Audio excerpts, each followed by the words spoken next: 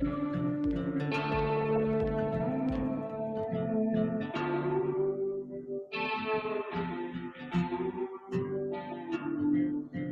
days my guns stay loaded, my family's a little more close. Sometimes we're barely floating, so please don't rock stay low. But if we tip on over, we won't wash to the shore. We'll sink down to the bottom, 'cause we've been here before and we can breathe underwater. Been down at the bottom so long we can breathe underwater. So tell him to bring it on.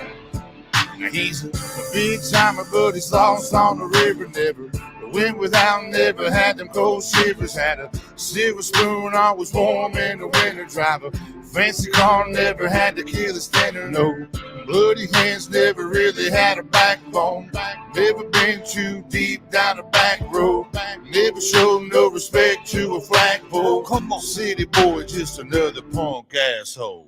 Me and mine, we gon' make it through them dark days. So take your ass on back down to Park Place before you end up in the deep end where them hungry ass sharks stay. We go hard all day.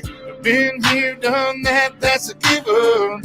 Out back, guns out, country living. If you doubt that, find out, come and get it. We ain't going nowhere, but I'm about to go swimming. These days my guns stay loaded, my family's a little more close.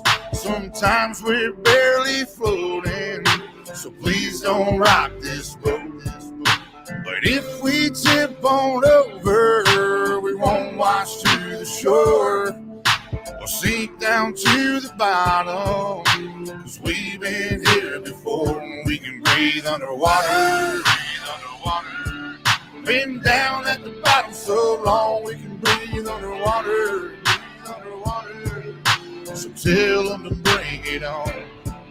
Won't you take me back to the old days? Just horses and a wagon, shotgun shells and wishing wells, and you could hear them pistols blasting. Better give them hell, but live to tell. Let's write another chapter. We just want our country back, and we gon' get what we after. In them pastures, in them fields, we the ones that keep it real. You come stupid around here, that'll probably get you killed. Cold steel under cold skies, a rebel soul from the old times, like Jesse James and those guys. I'm watching you with both eyes. I ain't telling no lies. If you wanna come and get it, backwoods country living, shotguns and ammunition, whiskey drinking, steady sipping, saying to hell with the system. I've been living at the bottom, so I'm about to go swimming. Y'all can hate it or you can love it, but I promise we ain't budging. If them boys looking scared, someone probably told them we coming, so y'all better get to running, but don't head for them hills. That's where the hell we living. Right here we keep it real, boy. These days my guns stay loaded, my family's a little more close. Sometimes we're barely floating,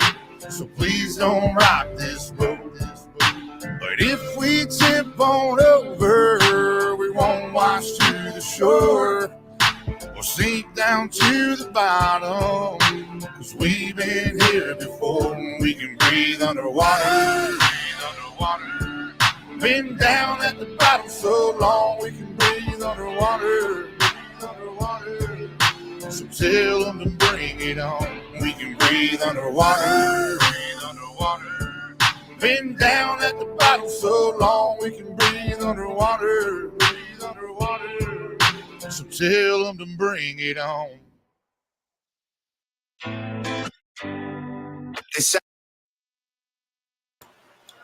Morning, everybody. Get my stuff right. Sorry, I'm so dragging. Hadn't hardly slept much. Wasn't sure if we're going to have power. Blinked a few times on and off. I guess mic's working, hopefully.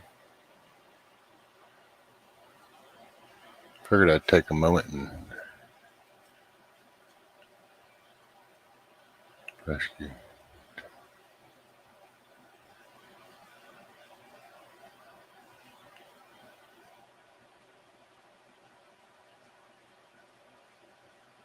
Oh yeah, you know, New World Order.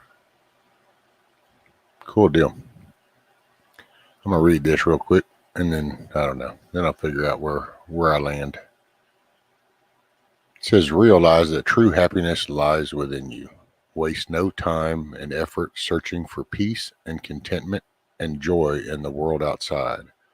Remember that there is no happiness in having or in getting, but only in giving. Reach out, share, smile, hug. Happiness is a perfume you cannot pour on others without getting a few drops on yourself. So I thought that was really cool. I think I've read it before, but I think I just wanted to read it again. And it just, power's been blinking off and on here. So, and Stuart, glad to see you on. So I'm guessing you still got power.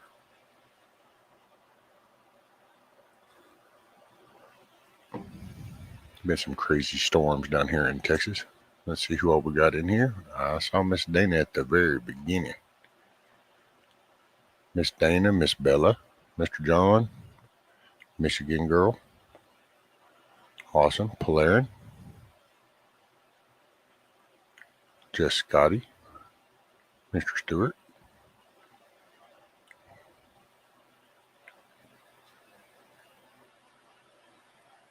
Oh, let's see Dr. Rob Allen.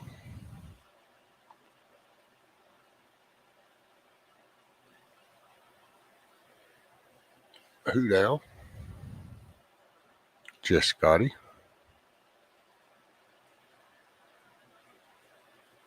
It's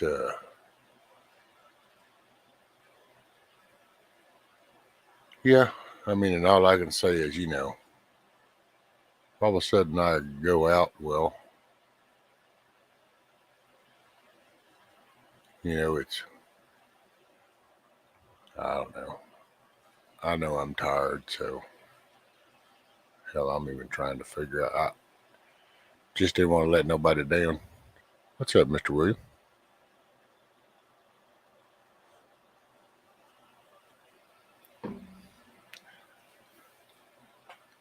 556.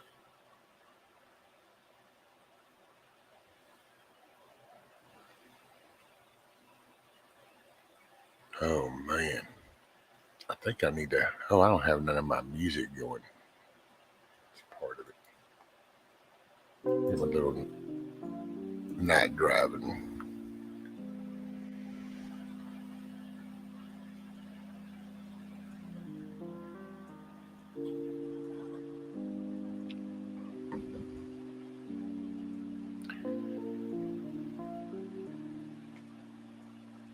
So hopefully 556 and Stewart and anybody else in Texas, hopefully y'all are doing okay. Things just blinked a few times, so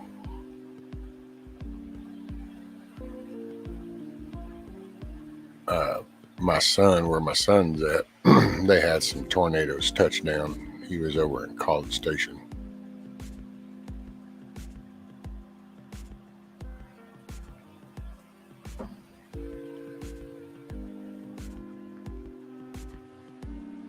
Kind of was worried about him. And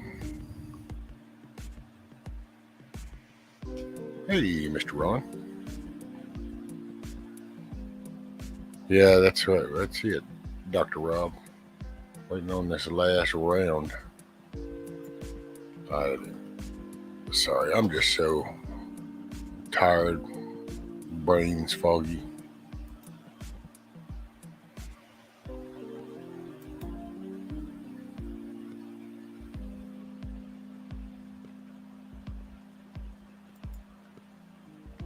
Let's see. Yep.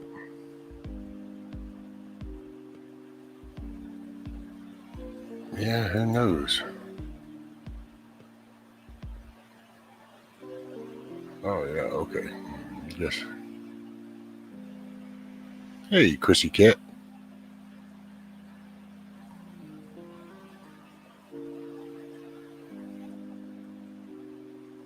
Man, oh man.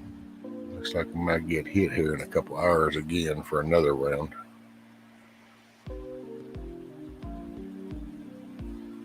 Yeah.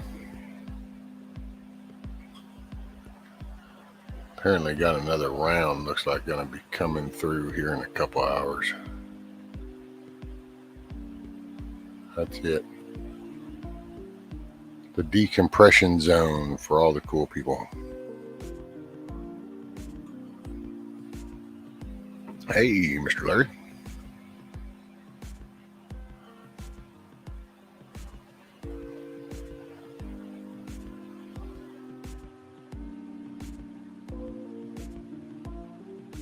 Yeah.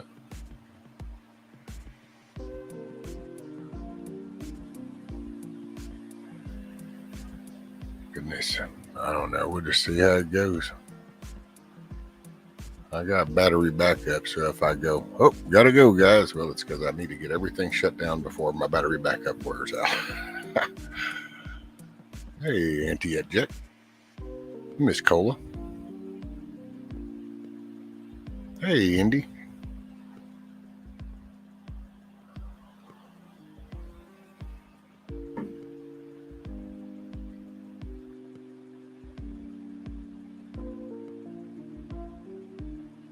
Yeah, I'm just not looking forward to this whole day.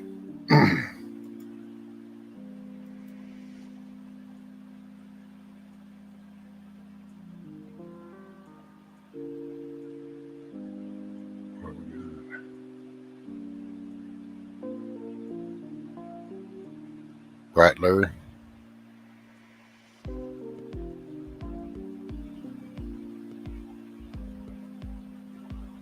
Hey, Monty. Hey, Kino. What's up, sir? Yeah, I don't know. I'm just waiting to see how all this goes. Let's see if we can.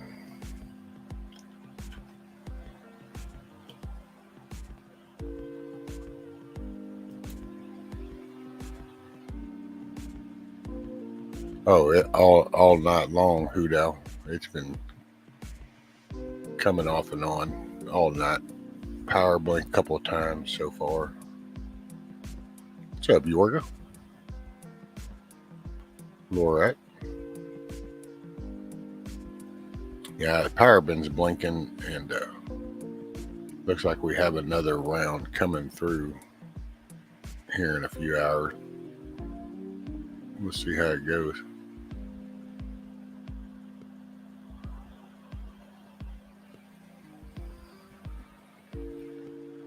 There was oh,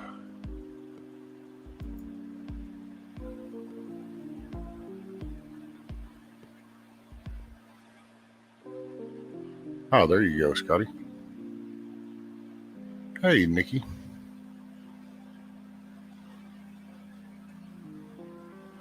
I don't know, man. I can't even get my brain fired up.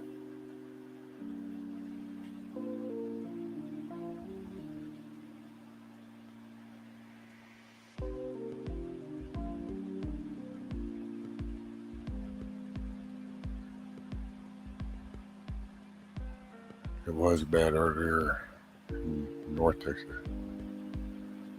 Yeah, down in Southeast Texas, we got another round to go. We ain't getting no tornadoes. Most of the problem around here is the wind. Get the wind gust, and then some of them old pine limbs come get knocked out, or well, then they smack power lines and knock them dead. All right, Ron, get you some rest, brother. Have an awesome day tomorrow.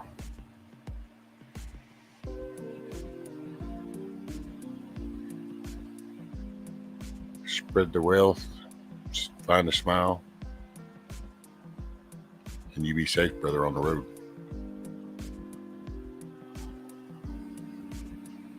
Hey, Mr. Joe.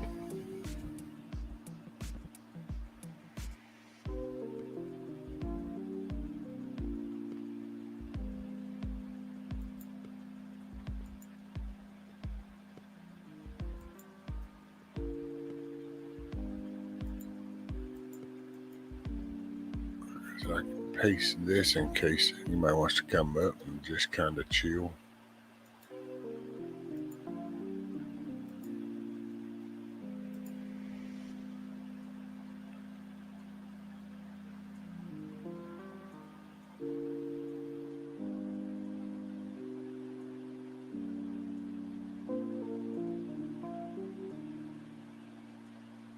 Oh, man.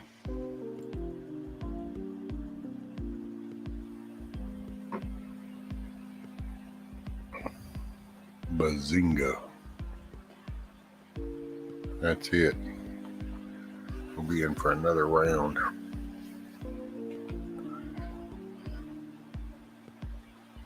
That's just the problem with the piney woods. You get something knock a pine tree over and it'll just take power lines out. So that's it, Dr. Rob. Gotta have the Java.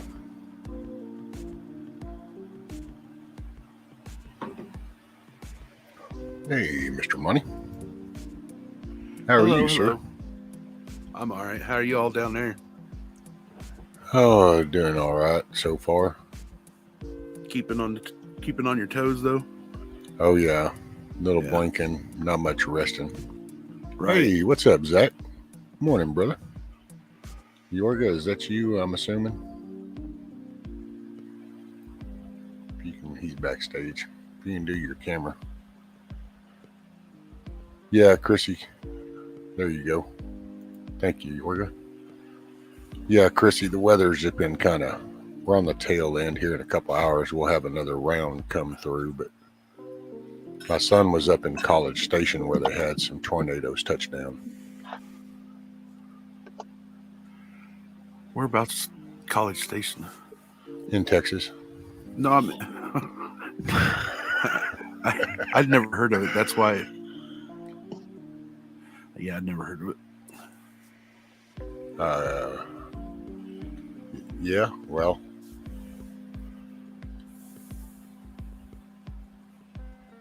I guess what's your link for, Dr. Rob? Just out of curiosity. I mean, I don't mind. I mean, any chance but let's see. So, Brian, College Station, not really in the middle. It's kind of in the, I don't know. It's hard to explain. Let me just do it. Because Dallas and Fort Worth is not really in the middle. It's a little bit north, right? So south from Dallas a little bit, and then to the west a little. I got you. Because I used to think Dallas, Fort Worth, and then if you actually look at it, it's actually a little bit north from the middle. Yeah. From what I say, anyways.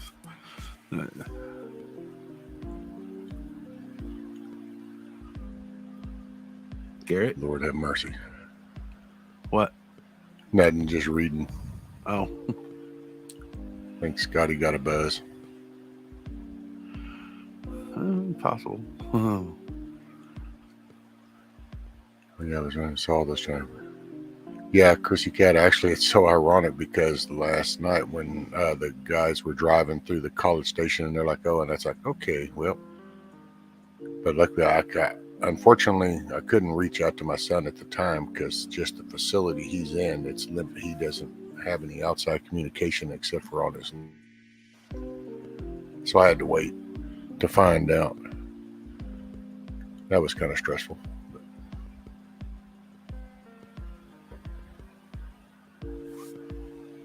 Yeah, what's the link for, Dr. Rob? I mean, I don't mind. I guess I can make you a mod. I mean, it's not like the end of the world.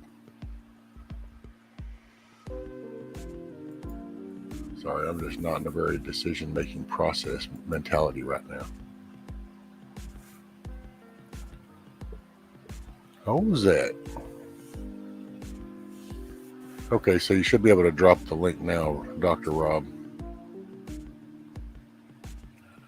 Hey, Zach. Lots of damage from what I saw in Texas. Been too many tornadoes and yeah, it's been pretty.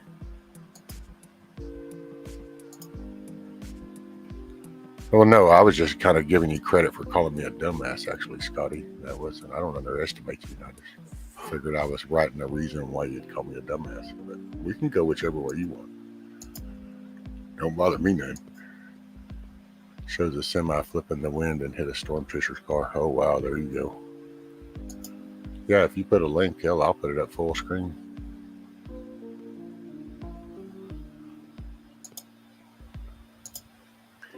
What's Garrett going on about? We were called conspiracy theorists, tinfoil hatters, and I just so really two something years in, and it now it's like no, he said it. See, dude, it's been real from day one. Oh, Garrett, I guess when Biden said something about New World Order, and it's like, dude, there's like recorded things where that's been being spit out for the past, actually, 10, 12 years. That word's been casually being mentioned. And then let's see what you got, Dr. Rob. All right. Bam, bam. Oh, great. Sorry, you'll just have to, anybody wants to view that, you'll have to go look at it yourself. Otherwise, I could get in serious trouble because it's across the screen says not for broadcast. So if I play this video, well,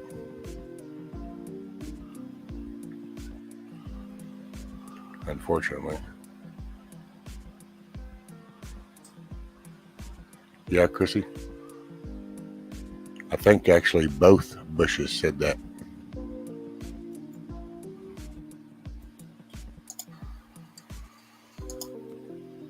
Oh, wow.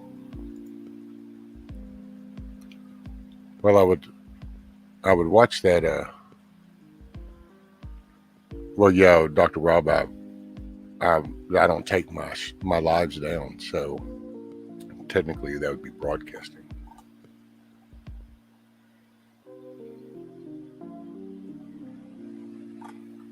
I don't know. Oh.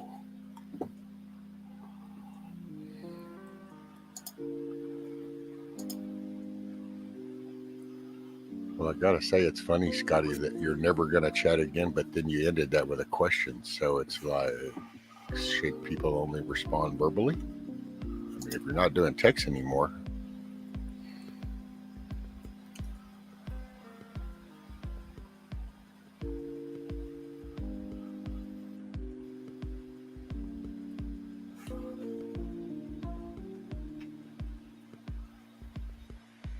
And yeah, Chrissy's senior and junior.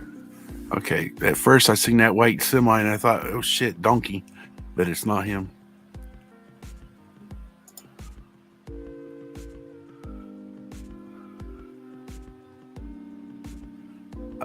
Not for sure, Chrissy. I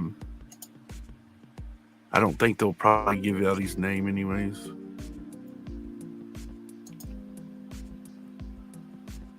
I didn't really have the sound on halfway through. Oh, there you go, Stuart. Way longer. Last 30 years at least. Welcome to the new way of things. Yeah. That's crazy.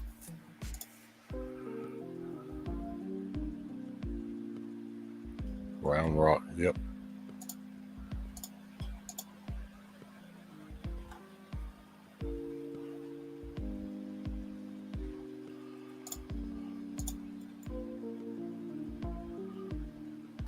See, that's why I don't know. For licensing. See, that's some people do the copyright thing. I can't recall, Garrett. I don't think so. I think he was joking when he said he was coming if Donkey said he was coming my way, but where was that? Yeah, he was going, because wasn't he going North Carolina? He was. Damn, makes me want to go back and watch yesterday's stream. I haven't seen him on any lives tonight either.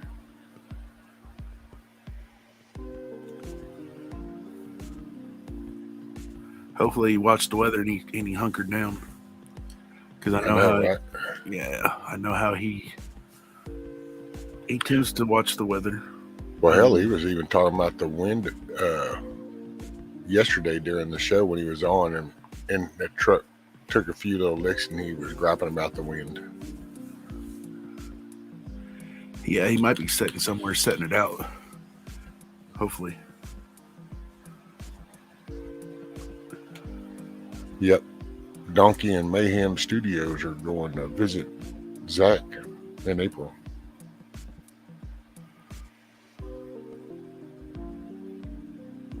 Gonna have a party. Zach gonna get his groove on.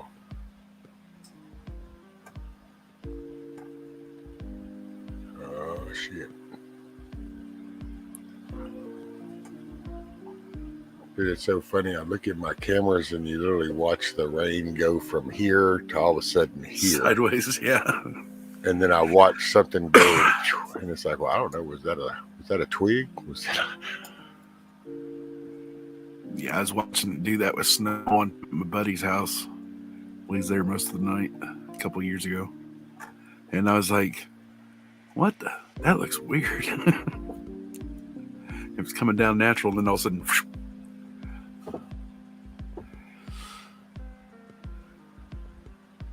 Round rock.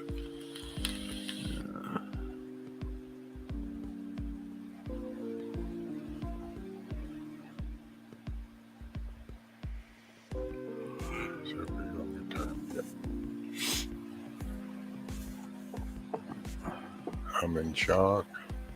So what you up to, Mr. Yorga? I'm okay. I'm just, like you said, chill. You know, I'm just chilling. I'm not trying to throw out a bunch of zingers and jokes and stuff. I'm just hanging out with you guys, man. So There you go. I guess I'm kind of out of character right now. Hey, well, it's a welcome change, sir. So nothing wrong with that.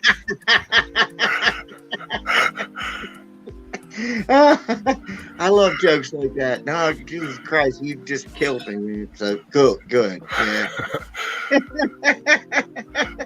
Hello, everyone in chat. But my character is somebody, one of those guys you kind of love to hate, you know? But in my younger years. Right now, I'm not that guy. I'm just the guy. I'm just Gary right now. It's still funny. I like to giggle, man. Hey, nothing wrong with laughing. Smiling and laughing heals things. Quit tickling yourself. I don't even have to do that, man. I'll think of a joke just all by myself and be laughing like hell, and people look at me like I'm crazy, man. It's still funny. It's like, oh, there he goes again. He's starting to laugh again. I don't need anybody to crack me up but me. It's a wonderful gift, I think. Even if nobody else is laughing, but hey, I'm good with it. So anyway, I'm gonna shut up. And like again, I said, I'm Gary. We're chilling. It's cool. I'm not Count Yorga tonight. Not now. You ever have those? You ever have those memories where you recall someone telling a really good, funny joke, and then it just makes you laugh all over again? Yeah. Yes. Yeah. Other people are like, what's he laughing at? You're driving down the road, and all of a sudden you think it hits your head, and you start cracking up, and you almost wreck and shit. People are like, what is wrong with that guy? Yeah.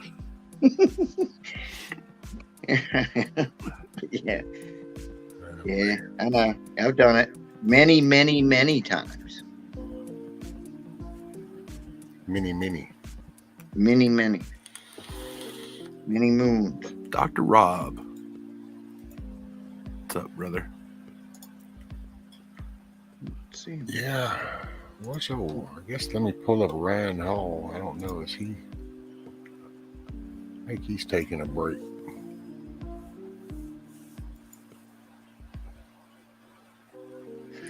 So it's a nice night here. I have my window open, and my cat is looking out the window out into the field to see if there's any kind of monsters out there or anything. And it just feels good, man. It's nice. 50 degrees, mostly clear. And there's kind of a breeze coming through my house, and it feels really good. Anyway, I know it's irrelevant, but yeah. I would wish it was nice and mellow here, which it's not so bad. It's just wind and some rain. Biggest problem with living in pine trees in the woods is you get some of them pine limbs snap off and then take out the power and stuff, and then it takes a little while to get everything back in there to get it fixed. Man, Morning, Anna. Can I say something real quick? I have one flipping tree. I've got 2 acres and I've got one tree that is, I can't get my arms around it. It's humongous. It must be like it's got to be 200 years old. And it's a, what do you call it? A tulip poplar, which is basically a weed that has gotten gigantic, man. I mean, it's like Godzilla is standing next to my flipping house. And I've got a little old farmhouse from 1960.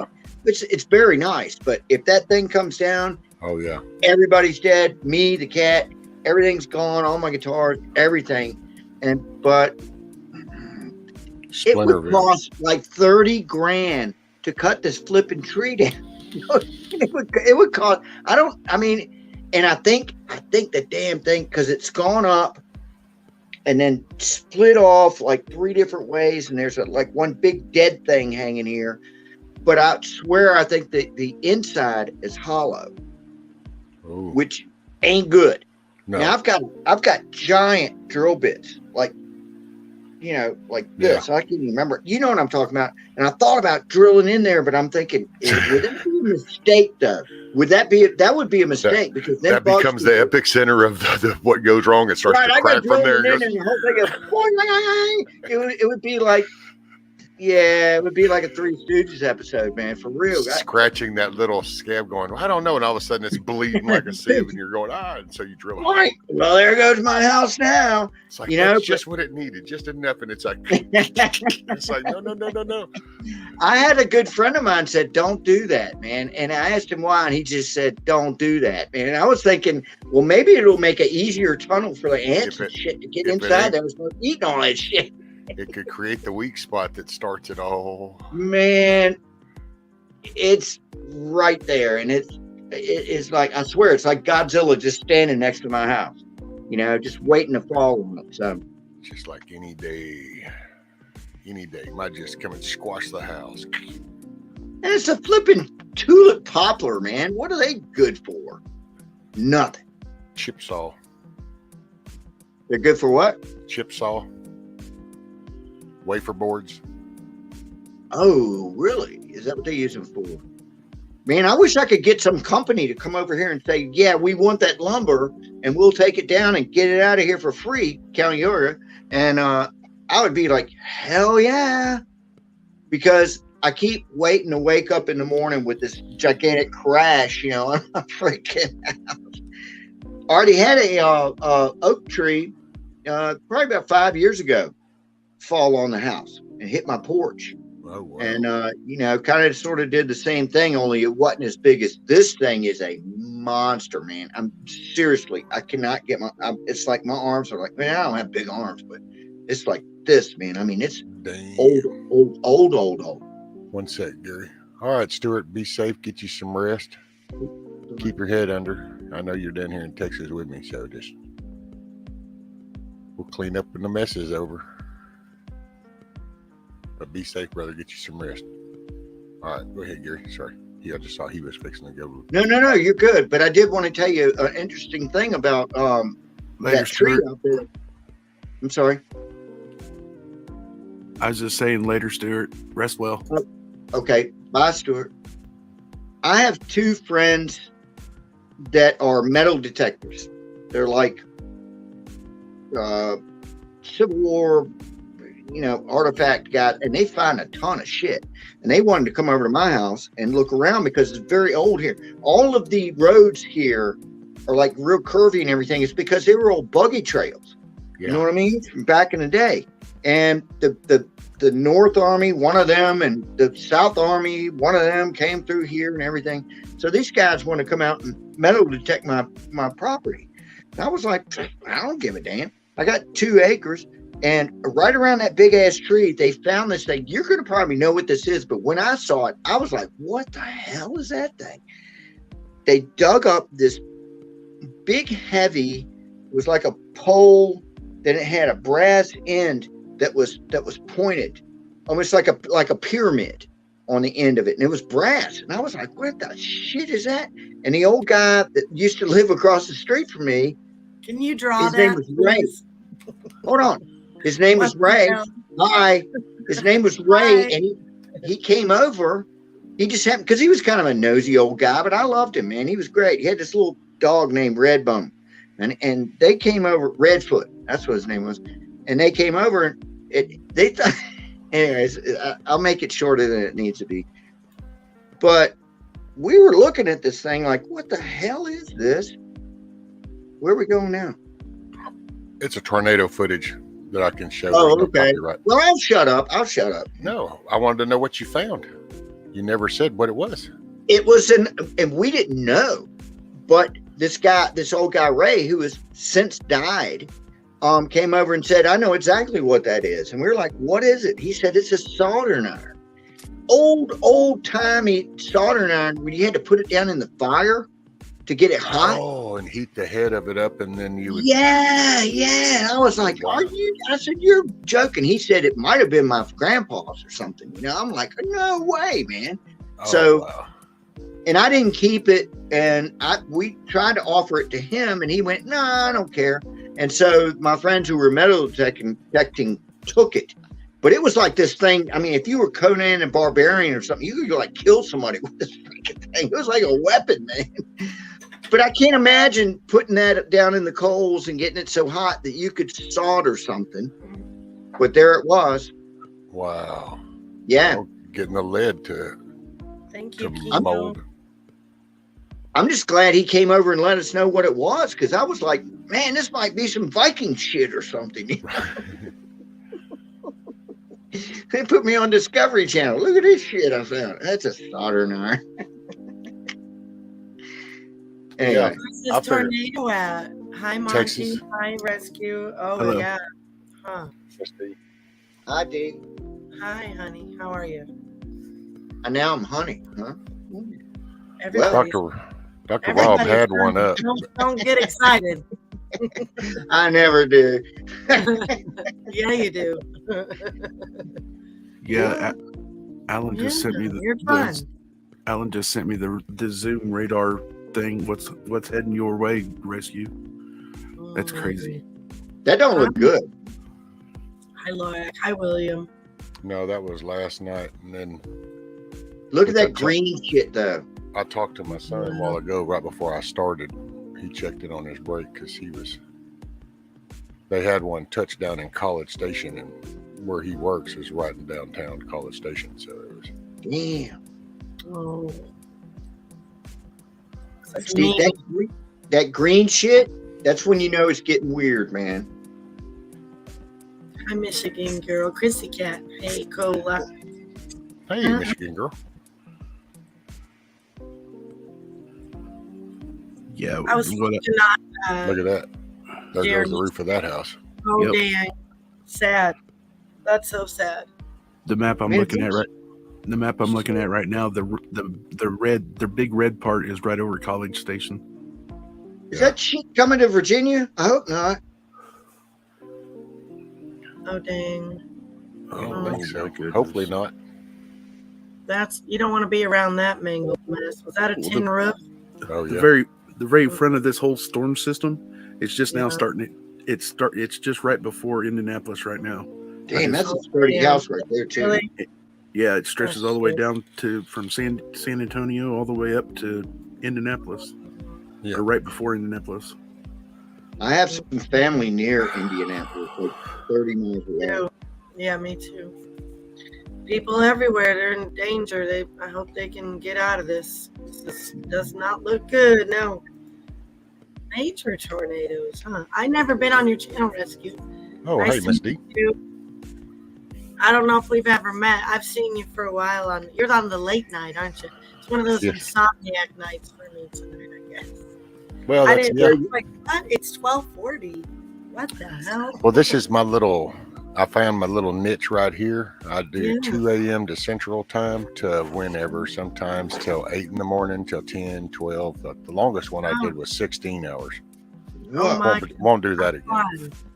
It's Yeah, the graveyard shit. Your ass hurts after all that sitting around, right?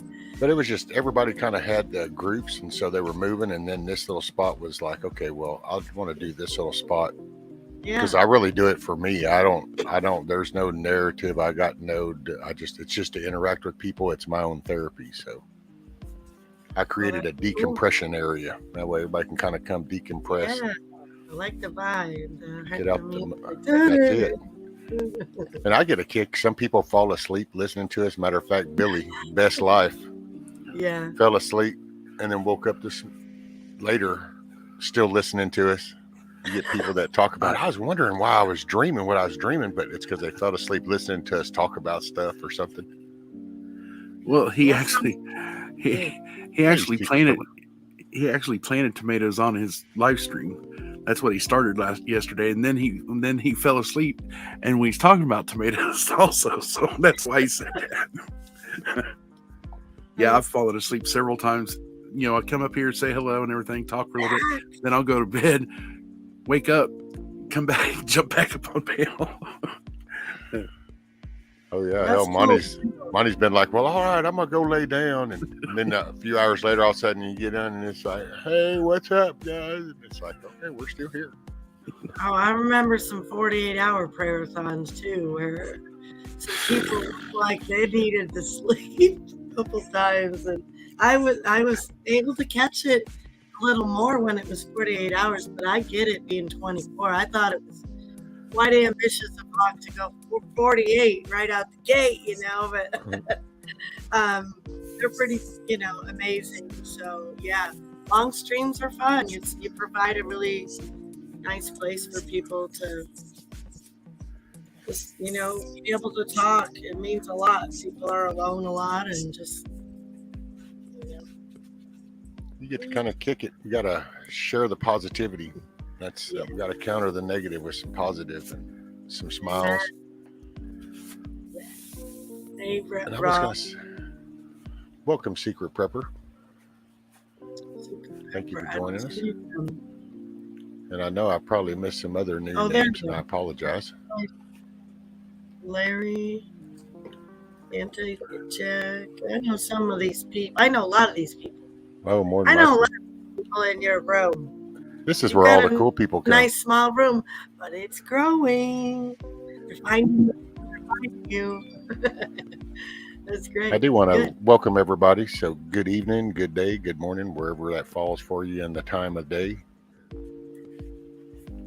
Hopefully you kick back, decompress, get some smiles, get some chuckles. Ooh, cola, like what? Come up here, girl. I saw you on Jeremy's channel. I was watching Monty. He kept doing this.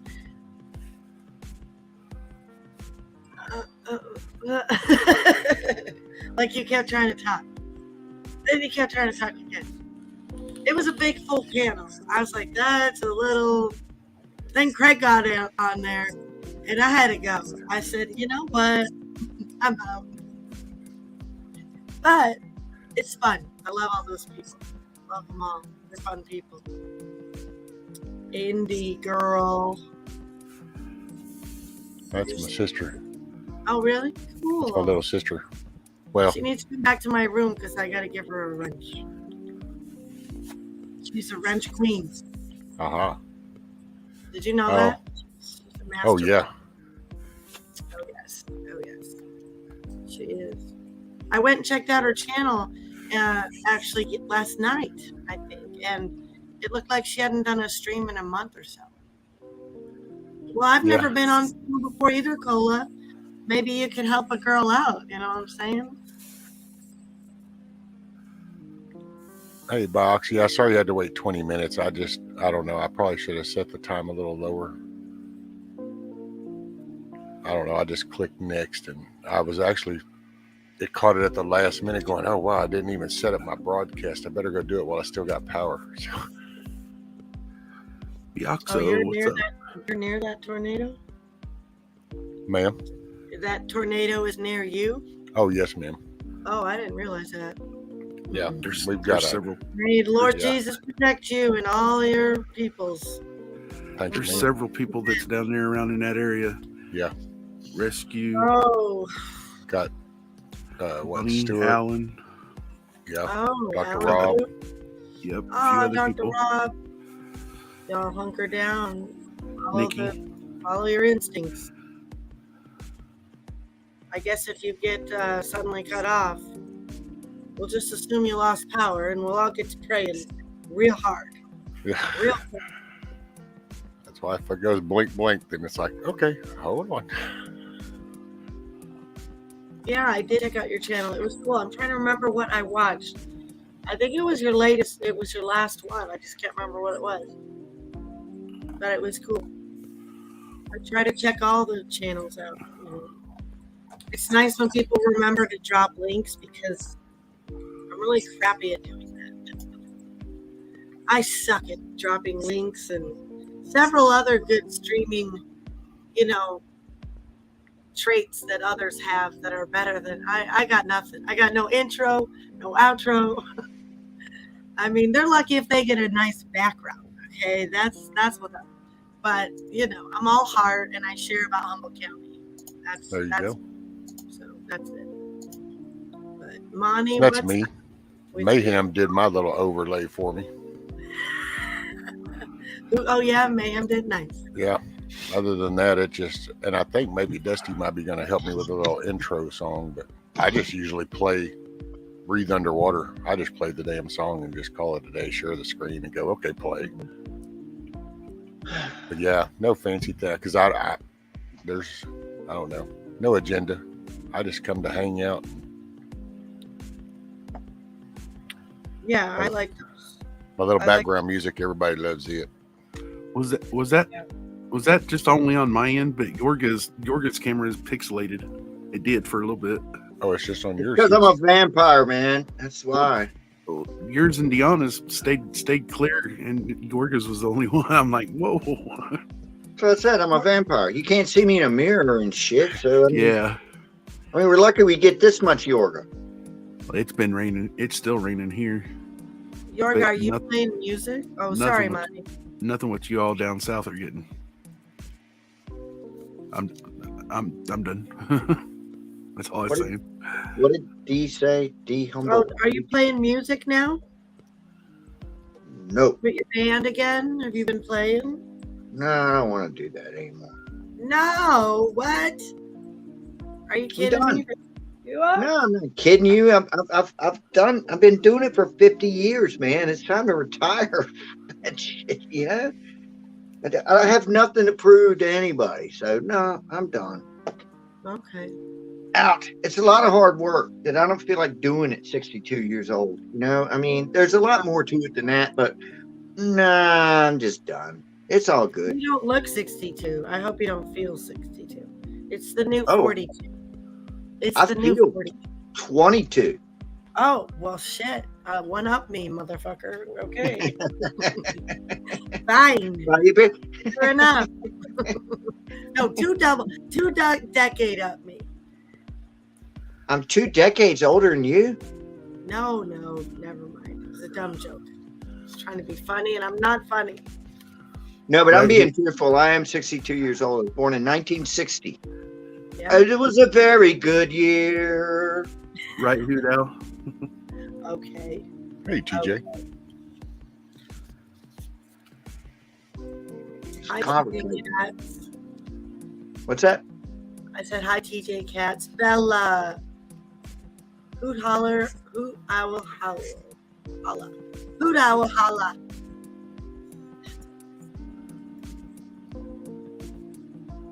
Oh, Chrissy Cat. Oh, my goodness. You like a Mac?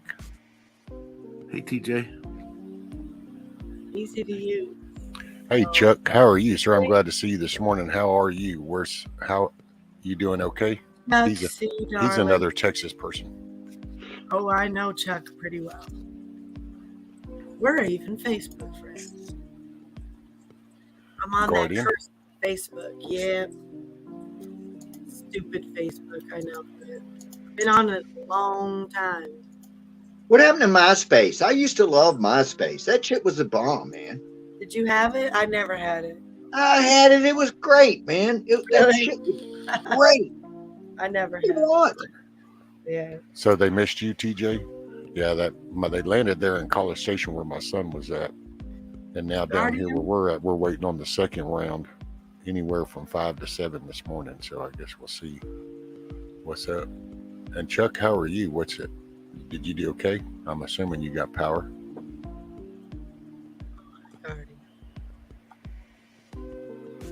Hey, Chuck. Tom from MySpace went and took a little break for a while. Yorga. It turned into, didn't know freaking Justin Bieber buy it or some shit, and it turned into just shit. And it wasn't him, it was that other guy from the New Kids on the Block or something bought MySpace. I think I'm wrong about that too. But MySpace was great. I did like that. Yeah. Yeah, the biggest flaw that MySpace had was they allowed you to put embedded code in the pictures and all the stuff on your actual front page. So when people went to like the Yorga MySpace, you could actually have things that back then was the virus days. And of course, and that's when a lot of the virus things, that's one thing that shut MySpace down because it was just. But that's what made it so good. Yeah. Because if you like clicked on my page, all of a sudden, like, breaking the law, or some shit like that would come on you.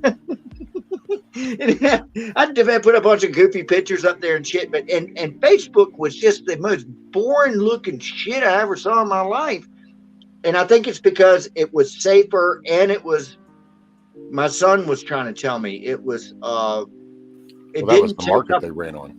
But it also didn't take up as much, I don't know, megabytes or whatever on the internet. That, you know, it was, you guys know about this stuff, you know. Well, it was more compressed is what they allowed it to do. Thank you. Because yeah. it was safer. That's great. why. That's what they did. The fear of all the viruses on MySpace. That's what gave Facebook its nudge to become. Man, MySpace was cool as shit, I thought. And then they rolled it. What did Chuck say? Chuck said tornado went over our town and broke up going into Louisiana. As far as I know, no damage. Awesome, sir. Yeah, I worry about my roof. That's really my main concern as far as my house is just my roof shingles. My shingles are like 45 years old. I mean, it's my house is an old original house. So, hey, I got a real quick hurricane story if I can tell it. Yes, sir. And I'm not Yorga. I'm Gary. No, I'm kidding. No? Okay, no, it's okay. I'm just teasing you. No, I'm fucking with you. I'm sorry. But I'm really, sorry. Turn on your channel. I'm sorry. No. I'm not on your channel. It's just really quick. When Rescue talked about roof, we used to go in the 70s, me and my pals, and we drive from Virginia down to Florida, and we would go scuba diving, and we'd scuba dive everywhere we could. If we weren't driving, we were diving. That was our thing, you know. We'd camp out at places, you know. It was cheap. But we were eating catfish at a place, I can't even remember where it was, but kind of sort of northern Florida, and it was on a river, and the lady that was waiting on us, we were talking about, because there was some hurricane that was coming up out of Cuba or some shit into Florida. So we're ahead of it. We're north of this damn thing. And we're getting ready to leave. Anyway, we're eating all this catfish. And she said that she was a single mom and woke up one night and her whole roof was gone. And it's raining on them and shit. But they're alive. They're perfectly alive. You're talking about your roof. The whole roof just whoop, it launched, right? And we're like, damn. So no, but here's the cool part. Well, it's not cool at all, but it's just a Yorga story. Sorry, I'm out here. One sec, Gary. All right, Zach, you be safe, brother. Get you some rest. Good night, Zach. Love Good you, dreams. honey. Good night, I'll Zach. see you tomorrow, brother. You're gonna miss the punchline, man. But anyway, so I mean, we used to push it so hard as far as getting to work and going scuba diving that we had to leave Florida, wherever we were then, because this hurricane was coming up. And I can't remember the name of the hurricane, but this shit was weird, man. Stay with me for a minute. We got to Savannah, Georgia at 10:30 at night. I had to be at work the next day, okay? And I knew I was going to ride all night and then have to get up and go to damn work. So, and if I left my house at 6:30 in the morning, I could get to work on time. 10:30 at night, we're in Savannah, Georgia, and there's a paper there, you know, because that's all we had back then was newspapers. This was, I'm trying to think of the year, 78, 79, right in there. And it's showing where Miami is getting like blasted by this flipping hurricane, you know. So it's behind us, man. We're like we're kind of going up 95 north, right? And we kept on driving, and the weather was nice, but we knew this hurricane was coming behind us. We couldn't see it. That's when I got to my house at 6:30 in the morning and pulled the paper out of the news out of the mailbox and said Savannah had been destroyed by this thing. And we were just in Savannah at 10:30 that last night, you know. Oh. It was crazy. And then I had to go to work. That's nuts, man. In Savannah, is there a bar that you know of called Poopies? No.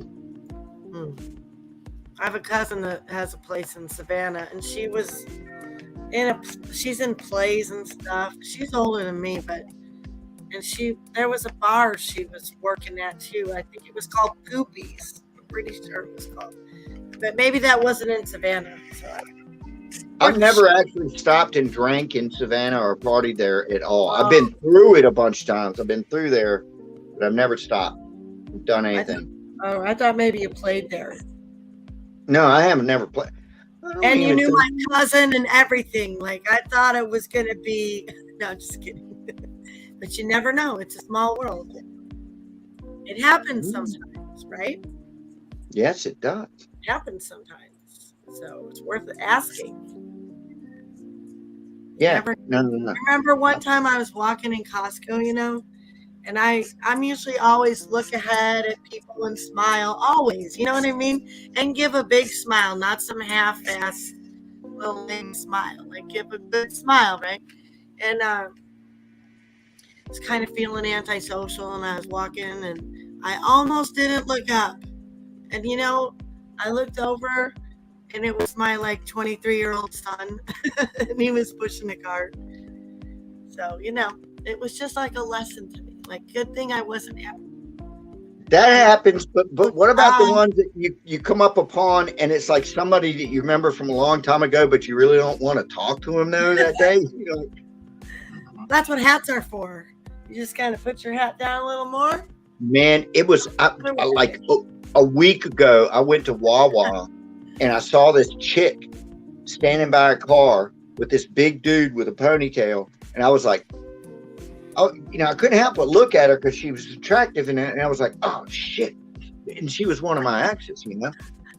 And I went to Wawa and I got my stuff, and I was like looking. I got in the longest line they had, so I could watch their car leave, and they wouldn't leave. So I think she saw me and wanted her new husband to, and I never married her. I'm not dumb enough for that, but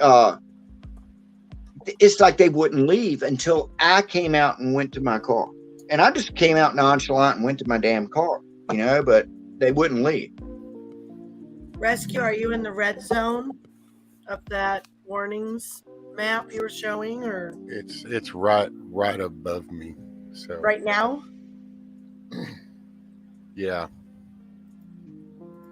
Sorry, I'm burping. Sorry, I'm me. Well, don't be sorry. Do you need to go? Oh, no, man. I'm a vampire. I can go whenever I want to go. No, we're talking about Rescue because he's in the hurricane path. Oh, shit. Yeah. That's a hurricane. That's coming to Virginia. I mean, a tornado. I'm sorry. Don't listen to me. No, looks like a hurricane to me. Tornado. Well, and so you know, on the bottom left corner is where San Antonio is. So it goes from San Antonio. Oh, okay. And all those red spots. Yeah. And then as you go up you can't really see my mouse, but right there at the bottom of the blue little icons on the side of the left side of the map, right there to the end of that is where Dallas is. So that's San Antonio and Dallas are in those gaps. And then, but the red stuff is the stuff, though, right? The red. Yeah. And I'm over kind of around that 72 mark, so that's what's fixing to come in on top of us. Yikes! Which is the next wave. And then it goes on up, which you can see it. It goes on up. That's a monster. Yeah. So down there at the bottom is San Antonio, and then you figure it's going up doing like a fish hook. Yeah. Yeah, it's going to hit us. At least we're going to get some rain out of that thing, I would think.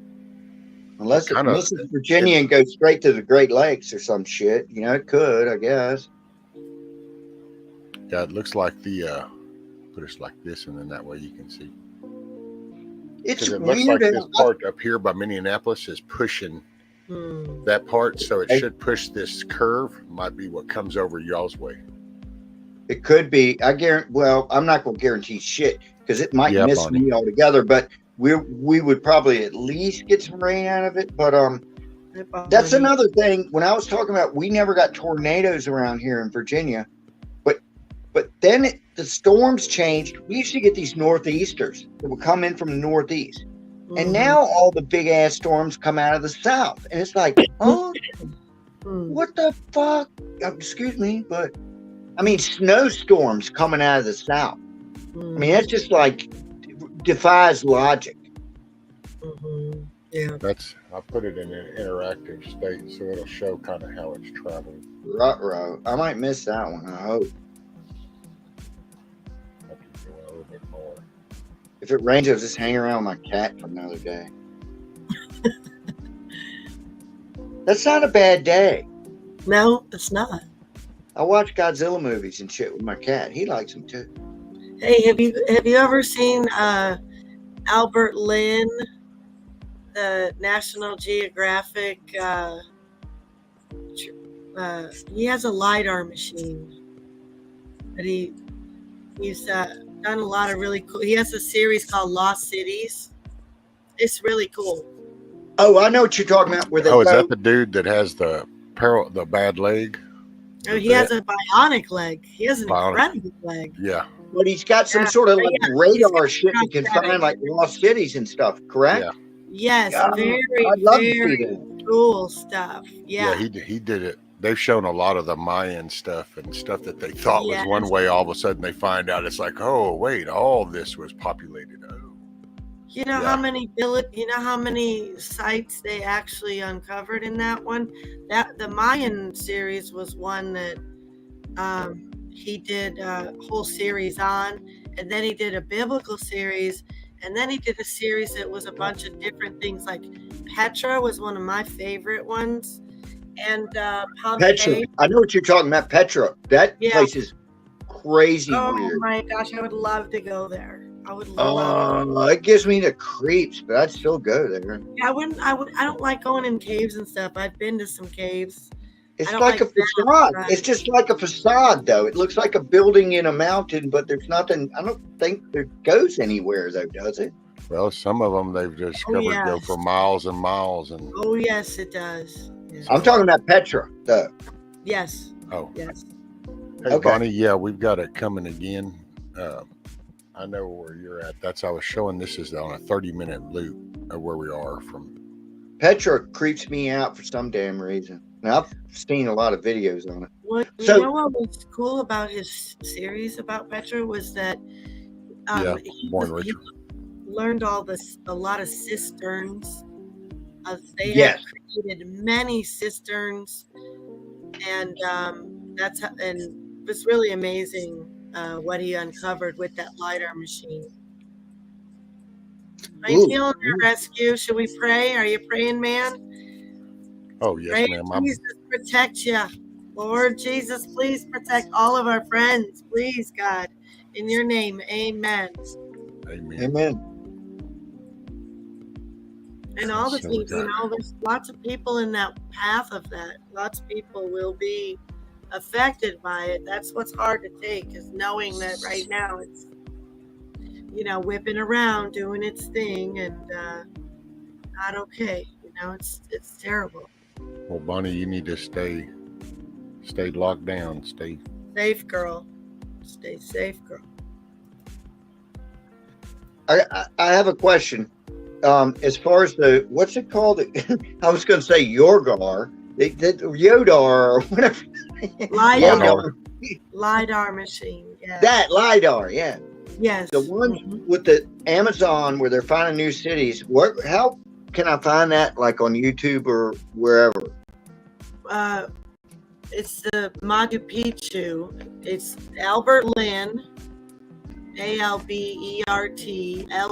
National Geographic has his. If you can get his National Hey, Big Chip. Geographic I can. Yeah. series up, the Machu Picchu one, I believe he did like 4.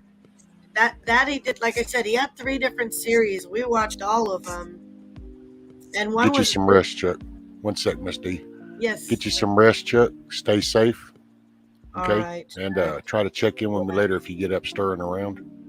And Miss Bonnie, it's showing that it should be going over Austin now. It should be more on the east side. So hopefully no more flare-ups for you, and hopefully for the rest of the day you're in the clear. Good to know. That's good. Yeah, because in a double wide, trailers are not the most comfortable thing, and when in tornadoes. Oh hell no, they're not. That's what you usually see on the news. They love to show the trailer parks, but that's part of it. But yeah, that he lost his leg. I had to look up how he lost his leg because I was curious. You know how he lost his leg? Nope. I read about it. He was in Mongolia and he was on an ATV. He had a bowling accident, didn't he? No. I'm sorry. I had to throw the joke in there. It's okay. It was funny. He was on an ATV, and what happened? Then he got off the balance. And so he took his leg and tried to, and who knows how fast he was going, but I don't know that it I don't remember if it what exactly it did, but he clearly needed a prosthetic. But what I remember about the article was that he's all stoked because he's got a bionic leg. He doesn't just have a prosthetic leg, but his leg is a bionic leg, which does more things. Whatever it does, I don't know. But he's into technology, and I don't think he helped create it or anything, but he might have. I wouldn't put it past him. And he works at the San Diego University, and that that TV screen that he always brings back the footage to and looks. That's UCLA, I think, is in San Diego, correct? Yeah, I don't know. Yeah, but what he does for people, if they don't know, he takes it's like a drone. It's a drone, and he scans over the top of everything, like Machu Picchu. Okay, then he takes it back to the university and he puts it up on a big, big screen. And then he basically goes, and then they look at it. They're all like, they're not that impressed yet. It's like trees and jungle, And so then he's basically abracadabra, check this out now. And then it takes away the trees. It takes away, just all the obstacles. And I remember when he went to Machu Picchu, he stood at the top of a bridge, and he found out later it was like a 9 or 12 or it's a massively tall bridge in its day. But he was at the top of it because it was so overgrown with, forest and trees and just moss and everything. He's like, can you believe it? I'm on the top of this thing was like 9 feet tall once, and that one's, and supposedly he said, not exaggerating, quite sure, they uncovered 60,000 structures, villages, homes, just from that LiDAR machine. They're probably still uncovering the stuff. You know what I mean? There's someone's digging right now over there. That was the greatest show. I loved it. This is crazy. He drove away. Who drove away? What is it? That's cool. Yeah, he's really fun. He's thank you, Kino, for dropping my channel. I'm streaming on 3 lately, but 4 will be next because 3 will go one day. You know how it is. Just pop around the numbers, you'll find me. You'll find me. Machu Picchu, yeah. Albert Lin, Lost Cities, and then you'll see all his stuff. He's Oh, is that live? No, it's not. That looks dead. No, this one isn't live. This is That's the one that he was just talking about with, Oh and he my drove away. goodness. Oh my goodness. Oh my Damn. gosh. Someone's in that car. Ooh. Oh, Woo. it's a truck. Oh Lord, have mercy. I'd be Why don't you just stop? freaked. He ain't even probably moving, Yorga. It's like they're driving right into it. Oh no, you'd want to drive away. I know I do it. You do it like right now. Go where that truck is going. That was the storm chaser though. That's their thing. Oh, I heard. Really? I saw a news. I read about this. It was on my. But that dude drove away in that truck. Yeah, They're it was. crazy. They're crazy Storm as shit. chaser gets thrown by truck is what the title was. So, if you don't think God is real, Oh, I do. I know he's real. He knows me. I know him. keep that. If you go People just looking need for to him, learn to you see will the find blessings. him. Yep. If you go looking for him for real, you'll find him. I know that for real. Now this is live. Oh boy. Ooh. This is Nighttime what too. Chrissy was talking about. That's,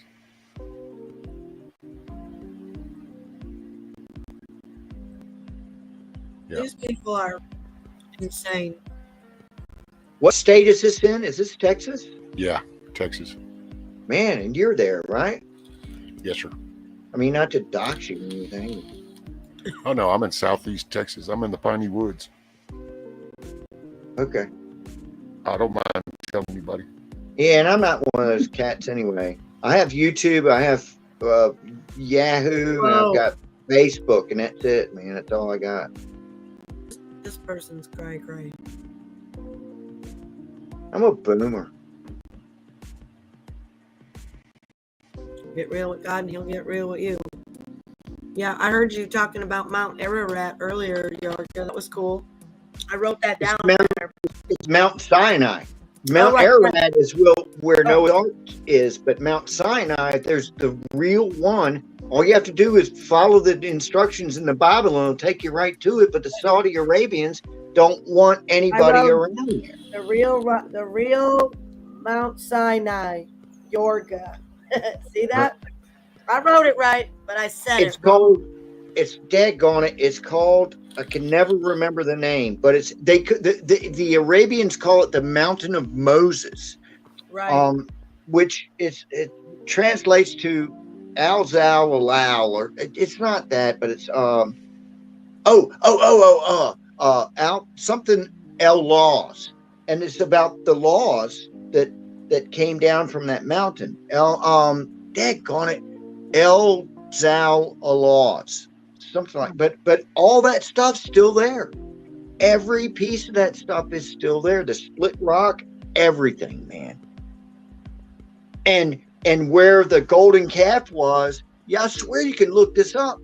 They've got chain link fences all around that stuff. It's like they're too scared to destroy it, but they don't want to know anybody to know it's there, you know. This is Saudi Arabia. Yeah, man, I'm not joking you, man. Look that shit up. I don't know. You want me to find a link and try to post it, I guess? I don't know how to do this stuff. Oh, Barefoot. This notebook, this is like my third one. Since I've been YouTube and chatting at night. I get my best stuff in those chat rooms, you know. Cool. Write that down. I'll save that link. Well, I'm going to look that up later. No, this is fascinating, at least to me. Jabul Musa. Kino says Jabul Musa. Yeah. Yeah, that Moses. That's what the Musa means. It's Moses. You get the gold star sticker. Yeah. Good job, Mike. No, you're very studious, Kino. Very, very studious. You were probably a straight A person. Who? Me? No, finding Kino, not you. For sure not you. Oh, I know. I always got to see. You're in the My back dad of was the like, class and probably dropped out like I did. no, I didn't drop out. I made it through No? school. But I was one of those C guys. I bring you home a C, and it was okay. He's an average, yeah. Yeah, C works for everything. All right. All right. I'm going to drop a link. Woo, if I can. No, not that I know of. I can't. There's a like button. I dropped the link. We got it. 1:15. It's 4:15 here. Hey, Grumpy. How are you, sir? All right, I get it. Anyway, I dropped the link. All you have to look up is the real Mount Sinai. Where'd you And, drop the link? I did drop a link. Where? Private? Oh, No, I'm not. Maybe it's because I'm not a wrench, and I don't give a crap if I'm not a wrench or not. I don't know if it's that or not. I don't care, but I don't still. know. Let's see. Yeah, but all you have to do is do a YouTube search for it, and you'll find it. Go looking for it, and you'll see it. The real Mount Sinai.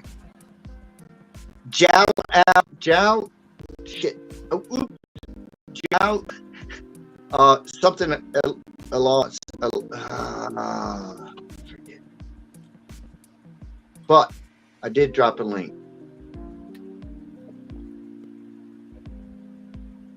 Here, I'll try it again.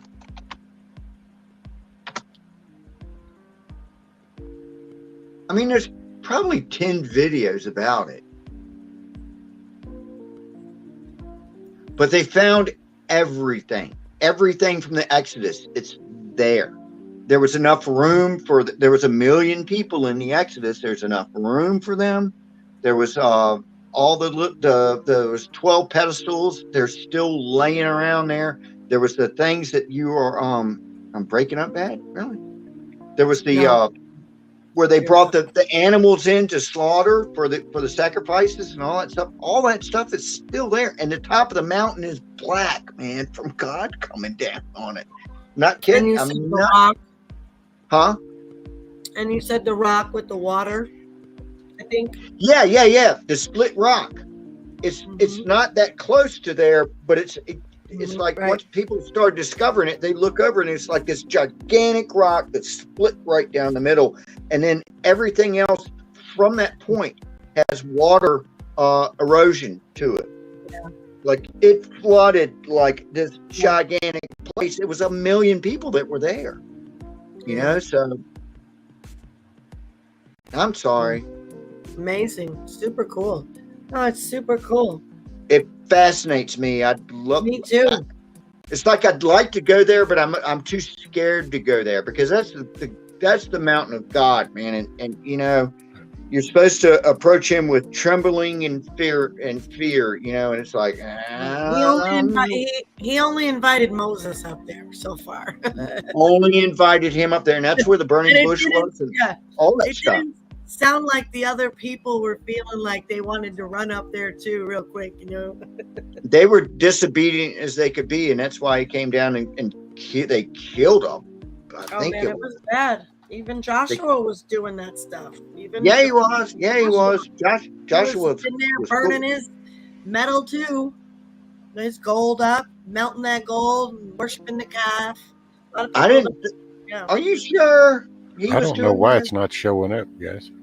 I'm In quite chat, sure. they're telling me the likes apparently aren't showing up, and I don't know. I don't even know what that equates to. Read it later, Yorga. We'll talk about it tomorrow.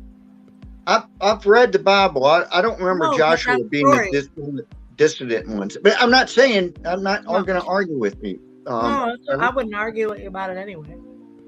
I thought he was one of the ones that was like, oh hell no. He was a good one. He was a warrior. I don't know why, guys. But he was there at the calf too. He was at the fire too. Man. All right, I'll have to look that up.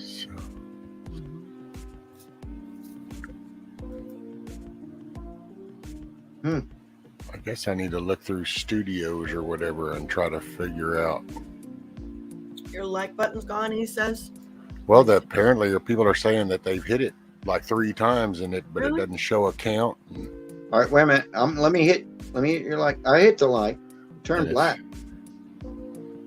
Probably a YouTube thing. Oh yeah, it's definitely a YouTube thing. Hell, I spend as little time in there as possible. It's because they hate us all. I love it.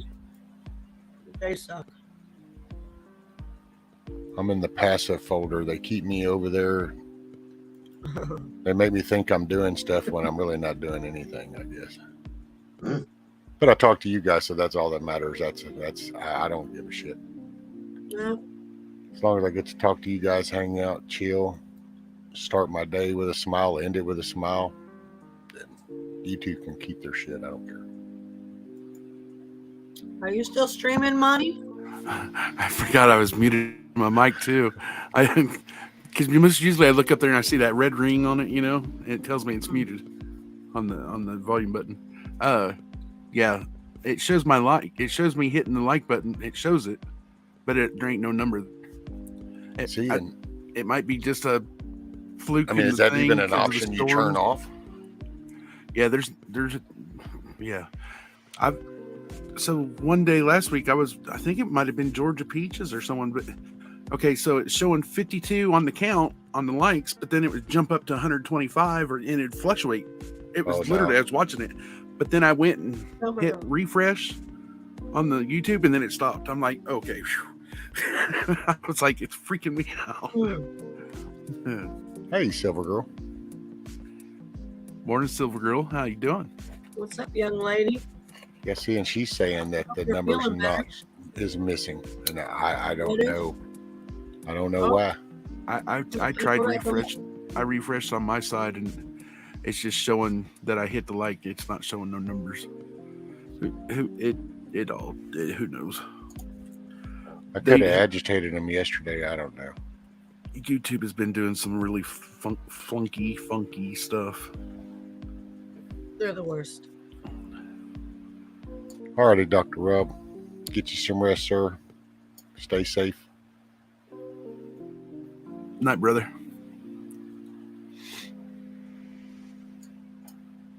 Yeah, keep your feet on the ground and keep reaching for the stars. Dr. Rob. Yeah, you two are pretty close to down there. Oh, okay. It did it to me once before. Might be a bot. Oh, really? I know that I've had other issues that just randomly appear on YouTube, and because I'm not no content creator. I literally just start the stream and then I sit here and I shoot the shit. So I couldn't tell you what all you can do in YouTube studios. Don't know, don't care. But all of a sudden, weird shit like this happens all the time. I'm still trying to relate to that. Go ahead, Monty. I'm still trying to figure out where to turn on the subscribers only. You have to, as far as I know, you have to click on the actual stream.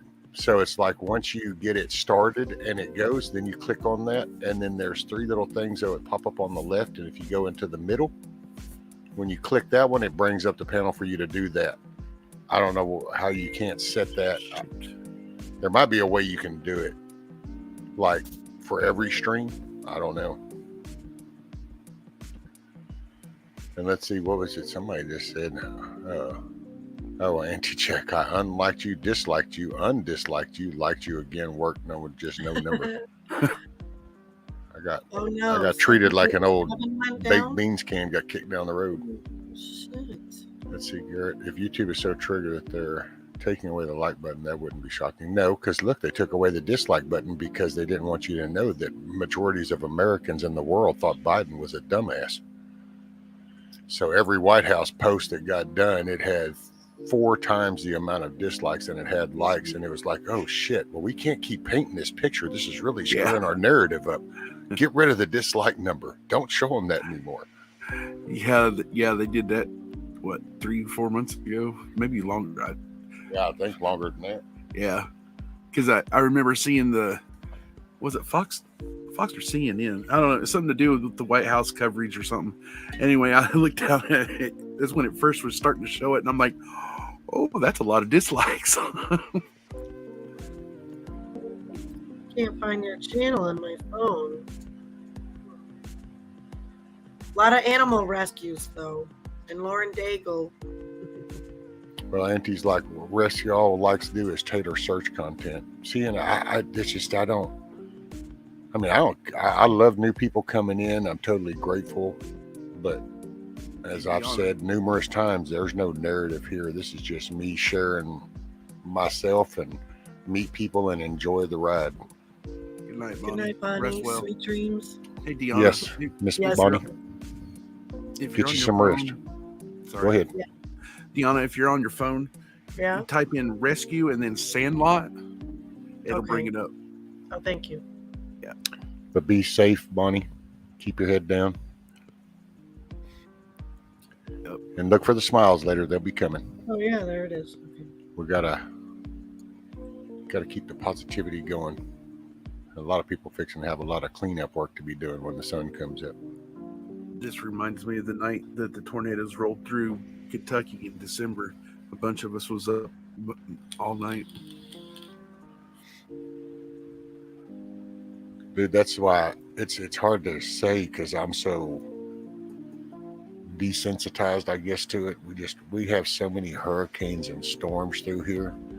I see the like button. Yeah, but see now apparently if you hit that, there's no count to it or anything. It Up should. above it. Oh right, it was at 44. Yeah, they suck. Yeah, they Yep. do. But we get so well- many storms in the pine trees.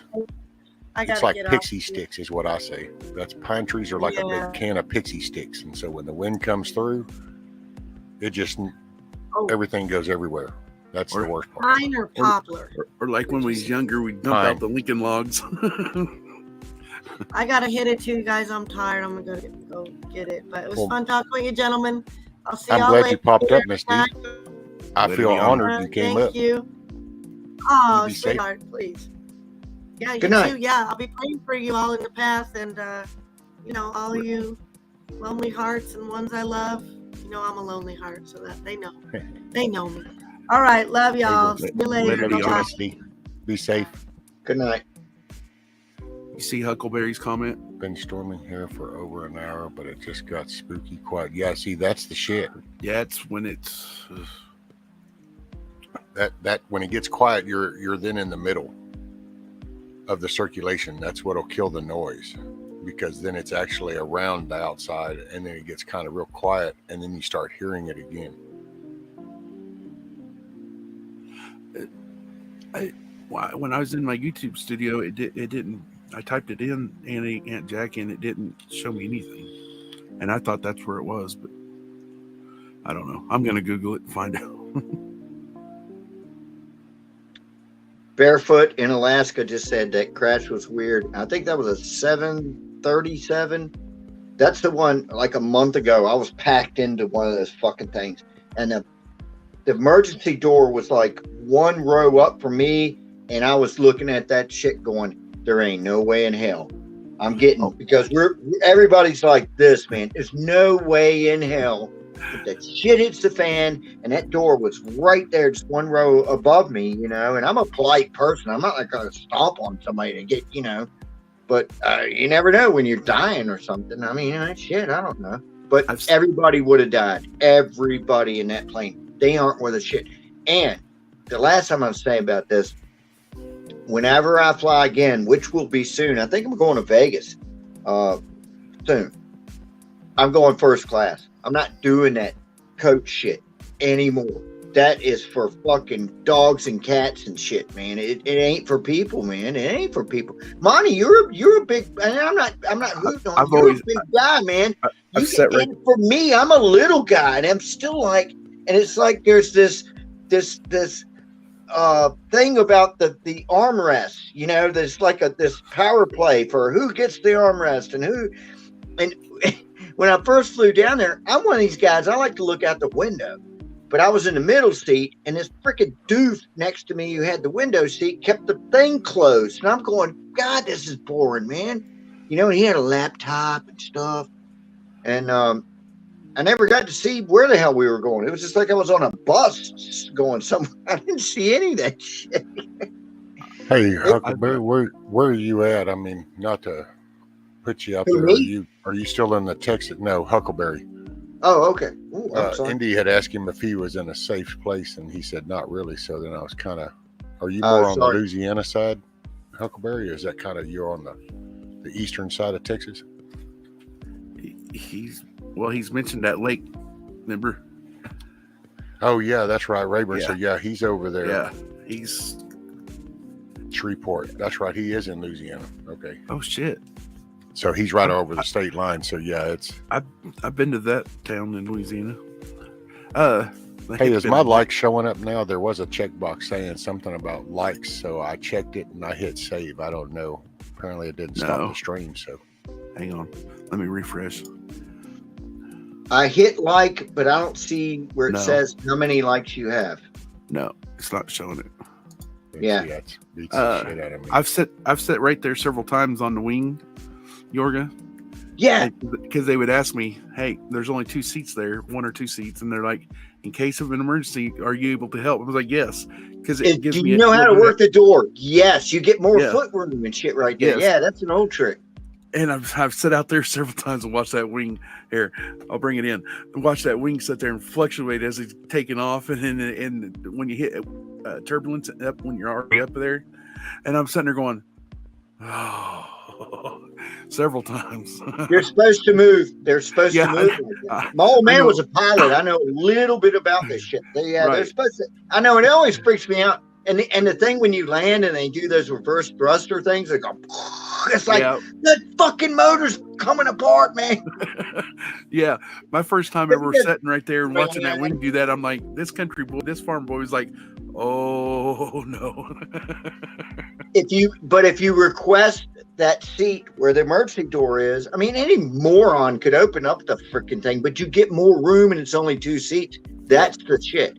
Or go first class. And the next time, I swear I'm going to just pay the extra. I'm going first class. I just can't. I can't do that again. I can't. The second to last time I flew was about 15 years ago. But this little kid behind me was sticking his knees the whole time. I'm like, dude, would you quit? Yeah. He just kept jabbing me with his knees. I'm like, dude, my back hurts. Quit. I was about ready to slap him.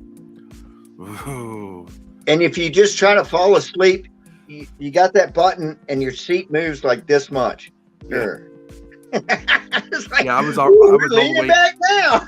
I was all the way inclined up, and he still was doing it on purpose. I'm like, you little. He's just a kid, man, but still, hey, that's better than a baby that's crying. I've done that one too, all the way to California. I felt bad for the baby, but somebody's going to have to throw the baby overboard before we get past Georgia. The baby's got to go. Cried the whole way. It was horrible.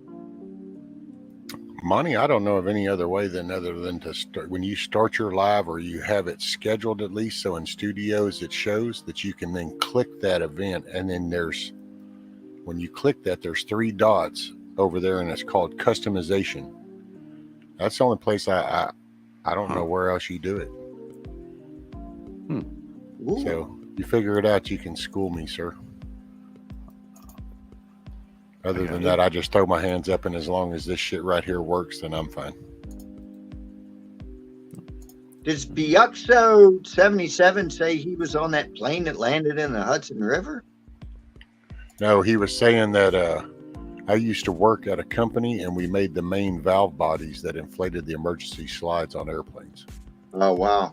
And then that's when he was saying my parts were on the plane that landed in the Hudson River. Oh, my parts that I made and stuff. Wow. Yeah. Well, good for him. That shit worked. So, rescue on the YouTube side. Yep. Okay. I'll have to check it out next time I go live. When you go and you create your little broadcast, for later or whatever, and it's sitting and it's made, then go into your studio and go under the content and then live, and then it'll be in the top window, and it'll, that's the one you'll have waiting. Well, if you click it, then when it brings up the window that has like your description and shit and all that in it, look over on the left, and there's 3 little options, and that middle one is customization. And when you click it, that's when all of a sudden you can do the subscriber thing and all right, all the fancy foo-ha-ha. Do you guys remember, if you don't mind me bringing it up, well, again, I'm the old guy, but it was 1980, I think, the winter of 1980. And I've been over this bridge a million times in DC when that one plane, it had just taken off and it was so icy that it just came down, hit the bridge in DC. I mean, it hadn't gone a couple of miles, I think. And everybody was out there stuck in the ice, floating on pieces of ice and shit. And the plane is going, do you remember that shit, man? It's holy hell, man. And they were bringing in helicopters. There was a bunch of people that were still alive out there on the ice. It was horrendous, man.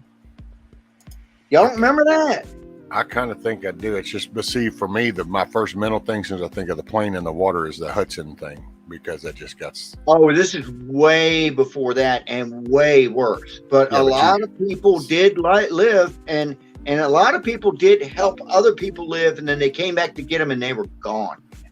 Yeah, no kidding. And it's a 14th Street Bridge going into Washington, D.C. I've been over that bridge a bunch of times. I'm always like, man, and there's always planes going over, and they're low, man, like, oh, you know, it's like, man, yeah, that shit happened right there. The wings got iced up and went and took off, and it got heavy, and it just came down, man, and hit that bridge, took out cars on the bridge too. Yeah, it killed people on that bridge. Look that one up, man. That's way before that Sully shit, man. Silver Girl said, Count Yorga, my cousin was on that bridge. Wheel got her car, but she was fine. But we could see her long hair in the video, but she was okay. There you go. She knows what I'm talking about. Yeah, I think it was 1980. And it was flight 800 or flight something. And they were going to Florida, I believe they were. But I mean, they didn't get nowhere, man. See, so 1980, I was fixing to be going in the Army, and then I commenced a whole series of life. That's why I don't remember that part. 1980, I was 20. Yorga's been awake. I didn't go to bed.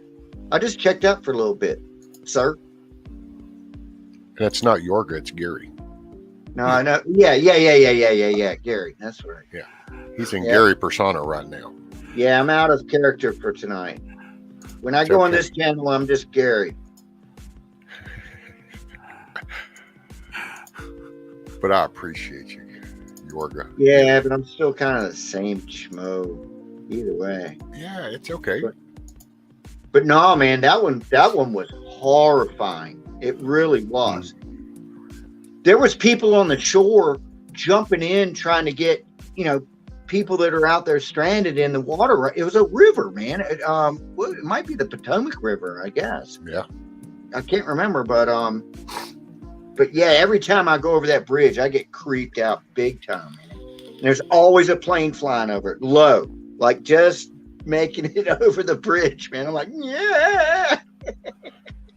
Dude, we got a bridge down here that people that are scared of bridges, they don't like this when it goes over the shipping channel. So it goes up real high, and it feels like you're like up suspended over there, and it's like, and you can feel it move when the wind blows. Yeah, it's supposed to. It's supposed to move. Yeah, and it's people freak out, dude. I will say, on a motorcycle, I hate those bridges. You got to be. Oh man, it can. You take a full dresser and you get at the peak of that bridge, and a gust of wind come across, and it will scoot your bike over, and it's a nerve-wracking feeling. I'll give it that. I swear, just the other day ago, we have a bridge. They used to call it Fly the Pocahontas Parkway. It went over the James River, but instead of being a drawbridge for the big ships to come through, they just made it high. So the big, the shipping freighters, those tankers and shit can come through. And some dude, and this has happened a few times, but just the other day, some guy drove his car up there, stopped, jumped over the bridge, committed suicide. Yeah, I mean, it's like, damn, man. Yeah, happened a bunch of times. All right. Sorry. Yep. Did I say a wrong word? No. Okay. No, I was over there in Google looking at it. Yeah, you're right. That's the only way. Okay. Yeah. What were you looking at? How to do that subscriber thing. So I got. Okay. I'm sorry. when I you do didn't the know you had to- subscriber thing, I mean, I know it can be a pain to people coming in, but in an honesty, it's like it keeps it. It has been so nice and mellow since I started doing that. You don't get all them stupid bots. You don't get all that. The mods actually get to take a break here. Grumpy Acres Farm just said something about the Bay Bridge in San Diego. I used to live out there. Was that the one that goes over to Coronado? That big giant ass bridge that goes. There's one in South Carolina that's hair raising. I can't remember the river it goes over, but that one really scares me. I don't like heights, man. I'm kind of knock on cold wood. when it comes to that shit. Day before yesterday when I did a live, I didn't see any bots. Haven't been really seeing any bots in the last couple weeks. Yeah, that's what's weird. They was hot and heavy for about a couple months, and then well, they got that team that was doing it is now focused on pumping out all the green screen from Ukraine, so they're busy right now. Right, you know? Right. They have to hire some more green screen crews. So it is internal. It's internal. Yeah, you know. It's like, wait a minute, y'all are stirring up another event? Damn, well, we're going to have to pull off of this one then, so we're going to have to just let them, say whatever. I'm trying to... Who the hell says... See, Indy, I got to tell you, darling, I'm with you. Indy said, I'm struggling with the decision to give common jabs to my kids because the trust. Right. Anymore, you can't. After this, Bushido, what's up? Oh, man. I'm not scared of bridges. I'm just scared of some of bridges. Some that are scared of bridges, yeah. Man, there's some that are scary as hell, especially if you're dragging a boat behind you. There was one in Delaware that was a bitch, man. I was dragging the boat over, and it was like, oh, well. I got white knuckle. What can you say? Dude, what gets me is that as we've progressed and populated everything, used to be you actually had to learn to tie down loads if you were going to haul something behind a vehicle. Well, now it's like, well, shit, no, I can go to U-Haul. I can rent a trailer. I have a trailer hooked to my vehicle now. I just throw all the shit on the back of it. Look, I'm going down here, and it's like, no, you're supposed to secure that shit too. You gotta get their straps, man. Oh, shit. Next thing you know, here goes a piece of tin flying off, and you're like swerving over going, what the hell, man? Yeah, it goes flying off the bridge, and you're just like, oops, and just keep going. So on 35 down in Oklahoma side, down by Blackwell, they was doing the switchover lane. So we poured the concrete, and I was green cutting the concrete for the passover switches. And so I was the only one there because the rest of the crew, they was day crew. I was night crew. Only one there, greens on. All of a sudden, I see this little compact SUV with a little U-Haul trailer, and it's dragging, sparks flying. I'm like, wait a minute, where's that tire? And all of a sudden, I look back, look a little bit. Here comes that tire. Boom, boom. It barely misses me in my truck and the saw. And I'm like. The guy stops and he's like, I'm sorry. I had to step out of the way from that tire hitting me. I was like, that's a lot of force. I saw a lady like a month ago just cruising down the road in a what do you call it, a minivan that had the whole flipping she just filled up with gas. And the whole gas thing, it has a quick disconnect. If you drive away with it, it's just dragging on the road. The whole freaking thing. I'm like, hope you got a good fill up, lady. Yeah, it's just, and she just listening to music, man, and it's just hanging out there doing its thing. I might have done that once or twice in my day. I almost did it myself one time. Maybe twice. I didn't do it, but forgot to hang it up after I went in and paid, come back out, jumped in the vehicle real quick. All of a sudden, pop. I'm like, oh, man. I'll be honest with you. It was like a month ago for me that if it wasn't for the guy who was pumping gas behind me that said, stop. Yeah, I would have done it too. So, but it is funny. If you see somebody, it's like a guy with his toupee that's going, woo, and he doesn't know it, Hey, Gary, Hoot Owl said isn't there a highway in Virginia that goes under the water? There's several. We have tunnels around here. There's the Hampton Roads Tunnel. There's the Bay Bridge Tunnel, which I used to play over there a lot. And what it is, it goes like 21 miles. It's a bridge, and then it's a tunnel, and then it's a bridge. And there's a place you can stop and fish for like flounder and stuff. But then there's another tunnel, and then there's a bridge, and it goes to the eastern shore, which is a part of Virginia that's not connected to Virginia. It's that thing the peninsula that comes down. Yeah, and it's cool over there. So yeah. And there's a few more that go underwater. Yes, there is.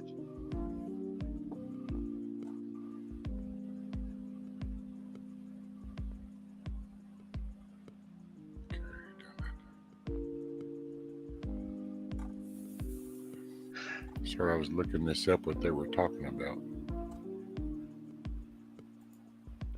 What? Chesapeake Bay Bridge Tunnel. Yeah, yeah. Mm-hmm. I was trying to see what Garrett and Silver Girl was talking about. Yeah, it's somebody named Sned. I'm sure David that's all abbreviated. Yeah, David Snedeker. Okay. Well, they were talking about him and how apparently in his channel he doesn't have mods or something, but then they do, but that's what they call it. Yeah, not on the YouTube side, right? I do have one quick funny story about the Chesapeake Bay Bridge Tunnel. Back when I played in this black group for 87 to 88, and we had and I got stuck driving the truck, and we had one of those old yellow Ryder trucks, right? It wasn't a Ryder, it was a sold Ryder truck. So it didn't say Ryder. You could still see Ryder. You know what I'm talking about. We didn't have a key. You had to stick a screwdriver in it to start the flipping thing. And it had play in the steering wheel. So to go straight, you had to go like this. And I'm driving this freaking thing, and we're going over to the eastern shore, and we had to hit the Chesapeake Bay Bridge Tunnel. If you're ever on the Chesapeake Bay Bridge Tunnel, it goes like this.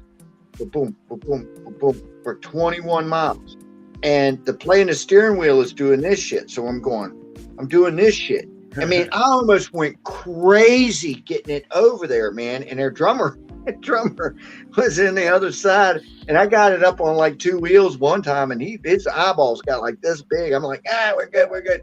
But it was 21 miles of this shit, man. No kidding. Bump, bump, bump, and this to do straight, and it sucked. And I had to do it on the way back too.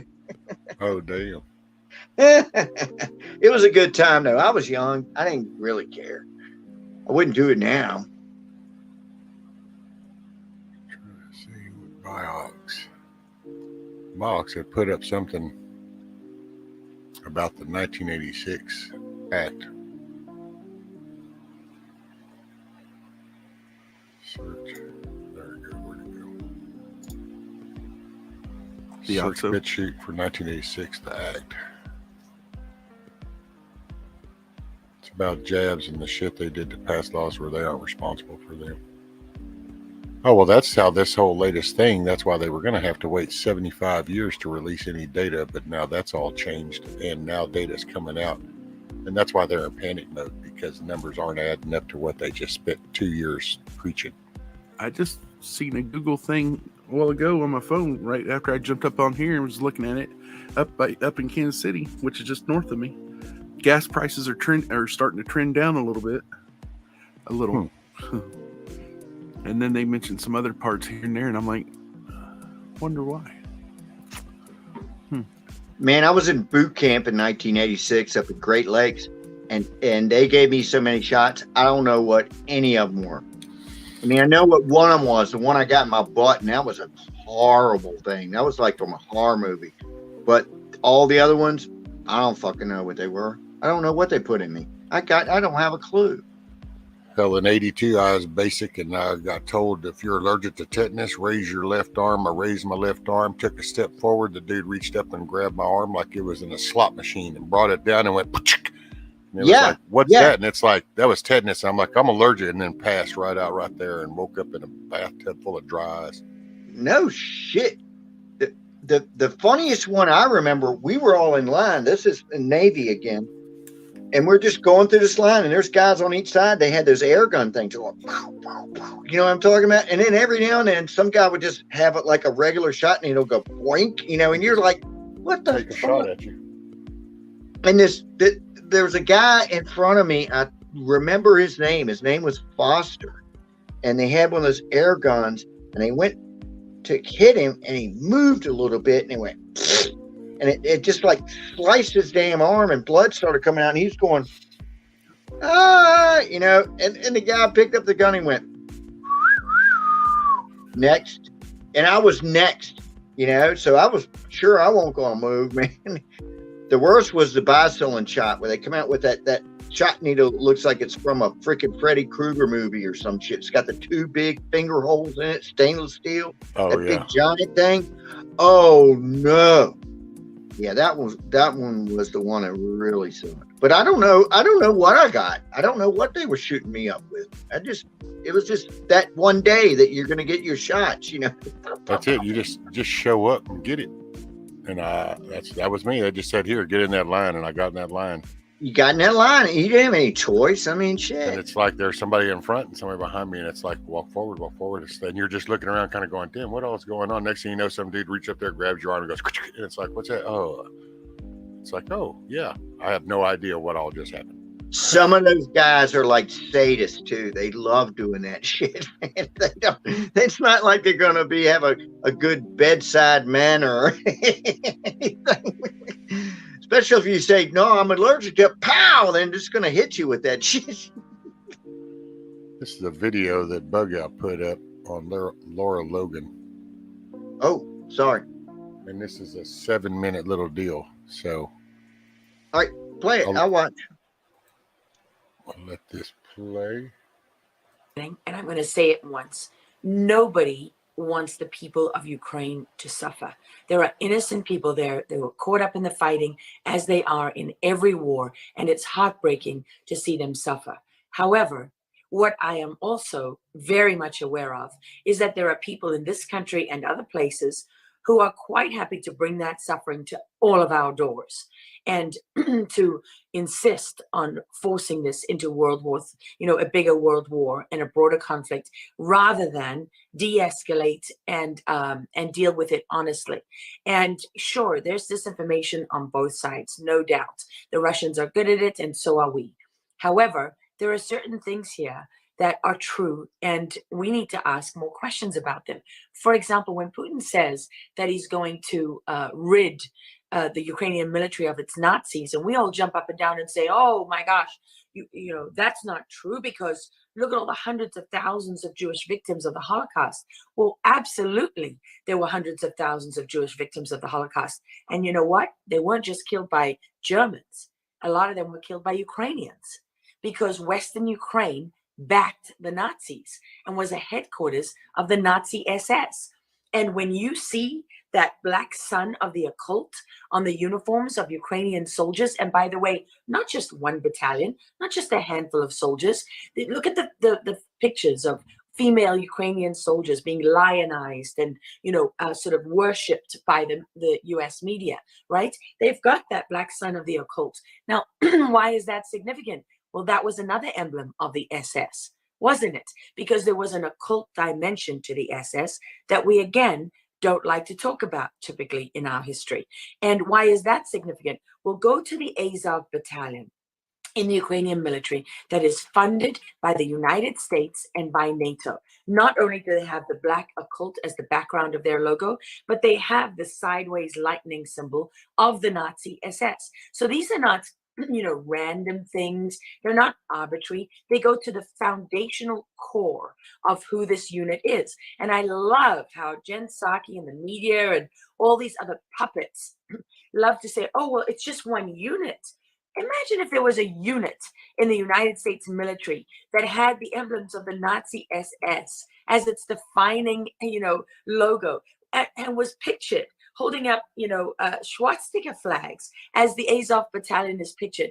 And then I encourage everybody to look at the work of a journalist, an American journalist in Ukraine, who has been there for years and years and years, and has done extraordinary work trying to uncover how Ukraine is at the center of this cult of globalists, how it is a center of money laundering, for the oligarchs and their allies in the United States, how it is at the center of Russia collusion and that whole false narrative, how it was, amazingly Ukrainian dossier, right, that Paul Manafort behind bars, Alexander Chalupa, the Democratic operative, who was very active with Ukraine. No surprise that it was the Ukrainian ambassador who broke with diplomatic protocol and wrote that he would never, Ukraine did not back Donald Trump in the 2016 election. Unsurprisingly, that Eric Carmela and what's the moron's name? Lieutenant Colonel Vinman. Boy, he's he's rearing his ugly head again too. Yeah, he's the guy in the Ukrainian sham impeachment trial that's supposed to be telling Donald Trump what his Ukrainian policy could be, and the man is obviously a spy. I mean, for crying in a bucket, people, wake up. Did anyone watch the TV series The Americans? You don't think it's extraordinary that just as we are reading all these fawning profiles about, the amazing Lieutenant Colonel Vinman, who just happens to have come from the Ukraine as a child and was found under a bridge with his twin brother when an American photographer appeared as they were sheltering from the rain and took photographs and then documented all of the significant moments in Lieutenant Colonel Vinman's life.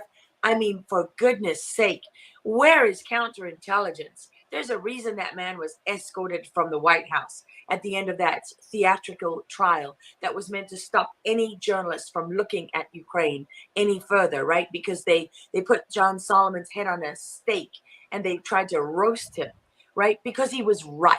Because what he was reporting was true. Because the Open Society Foundation, through the National Endowment for Democracy, and all of these other fake NGOs that are nothing more than brown shirts and SS rolled into one, were running their radical policy through the United States Embassy, through USAID, using our tax dollars to slit our own throats. Now they're covering their tracks in Ukraine, not just hiding all the evidence of, John Kerry's son, Biden's son, Nancy Pelosi's son, Mitt Romney's son, by the way, who is as disgusting as the rest of them. Not only are they covering their tracks, hiding all the evidence of the involvement in Russia collusion, hiding the evidence of the bioweapons facilities that the U.S. has been funding there. And yes, some of that was left over from the Soviet days. Some of that has been turning them from bioweapons facilities into public health facilities. But that, again, is not the whole truth. That is, again, not the whole story, right? So they're covering their tracks in Ukraine. They're hiding evidence. They're exploiting the Ukrainian people to do so. Nobody is trying to de-escalate. They've got this moron as a leader who is, was an entertainer who was obviously selected because he's out there in stilettos and black leather pants doing spoof videos for Dancing with the Stars. And now we're all supposed to fawn at the altar of Zelensky, right? When he could be doing any number of things. There's all kinds of fake moments and heroes. I love how they have the ghost of Kiev, right? Who supposedly killed all these Russians. I mean, for crying in a bucket, wake up, people. Yes, there is real suffering in Ukraine. There's a real war going on, just as there was, there were real issues that were being protested in the wake of George Floyd's death, but they're being exploited by evil, horrible people who want to rule over all of us and enslave us. And if you don't think that's true, you think that's a conspiracy theory, I got no time for you. I got no time for you. We are past the ninth mile. We're sitting at the gates of Auschwitz, and we're arguing about whether the smoke coming out of the ovens is climate change. Michael McCall is. Truth is, I'd never really known how to care for my hardwood floors. Then I found Swiffer Wetjet Wood. These soft microfiber leg pads absorb dirt and grime deep inside. And it prevents streaks and haze better than my old mop. Wetjet Wood. Also, try Sweeper Wood Cloths. Is a Republican. He's a congressman from Houston. He's one of the leading voices in Washington pushing for war with Russia. We vehemently disagree with his position on that. It's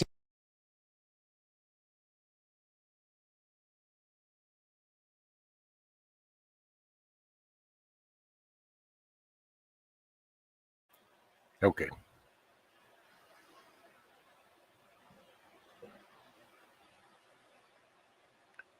not sure about. Tucker's okay, but I don't know. It's kind of like the medical field. I'm not sure I trust any of them.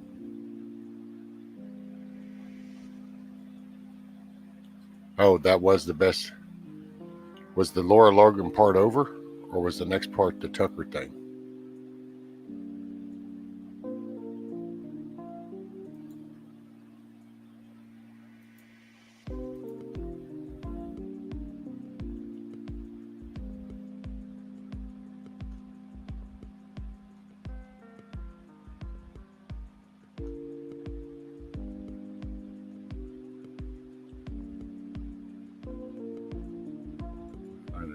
Oh, that was it. Okay.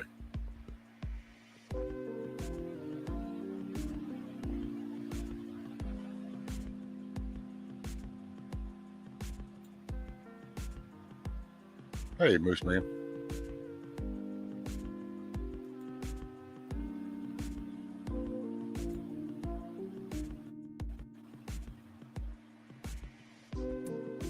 I like how they kick her to the curb when she starts exposing their shit.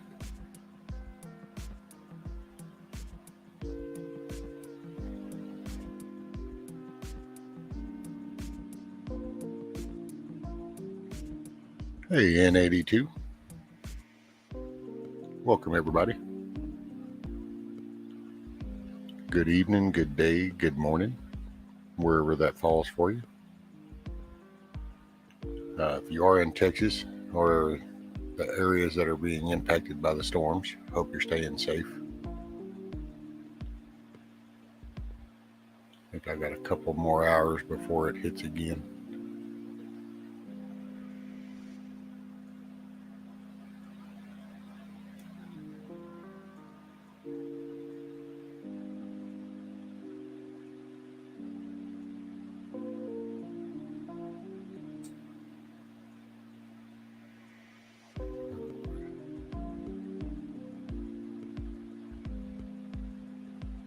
Yeah, if you guys put a link, kind of try to put a title to it so then people will know what it's actually for. That way people just don't click on stuff.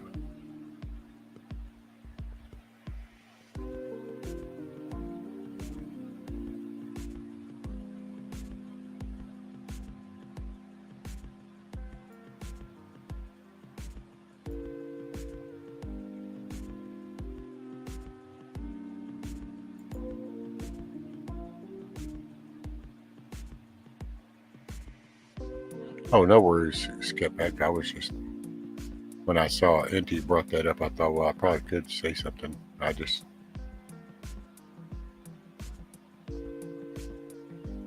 so what do you, okay, so you got that. Let's see what that one is.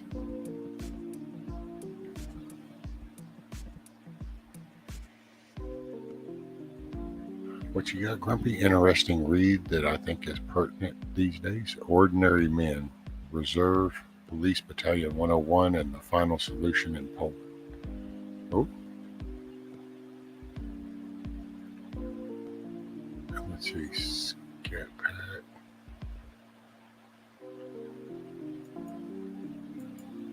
Oh, this is the...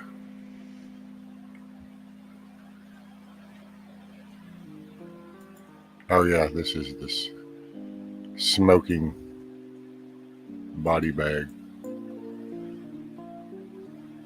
It's a little 10-second clip. I mean, hell, I'll throw it up there.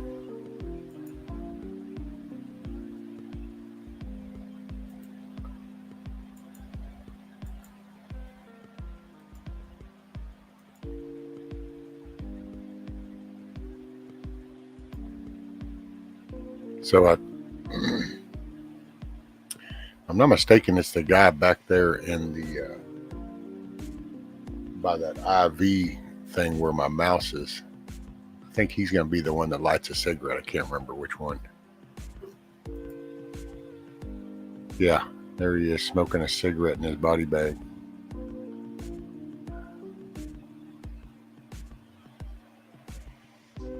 Get his quick little fix in. That's funny.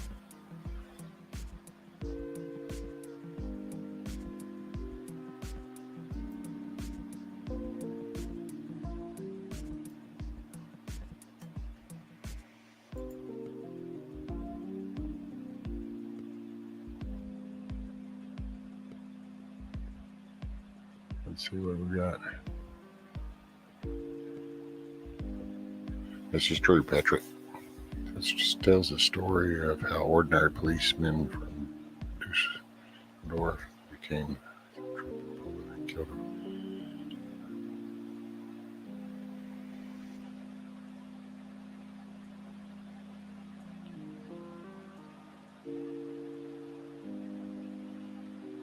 Smoke them if you got them.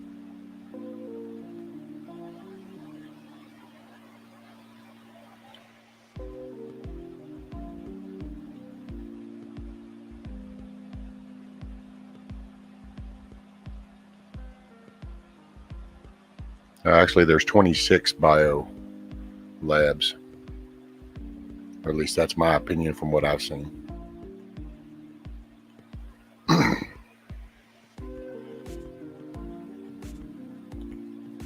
So, I don't know.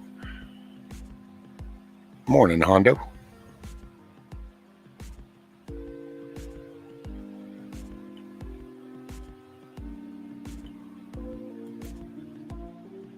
There you go, Dana. Puff, puff, pass.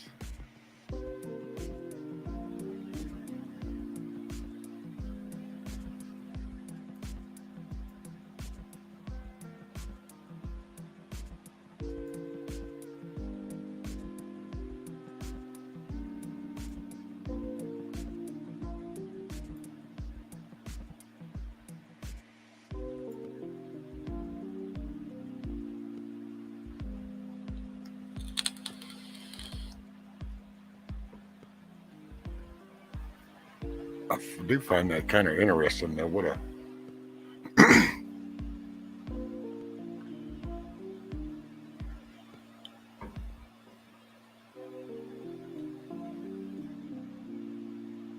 right bug out. What a coincidence, huh?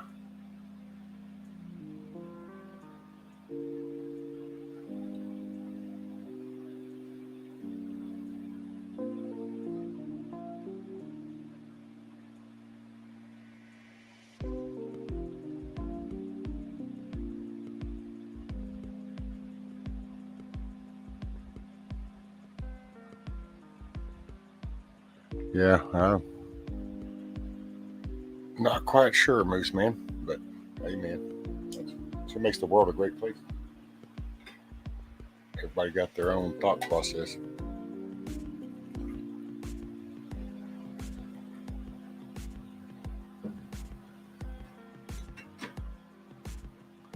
There's definitely bio labs in Ukraine. That's, I mean, it's proven. You can see them.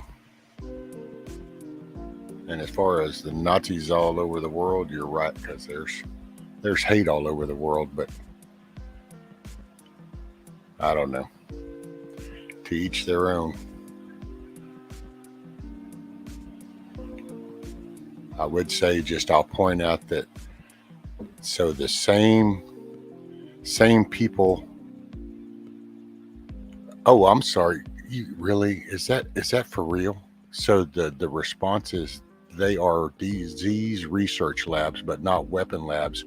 That was even debunked by the WHO, the World Health Organization. Well, we know they don't lie. I mean, it's kind of like, sorry, brother, I was with you till then, and it's kind of like somebody pointing at you at CNN for proof that it's really not true, and it's like, what? I'm just, that kind of threw me back, brother. Sorry. It was like, of all places to refer to, and it's like, those are the very people that have been lying to us for 2 years about the coup. And all of a sudden, now they're telling us the truth.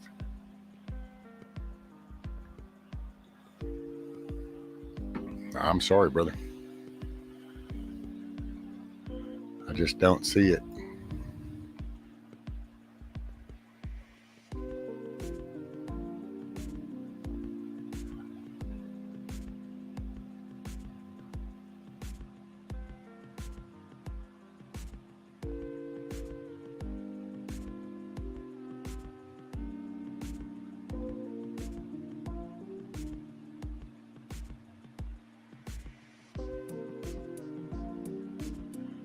Yeah, that's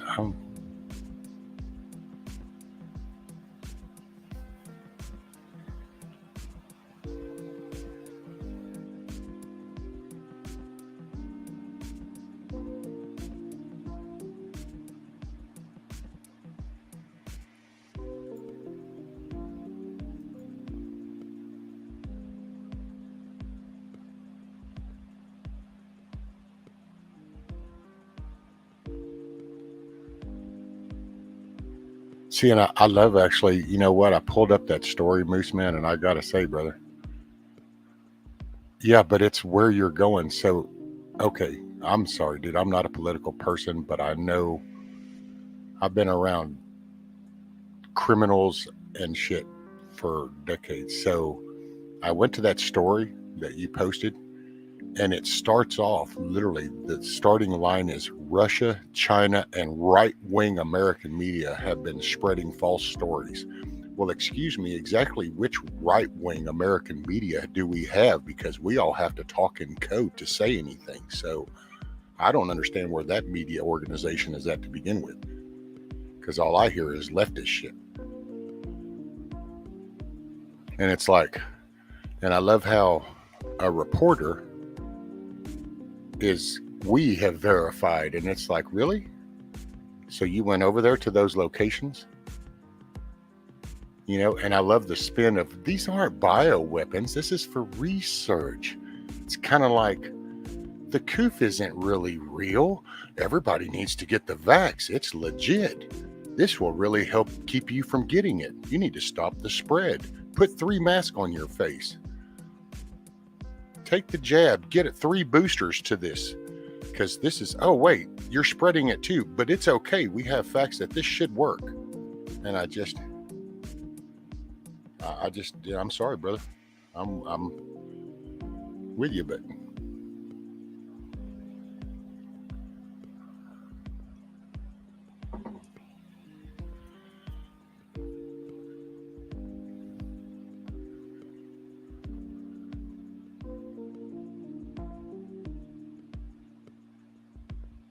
so you do, Moose Man, but it's kind of like the whole coof. We actually did that here until it reached a critical level, and then they literally intentionally moved it over to there to continue the research.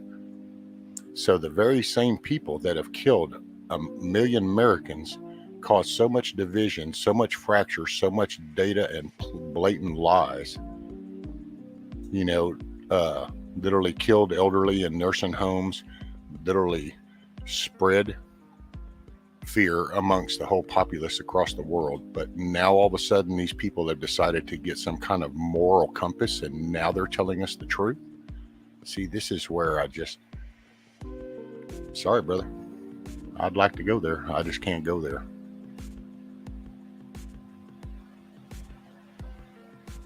You know, when you literally watch Hunter Biden's laptop 2 years ago was total Russian misinformation, totally propagated. Everybody, all 50 people, intelligence experts said this, blah, blah, blah. And here we are 2 years later, and all of a sudden it's like, oh shit, well, that was kind of true. So yeah, I'll just shove it over to the corner. Not really, Moose Man. A bio lab, I'm sorry, they still haven't admitted in Wuhan what they did. So now all of a sudden they're going to be honest about those particular labs. Oh no, we don't do that here. What? I got you, brother. I'm in such denial. I don't trust any of them. And a damn well no reporter. I mean, that's none of what I read, half of what I see, and only what I can touch.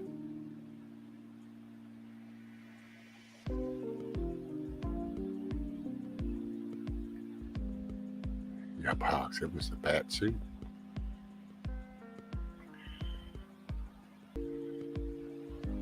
Well, and you know, I don't know. To me, I don't. you just spent over 2 years. Well, actually more than that, because they did 4 years when he was in with all this. Everything was some kind of event because he was in office. And then then they steal the election shit. And then we go through all this coup, and it's like, you get the laptop. It just, at what point do you kind of go, I think that side over there lies a lot. I mean, it's just, yeah, CIA that created the whole bogus Ukraine administration and the money laundering spot. That would be the same 3-letter association. There you go, bug out. A quick bioweapon. Just hit up a Taco Bell.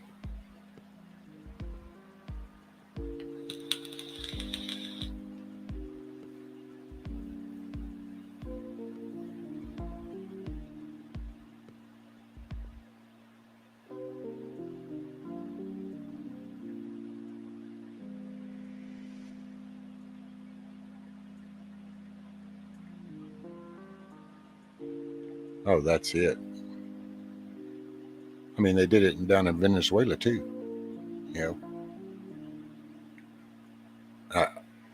I mean, I love my country. I'm just not proud of my government at all. I have zero trust and zero respect for my administration, but I love my country. My country is the best country on the planet.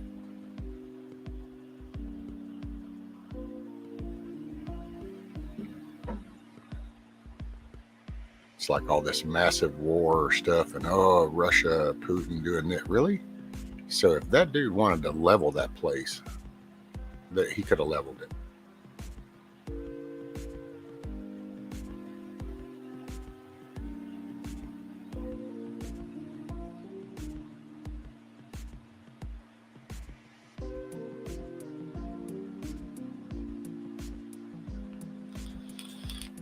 Mama Red. And I will take a moment. Welcome, everybody. Good evening, good day, good morning, wherever that's falling in.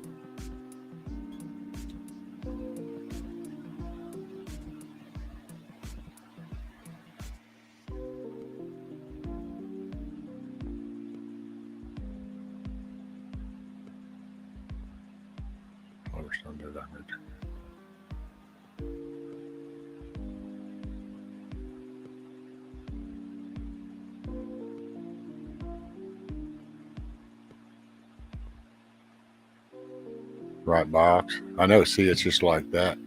The Ukraine on fire.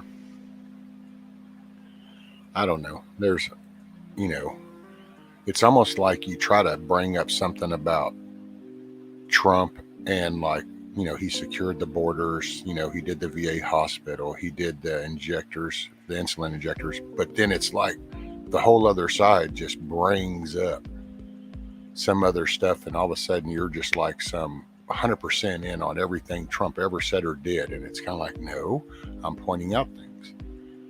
And it's kind of like this. Oh, we lost Gary. But it's like with this, man, I don't know.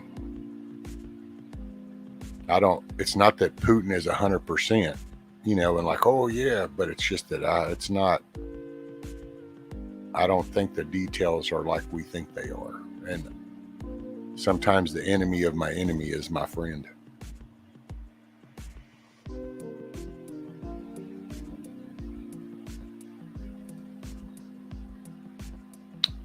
And just so you know, Monty, you're muted, so you keep popping in, but your mic was muted. So I don't know if you meant to say anything. I was double muted. Oh. Oh. That's it, William. I think I don't know. I think we have stirred somebody. And I think that he's doing in his own perspective, in his way, right, wrong, or indifferent. But I think he's coming at it going, you're not going to box me in this corner. So he's fixing to disclose, expose, however you want to view that. But I think he's going to justify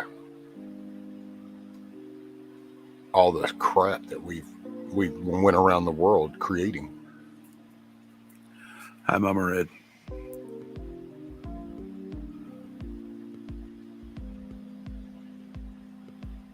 Who? I don't really know about that box. I mean, I get what you're saying, but I don't know. Is that Mao?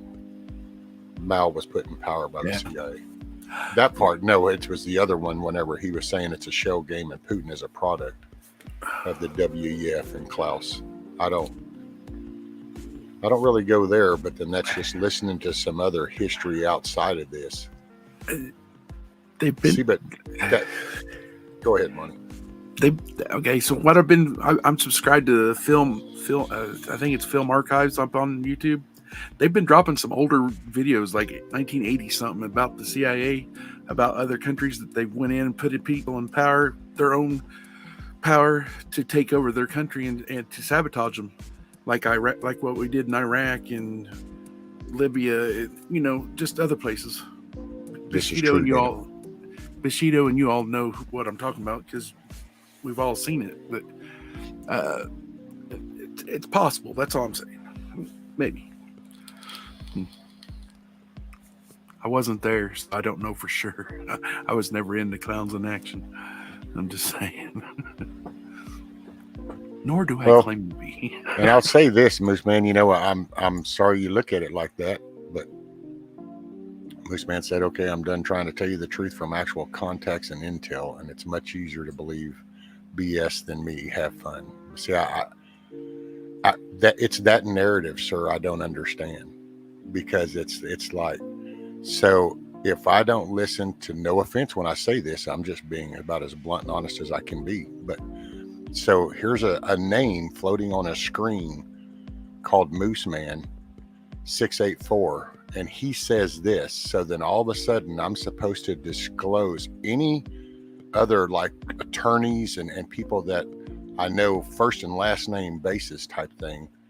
I'm supposed to put all that aside because there's a name that just floated by on my screen saying Mooseman 684, and he says that that's all wrong. So I just go, oh, well then there we go. Nope, it's all wrong. See, I can't do that.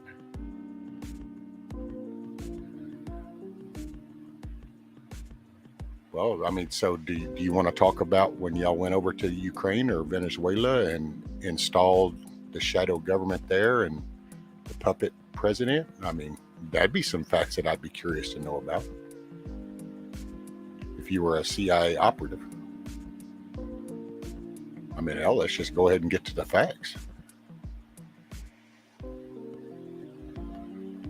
See, I'm cool with it. I put up my stuff. I sit here and I can say I like Robert Barnes. He's an attorney. He deals with immigration stuff. He deals with a lot of the extradition stuff. He's well and tied with a lot of the overseas stuff. So then I sat here and played his thing so that I don't translate. I got no narrative. I just put out, this is what I see, and this is what I read from what I see. And so it's here. I don't criticize you. And I find it ironic that the minute you question anything, the other side always has to do some kind of, you're dumb, you're not listening, you don't know. It's like, well, why does that attack always have to come from the other side? Why can't I show you something and you go, well, I can see where you get that. I don't get it, but I can see where you see. Why is there no mediary? And then so I'm sorry, brother.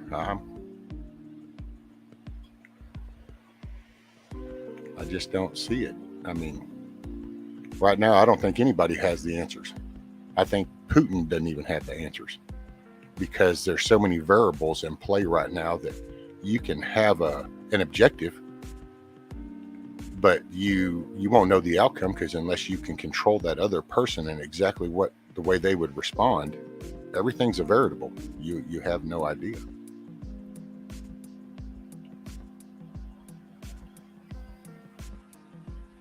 And I'm sorry, brother. I just don't, man. That's some of that distraction stuff that I think it happens. It's kind of like, no, don't look over here.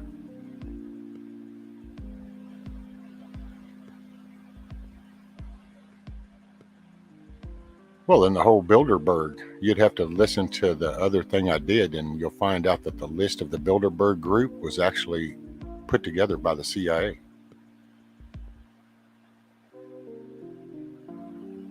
So it's like, do we want to talk about that? Can you tell us about that? I'm kind of curious to know more details on that. The CIA creating the Bilderberg group, and where those names came from. A little bit more facts on that. That'd be interesting.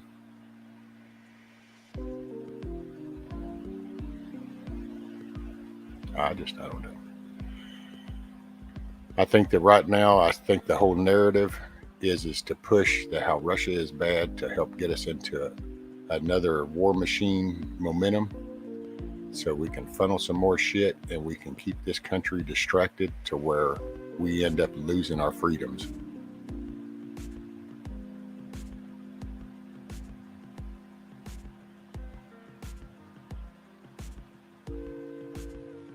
I would recommend just listening on the previous episode. I think 2 episodes I did, and fast forward into the Robert Barnes part and kind of listen to the history and layout of that.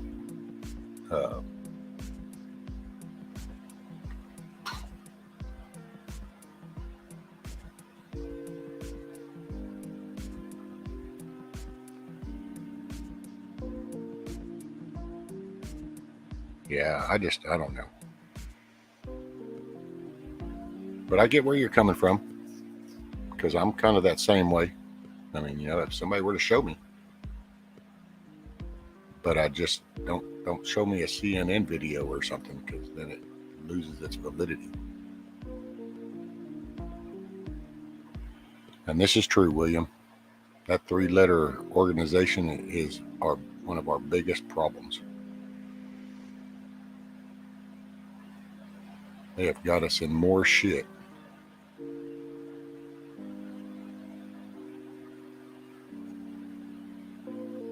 Well, that's usually the general rule of thumb Mama read is, if somebody says something, you got to counter, then you kind of show how it's counter, not just say it is. But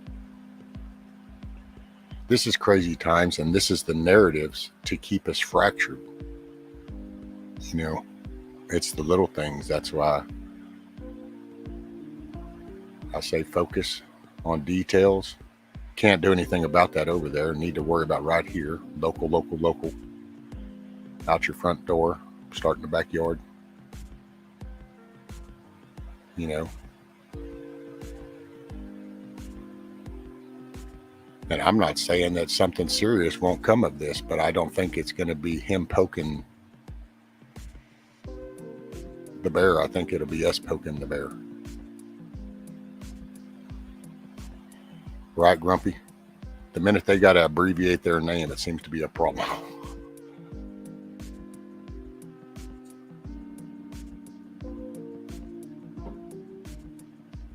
Morning, Milkmaid. Milky, good morning. Well, that's why I say, Hondo, our government's so corrupt. And so, I don't trust anything that they're doing or anything they're saying. Kind of like the JFK speech we was talking about a couple days ago. Remember how he was even saying, "Hey, they're getting beyond their reach of power." Even then, he was wanting to scatter them, 1,000 pieces to the wind. Yeah, they helped take him out. Yeah, or that was behind it. Something, Hey. Well, there's. I mean, I don't know. For me, I just watched. I'm not involved in politics. Didn't care about that shit. Never. Just wasn't my forte. I worked and paid bills and took care of my kids, and that was that. So, but then I know that I've just watched the media bald-faced lie. I watched them generate lies. I watched press secretaries get up and bald-faced lie. I watched former vice presidents lie. I watch politicians, representatives, senators, bald-faced lie. and now I've watched doctors in the health organization just bald-faced lie. So once that lying just kind of reached a certain level, I'm sorry, I don't believe anything they say. Prove it, show it to me. Other than that, I'm going with my gut, and everything they say is a lie, and I just go that way. Aniac Jack. Oh, this is making me hungry for a Reese's cup.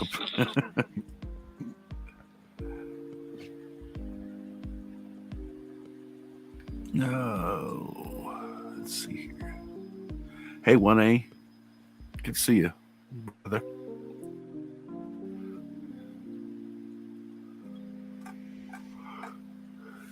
You and them orders, Garrett. Garrett's always ordering me around. Have y'all ever noticed that? Oh, don't feel bad. He does that to me too. I'm Like, always getting ordered around by Garrett. Put this up, put that up, rescue, show this, rescue, do this. It's like, damn. He does that to me too. If I don't pay attention to his first comment, he's like, show so and so my comment. And so I get it and tag it up on the screen. I'm just picking too, Garrett.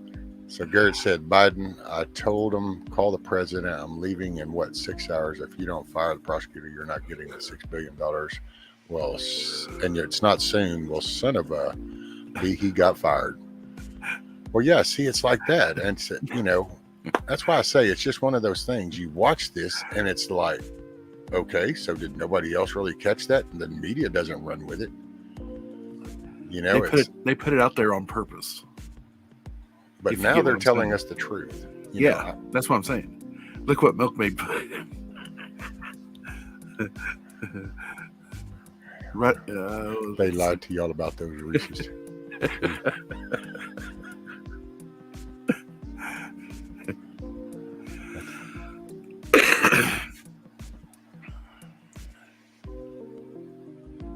So bingo, in actuality, none of us really know anything that's going on any better than we know what's going on with the inner workings of our own country. That's it. I mean, because, in all honesty, you never know how a person's going to respond. You can assume, you take some intel, you make educated guesses, but this is why battles take turns different than what they thought when they planned this type of battle or this thing. You can't bank on an unknown, and anytime you engage another person, it's an unknown. You can plan, you can foresee, you can do forethought, but until the shit hits the fan, you don't know. It's kind of like people going, oh, well, if this happens, I'll do that. Well, you really won't know that until that moment comes up, because I've seen people talk a good line of shit until all of a sudden the shit hit the fan, and then they just froze, and they don't. Their brain is having a hard time, because then it's reality in their face, and it's different than Hollywood. It's different than hyperbole. So, right when anyone says that, a good line of shit, it always takes me back to Tommy Boy or whatever movie that was, where he's like, "You could stick your head up a steer's ass, but you'd rather take your brother's word for it, right? About a steak." I'm like, sorry. I was just talking about this a couple of days ago, I think, too. Christina, me, someone, fat man. Yeah.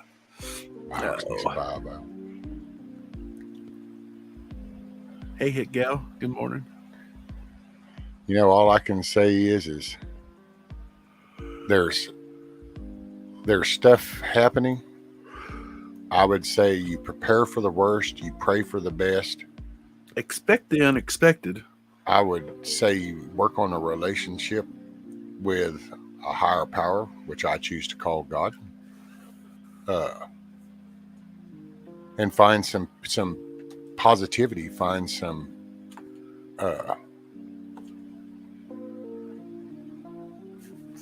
care, some empathy, positives, and be prepared for what comes, because I don't know, when this shit hits the fan, I mean, I'm still going to love people, but that don't mean I can't end a person either. So, I mean, that's the way that goes. I can hug you or end you. It just depends on you. I'm going to put a ball in your court.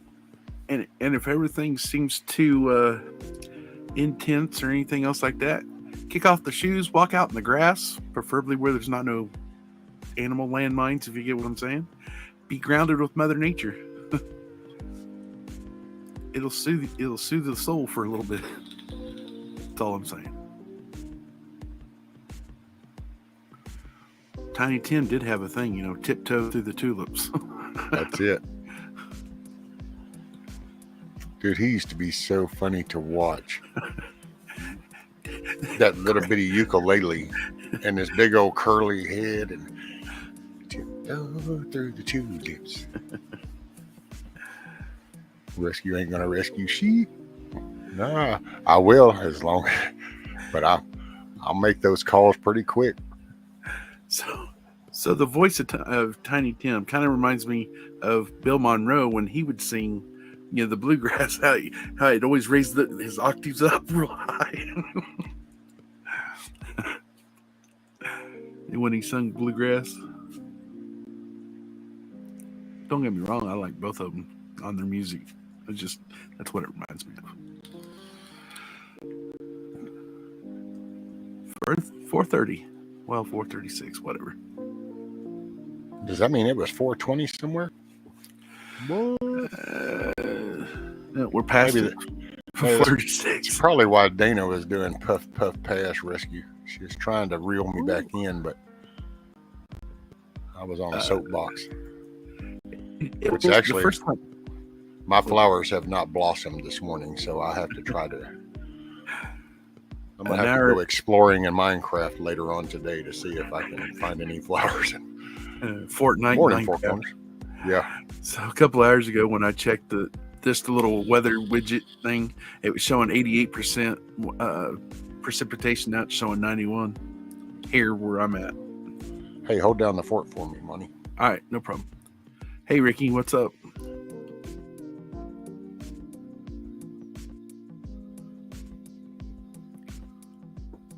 Bioxo? What do you mean? Oh, Tiny Tim and Bill Monroe. Bill Monroe was a bluegrass. Yeah, whatever. Some of y'all will remember.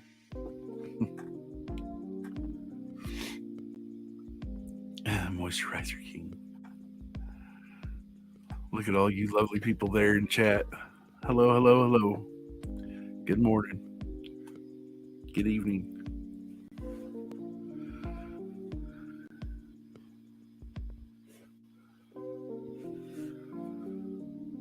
Brr. Getting a little bit chilly willy in my room. I know what I need to do. I need to get a picture of a backdrop of a fireplace.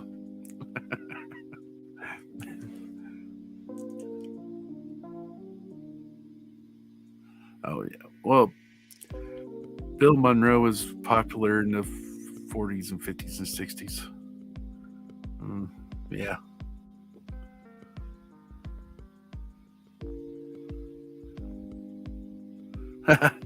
Did she? I mean, your cat. No problem.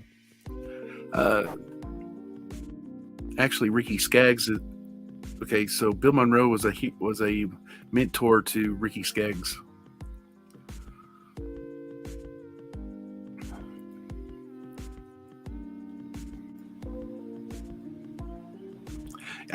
I went back to listen to my live that I did with the music when I was trying that music. I tried this song and the rock song, rock and roll or whatever. And I went back and I'm like, yeah, I should have turned it down a tad bit. Oh well, I was just giving it a shot. And yeah, Patrick Lee, actually, that was funny. I came in just in time to see that. It would be epic if it turns out to be Putin that exposes the NWO guns. Truth could be stranger than fiction. And when the enemy of my enemy is my friend. I've been saying for a long time. I mean, even for the last last 10 years, trying to expect the unexpected. Because, yeah, you never know. I used to be 4 corners. What? Not anymore. Now I'm just pretty much a damn invalid. The reason Ricky's asking that is because he is a firefighter. Oh, Four Corners. Yeah. Yeah, I think I talked to him before, and he mentioned that because he was going. I think he was on shift or something. I think one time, and because are you a firefighter in Colorado? Was it Colorado? I forgot. Or is it like a Wyoming? Or can't remember.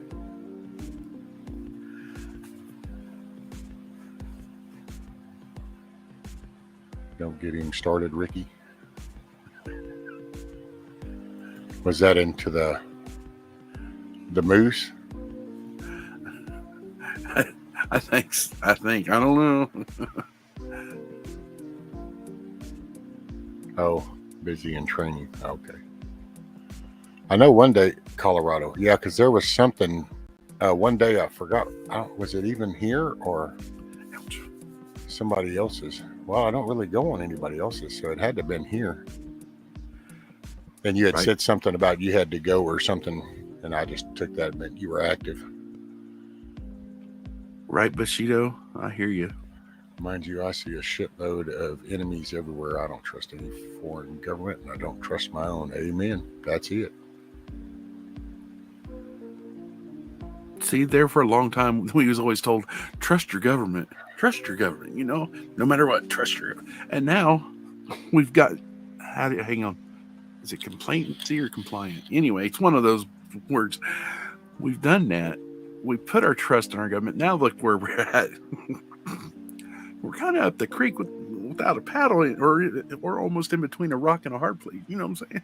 Well, we used to trust people that you held accountable and that then fulfilled the way they talk. So you would trust incorrect people. Well, now we have decided to shove accountability off the table, and we just go with the person that has the loudest voice. That's who we'll trust. Yeah. They have the louder voice. And so then you hear all this rhetoric, you know. Well, I mean, you can only watch politicians promise something so long and then they don't deliver, especially halfway through their terms. For the last 10, 20 plus that, really. Oh, yeah. Hundreds of years. Yeah. And then it's just, after a while, you're like, what's the basic thing of insanity? Doing the same thing over and over again, expecting changes. Well, that's nowadays, it's like, I don't trust any of them because none of them you want to come out and talk the truth about the coup. There's only a couple of them that will, and when there's those couple, like Ron Johnson is one of them. Ron Johnson keeps bringing up the actual facts on how many people are getting killed by this, and that's why they keep him suppressed. You have people like Madison Cawthorn that want to bring up this First and Second Amendment and our actual Constitution that we should stand on, and so what do? They attack him, they silence him, and now they actually go to his state to try to lobby him from getting back on the ticket again. If that doesn't show the blatant evilness, then I don't know. Oh, over a year and around a year ago, I want to say this woman doctor was from Africa. She had that dialect, accent, and she spoke with a heavy little accent. I think she was in Texas at the time, and she was trying to speak up and tell the truth and everything, and they kept any video she put up, they pulled it. Yep. Well, you just saw so many. Dude, they just passed a bill at 1:30 in the morning. And it's like they do it all by proxy. So, I mean, dude, you can't walk in a store carrying a gun, then come out holding a bag of money, sticking the gun in your pocket, and then convince me that nothing just happened in the store. Right. I'm going to have to go and ask the actual store person, and when all of a sudden the store person's laying there dead from a gunshot, well, I'm going to start to assume some shit. So here, just let me give myself a 21% raise. Right? See, it's just, there's so many things. It was like 4 years he's in and all the shit you hear, then the 2 years now that we've gone through, it's like, okay, that's 6 years of blatant intentional lies. No offense, pardon my French, but this is coming out. But exactly when the fuck do you wake up? I mean, pardon my French, but damn, dude, 6 years? And it's the same news organizations, the same politicians speaking the same rhetoric over and over, rinse and repeat for 6 years. And now all of a sudden it's all truthful? No way. No way. I just can't go there. I can't get high enough. I can't get drunk enough. I can't do enough dope to make me go there. Just like when 44 was in office and the one before that, really. But I mean, just, okay, yeah. I mean, watching the media, how they spit their untruthfulness, and then all of a sudden, Orange Man bad, and then they switch to, oh, this guy's right. Da, da, da, da. And yeah, I know. I know. And it's the same core. So I mean, just pick a message, and it's the same little Antifa fuckers at the ground. You see the same screaming shit. Sorry for that, but oh man, because some of this is just so. Because like I said, dude, I'm not in politics. I'm not into all that shit. Probably wish I had have been now, but okay. So one thing I noticed right as soon as Orange Man got in office, I mean, he wasn't even inauguration hadn't happened yet. The MSM's beating him up left and right, boom, boom, boom, boom, boom. I mean, and then this other cracker jack potato head. It took them how many months before they start pummeling him? Over 8 months. I mean, come on. Now I know, right, Patrick? A year. Well, Patrick, funny and hypocritical how they call Putin a war criminal considering our history. Yeah. It's like, exactly. Right. Left the light on in the outhouse.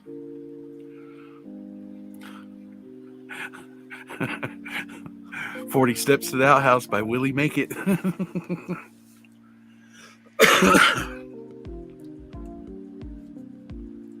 I Pee Freely by Rusty Bed Springs. I think I switched that around. I think I said it backwards. I used to know a bunch of those one-liners. Grumpy said, so the government lies, is deaf to our words, and too many people are still asleep. What do we do? One, pray. Pray, because I personally, my 2 cents is we bring God back into the picture. That brings us a moral compass back into the picture.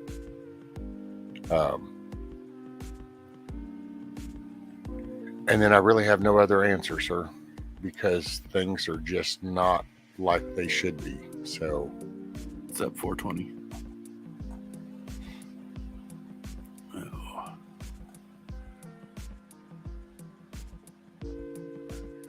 I know. I know from what I said was kind of like an echo chamber, but I was just saying, for instance, what the MSM pummeling one person right out the gate, and then the other one they waited well. That's always the only thing I was saying. Oh, I think I'm going to go start some coffee. There you go. Get some Java. It took me most of the afternoon just to finish the cup that I finally got I had to wait for. Aha. Well, if you hop down, that's cool, brother. I get that. You want to go get you some coffee, go AFK, whatever it is you want to do, brother. It's all good in the hood. I took a couple naps earlier after my little visit to the doctors. I had to go 2 or 3 people, actually just 2, before they finally got some blood drawn, because the regular little phlebotomist needle they use, it's easy for one person to use, and they switch out the tubes. Well, they ran out of that supply, so now they're to a cheaper draw blood needle, whatever, and yet it's a bigger thing to where you can't see what you're doing. You got to have 2 people almost, one to hold it, because to switch out the tubes, if not, you risk of pushing right through. Yeah. They hit one spot, and I'm like, ooh, I know that feeling. And he's like, you all right? I was like, oh yeah, I just had to grit my teeth. Made me feel like the old days. Goodness. And Indy, you got it. It's never going to get any easier to stand up. It's will likely get much worse, more difficult. And it's unfortunately. Okay, Box. He says, okay, well, I'm going to head out. I got to get ready for work before the native stream starts. Yep, it'll be starting here in about, 40 minutes. Later, Bioxo. Later, bud. Thanks for coming in and hanging out. Appreciate you. Find a smile today. It's somewhere. I know it's out there. Oh, man. Oh, well, what's this? Now, Nikki's doing some Jamaican Blue Mountain coffee. The what? She's making a pot of coffee too, and it's called a Jamaican Blue Mountain. Oh. It's unbelievably good, she said. What's that one coffee where they... Okay, I don't want to try and get too graphic with it, but it's the coffee bean that after this animal eats it, they pick it through the... and it's a delicacy somewhere, and I'm like... I've heard about it here and there, and I'm like, who in their right mind would want coffee from that? I mean, come on. And Grumpy, that's independent mini. That's what we should be doing here daily, then going out and spreading the word. Pretty much, that's, and you try to get people to put things in perspective, take the politics out, just put in honesty and care and concern, empathy. Do you see that out of any of the elected people? Do you see that in the people you interact with? Do you see empathy? Do you see care? Do you see positivity? Because if you don't, then that's what you should work on. There's no set rhythm for this. Nobody knows everything. I mean, no offense, no disrespect to anybody, but there's no way anybody knows everything. So it's nothing more than an opinion. And you try to either you respect a person to where you listen to their opinion, or you don't respect a person, so you don't listen to their opinion. And I'm all for looking at facts and stuff, and feel free to drop facts to me, but facts are not reporters to me. Facts are details, documents. The only thing I can really be sure of is in this time and place, God has led us here on this platform, in this community. And yet, at this time and place, whatever you're going to say. Yeah, I know. But it sounds weird. We're here to be here for each other, Yep. Well, and I got you, Grumpy.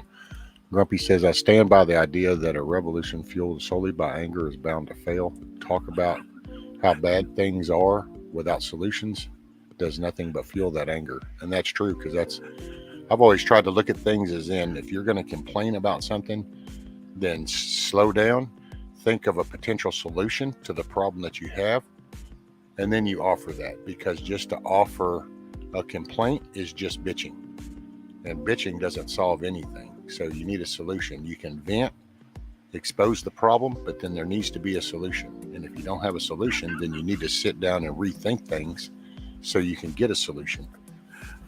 And so that's where we need to do now, is try to encourage people to have hope again. That's, I think, one of the things. And where you got to accept me, I know everything, and the world will be our place if everyone would realize that. Right, Grumpy? Good morning, Roots. So Milkman's like, I'll pass on the ass coffee. And then Virginia Roots like, so what's a ass coffee? Oh. Oh my. Good morning, Virginia. Just like on National Lampoon's Christmas Vacation, no one is blowing anything out anyone's ass. And you're right. Yorga, Gary, we were chosen to be alive. We're here with a purpose. And unfortunately, we're in a day and age where there's not much strength in the legs, but there's a lot of strength in the hand as it's stuck out. So nobody puts in the leg work for stuff nowadays, but a lot of people got their hands out waiting for somebody else to do the leg work. This generation, we're in a weird place. Sorry, Dana.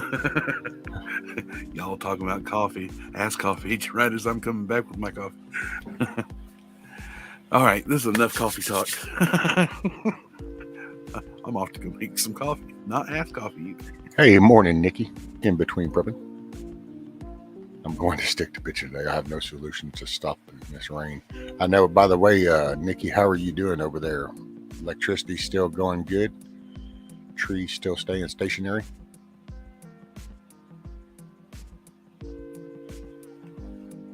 Apparently we should be getting another wave here from the way the map was looking earlier, about another hour. So how are you doing? And already Biox. Be safe, stay strong.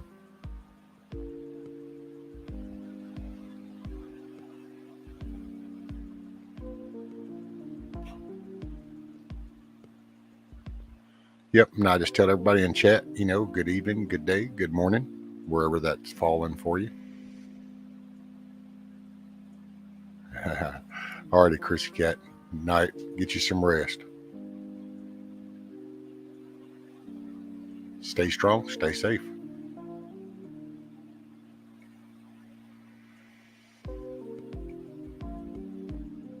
And remember, there's a smile out there, so just find it. And if you don't see one, create one. Might not have a solution to the bigger problem, but I can always throw that solution into everyday problems. Is find the positivity, find the smile, find the humor in something.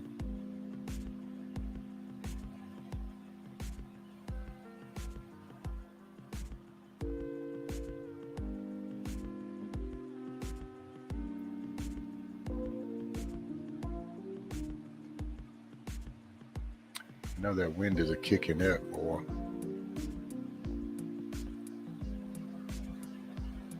Sorry, I'm looking at watching my cameras, waiting to see if I see a limb go flying by left to right. That won't be a good sign. Looks like the rain is going every which direction.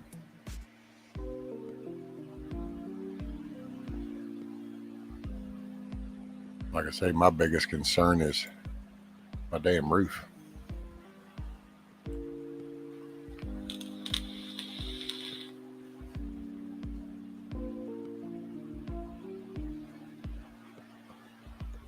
We'll see. Auntie at Jack, if monkey ass coffee gives you no smiles, then I would not drink monkey ass coffee. I would go to giraffe ass coffee or something.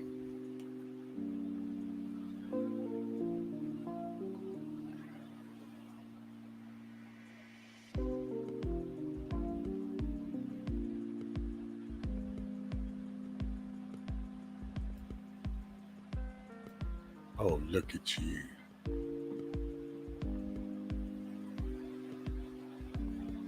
Man, that is badass.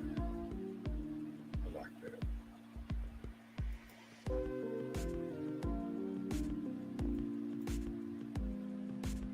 It's a good 2-hour little window.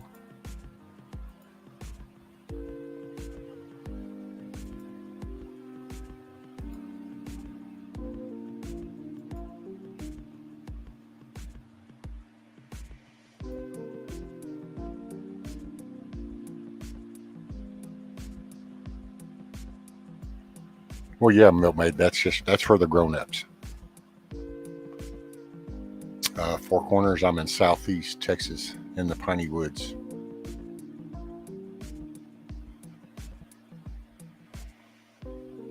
And by the way, Nikki, you never told me how are you doing. So power is good and everything. Did I miss that up there?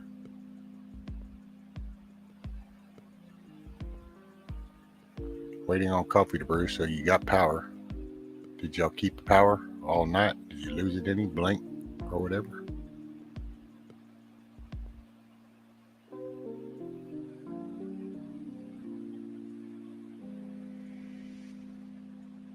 Yes, they've been very crazy. That's I'm actually waiting for another wave. The last of it should be fixing to hit here indirectly.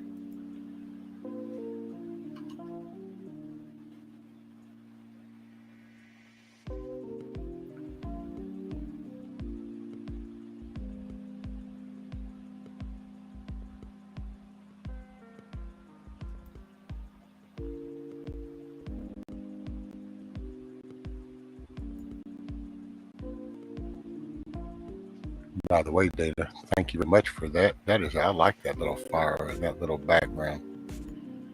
That is cool.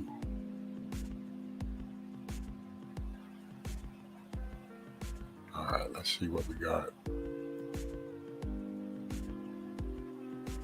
Oh shit, yep. That's why my cameras look that way.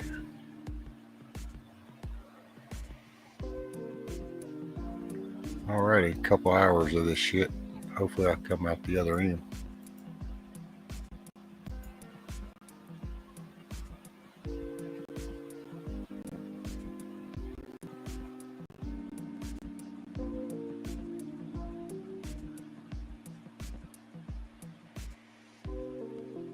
Man, that just looks so cool.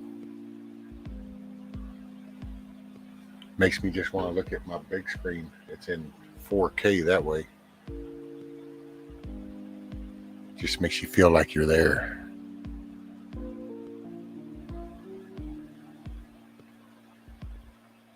Alrighty, Yorga, Mr. Gary, you have a good night, brother. Get you some rest. Hopefully this storm will avoid you when it gets over that way.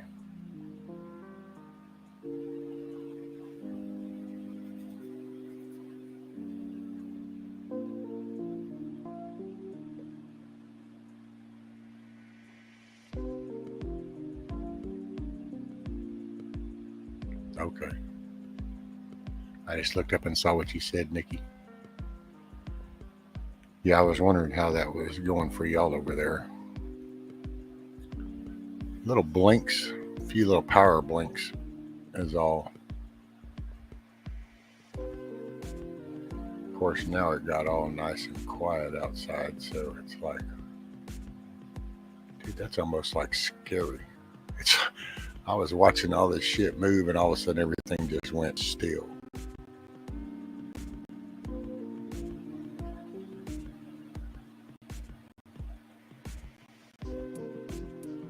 No, Auntie, it's not Dana's. It was just it's one that she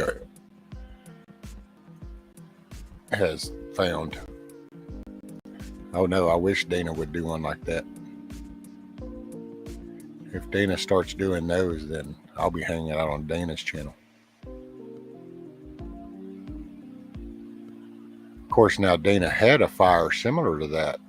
What was it, last week, I think, or week before? They were doing a little fire like that, and then they had a flyover of a plane. So that was pretty cool.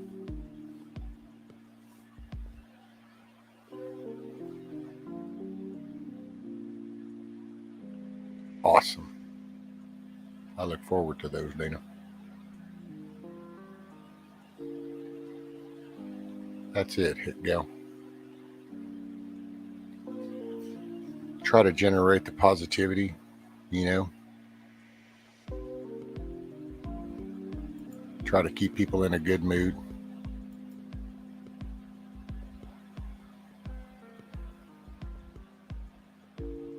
Keep things in perspective.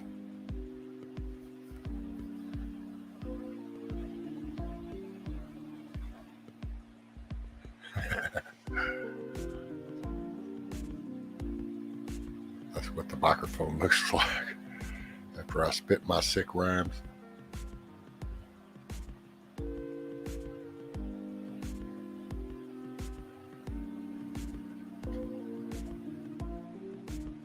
Yeah, anybody that likes the background that I've got up on the thing, Barefoot in Alaska, Miss Dana has a link up in chat. And that's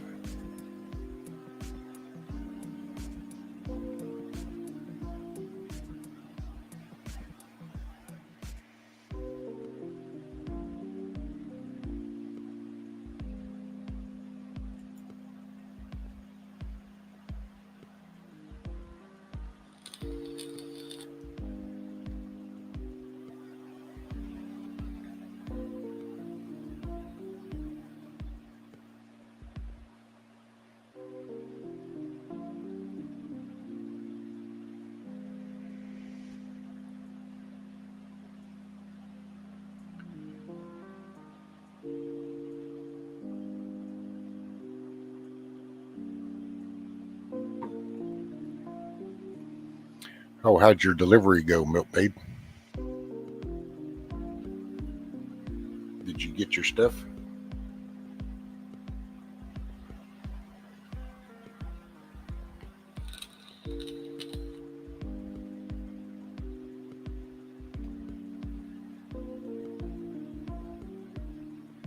Oh, Grumpy, look at you. You're so cruel. I know, man. That's like, man, that is the good stuff. Grumpy said, man, there are a few things as tasty as that bit of fat at the end of a smoked brisket that has soaked up all the seasonings and smoke flavor. I know. That is the good stuff.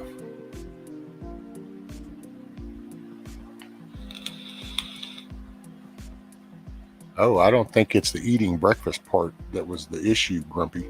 I think it was that you had to describe it thoroughly.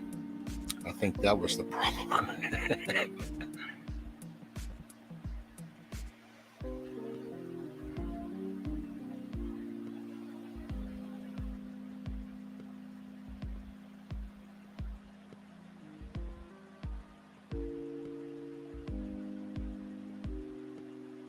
Because it's a living being. It's fire breeze.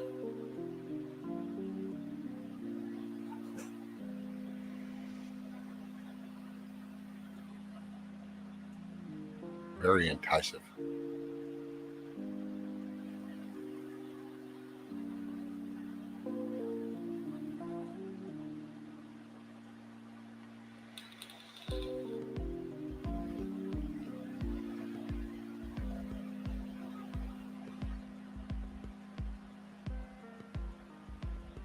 Alrighty, Hondo. Be safe, brother. Work smarter, not harder.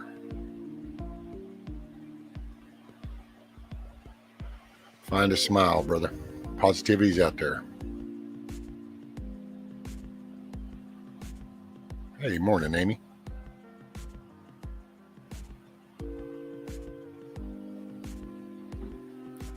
Nah, Keno, he's just under there for fire control. Fire watch. He's just on fire watch.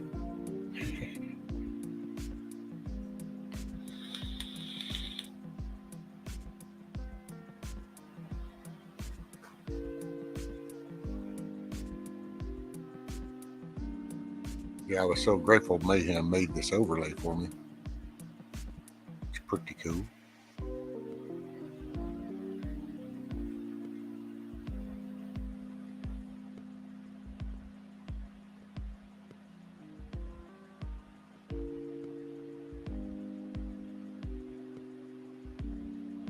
Oh, I know, man. That would just...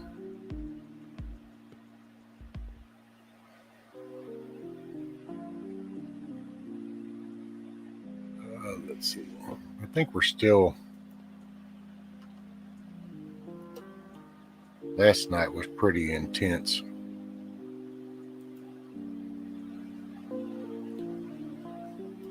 Let's see. I know... Yeah, we're under a tornado watch until 8 o'clock. Fire will create its own wind.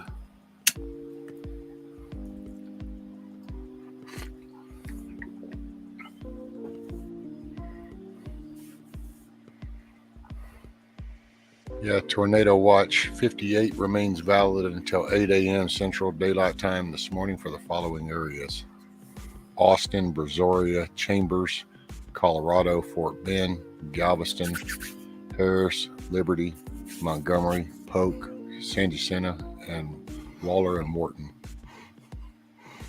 All those counties right there.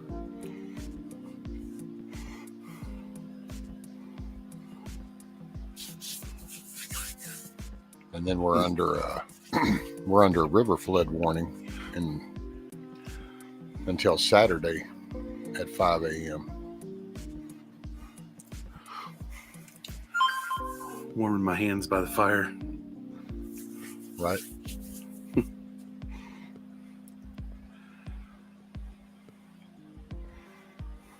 So yeah, we're still under one, but it should be passing through. So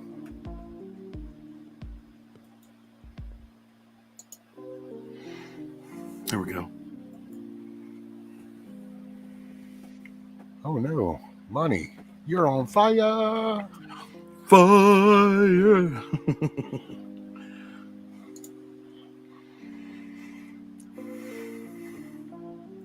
See where we at right now. Man, some s'mores sounds so kick-ass right now.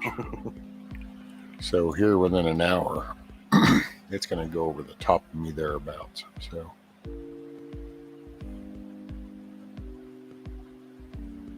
but this should be the tail end of it. So hopefully we'll be done. Then hopefully Chuck and them are okay.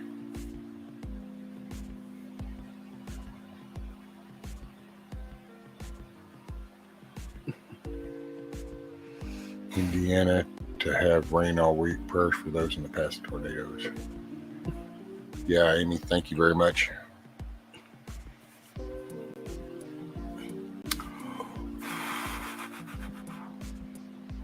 There was one video I did. I played for a few nights, and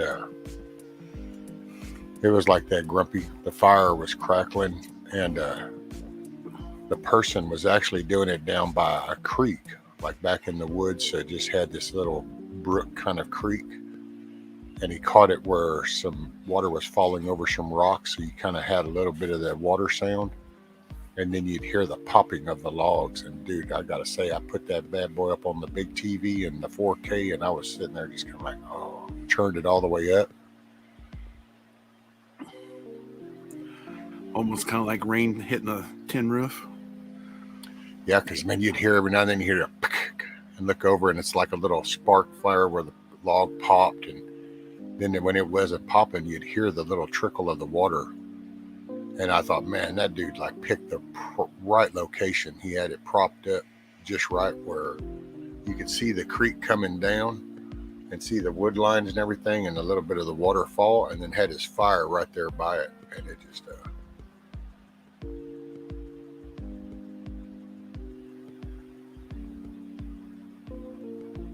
shoot you out.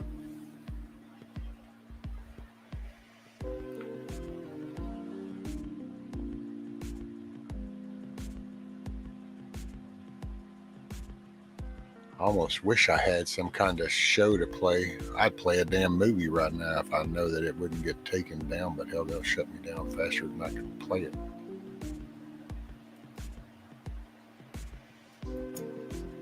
Right? I'm so tired.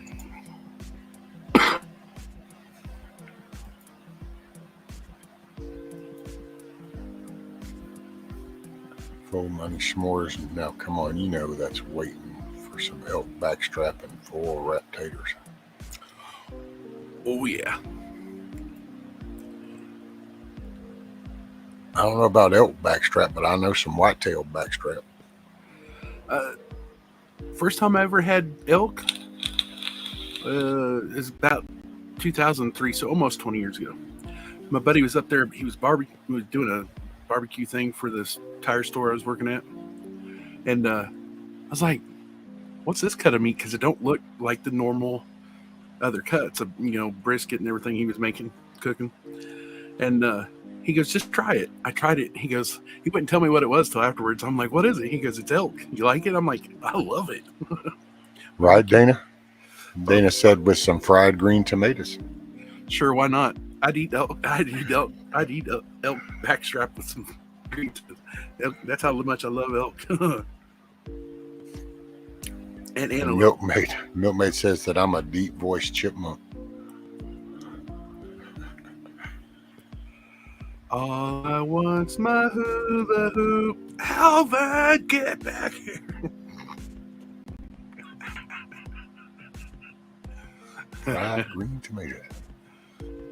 That was an awesome movie.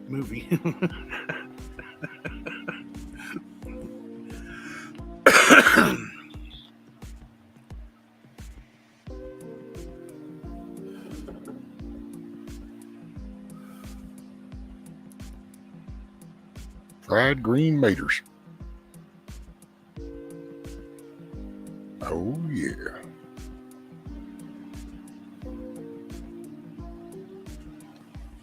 I had some elk back in 1980 for the first time up in Wyoming. Watch this. I'm going to actually put up my initials. Yes, Grumpy, you heard someone here really likes tomatoes, and it is true. It's Monty. Monty loves fresh tomatoes. That's what cracks me up whenever I see Sure, Mermaid. when I see MM in the chat, and I'm like, how does someone know my initials?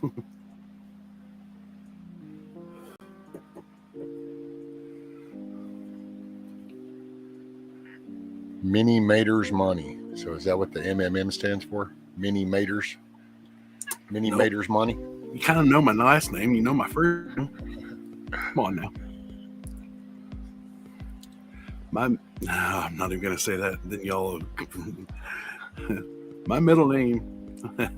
There you go. All Chipmunk album sponsored by Reese's.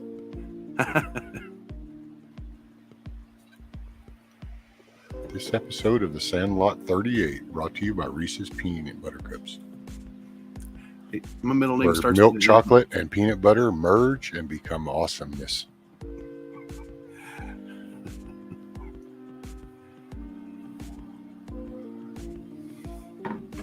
Lucky I ain't got another Reese's Peanut Butter Cup. I'd be shoving it in the screen right now, but I only got the one pack.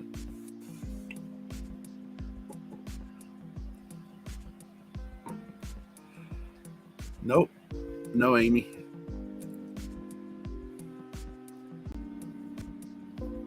Montel Williams. No, but the W is upside down. That's all. No, I've been nicknamed that before. My nickname in school when I used to play football and weightlift, it was Moose. Hey, Rocky. Hey, Bullwinkle. Here, I'll put my full name.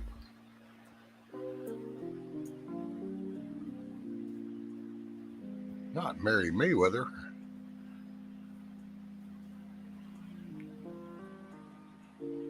Monty Mayweather. Oh. Here you go. So Monty Morgan. What is it? McCoy. I had to look at the regular screen because down in the backstage part, it doesn't show it all because I have it zoomed so I can read chat.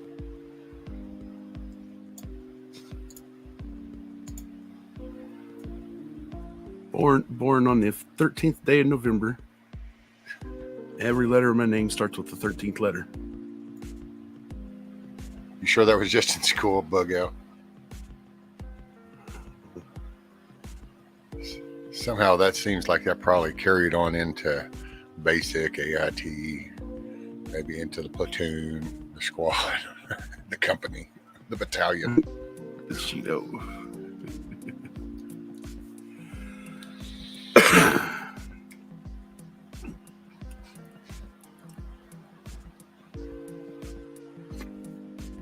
I can see that, Roots. All of them, yeah. Oh, Popeye. I can't do that upper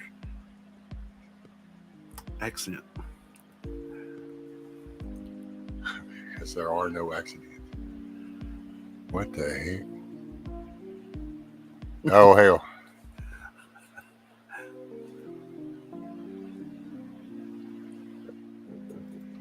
Dang. Got the Tiny Tim's. What's up, yo? Tiny Tim's Tomato Shop. Hell yeah. What's up, brother? Good to see You you, doing man. all right this morning? Yeah, dude, I'm doing good. Taking me a while to wake up. One of the been trying. I was staring at the screen, then he put the fire on the screen, and I started staring at that. Started getting tired again. I was like, yeah. Yep. I know. I think that's a cool background. I like that. Oh, that's nice, man. That's something like if you had, like, if you were one of those people that are super rich. They had those like 200-inch, 300-inch new TVs that covered the whole wall. You could just literally put that on the TV screen and just go to sleep. Back in the day, they used to call those projection screens. Yeah, I know. Isn't it funny how Now they call it a phone. Patrick Lee, they called me wingnut in the Army because I was in the Air Force. Damn. I've seen one of those setups for the, go into the older homes and they had to pull down big screen, and then you had the big old person for the TV. I was like, is that a slide projector? No, that's TV. What? That's the TV. Nowadays, you can just buy cheap projectors, or like you can. Here in our town, for a while they did it, but too many of the college kids kept screwing it up for everybody else, just getting too drunk and acting wild. And what it was is this guy had this building, and he wasn't using it for anything, but it's downtown, and there was a parking lot, so everybody could come, and he set up a projector and put it on the side of the building, the brick building. And it wasn't like the greatest quality or anything, but it was cool because, everybody from town would show up. And you know what happens: fights, drinking, drugs. Can't have anything nice around here. Buddy in this town, he was doing that on the side of his white wall building, and he was trying to get some of the newer releases, kind of newer, but he still had to pay. What was it? It's something you had to pay for the actual. He was paying out a couple $100 for each. It's like a license you have to pay to be able to show it. Yeah, and it got too much of a headache and too expensive, so he quit doing that. Yep. We thought we were big pimp in there for a while, and then one day they were just like, no more. Goodbye. Hey, Rescue, remember before the actual computers come out? Well, internet, we had, in our school library, we had the fish system. Take the little fish films, put them in there, and then start staring at the thing where you slide it up and down and over to find where it's like, wait, where'd they go? Yep. We had that, I don't know, 2 or 3 years, I think, before that we actually had, then the internet started popping up. Right around my senior year.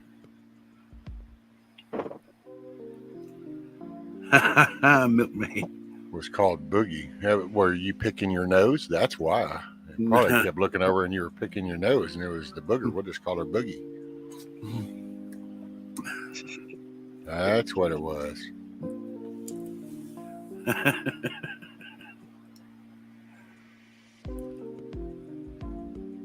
Fish, whatever. Tomato, potato.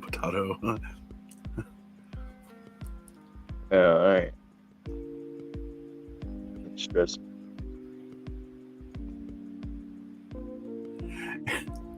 It's the Boogie and Milkmaid.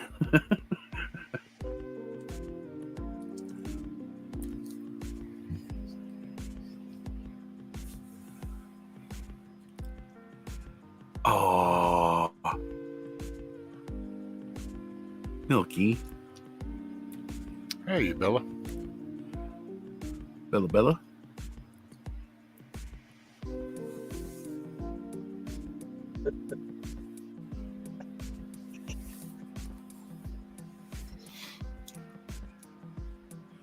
Hello, Mrs. J.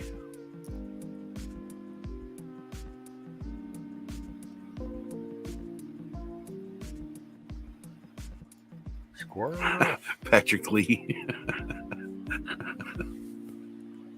That was one of the names. I can't remember what the other ones, or got called anything back in the day. You weren't allowed to have hurt feelings back then. Matter of fact, if you start saying something about hurt feelings, somebody's fixing to make you hurt even more, and it won't be in your feelings.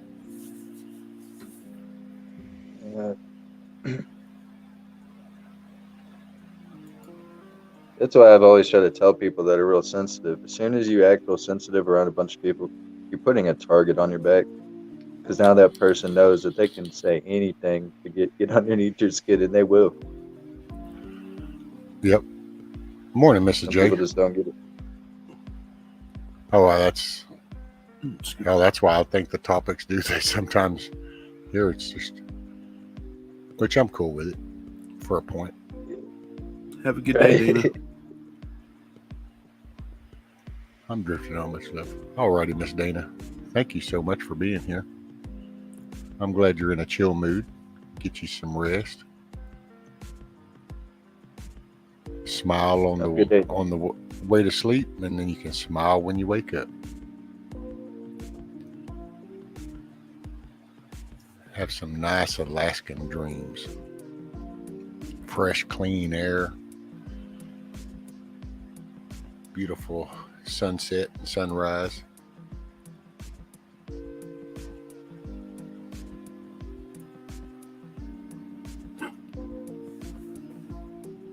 Is that a fire? Is that a fireman on a motorcycle up there in the corner? No, he's just a dog. Okay, he's a beagle, just a hound dog with a leather jacket and a little skull cap.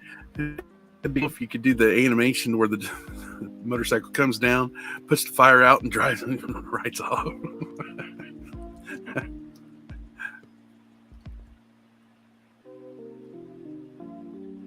You have a good day, Miss Dana.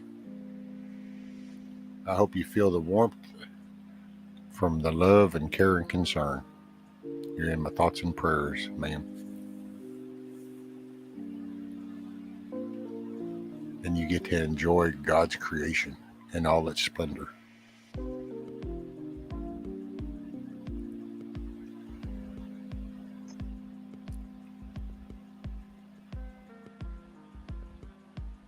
Yes, ma'am.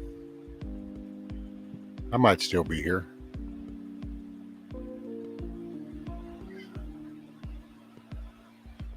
Although I gotta say, I don't know how long I'll do this one until everything kind of sun comes up, or I don't know. I'm about wore out. Didn't sleep for nothing last night. Just kept waiting for something. Waiting for, how do they say that? Waiting for the shoe to drop. Right. Oh yeah. Thank you for reminding me, Milkmaid. His native got something up because he'll be going. I haven't seen it. That's really highly unlikely of him. Yeah, here it is. Yeah. So, oh, you know what it is? I think he's back on his regular is why. Come on, man. TV suck. What? YouTube sucks. Just spitting facts. What's his regular one? Right there. Oh. And he's going live in actually 45 seconds. Oh, that's the one. Now it says waiting for him, so they're fixing to be going live. Anybody interested in Native's show? It's now waiting for him to go active. Looks like there's 9 people over there. Oh, Mama Red's over there. Grumpy's over there.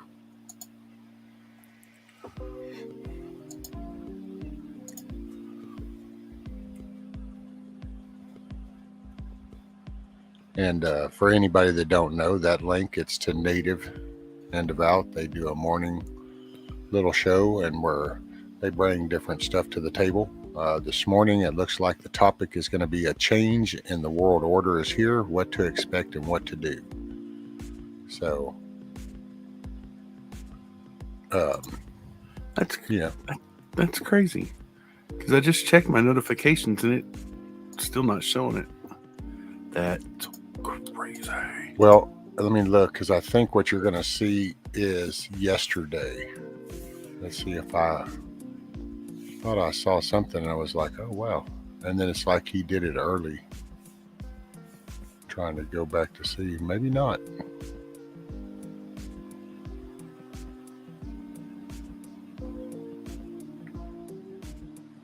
Yeah, actually, nope. There was no notification for it at all. Yeah, the last.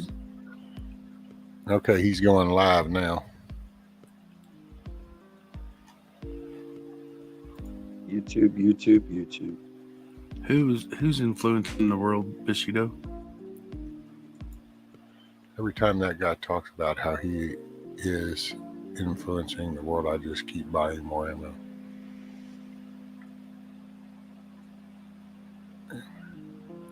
Okay, Mermaid, that's cool. Yeah, anybody wanting to go over there and listen in on Native of Them's, you know, it's all about supporting each other.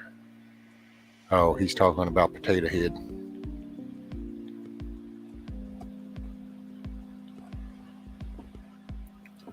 I see.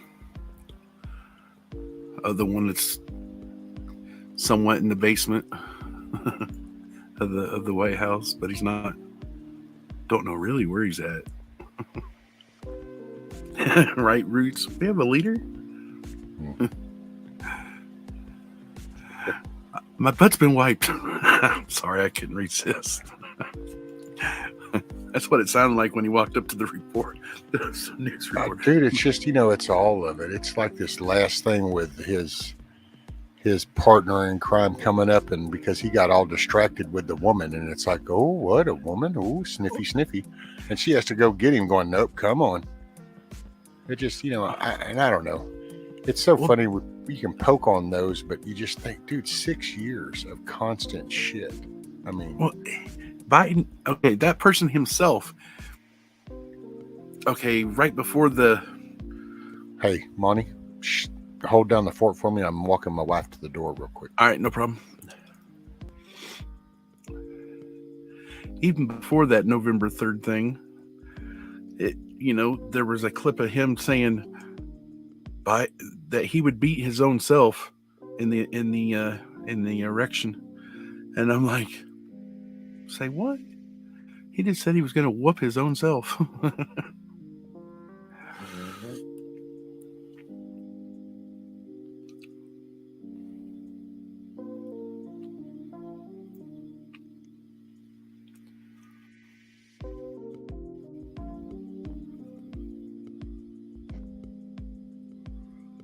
What are you doing, 1A?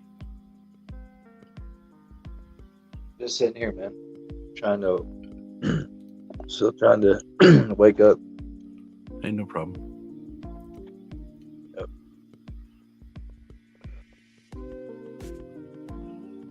Sometimes I can wake up and jump right into a conversation. Like I've been in the middle of it the whole time. Sometimes I wake up, I'm like, I have nothing to say. I want to be here. I want to listen. I'm enjoying the company, but I really don't have anything to say. Right. I have days like that too, where I don't even really type in chat. I don't go really up on panel. It's been a week or so, but I've had those moments. I just It was kind of like how you were earlier when you came to my stream. You know, you were there, but you know, for me, you know, you gotta just everyone calls it, just recharge a little bit, right. Get to a happy place. You know what I mean? Yeah. Roots. Yeah, I just woken up from a nap too. Yeah, and when I wake up from a nap, like if people saw my face, they'd be like, "What's wrong?" Or you know, something happened. It's like, no, I just have this grumpy, eat shit look when I wake up. You know what I mean? Like, it's just, yeah. The world is too much right when I wake up. Damn, I gotta do this again. Bushido, I don't know if that link worked or not. He'll be back in just a little bit. Tell a fireside story. One time at band camp, he's sitting alongside the fire. Someone pulled out the flute, and well,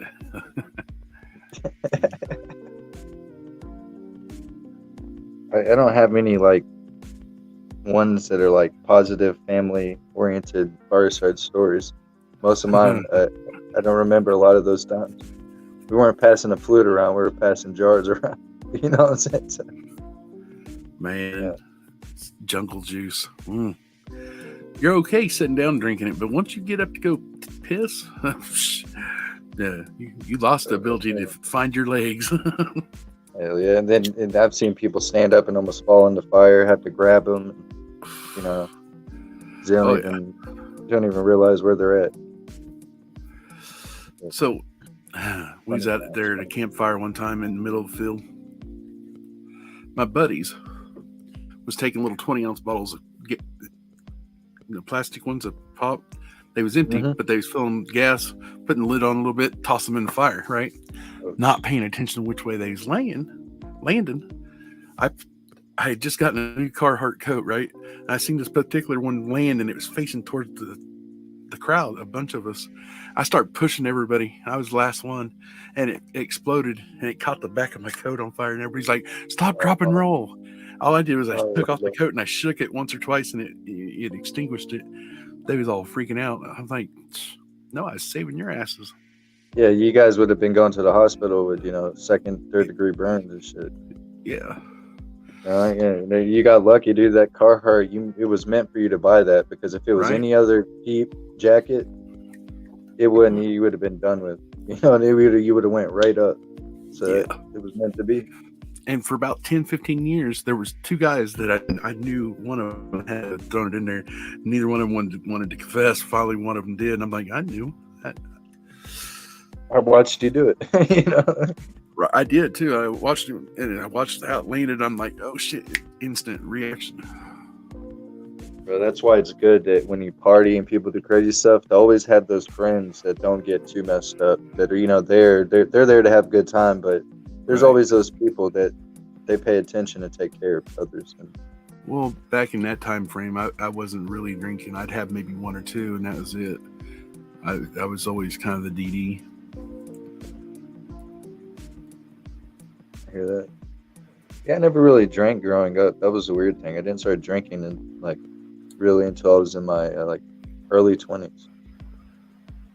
I don't know why. I just never really enjoyed it. And then I guess it's something that's so socially acceptable, and you can, anywhere you go, it's available. It's kind of one of those things, you just fall into it, Kind of like on my 21st birthday, I had a pint of Jack Daniels in the refrigerator. I didn't even go into town. I just went in there, took one little snort of it, and that was it. Yeah. Right on my birthday. I didn't even feel like drinking at all. Yeah, I didn't drink on my 21st birthday. I don't know. I know when you grow up around certain things and see certain things, sometimes it's not. You look at it in a different light. You know what I mean? It's not the same. Yeah. I mean, I know me growing up, everybody around me drank like fish. You know what I'm saying? So to me, I lived it, saw it, the positives, negatives, and and then I end up doing the same thing. So how life works. Hey, Sharon. I have a Telegram, but it's on the Brave browser that I have on here, not on the Chrome. Shit. Oh.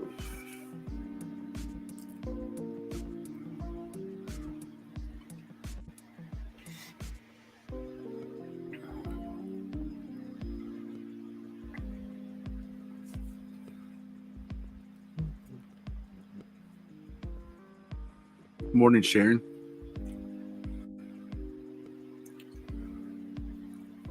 Nice of you to join us.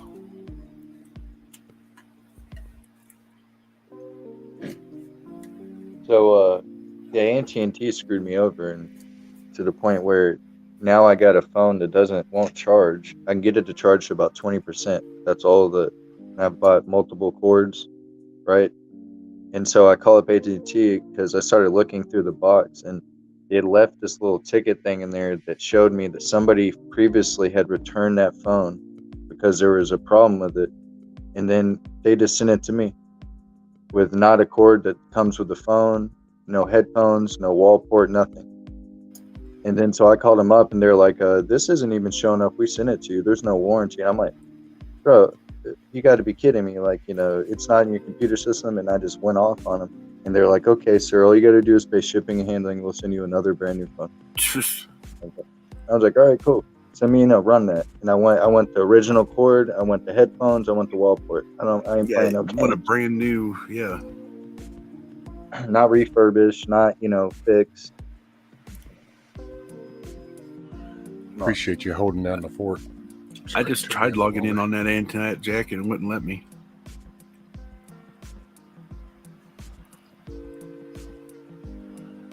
What are we trying to log into? Bushido dropped a link.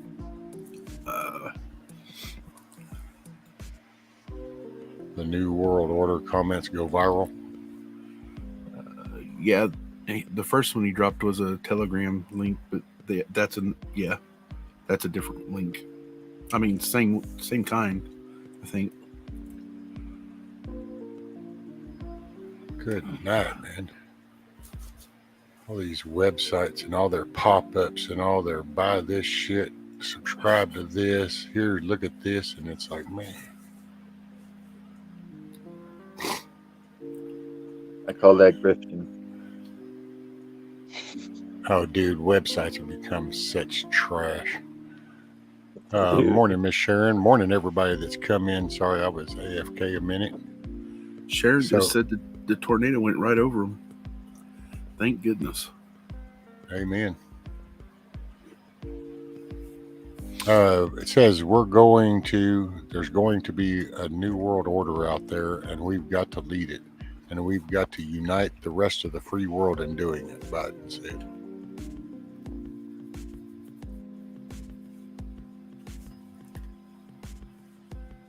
And I love this. It says, while Biden didn't say anything to imply he was referring to the conspiracy theory, social media users discussed the term in that context.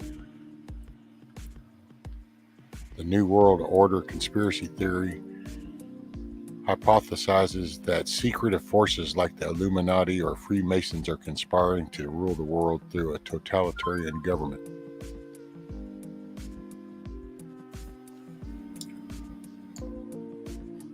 I don't know. That's how they'll use it to distract us, because then they get caught up in all the little hyperbole. But all I know is one world, New World Order doesn't necessarily have to do with shit of Freemasons or some secret society. It's called greed, and it's called power, and it's called people that live above other people, that think they're better than other people, that they're more worthy.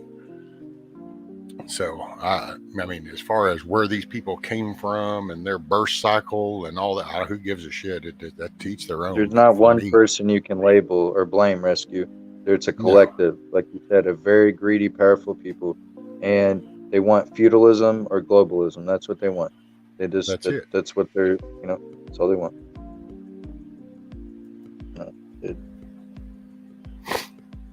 Because if you say you go, okay, Freemasons are the one that do everything. Do you really think one group can control this whole world? Just one group like that? No, this is a global scale thing, and there's multiple groups of, that the people we know about aren't even the heavy hitters. That's why I try to tell people. There's so many people behind the scenes. You will never know who they are, what they represent, what they believe in, but they're still pulling the strings. That's it. Well, I don't know. I view things a little simpler in a way, just, than it doesn't have to be a conspiracy theory. It's called wealthy, elite people that have grown accustomed to living in this wealthy world that they have created. So they've killed patriotism. So that way you have no nationality per se. You have no patriotism, because we don't want to individualize countries, because then the elite wealthy can't pool off of that.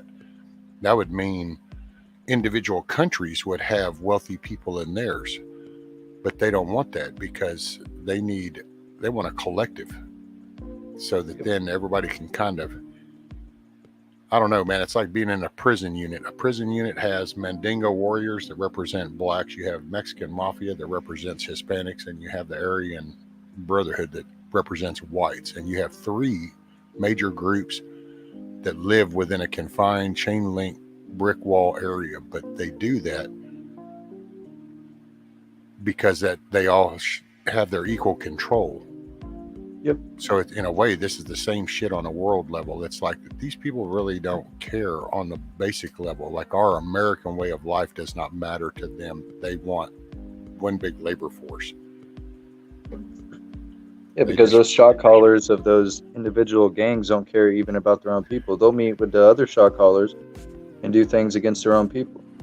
Yep. Like you're saying, we're just used as the pawn. Yeah.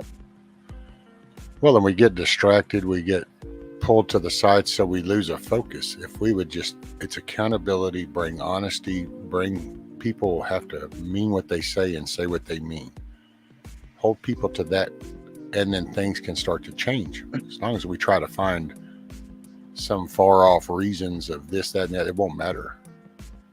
You know, you can go discover the landing of the spacecraft that landed and did this, that, and the other 4,000 years ago. And you know what? It's not going to matter. They're still fixing to pass whatever shit that they pass, and they're still going to try to take control of the country here today. So that's why I say we got to look right here out your back door. We got to start local. You need to start making these elected officials know that they work for us. They only have the power that we give them. It's kind of like when people are screaming names at you and calling you names. Well, you make a decision in your brain that you're either going to let this affect you, which then gives them power over you, or you're going to push them to the side and ignore what they say, and then that doesn't give them any power. Well, when it comes to this, we need to remind them that they work for us. And we need to make that voice, and we need to do it in unison. That's the biggest problem, dude. There's several 100 million people. But because it gets all distracted, this is how you do it. You come in and you bring up Ukraine, or you come in and you start talking about like Freemasons. And well, then everybody starts following all these little different things. So we're not on the same path anymore. Yeah, you focus on one group and not the collective, you're going to get stuck on that, not the bigger picture every single time. That's why I say bring God back, bring our country. There's nothing wrong with being patriotic. America is the greatest country, and we help other countries. We've also done wrong. You know, you can't see. And I don't know. You go to try to say something good, and all you get told is all the bad. You're right. We did bad. You know, hell, I'm not perfect. I've done wrong. I'm sure I've insulted more than one person. I'm sure I've hurt feelings along the way. I've done other kind of harm. So, but that's not me today. So I can sit here and beat myself up about the past 50 plus years, or I can say, I'm not that person anymore, and I'm moving forward. And you know I'm starting to hammer my local people. I'm doing the letters, I'm doing phone calls, and I don't bombard them, but I'm starting to ask questions so that I can get a better understanding of kind of a feel of where I stand. Well, these are also the people that one thing that's really important, because you're preaching, starting local, is these are the people that are going to be around when shit hits the fan. These are going to be the people that you have to communicate with first. It's not going to be the people in New York City or the people in California. It's your own town. Those are the people you have to worry about and the ones you have connections with. That's it. And, you need to get to know them because, it could be beneficial or, it could be negative. It all depends on the situation.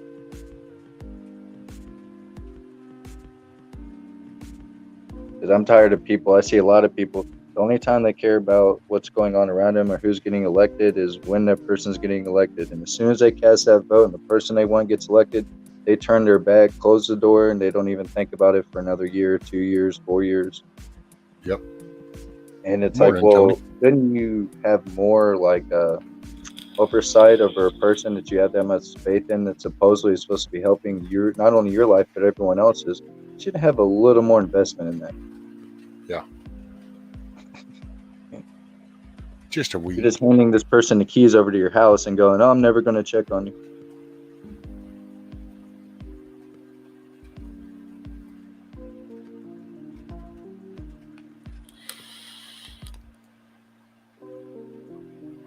Virginia, you got perspective is reality. Offense can be rejected even if it's given. I'm sure that's deep, but I don't. Because, I have to respect for somebody in order to be really hurt my feelings if they say something about me. If I don't know the person or I don't respect them, then it has no meaning. Now, if I respect the person or I care about a person, then I start to question at a different level on just what did I do something? Was there something? And perception is reality.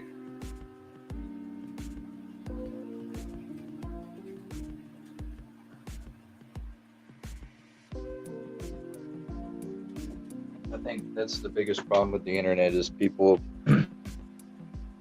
don't realize that they have the power over whether or not they're offended. It like you said, you have to respect somebody. If you don't know them personally, you don't respect them, love them, care about them, then their opinion should hold no weight in your life. That's it. Absolutely none.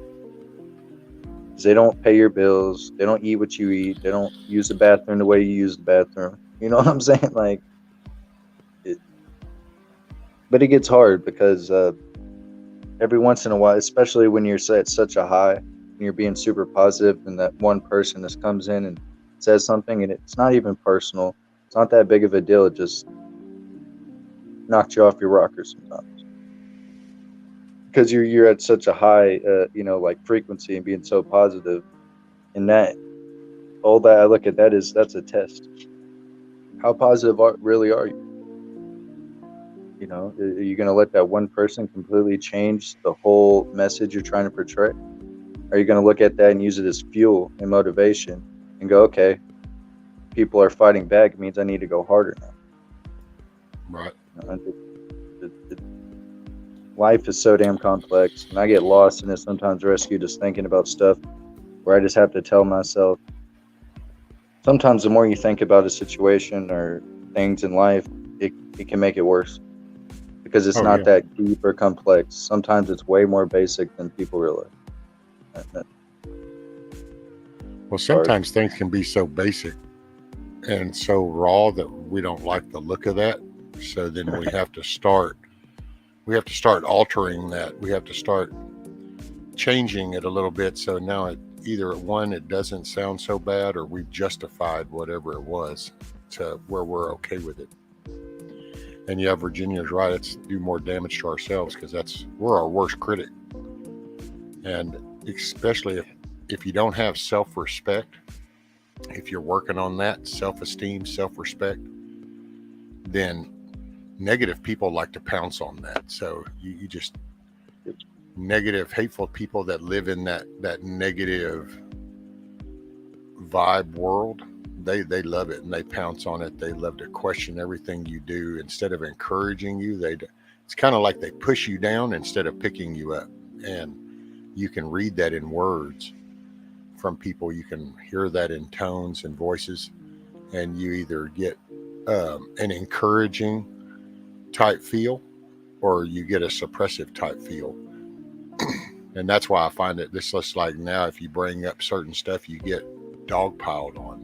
Well, to me, it's not so much the words that are being said, it's the action of dogpiling on somebody for something.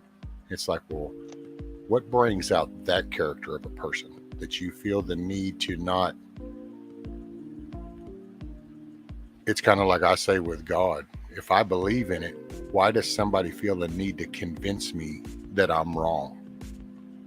Where does that come from? See, and it's the mindset of the person. That's just, to me, that's a negative person. Yep. And because you're wanting to bring somebody down and not pick them up. And we need to encourage people.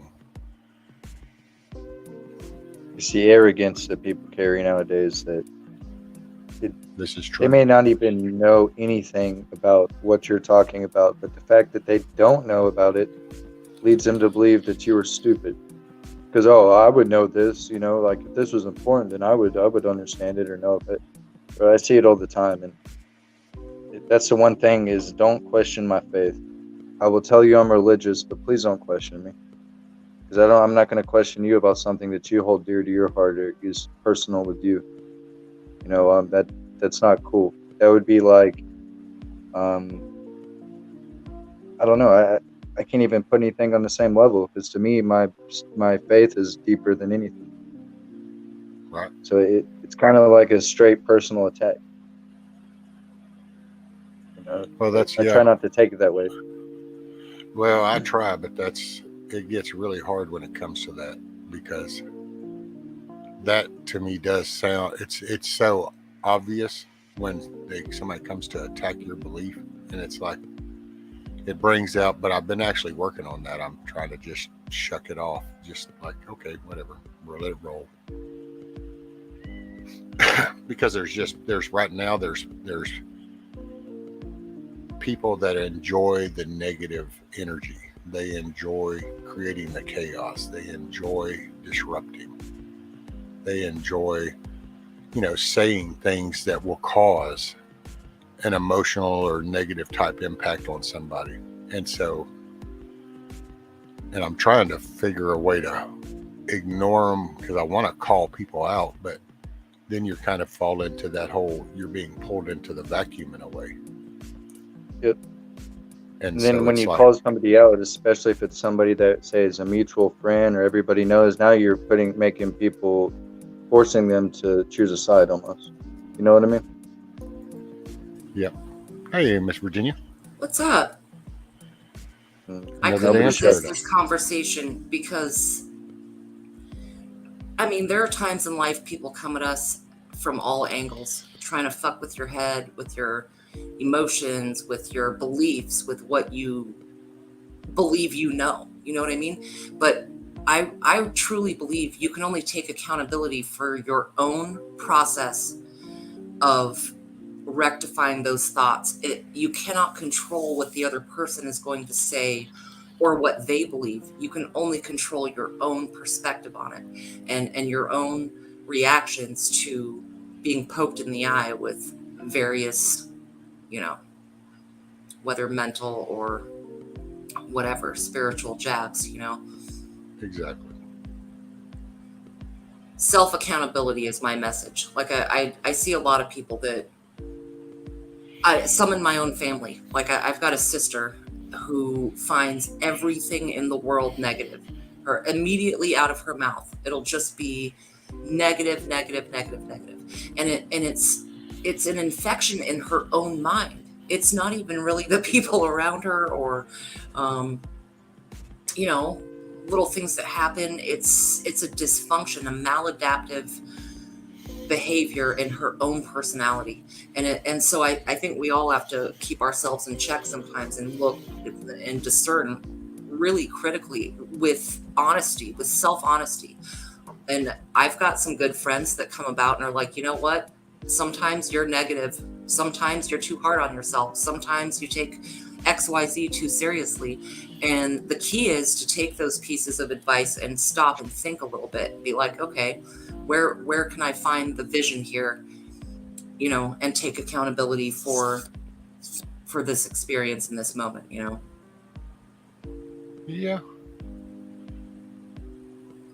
Well, that's see,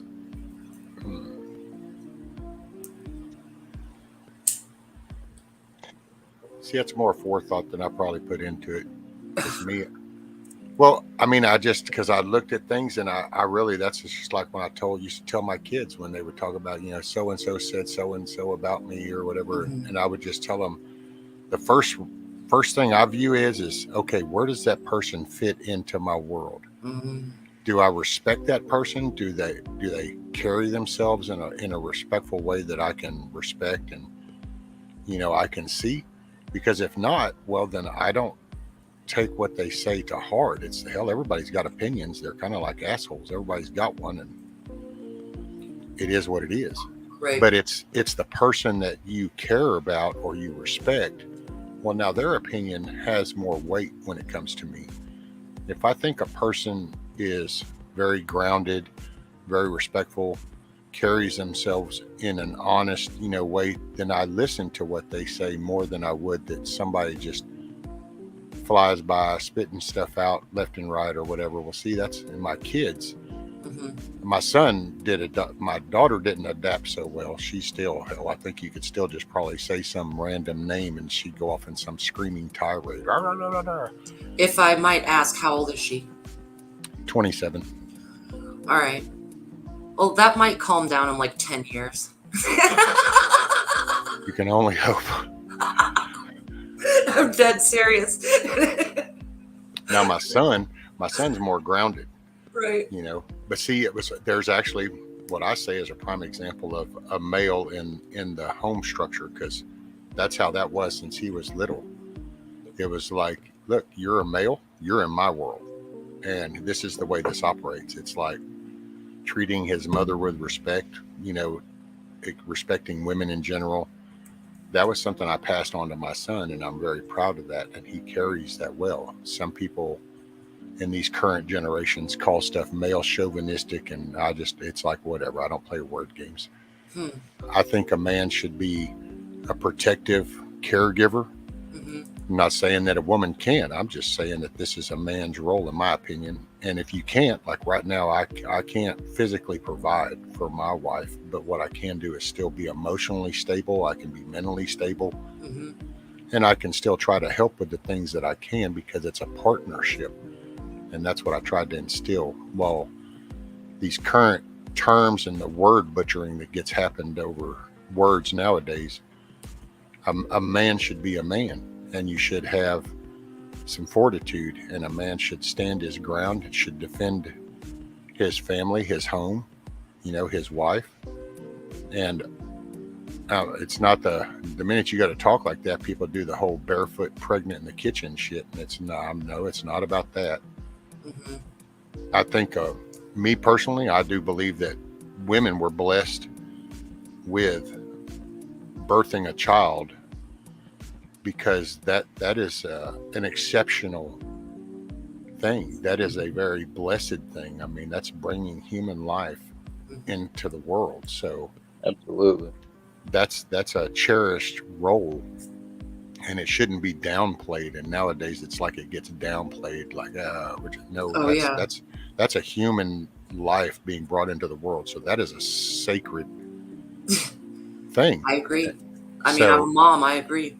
A man should stand up and defend that and provide for that household. And it's not that a woman has to stay in the house. It's just that if you kind of looked at the structure, if a woman was running the household, overseeing the home, and then a man is defending that, and there's nothing wrong with the roles even being reversed in a way. It depends on the circumstances. But I think under the basic design, it was that way, because one, you wouldn't want a pregnant woman out here trying to fight off a wolf or hunt down an elk when she's 7 months pregnant. I'm not saying she can't. I'm just saying that if you had a choice, you wouldn't want to choose that. You would be like, hey, how about I'm going to sit right here and sip on my broth, and you go out there and get us some meat. So see, I don't see it as in some anti-way of living. I think that if we all work together, this is how we all find peace and unity. My wife knows she totally has a voice. Rescue, I think that's the one thing that this world is missing, is when things were like that, when the man took a traditional role and the woman did too. I feel like that is the most, how do I put it? It's the most healthy way in my opinion that a family can be. Yes, and it promote it. And I've heard a lot of women in the last couple of years have actually said to me, I don't, you don't know what it's like. I have to give birth to children, and they look at it as like a burden instead of, as you said, like a blessing, something to be happy. Yeah, because when I look at it, I'm like, yes, I'm important as a man, but you give birth to the child. We are both equally important. and you got to look at it, like you said, as a blessing, because if women to stop having kids, what the hell are we going to do? You know what I mean? Like, No, you're right. just Actually, a simple aspect of it, you know, like. It's funny because a shot of sperm, you can create about 1 million people from, I don't know what the math is, all right, what the numbers are. It depends on the man. But basically, woman has 1 chance a month.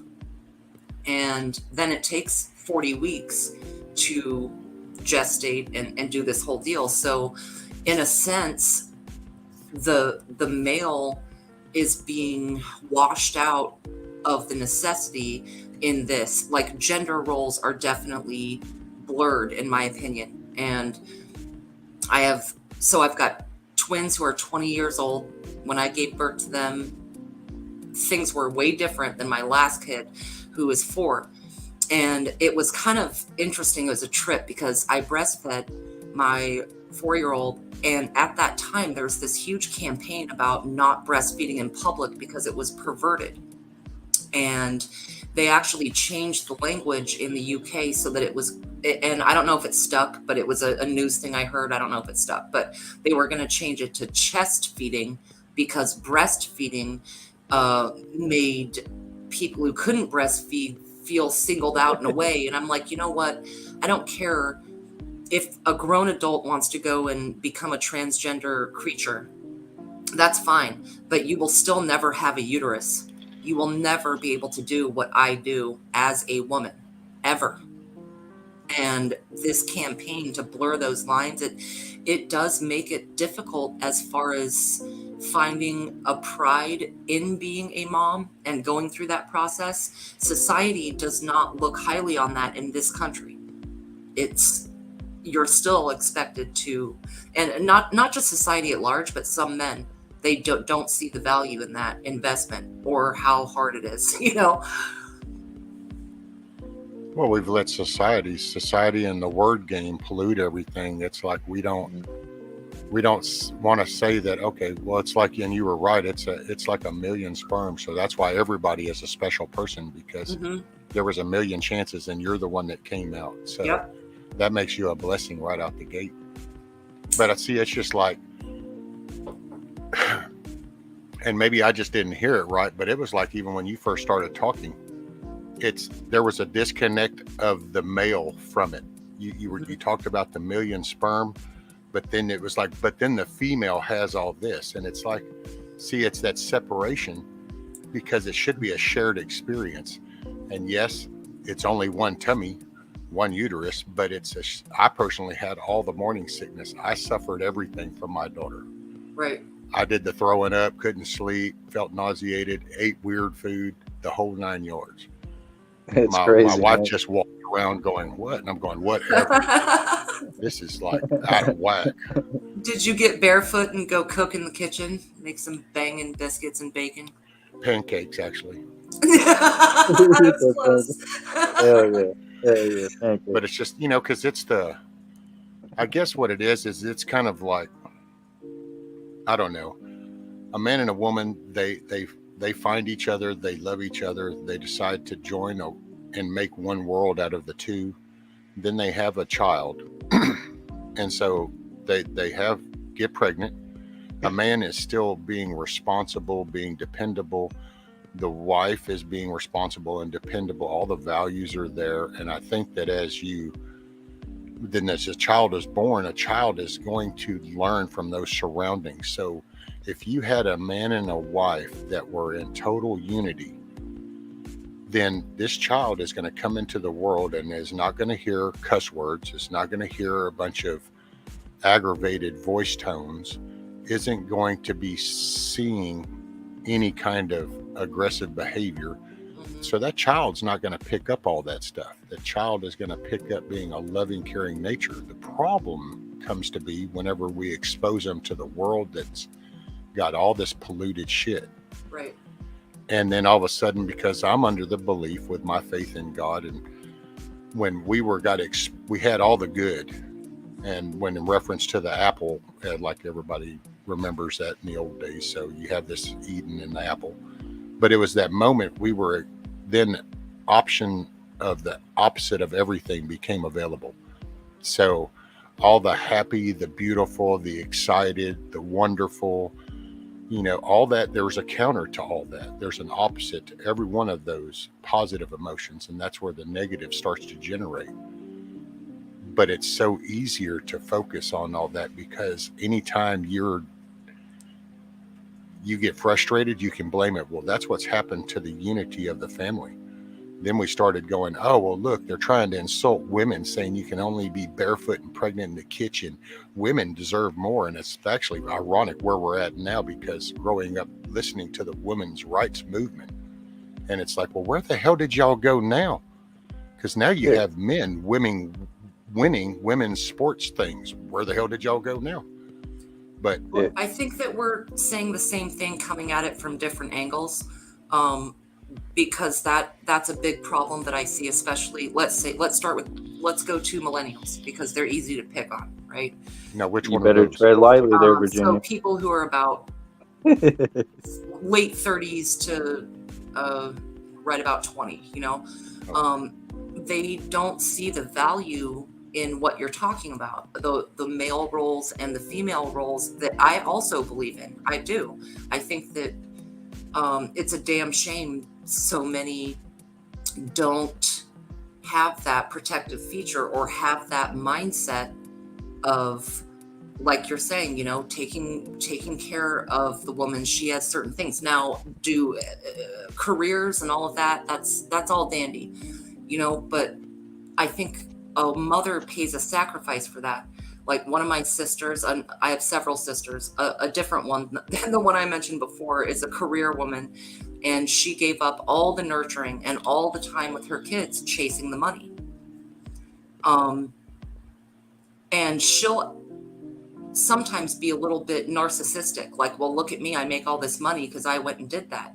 But when she gets down and honest about it, she will say to myself and another sister that I've got, who are basically stay-at-home moms, that she realizes our job is harder because it's a different type of mental and emotional investment than clocking in and clocking out, See, but I beg to differ, though, Virginia, because I think it's easy for a person to think that way, but Right. Like from my perspective, I actually just spent 30 years being the primary person for my children. Not that my wife wasn't, but my wife was raised different, and my wife was raised more with her mother doing things. So she still caters to her mother, like, gee, what should I do? I don't know. So I was my thing was, this is my God-given job, so I need to step into that role and I need to do my job. And that would be going to work, but then if I coming back and messing with schoolwork, then it was to do schoolwork and to make supper, because I never viewed it as my job or her job. It was our job. We were blessed with these children, and that's why I think it's the mindset, because I don't view her any less or more than me. Matter of fact, if anything, I'd have to say probably more, because she has the gift of bringing life into the world and I don't. But and it's like when I say defend or protect or provide, it's not that a woman can't, but if you have something that can produce and let grow human life and then deliver human life, wouldn't that become like something then that you would want to keep kind of in a protected way? Wouldn't you want to, like, I mean, I'm sorry, not that my wife, well, she really can't, but if she could go chop a tree down. It'd be like, well, if that's what you're doing for kicks, then I guess go chop a tree down. But is this what you need to do? Because if you feel like you need to do this, well, then how about you do something less strenuous? I'll go out and beat the crap out of the tree and chop it down. See, that's my mindset. It's not that, oh, you can't. It would be, let me do that. It's your duty and your job as a man to protect your family. That's instinctual, man. It's instinctual. Yeah, but don't you think that's being bred It out? really is. That's kind of what I'm saying. Is Absolutely, it's being bred out absolutely. of people in the conditioning. We can nature versus nurture it all day, and it still ends up in a way a 50-50. And what I see is that's being nurtured out of the generations coming up, that viewpoint of seeing the sacred feminine, as it were. What's up? I think you're being polite when you say nurtured out. I think it's I'm being intentionally. polite. I'm doing my damnedest here. I mean, we're just, because it's a word game that's being butchered, and it's done it with a directive to do just that, to break down that family unit. Because if you really think it back, if we could go back to the basics of a family, well, why do parents have to work 2 jobs? It's because of the greed that we've placed on the value of things. So all of a sudden we've raised this cost of living up, and we gripe about it, but yet we still go buy all the shit that still feeds these businesses that make them next year going to raise the price another. And then next year we're going to gripe about it, but we're going to go buy these items. And then next year they're going to raise the price. And we're just going to keep doing this until we have our high school kids doing part-time jobs, trying to help pay bills at the home that mom and dad are already both working 2 jobs each. And we gripe about it, but we never step back to go, well, you know what? Maybe I don't need a 75-inch TV in every room. Maybe my kid doesn't have to have the latest iPhone. Maybe we don't have to have the latest and greatest Nikes or Air Jordans or the 35 rims or all this glorious bling bling bullshit, and actually go back to giving a shit about one another. Spend some time, talk to your kids, show your kids. That's I personally enjoy the time with my granddaughters, because I just love the discovery on their face as we're talking and showing things. And it just, that really anchored it home for me that all this rhetoric and all this foo-ha-ha shit that we have means nothing. It means jack. It's all man-made crap, and it's our own man-made prison. We've created our self-created prison. Well, we have been conditioned to think consumerism is the way to live. You know, you can get anything cheap now. You can, and isn't that one of the cons to capitalism? That's like the biggest con to capitalism that I see. Is the more you feed into it, the worse it gets. Right. Well, I'm not going to say capitalism's bad, because it created the best system that we have, but there's a negative to everything. That's it. There's the counter, you know. You have to prevent Sorry to all interrupt of these. You know what I mean?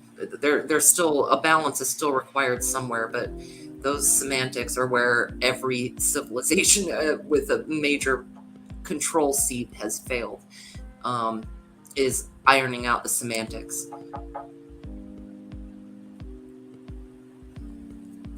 Oh boy, storm getting rough. Sorry, my wife was checking in. That's some of that male dominant stuff. I have her check in when she gets to work, so I know that she's doing what I told her. So you're winning. That way somebody can clip that part. That's doing around. So.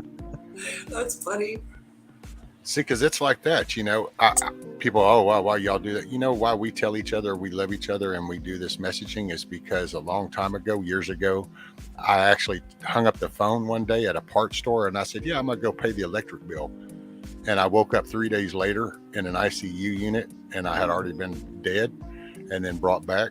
And then I looked at my wife going, wait, what happened? And it was like, oh, you were in a bad wreck. That's when I got ran over on my motorcycle.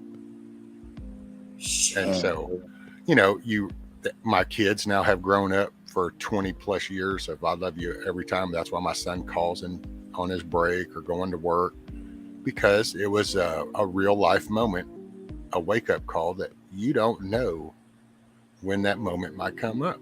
So how do you want the person that's closest to you, if you couldn't talk to them anymore, was there something you should have said? You know, or if you leave this world, was there something you wanted to tell somebody before you left? It kind of really puts all in perspective. I think about that all the time. There's, if you lost someone and didn't know that was going to happen, like, what do you wish you would have said or could have said? And sometimes it's I love you, and sometimes it's I hate you. You know, I think that's really complicated. There's There's Well, I a will say, respect I have for family members, for example, that I would never say certain things I'm thinking, but in a way, I kind of want to let it out before they do pass away, you know? So it could go good or bad. do a camera shot for me, Milkmaid, please. Thank you, ma'am. Hey, Milkmaid. Morning. Hey, Milky. Hey. I just kind of came back into the conversation. Sorry. Running around trying to get stuff done. Just in case, I love you, girl. I really do. You need to know that. Aww. You're a treasured friend. And no, Rescue has a good point. Like we shouldn't leave those things open when, if anything, to set yourself up for regret. I try to avoid that. Right. You know what I mean?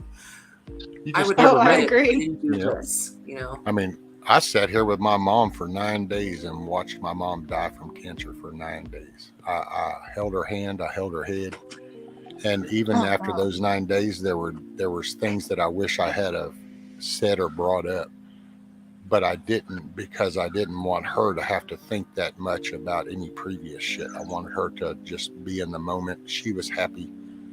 She thought things were one way, and I thought that was just great. But oh my God, that's deep. And it's, you know, life, it just, people, you get polluted with a lot of outside stuff and all the show and bling now in this digital age. It's like, oh, look at this, look at this, look at this. Well, just stop for a moment, turn everything off, and look around you. You know,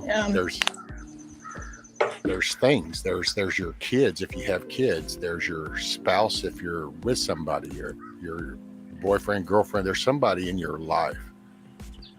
And it's easy to write it off and kind of be like, yeah, well, whatever. And it's like, okay, well, when, you know, and you talk to almost anybody that's lost anybody, and there's a finalization in that. And people can get locked up, they can go to the hospital, they can not talk to you. And we all find our ways around that. But there's a finality in death that then people go one way or another. They either regret they didn't say something they should have, or they justify it and say, oh, well, to hell with them, you know, whatever, world's a better place. And well, then you're just generating more hate and negative.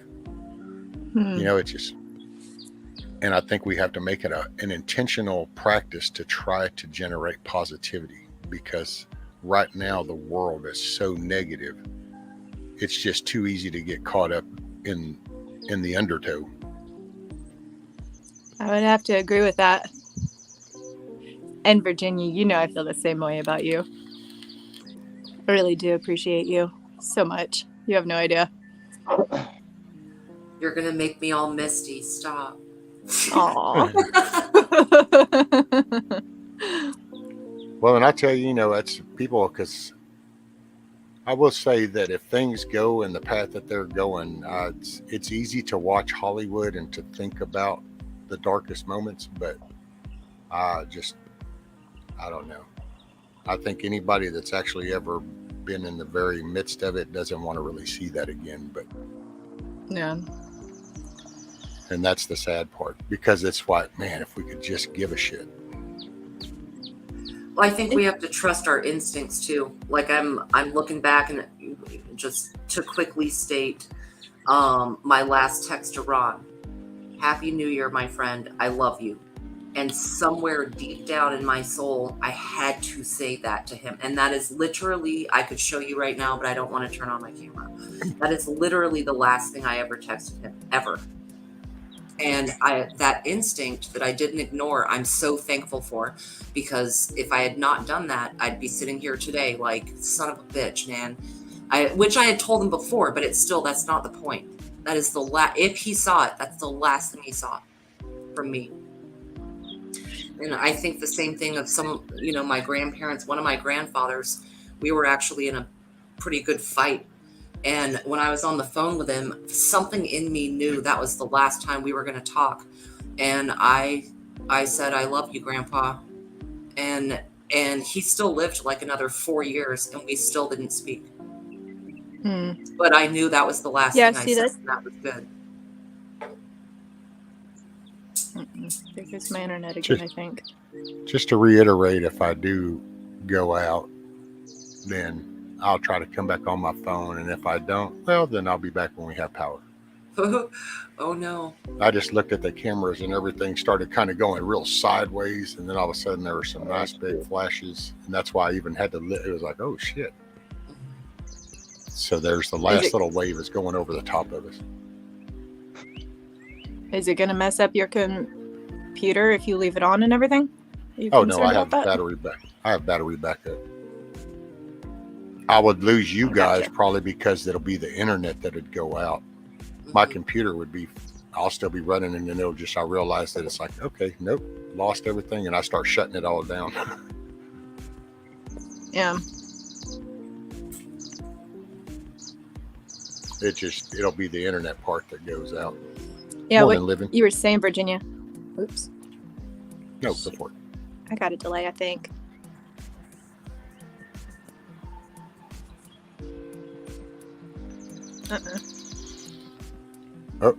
Oh, dang it. Where'd she go? Being quiet in case she got a delay. She was like, oh, my internet. Wait, I got a delay. And then all of a sudden, bloop. And it's like, well, that's more than a delay. She'll try again. Yep, there she is. Not a quitter. There she is. She knows me. My internet. At least I can hear y'all now. For a while there, you're roboting. Oh, damn. Oh, no, not the AI. Mm-hmm. Just picking. Yeah, what you were saying, Virginia, about your grandfather, like that you told him you loved him, but then you didn't really talk to him again for like 4 years. Yeah. That's kind of like where I am with my mom, you know? Right. Where I'll tell her that I love her, but it's also a very toxic relationship with a lot of things that can't necessarily be resolved exactly, if that makes sense. So it's one of those things that I'm trying to do, but also keep distance. That's a hard thing to do, though. Yeah, it is. And I guess somewhere deep down, a part of you knows it's an unresolved I love you. You know what I mean? Like an insurance policy. Mm-hmm. So. Oh man, when you put it that way, that sounds. I never talked to my grandfather again after that fight that I did end the phone call with I love you, but so I won't be a hypocrite and say, well, fix it. But I'm going to say, like, if you can get to where it's a genuine I love you, even if it's a goodbye I love you. Right. What's up, Bug Out? Huckleberry. Hey, baby. Hey. Who's that? Okay, Grumpy. You have a good day, brother. Have a good one, Grumpy. Stay safe. Stay strong. Later. Bye, Grumpy. Yeah, I missed the last couple minutes because I was trying to figure out where my buddy went. I think he's in solitary. Pretty sure. You didn't find him? Not yet, man. I found the sustainment crew lead, and I asked him about it. He was like, I don't know why they would do that. And I was like, well, can you find out? Because I'm about to get a lawyer. I'm getting him some representation, damn it. Yeah. Well, I hope they find him and they can let you know by tonight, you know? He threw shit at the wrong technician. Well, he's a big dude, though, man. If he went ham on somebody, he could really screw somebody up. I hope he didn't do that. He chunked a handful of shit at one of them techs, and they whipped out the blowgun on him, and they shot him, and he fell over, and he woke up in solitary confinement. Poor baby. God. Oh, wait, no, I was referring to my East Ham days. My bad. So your monkey goes... He's pretty strong, though. He disconnected the stitching on one of my belt loops before. So he's strong enough to do that. So that's pretty strong, you know? George of the jungle.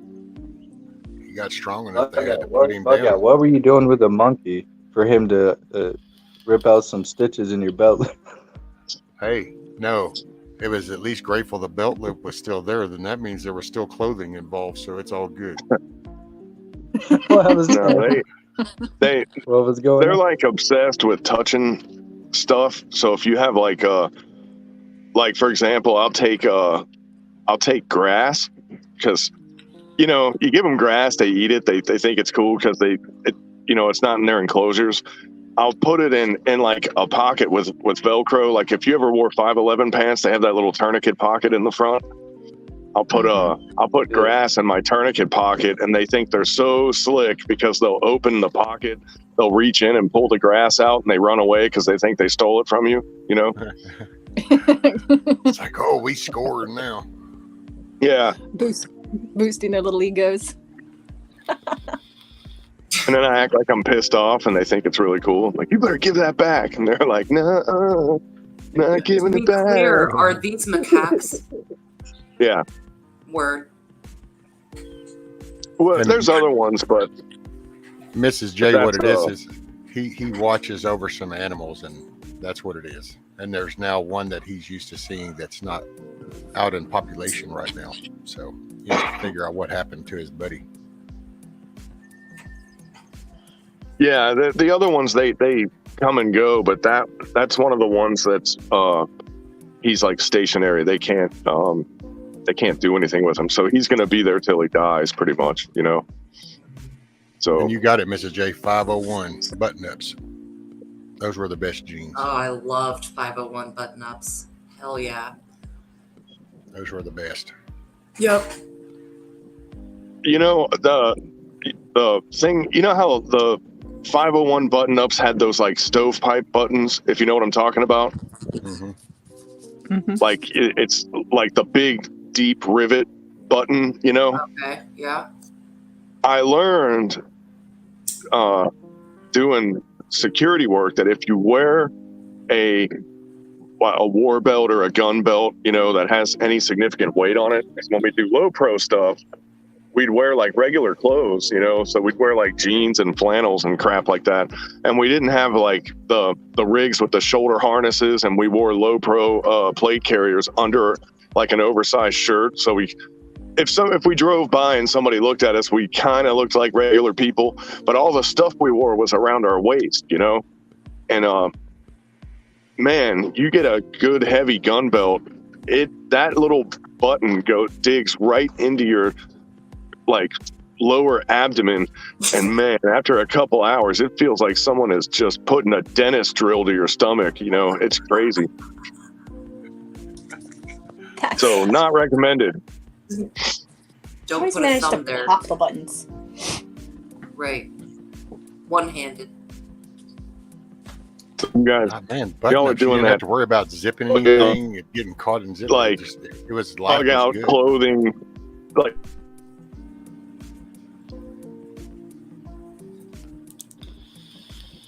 Man, a lot of the tactical pants now, the where the button would be and the zipper, it's all just Velcro.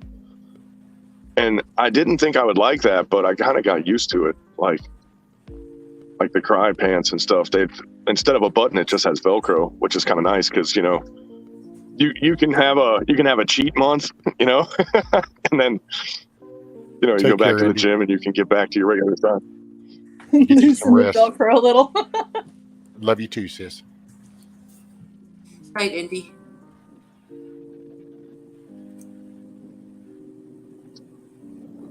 Night, Indy. Sorry, I'm trying to get some stuff done too. Oh no, not multitasking. Right. Oh my God. Jay with flannel. Hopefully you guys can't hear me driving right now on these washboards. Hey, talk real slow so we can hear your voice rattle. Yeah, the helicopter voice. But I like this so that way we can tell when you're going down the road and stuff. I left a voice recording the other day, and I was driving the cow back, right? And there was real bad washboard on the road. And as I'm talking, I'm like, all the way across. It sounded like an absolute retard. Could we get that in slow motion?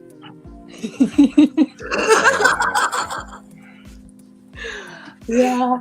Good thing the camera wasn't on. Right.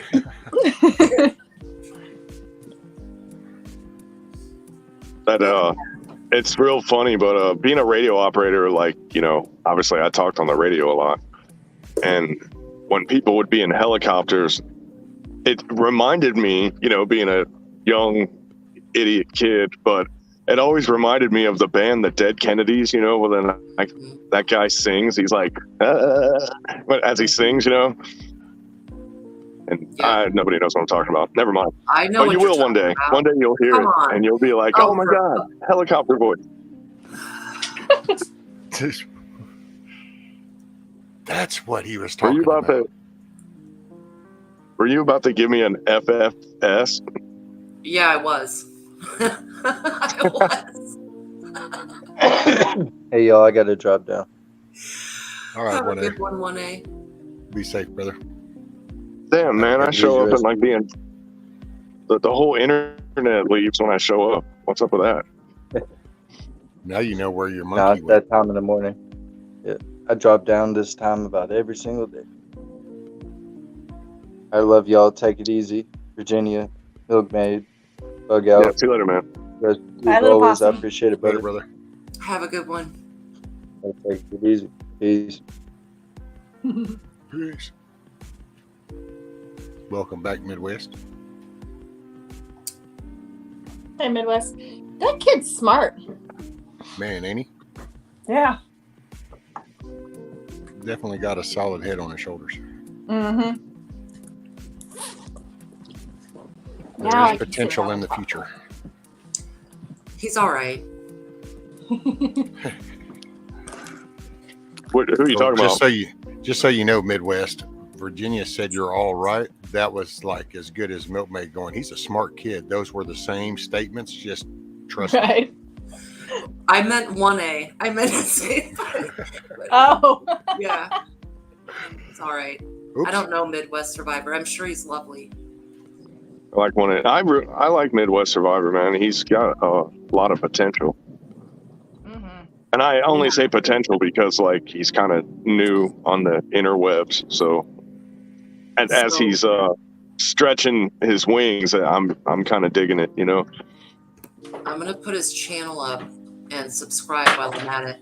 I don't look up every person we see in chats. It's just too many people. But if there's someone people are like, yeah, they're pretty cool, then we're. Oh man, Midwest, that boy's got a solid head on his shoulders. Good, solid, clean thinking. Kind of, he's. It's not a lot of hyperbole. He's actually down to earth. All right. Getting his survival stuff down. He's been trying to. Well, he's actually going to come speak for himself. That's what he's going to do. There you go.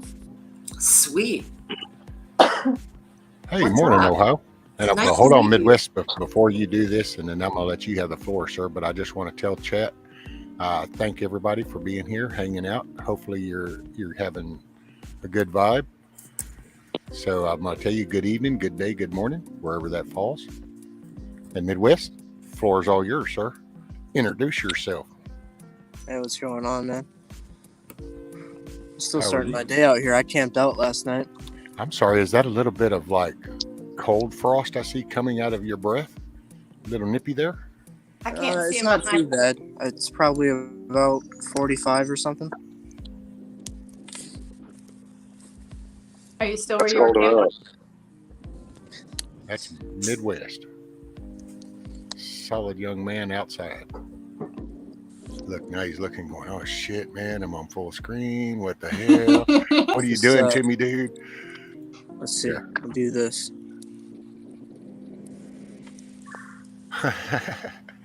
Oh, there you go. Oh, nice. Sweet. Well, I like my fire, but I have to say I like yours more because, well, you made your fire and you're there with it right now. So I need it, man. I woke up at like 5:30 or something, and I was cold. now, how did you start that fire, sir?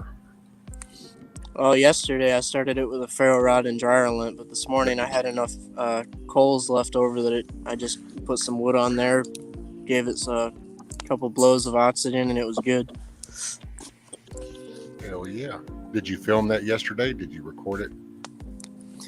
I couldn't when I started it yesterday because it was already getting dark and I didn't have a good way to set my phone up, but I went over it. Aha. I got out here way later than I wanted to. It looks good. It's mesmerizing. Right. But one of the fire tools that and I don't really use it when we have our regular bonfires because I just don't bother, but for camping it's really great. It's a telescoping bellows. It's basically like the old school car antennas that used to fold down, you know. It's like one of those. You extend it and you can blow directly wherever you want to. You can stick it into the fire and blow on it without like burning your face off, you know. Yeah, I've seen So, those. those are really handy.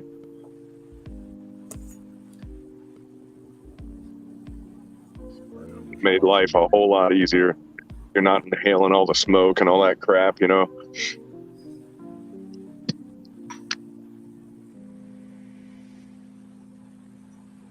Well, I took you off of full screen now, Midwest, so you can come back on camera. Introduce yourself to people. They need to get to know you.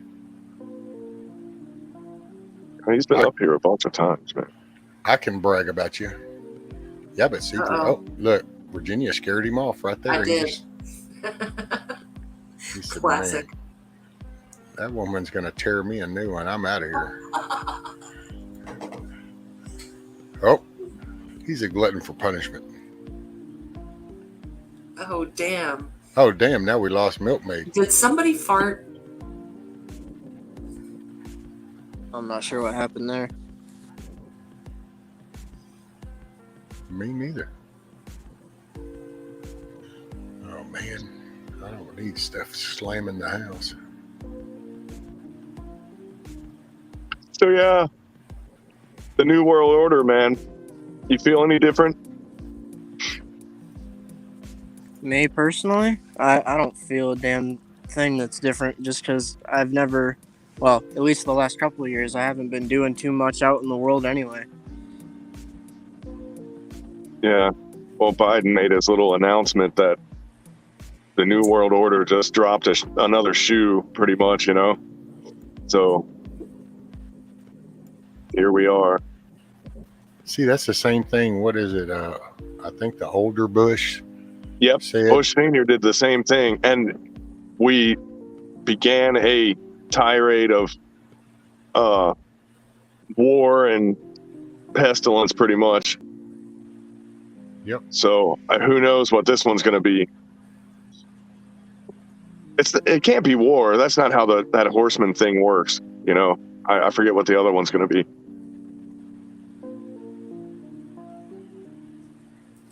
Is it famine, pestilence, war? Oh, got you. Famine. Famine. Pestilence, war, famine, and what's the other one? Pestilence, war. Not the plague. Maybe plague. Wait. Happy plague. No, pestilence would be like if you had like your crops destroyed by pests, I think, right? Yes. Or like disease in your plants, whatever. It's got to be something biological with people getting sick. Well, that would be a plague then, I guess. That would be more on the virus side. So you'd have the war, then famine, starving, then you'd have pestilence, your destruction of crops, and then you'd have your plague of your diseases. We're talking about the 4 horsemen? Yes, ma'am. Gotcha. Well, I'm playing a little game with myself right now. Like, what if every time they start a new chapter, they announce the New World Order every time, this being the second one? And what if it coincides with the horsemen of the apocalypse? I'm just wondering, just out of the blue, you know? I don't think it'll happen that fast. Fast. It was like 30 years since the last time they said something. Yeah, 30 years is a drop in the bucket, sir. I'm just saying. Yeah. Well, I don't know if you're watching the miles per hour gauge right now, but we are racing towards the cliff right now. Well, you've heard of The Quickening, right? The Quickening, Art Bell's book. Basically, the avalanche. It's a snowball that's becoming an avalanche, and it's going faster and faster. So you're right in that. The entropy is real. But when did it really start? Did they all work together? Way before 30 years ago, probably 3,000 years ago. Oh, yeah. No. I get that part. But what I'm saying is this. I think the rubber is definitely meeting the road. They've never, with the exception of that German fella, they've never been so blatant and so obvious about trying to implement something like this, you know? Right. In your face, not hiding nothing. Here it is. Bam. And back to what that, what's her, Laura, oh my God, I forget her last name. Logan. Yeah, Laura Logan with the big head and the big top. Yeah, we know it was definitely her head you were paying attention to. I can't not notice how big her head is, though. Like, it bothers me because... Well, that's her reporting marketing tool, too. Have you noticed that there's always... I love it. It's always like right there, and somehow people listen. Oh, like how she's showcasing the talent, you mean? Yeah. Well, I mean, you know she gives good head. Oh, my gosh. I don't know. Nothing. You might put it in there, and there's like zero gravity because it's got like its own atmosphere and stuff. Oh, no. you're like, I don't feel nothing. What's going on? I'll be right back. I've got to get some headphones. But no, like I really like her.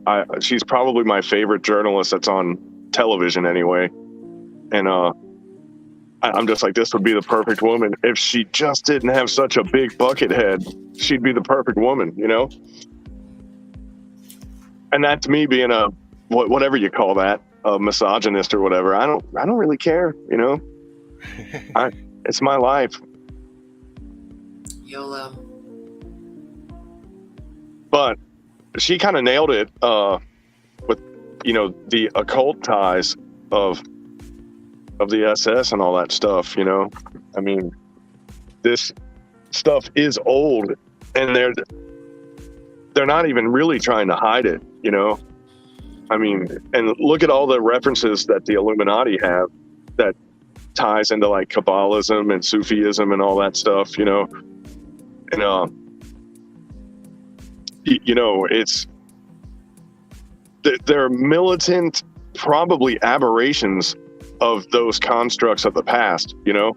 Mm-hmm. And maybe some of them aren't aberrations, but, you know, the way that they mix it together, the cocktail that they make definitely suits them. And I think the recipe changes every, you know, 50 to 100 years or so. Well, I think sometimes it's shaken and sometimes it's stirred. You know, it takes a little bit longer. H.W. Bush said it in 86. William Tyre says, I'm pretty sure you're referring to the 1,000 points of light, William. No, it was New World Order. He Yeah, says well, it goes back to the illumination, you know. Yeah. And see, I don't know, because it's the veering off of the path of good, I guess is how you say it. It's so hard to even really talk about it because it sounds weird now in a way. But a lot of that is just, it's the greed. It seems like greed is the core of a lot of shit. When you get to, I mean, we use so many layers to get down to it, but it's the greed. And I like to still break it down to when the minute a person goes from, hey, milkmaid, would you, to milkmaid, you need to, that need to or would you, when the minute a person makes those statement changes, the character of that person's fixing to show. Well, I think when you're talking about, and this is a real good example of this, is before the separation of church and state, right?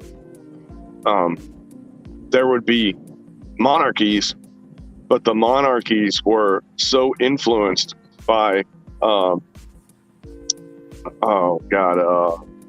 Vatican. Yes, I couldn't think of that word for a second. Yeah. The monarchies were so influenced by the Vatican that the Vatican, for a couple hundred years, truly ran all the kingdoms, you know? So that push to separate church and state there wasn't an anti-religious movement. It was an anti-theocratic movement, you know? Well, whatever they ran until Henry VIII and the Church of England, which Anne Boleyn was a scapegoat for that whole setup. But regardless, they were successful for 1,500 years unbroken. Mm-hmm. Well, they had speed bumps and hiccups along the way, but no divorce. And really, a pressure relief valve for that was the New World. That's where a lot of people that would eventually have been victimized went to the New World and escaped, you know. But there is no New World unless we colonize the moon or something, you know. I mean, there's no way to get out of here if they decide you're the bad guy now, because we're a global society, you know. So yeah, we separated church and state, but now it's tax and tithe. You're still given the same amount of money if you look at it. If you're a faithful tithe payer as well as taxpayer, you're still doing the same thing. It's a lateral move. We didn't separate shit. Well, I love how, like, these celebrities who are living graciously inside of tax shelters are telling me what I should donate money to, and I'm like, that's called taxes. I already did that. I already donated everything I'm going to donate to anybody because they took it out of my money already, you know? Yeah. Like, if you gave me the option, and that's what I would love, you know, what if you could log in to a website and determine where your tax money went? Mm-hmm. They wouldn't have to propose and pass a bill. They could just go, here's a bill for this, you know, and here's this, and oh, by the way, here's fixing the roads. And you have your money, and you can go, I want this percent to go here, this percent to go here. And you know what? If nobody cares about gender studies in Pakistan, they're not getting any money, you know? Right. And that would just be a great way to, like, really just let people roll up their sleeves and get a little taste of it. They keep using the word democracy, but if they really had democracy, they'd be shocked, you know? Mm-hmm. Mm-hmm. Nobody cares about what they want, you know? It's a false democracy. Well, it never was supposed to be a democracy. And that's what the thing that troubles me. Yeah. And the left keeps saying that we're a democracy. And I'm like, you don't even understand how our own government works and you're in it, you know? Like, holy shit. Or is that what they want people to believe? You know, yeah. Like, you know, there's two mouths for two different occasions, you know? That's why the mouth and the ass have the same organisms. Same. Yeah. And it's just, I don't know, man, that thing that we looked at the other day where it showed the people that got all the COVID shots and how they felt about this Ukraine and conflict. And 85% of the people totally supported it and believed everything that they were told, and 15% didn't.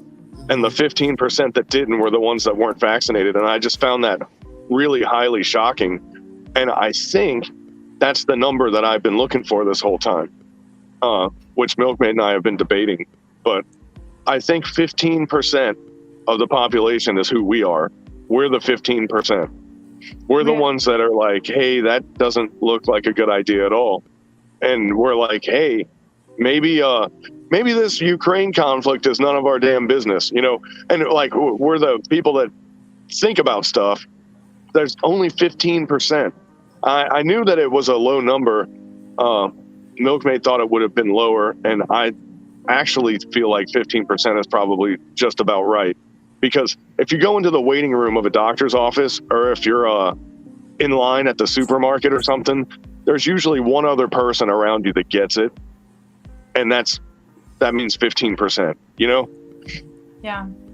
I think it's a little more, though, because I think but I get what you're saying. I think that there's anywhere from about 7 to 10% more that get it out of kind of like the, oh shit, I don't really know what to do and I'll just go with the flow kind of thing.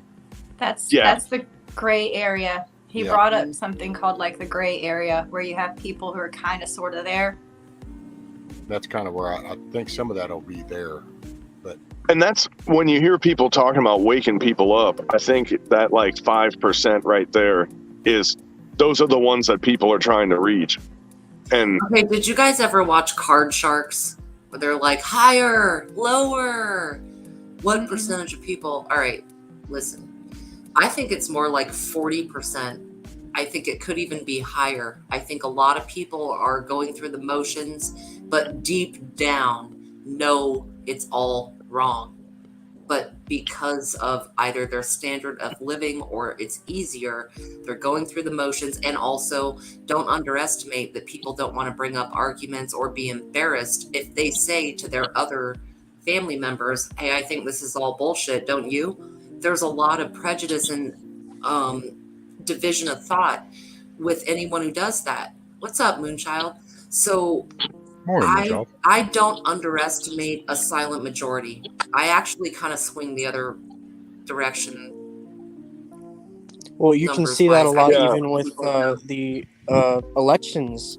There's so many people that vote one way or the other, and they're scared to tell people who they voted for because they don't want backlash. Right. I definitely think that I definitely think there is a lot of silent people that would tip the scales if they were given a chance to, but they're too afraid. I agree. yeah, I agree with that. And I think really Virginia brought to light probably a new category, because the people that deep down know it's wrong, that's sort of like I've referred to that before as like Fahrenheit 451 syndrome, you know, which is, you know how that book goes. The guy was basically the enforcement arm of censorship and the man and the system. And how many houses and how many people's lives did he ruin before he realized and admitted to himself that it was wrong, you know?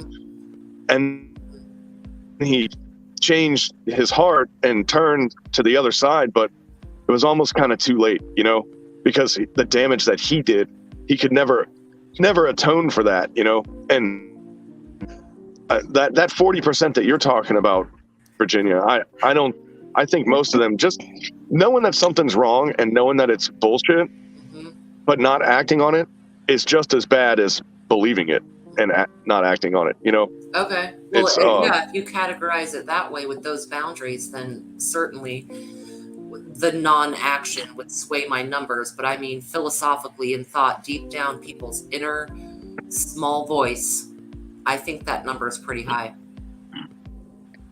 I think. Sorry, well, I think some of those people that you're referring to, I'll let you talk. Just let me get this one sentence out, and then I'll shut up for a minute. I think those people that you're talking about, and this is the part that really perplexes me, and I would categorize my mother as one of these people. She knows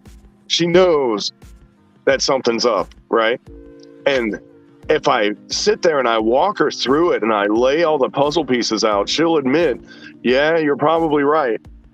But she would starve to death to be politically correct. You know, she would get in those bread lines and she would starve to death because she wouldn't want to seem like she wasn't on the side that they told her to be on. You know, she's got this thing in her where she's just destined to be a follower, you know?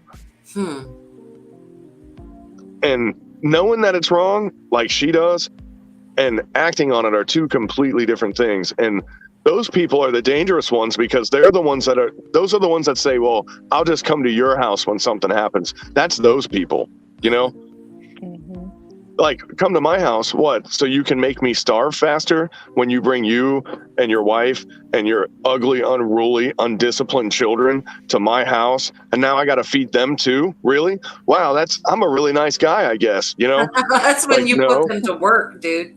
No, Maybe if they work. It's the whole. It's yeah, almost because like the kind of work they'd put out is. Oh, I've got a delay, Go I ahead. think. I'm sorry. No, Go ahead. bug out gets a No, I little think later. you're all right. No, go. Well, like it's kind of like the red pill to the black pill thing. Some people can't transition that far. Like they can't. They wake up just enough to see that there's something wrong, and those are the people who also like it gets to a point, you know, like no, I can't deal with that. I can't deal with like the reality that surrounds them. And everybody, my internet. You were cutting in and out a bit, but it was working. Am I roboting? Mm-hmm. Nope. A little bit. Yeah, keep going. You're good. That excuse me, that concerns me because that silent majority that you were talking about, those are the same people who they're upset about it, and some of them are part of that 15% that just don't say anything. And there's the vocal bit of the, or whatever the percentage is, because I'm not convinced it's that high. I'm not convinced that many people have the backbone to do what needs to be done. But I hope. I hope. But just in general, watching people, you know, societally bending at the slightest thing. I mean, there's a lady I know, her family is fairly awake, and she got the jab just so she could hang out with her friends because they ostracized her. Yep. Like, of all the things to get it for, you know. Well, yeah, and how much of an ally is that person going to be? Exactly. That's well, but Is that the same? Don't you think that moment though would actually push, like it's going to expose more, like people that might have been on the fence? It's like, and I'll just do a nice little Minecraft terminology. So you have people that are like, I'm not quite sure, but then the shit actually hits the fan, and it's kind of like, no, now's the moment. Well, then they're going, okay, well, shit, no, if it's the moment, then I'm here. You know, I mean, so as long as the option's there to remain in the gray area, there's people that will voluntarily stay in that gray area.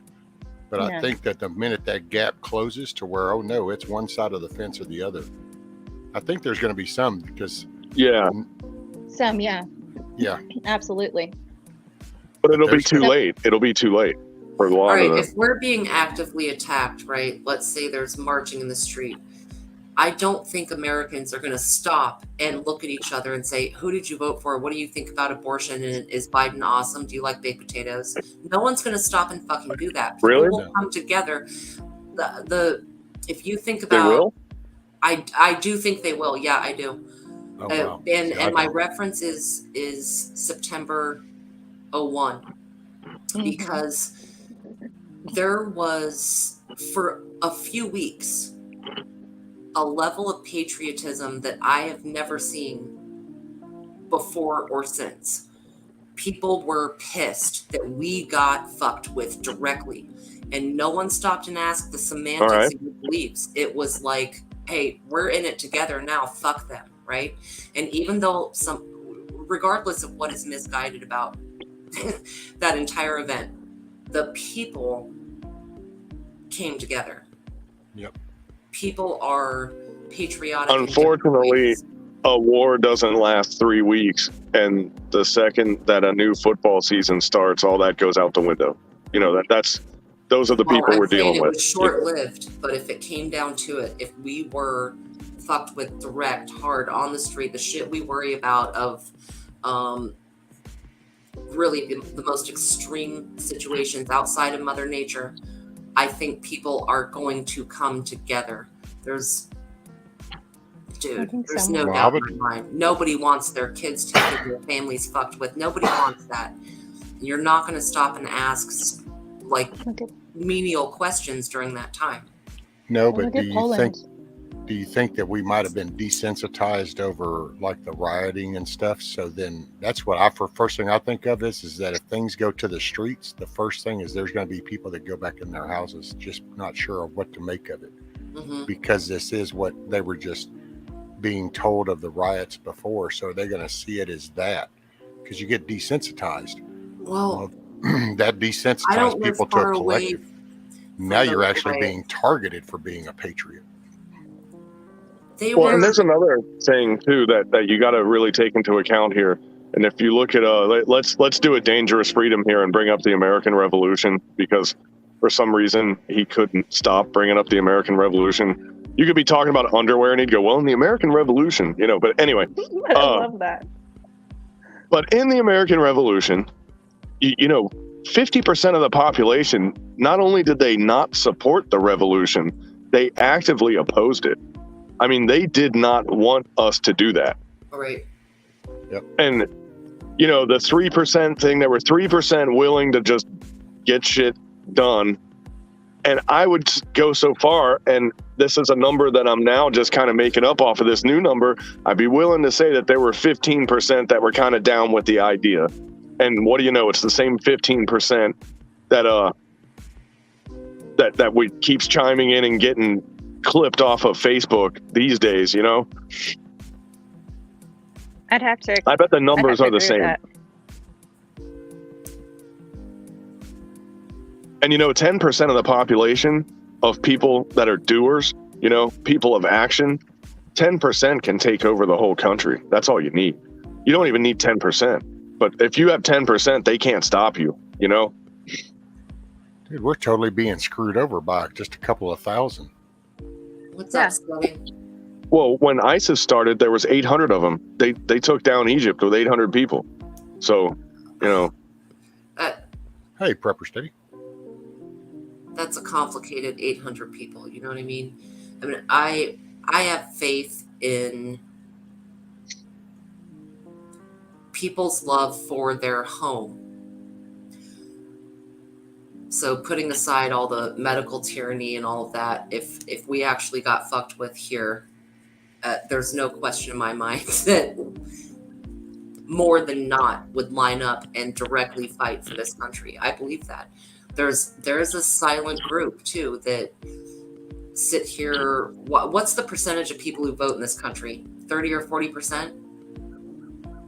I'm not sure. Well, this last election, I mean, it depends. Like, Well, not the last one. Not the last one. Let's say. I think about 50% of the dead people voted this last one. Well, yeah, Right? the last Twice. one is not a good example, but in general, only about, I think, roughly 30 or 40 percent of people vote in the first place. So there's thoughts out there that are not being expressed. Most people do not openly come out and take these polls and participate in these statistics. You know, well, they'll Virginia, come out of the woodwork. you must live in a super enlightened place, because those people that don't vote, they don't have thoughts. That's not true. That is Well, not that's true. not true. I didn't vote. I had thoughts. There I are- just didn't think I could. There are a lot of people that they don't vote because their opinions on politics and how the world works and all that stuff, they're completely vacuous. They do not care, you know. And it's funny because they care about the results, but they don't care about the process, you know. And I don't want to sound like Ricky here, and so stop me, you know, if I go too far. But there are a lot of people that don't vote, and there's nothing inside, you know, like there's nothing in there. Well, a I lot would is say not that's the all. majority. It's a complicated choice.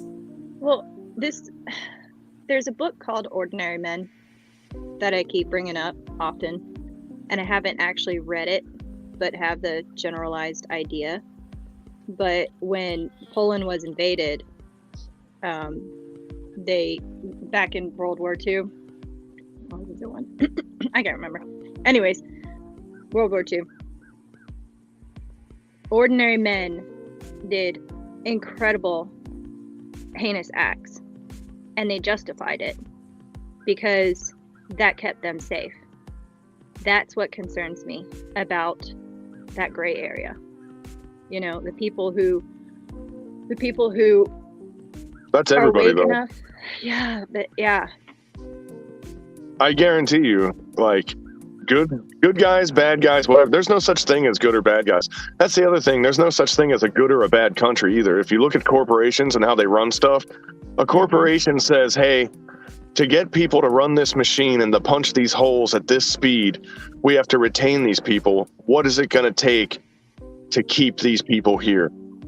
And if people leave, they'll pay more to keep them. And if people stay, they'll bounce them out and they'll see if they can get somebody lower. And if somebody's willing to take, see, these same people are the reason why we have such wage disparity and all this other crap. You know, there's people that they'll just do it for nothing, you know, and they don't realize their own value because they've been programmed, you know. And I'm not trying to sound like a union rep, because like I'm not too crazy about unions either, but they do have a point in the fact that like our value is being undervalued, and they keep, I'm not even talking about like using, like, for example, illegals to drive wages down, but that's what they used illegals for at one point, especially in the 80s. That was really where they made that shine, you know, and they busted it up. And now it's just like that we don't even know where the real marker in the sand is for how much a person's worth or any of that stuff, you know? So it's like, where do you even begin to fix it? Well, I think they're going to torch the currency and they're going to go digital. I'm pretty sure we can all agree on that at this point. You know, I think before they go digital, they're going to actually torch the currency. They're going to burn it. So it'll take you a wheelbarrow full of money, full of cash to buy a loaf of Wonder Bread after this goes down. That's what I think. Make your own. Well, yeah, and that's why we prepare. Right. I mean, get out of debt, stay out of debt, own your shit, and make your own. Do your own as much as possible. Fish. If they torch the currency, though, maybe those people that never bothered to get out of debt, maybe they're the smart ones, you know? Yeah, I hear you, but don't go on a spree, you know, like. Yeah, agreed. I mean, well, now, if they go digital too, they'll have the social credit score thing then too. Oh, that's on the way, regardless. Yeah. So minimize your digital participation. You're already in a database. Yeah. Oh, I'm definitely in some databases. Yeah. We are. That we part's check a lot of already- boxes. Sorry, rescue. No worries. We actually had feds that were at the range, and we knew that they were feds, and we kept going, hey, man, how's the agency? Oh, I don't know what you're talking about, man. You know? And it was really funny because, God, I wish they never shut that range down. So I guess, you know, I don't know, maybe the damage was done. But those feds started coming to the range after the investigation was over. They kept going there and shooting. So go figure, you know? You know, what's funny to me is that people kind of lump everybody into one group, and after a while I think there's been kind of a purge, but there's still a lot of good people that have actually the same values and everything that work within those agencies. They're just slowly getting drummed out. They're sniffing them out. Same with the military, all of that. Yeah, but man, if you've ever seen a case manager, like for the CIA, for example, they're pretty callous. You know, like they use humans as assets. And one of my old bosses was a case manager for the CIA. So like, I know all too well how that feels on the other end, you know, when they tell you to do something and you're looking at them and you're like, you know, this 100% is going to cause contact. And then they're like, well, we have to set an example. You know, we have to show them that they're not influencing us. And you're like, great, you know, and they're just like, yeah, whatever happens, dude. We can't make it look like this worked, or they'll know that it worked.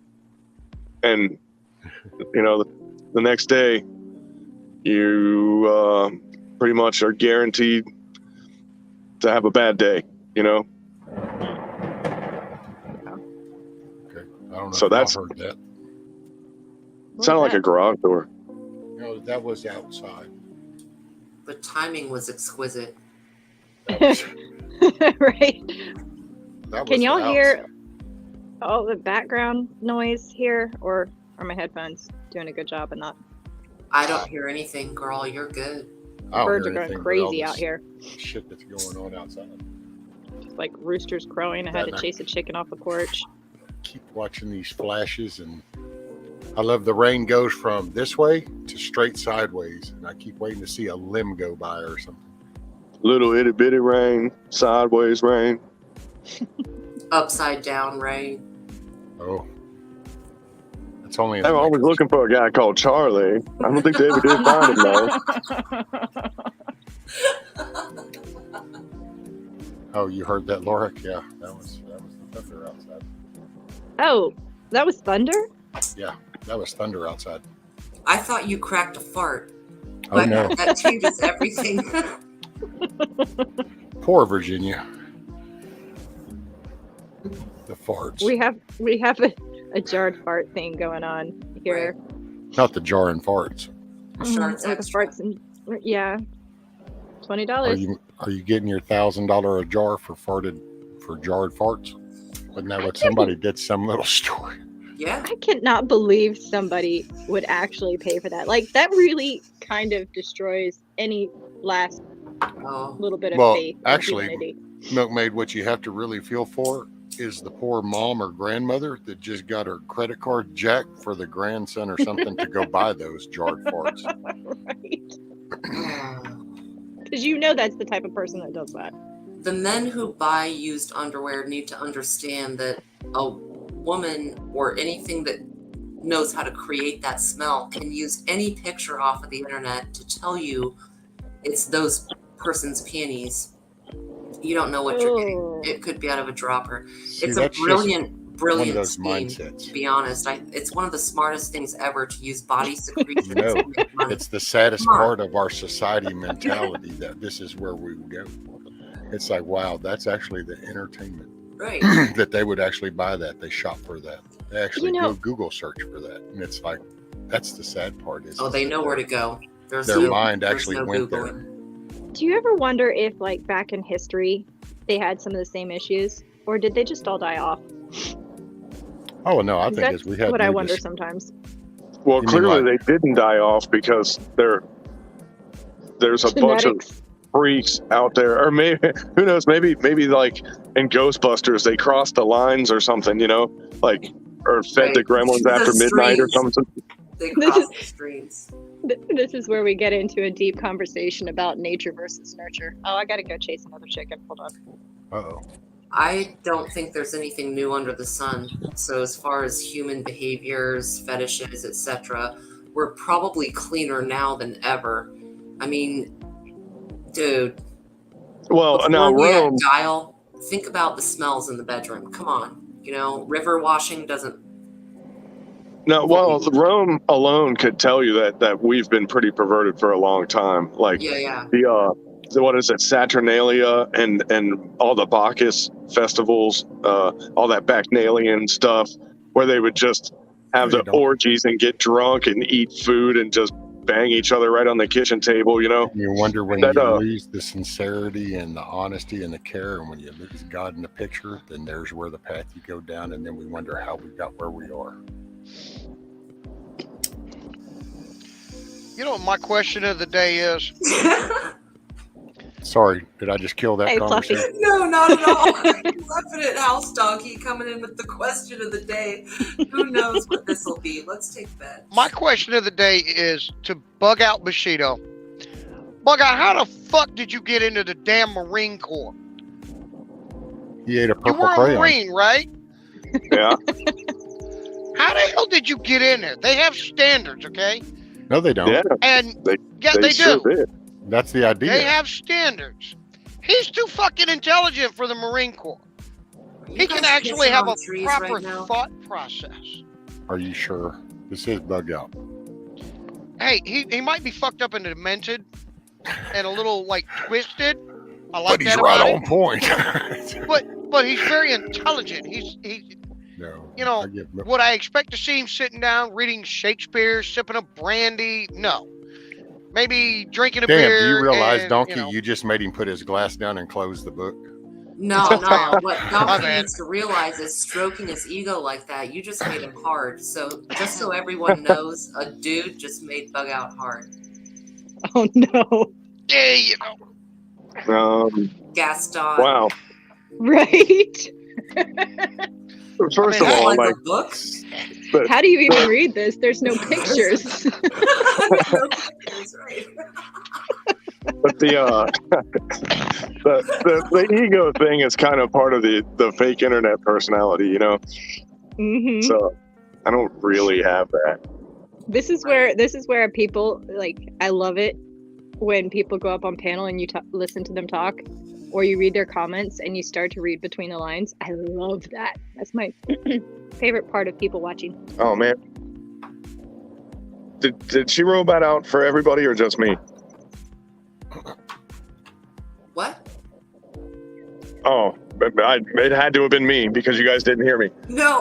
I missed what she just said. And I was like, did she robot for everybody or just me? And then you were like, what? Just you, baby. Can you say that really last one again? Say again your last over. Oh, I forgot what I was saying. What did I say?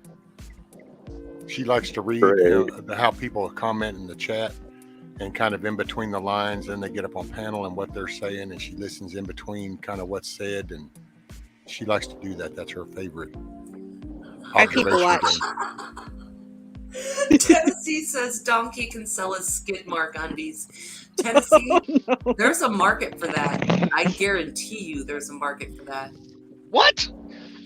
There's Yeah, some dude. markets I just don't want to touch ever. I don't care how much money is in it. I'll be Poe. Yeah. Oh. Did you say what I think you just said? What do you think we said? Something about skid marks and donkey drawers or some shit, and there's a market for it? Did she robot out for you? Well, I could buy some tidy whities at the Wally Mart and go out and find me a good little donkey and just wipe his ass with them. Right. There we go. Some donkey drawers. I'll tell you I what. smell better. And who would be really into some dirty donkey drawers is my dog. She would be all over that shit, man. People have horses and donkeys where I live, and she will sneak out of our place and sneak into their place to roll in their shit. It's like taking a shower at the riverbed for people, you know. Like every couple days, she's like, "Oh man, I don't smell like donkey shit. I gotta go back over there." Get some more. And man, she thinks she is hot shit when she has a fresh coat on, you know? Well, a fresh coat of hot shit makes her hot shit. Right. Yeah. Yeah, our And they love dog. dead things too. Yeah, I was just gonna say we had two Great Danes that used to. I'd go find a dead animal and roll around on it. It's like, you nasty bastards. You know, that makes you wonder about their olfactory glands, like because their sense of smell is so intense that how can they even handle that, you know? Well, if you think about it, though, I've thought about this. Like when a dog smells. Morning. When a Ryan. dog smells your, like for example, it smells your bag of McDonald's. It doesn't smell a hamburger. It smells fat. It smells meat. It smells like wheat. You know, it smells all the things separately on a list, you know? And because the sense of smell is so, it's so exact that it knows everything that's in that bag, you know? It can tell you if you used real sugar or not. Well, when it smells that animal, it probably just smells this crazy litany of just chemical reactions that's just way too enticing, you know? I've never thought of it that way, but that actually does make sense. Like, mind blown. And the other thing is, dogs always want to smell tougher and crazier than they really are. And what better than to smell like something dead, you know? Like Viking dogs. Right. I mean, you know, like if you took money to go into some underground pit fight, you're like, okay, man, I can do this. You know, like I'll go in there, I'll take a dive, I'll let the dude beat me up after a minute, and I'll take my $400 and I'll go home. You know, And then right when you get in there, the dude takes a crap on the floor and rubs his own shit all over his face. And you're like, whoa, I did not sign up for this, you know? It's not an uncommon psychopathic trait to enjoy one's own feces. What? So about 1 out of 40 people enjoy that. You have got to be kidding me. I'm not kidding you at all. Well, and here's my thing. How would they know? You know? I had to stop blowing my nose just to say that. You know, I used to deliver pizza for a while. Did we scare away rescue? I feel like that happens. But Hey, anyway, Jen. I used to deliver pizza for years off and on, or subs or different shit. When you see people's houses, you know, especially when they're ordering food, the way that people live, they're opening their door, you learn a lot about the human condition. And so besides the statistical rate of psychopathy is about 2 to 3%. See, in chat, what I want to know is why do some people take pictures of it? Yeah, my son does Because that. this happens. And he shares them with his grandmother. They share, and it's his father's mother, by the way, not And it's mine. always Mother. boys that do this. You ladies need a fucking hobby, okay? I'm just saying. What's up, doctor? Oh, my head. But here's all I'm saying, though. And this is the part that really gets me. So, like, I'd hate to rewind this a little bit, but, like... Yeah, I'm watching it, Dr. Rob. You know, like, for example, somebody discovers that they have an addictive personality. Like, they mess around with booze or drugs or something, and they have way more of an aptitude to develop a dependency than the other person. And they're like, well, I had no idea, you know? Like, it's not like a drug addict said, I had a pretty good idea that I was going to get hooked on the first time, so I went ahead and did it that time, you know? Like, I don't think that was ever anybody's plan, you know? Right. So where I can go, okay, well, that's it. While it's like a taboo, it's a semi-socially accepted practice, right? But Rubbing shit on yourself? Being a psychopath, rubbing shit on yourself, doing all this weird stuff, like, it's not like somebody wakes up and says, you know, I want to rub shit on my face and sit on a lampshade, you know, like just discover it someday. It's not a natural thing to think about. So yes, they do. Yeah, they do. I was going to say, Just to let you upside-down know, bar. actually, you take people and you lock them up, and then they go kind of plumb ass stupid, and they get crazy, and they know that it disgusts you, so they literally will do that. They will pour piss all over themselves. They will wipe shit all over themselves, and then they will do something to try to get you to come into that cell. See, my but son rescue- actually has to deal with that every day. You just answered your own question, though. That's they wait a minute. weaponized that. Well, because I said cell. No. I said you answered your own question, because what I'm saying is that's an act of desperation. They're fighting. That's how they fight. That's the only tools they have to battle. They want to bother you. They want to bother you in some way. They want to disgust you. They want to make this nasty. That's the mentality of a person. So hence, just like earlier, people don't reach a hand out to help somebody up. Instead, they'll push a hand on their shoulder and shove them farther down. People's first thought isn't to help somebody. But, you know, like the psychopath that bothers me is, for example, John Wayne Gacy. Perfect example. He was that nice neighbor. He was involved in the community. He was like involved with Boy Scouts. Clown, Yeah. for kids' parties. And he just he was happened involved, to, all right. He was a local contractor. Everyone knew him as a good house builder and fixer-upper and shit. Yeah. There you go. Yeah. And that's the guy that's chopping people up and sticking them in his basement. Like, that's Under the driveway, person. They found a lot too. I'm just saying. So how did he figure out? And I've read so many true crime books about serial killers and I've heard so many opposing theories and stuff. But if you think about it, it's like somebody at a certain point had to think, this is what I am. And here's the one that really freaks me out. the man and woman couples that do it. And Epstein and Ghislaine Maxwell is a really good example of that. The two of them, who were, I guess, a couple, right? They had this never-ending, like, rotisserie of underage girls. And like, what was in it for Epstein? What was in it for Ghislaine Maxwell? And money. I mean, you're saying money, but like, at a certain point, they're just unscrupulous. They don't care. No, there's something else going on there. Well, it's Well, I agree.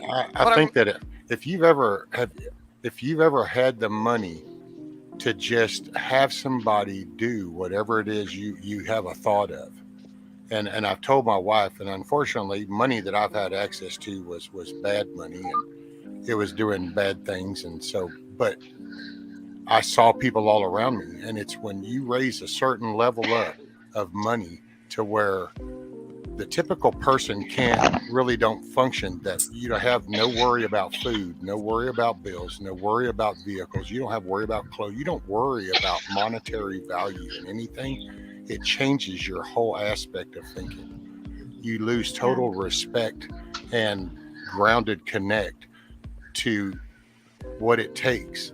So in doing that, you lose respect and care, hard work, the fortitude. You lose all the values of that because you no longer represent or connect to any of that, because you just want something and somebody else does all those features to make sure it's in front of you. Eggs Benedict, I want breakfast, here it's delivered. You don't wash the dishes, you don't prep the food, you don't do anything but stuff your face with the food, and then somebody takes your dirty plates away. You want the blue pair of socks, you just say it out loud. Somebody goes to the drawer, gets your socks, and put them on your feet. It's that mentality, total disconnect of people. Disconnect from the humanity. Struggle. Yeah. And, you know, that's where your elites come in. You wonder how somebody is totally okay with complete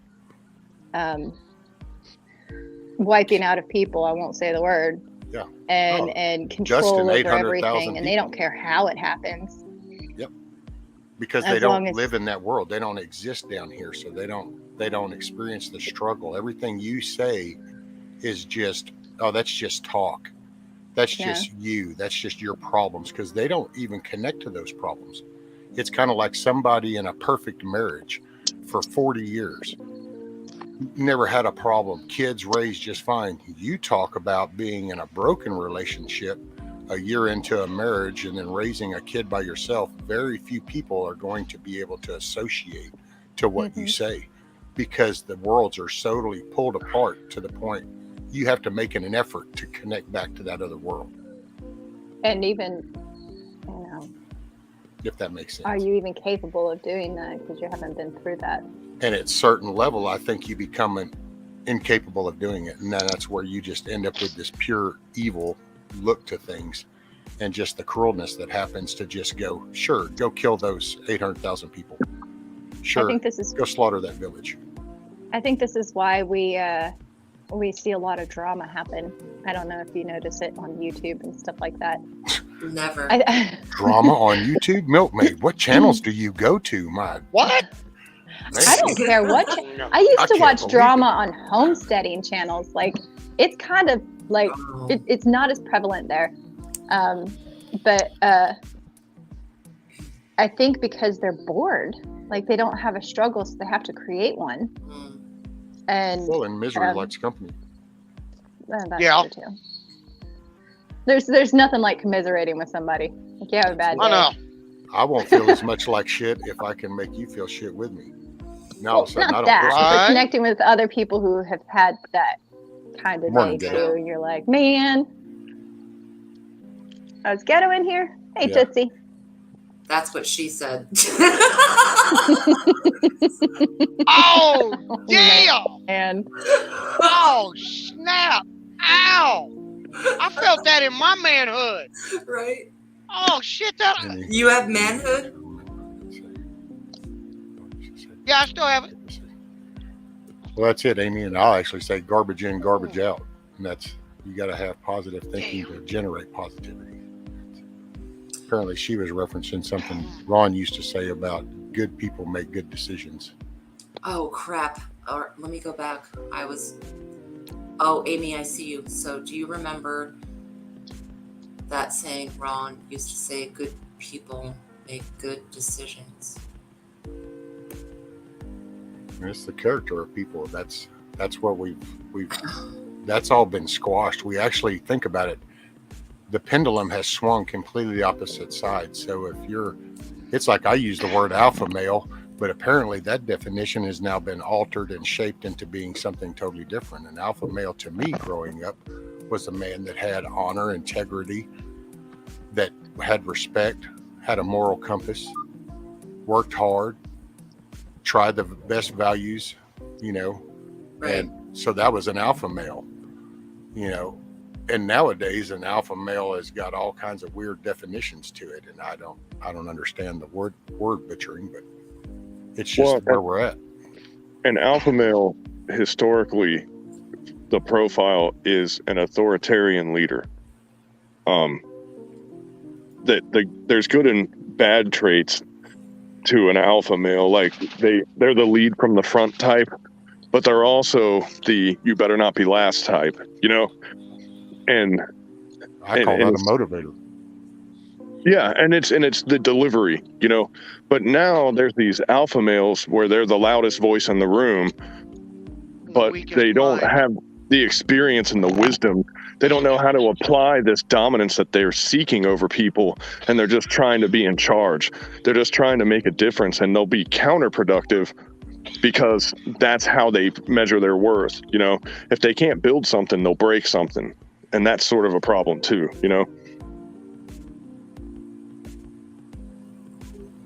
Like in contracting, I was around a ton of alpha males, and it would be as stupid as I could say, man, 4 is my favorite number, and a really, really uptight alpha male would look at me and go, well, 5 is my favorite number because it's just one more than mine. You know what I mean? Like, oh, you got me. See, I wouldn't even go alpha male with that. That's just, I call them one-uppers. Okay. Everybody's got to do better than the last guy that talks. So. Yeah, and it's, I bought an F-150. Oh, yeah, well, I bought an F-250. I bought a 2020. Oh, yeah, well, I bought a 2021. I mean, it's the one-upper is what I always call it. Yeah, well, I'm going to go buy a 2022 F-350. Yeah, that's now what? Huh? Yep, we can hear you, Milkmaid. What's up? Are we talking about alphas? Yeah. Because I have a disagreement with BB on this. Okay. I think alphas. No, you're wrong. No, my thought on alphas, and I could be wrong here, but yes. alphas don't have to one up or top or anything like that. They are the person that you look to naturally if you're a follower, and they never have to say they're an alpha. They never have to punch somebody down. The only time they do is if somebody's doing something wrong and they need to put them back into line. Right, like, but this whole people trying to fill this alpha class, they're imitating symptoms of what they think an alpha is, and that's what Rescue's getting at, where it's not the same thing anymore. Now, like, people are emulating this alpha class, but they don't know what an alpha is. And it's like, here's the thing, like, I'm a pretty good leader, but I'm a good leader because I'm not a good leader, if that makes any sense at all. You're I maybe a focus sigma or an alpha. I'm definitely not an alpha. I'm not the I'm pretty good for, like, I'll give the quarterback speech if I have to, but, like, my thing is if somebody has their fundamentals and I build up the other person, I don't have to be their leader. And that's how I lead, See, that is an alpha, though. See, that to me that would make you an alpha. You're actually more alpha, in my opinion, my 2 cents. And that word is weird to even use because it's just be a man. I don't understand. Now we're alphabetical men, and it's like, shit, just nut up and be a man. Well, and this is where I used to not really subscribe or believe in it. No. Listening to you talk, though, Bug Out, you're actually what I would say, because while you're saying how you're not, but Okay, then I'm going to case in point. Why is it that almost every time you get on my panel, everybody thoroughly enjoys it? Everybody comments that they like listening to Bug Out. Why do most people stop talking when Bug Out starts talking? Why do people listen when Bug Out talks? Because Bug Out represents, from the tone, the words, intellectual conversation when you do have them, and it shows a person that they would gravitate towards too. Because if somebody is a little not so strong in categories, but they kind of go there, they'll start to gravitate towards that person because they feel security with that person. I'm not trying to demean anybody, but that's over the years and different units and different type of ground things and stuff. You're an alpha because of your demeanor and your personality. So while you could shift that and become one of these asshole alpha types, because then you could be the arrogant, egotistical, mouthy kind of thing. But see, you're not by nature, apparently. So, well, but a beta though. Now a beta is readily identifiable, and there's a guy, and I call him a militant beta. I don't call him that to his face, but he's in this little mag, I guess you would call it, you know, whatever the hell the name of that is. There's a guy in this little group of people that work together here, you know. And he wants me to tell him what to do so badly, you know. And he gets mad about it. He's like, well, what kind of a chest rig or a plate carrier should I get? And I'm like, well, man, you know, here's what it needs to do, you know. Do you think he's trying to step into some shoes that maybe he's not really comfortable with, but he's seeing in you as a way to kind of make sure he's trying to do things right? Well, like there's another group of dudes that we've kind of sort of like merged with, you know. We're all friends, and like we're sort of in the process of becoming like one group of people, but we're still like two groups of people, if that makes any sense, you know. But the guy who is a really good friend of mine, and he was a friend of mine before any of this stuff ever happened, but he is the type of leader where he says, your mag pouches go here, your pistol goes there, you know, you're going to carry this many rounds in your backpack. I want to see this, and this. Where I'll look at a guy and I'll say, hey man, we're staying the night here. It's going to get cold. You do whatever you want to do with that, you know. I'm not going to tell you like you need to have a poncho and a poncho liner and a sleeping bag and a tarp and have an insect net. I'm not going to give you the laundry list. It's like, dude, you're going to sleep outside tonight. Figure it out, you know? And if you don't figure it out this time, you're going to know next time, because I learn from the mistakes I make, you know? So but that's a good leader. Make the mistake. See, that's what I'm saying. That's being human. You're actually describing a good leader is to put things out there and let them learn on their own, versus just being the authoritarian style, as in I'm in charge, shut up and do it my way, do this, and this. And micromanaging. Yeah. But this dude, he wants me to micromanage him, and then he complains to the other guy, and then he goes to him and says, well, what should I do for this? And they'll say, well, do this, go here, go to this website. It's 20% off on this website, and click that button and put that code in, and then you can buy this. And then he'll go buy it. I was telling this guy to get a plate carrier, no shit, for 2 years before he had one conversation with that dude. And he looked at that guy and he was like, and he looks over at me and he goes, I've been asking this guy for 2 years and he would never tell me. And I was shaking my head, and we're friends, and he knows me, and he looks over and he walks over and he goes, man, what an asshole you are. You wouldn't tell that guy what to buy? And I'm like, I would never tell anybody what to buy. Now, he's kind of a cheapskate too. So when I gave him some ideas, he was like, that's too much. That's too much.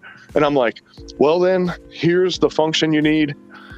Go make it happen. And then I gave the class on the IFAC personally, because I'm like, I want you to know this, you know.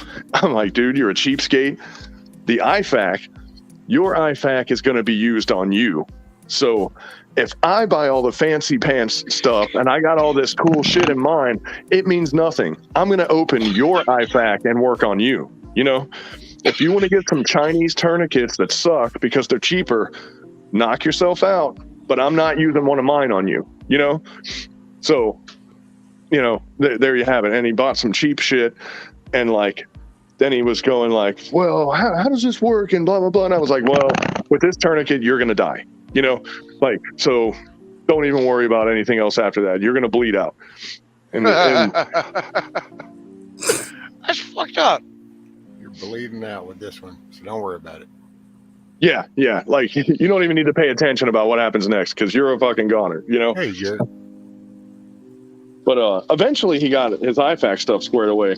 But he was kind of trying to farm me to see if I'd give him some stuff. And I'm like, man, I've just noticed that whenever I start giving people stuff, they stop acquiring stuff. And I don't know what it is about that. And now we're getting on a different subject altogether. But so I really try not to give people stuff. I'll help people augment stuff, but I won't ever give them something. So like if somebody buys a rifle, I might throw them a couple magazines. You know what I mean?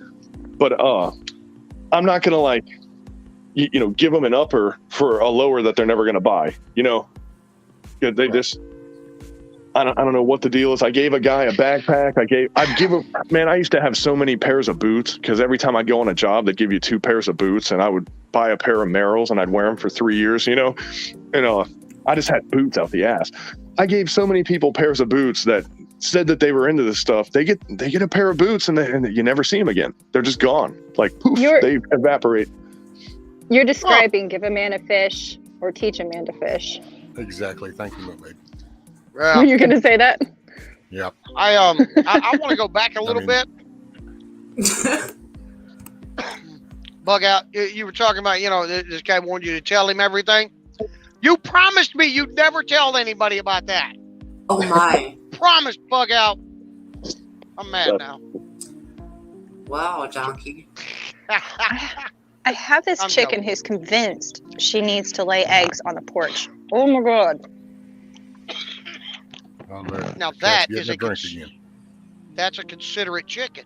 She doesn't want you having to walk all over the yard to find her eggs. It's door serviced. It's delivered. Yeah. I have to chase her down the porch like 5 times a day. My chickens are like evil little bastards. They make us play Easter egg hunt. No, Amy, I've never heard of Bear Independent. Come find them. You haven't heard of Bear? Not that I don't guess. Oh, is the kitty going to drink out of the faucet again? Well, I guess put a link up. She was drinking. Oh, she got distracted. She got distracted. Well, maybe she'll do it again. I don't know. Let's see. Oh. Yeah. Wait, is that your new one? Yeah. There, I'll go full screen. There it goes. You gotta turn your phone sideways. You suck at this. Well, I mean, the cat has to do it first. Oh.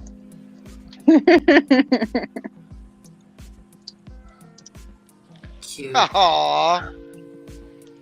There was okay, well the cat's doing it and you still didn't turn your phone sideways, so now I know, what? right? Right?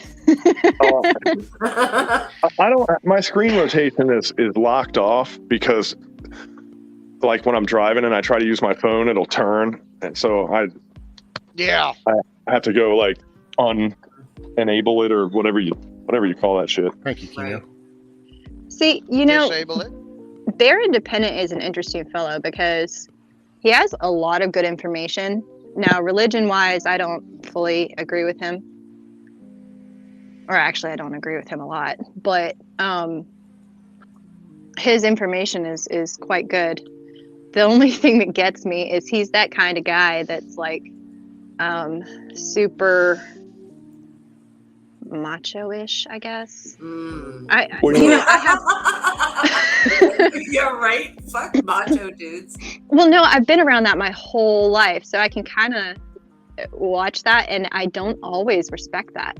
Like, some people respect the hell out of that. I don't, because well, another funny thing about that dude, that dude's like, and listen here, people, because Bear Independent talks like this, Bear Independent, but but he's like, listen here, people. If you don't patrol like this, you're going to die. And I'm sitting there laughing, and I'm like, and who told you that? Because that MFer didn't do it himself. He never did time in the sandbox or the jungle or any of that shit. Like, I'm going like, dude, you're taking secondhand information, and yeah, he trains, so that's good. I'm not knocking him, so don't take it the wrong way. But like, that guy's attitude comes from learning stuff without actually applying it. It's like people will go their whole life studying guns and they've never fucking killed anybody. They've never shot anybody. It's like, I don't know, man. If I was learning that shit, I'm like, I'm a great instructor, and I'm like, are you? Like, what's your track record? Oh, I've never actually done it, but I've learned from the best. That would be like a nun teaching me sexual education, which, by the way, actually happened, and and I'm going like, you've never been under the bleachers getting railed out during a football game, like you're the last person I want to talk to about this, Well, I mean, he does have some great info though. So I give him that. And when it comes to like community building and training, as far as, especially with, prepping and stuff, I think he is spot on. It's just, well, like you were saying, they can spend their whole lives with guns. Having been around a lot of that, and the people who did have to do stuff and the people who didn't, you can, even though I don't know much about guns, sometimes you can tell who knows and who doesn't. And the macho, what did Ghetto call it? Machismo. Well, you people watch too much damn Hollywood, and then they're an expert in something, and they know all about it. And it's kind of like, that's, I don't know. I hate to even go there, but it's like how much and how little. There's people that have actually seen up front, lived in violence, and then there's people that haven't. There's people that watched Hollywood violence, and there's people that think they know what violence is. And there's different types of violence. Like, Ghetto lived I'm talking about the gutted. It's ugly. You're going to get gutted, intestines are pouring out in front of you. Somebody just got cut from their nutsack up to their chin, and you now see the whole chest cavity, or the head just got decapitated. There's an ugliness to humanity that most people just associate to movies, but it's for real. And people piss themselves, they shit themselves, they stand there and quiver when they see it. It just a human reaction. Oh man, it just and my stuff has been on the prison side, so I haven't been like Bug Out's been more of a combat battlefield type scenario. Mine's been locked up prison environment and watching the kid that just got arrested for that 1/4 ounce of weed. Yeah, he just got it released on this farm of 2,500 guys, and some of these guys, they've already tagged about 9 people. They only got caught for 1, and now they run gangs in here, and this dude's never even been around a gang. Oh, I watched real people just get introduced to sudden reality, and it just doesn't always go over so well. Well, and Rescue, you're kind of hitting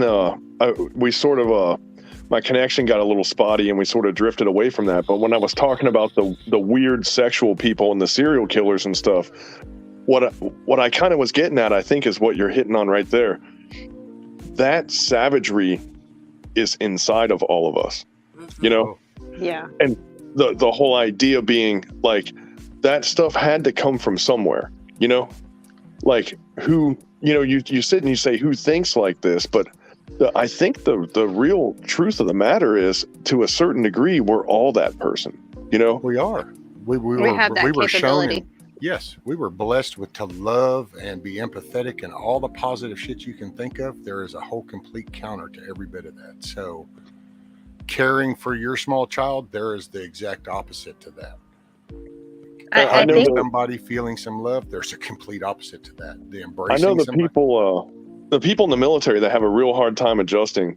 If you ever listen to their story, those people that really get screwed up with the PTSD and all that stuff, when you hear their story, they're like, man, I always wanted to be in the Army, or name your service branch, they're like, I wanted to be a hero and help people and be this force for good. And then you end up in a country that couldn't be further away. It has nothing to do with your homeland. And you're getting in these engagements with people that are fighting for their homeland, or so they think anyway. Perception is reality, like we were talking about before. And these people are like, wait a minute, how am I helping people where I live being here? And they already fundamentally have like a disagreement with the situation, you know? And they can't adapt. And this is the thing with the shit hit the fan. And Milkmaid, I think you've hit on this a couple of times because you're always trying to self-evaluate. But it's like we're not going to be in control of what the situation feels like. We're not going to be in control of how it goes down. The only thing we're going to be in control of is what we can touch, you know? Like, it's the people that came from shitty homes and shitty neighborhoods and like didn't get hugged a lot as kids. They did just fine over there, you know? And the losers did great over there. Now, the problem is there's the kind of people that they never really would have ever fit into society. And when they come back, they still don't. Like, I never did, you know? I've never fit in with regular fucking people. Like, I just can't fucking do it, you know? It's I was going to say you're describing yourself. I'll take the night shift because I don't want to have to talk to people, you know? And it's just like, I don't want them leeching my energy, you know? Because it's like, you know, at a certain level, after you see a bunch of stuff in rescue, man, your story is like pretty unique, you know, and I can guarantee that you probably know exactly what I'm talking about. But at a certain point, you just can't relate to people anymore, you know? You can't fucking relate to people. You're like, man, I can have a conversation, and every once in a while, like, you know, when I'm being funny, I keep it stupid, you know, like let's talk about farts or let's talk about cats or something, you know, because like, man, when you start bringing this heavy stuff on, that's where like, you know, you have to become a different person to survive different environments, and you have to be adaptable, you know, because you're not in control.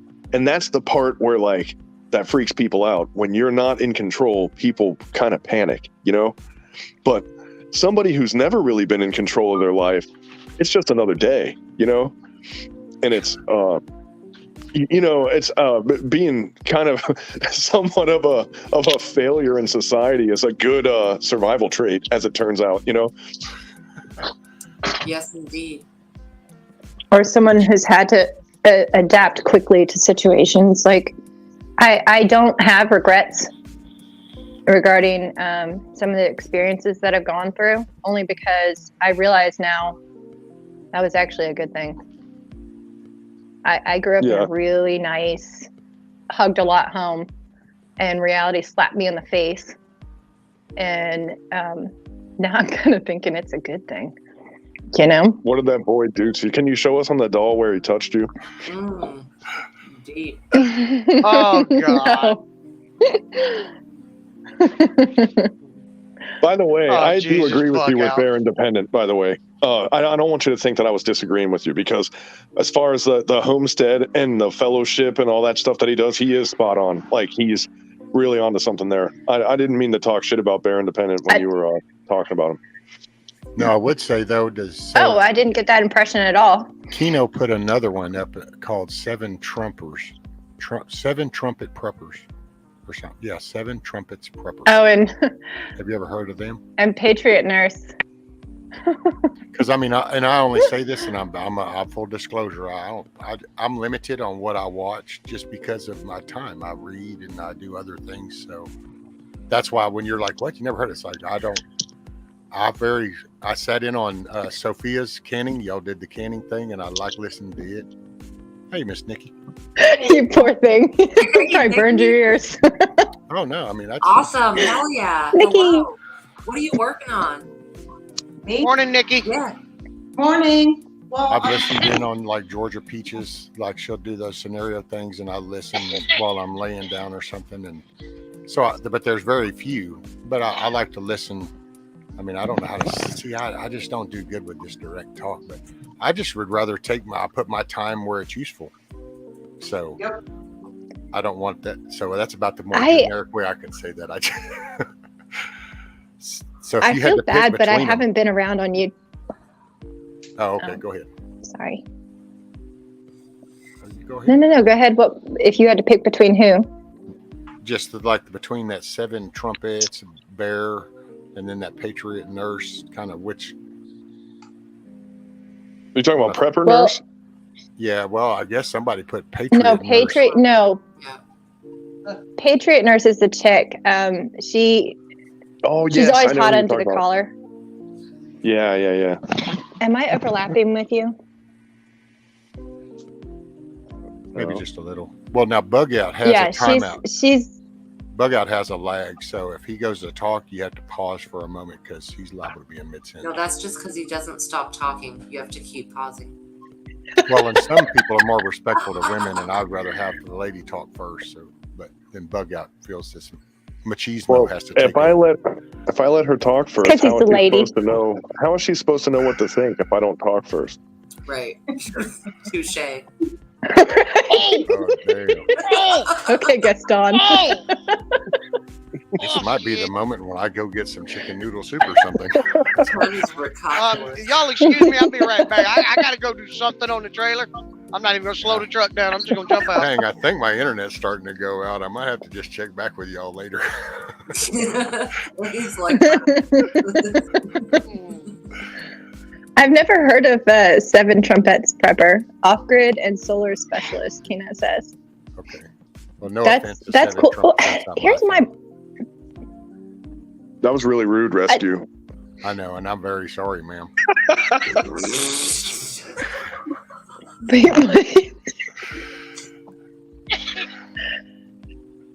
Seriously, though, I think I might have a lag. Do I need to go out and come back in?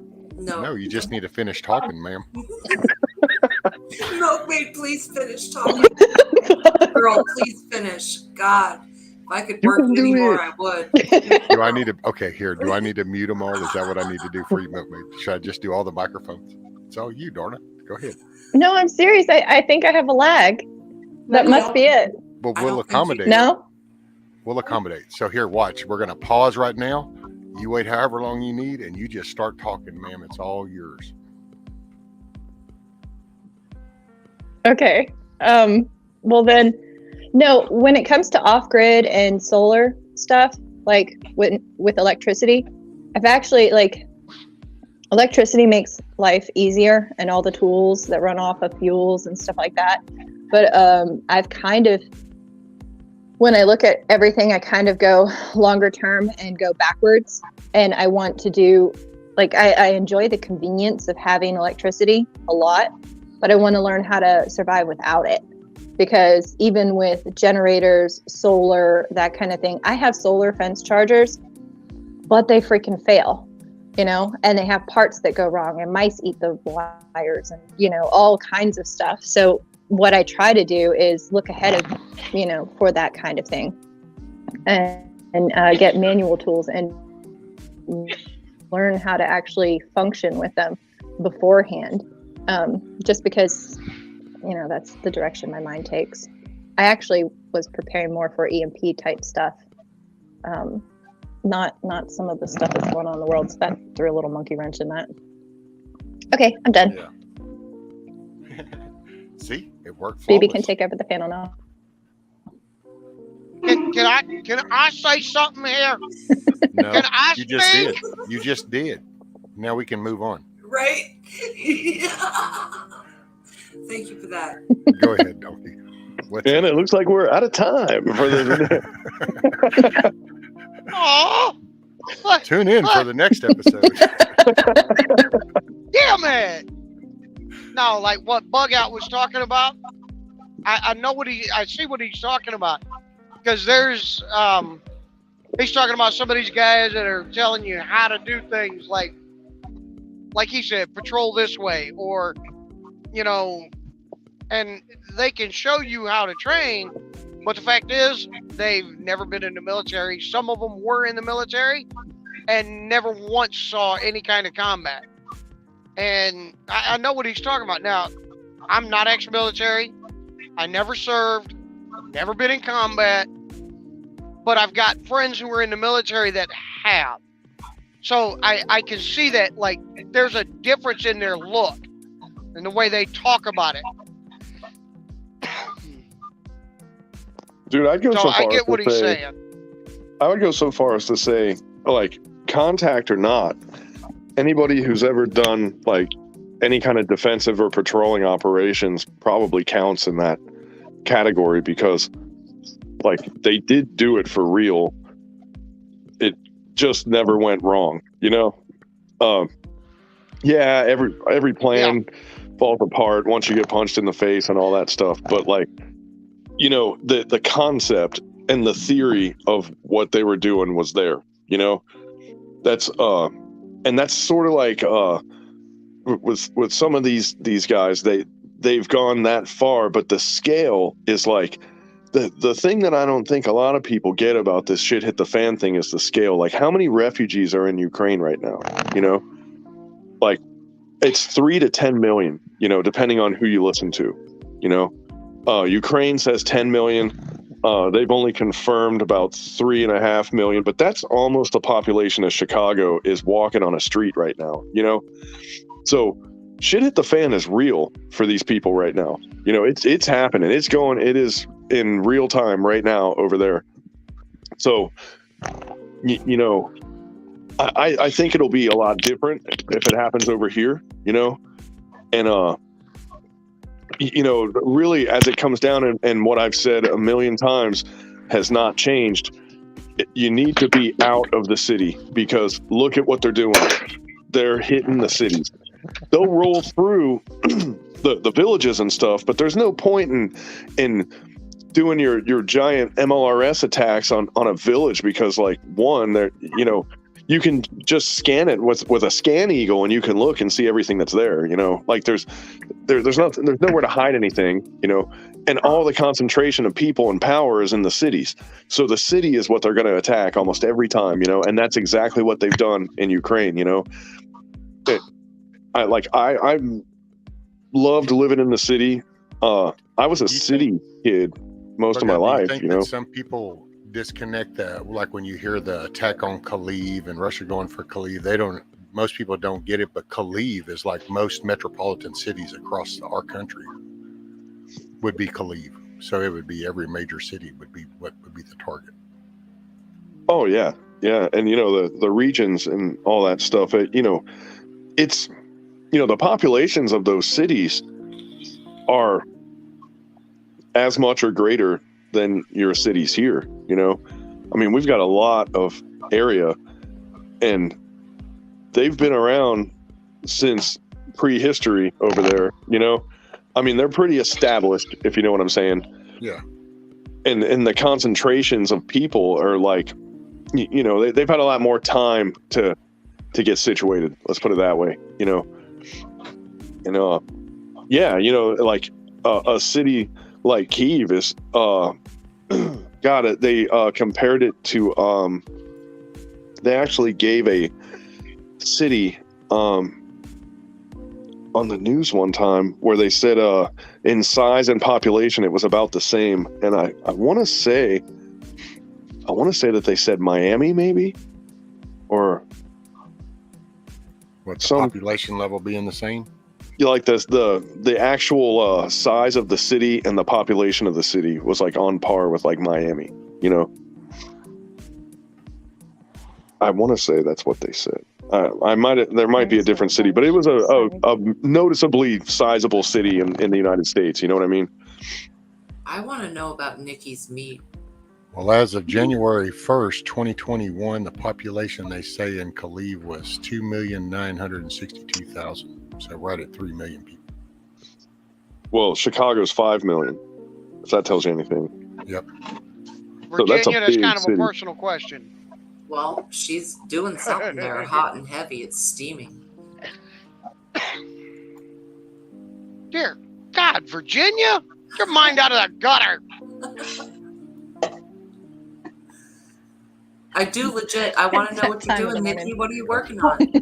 It's basically the same kind of stuff over and over again. I just made rice that I'm just going to chill because I'm going to make chicken and vegetable fried rice. And then I'm about to cut some pork up because I'm also going to make sesame pork for dinner. But, you know, you have to make the rice in the morning and chill it for proper fried rice.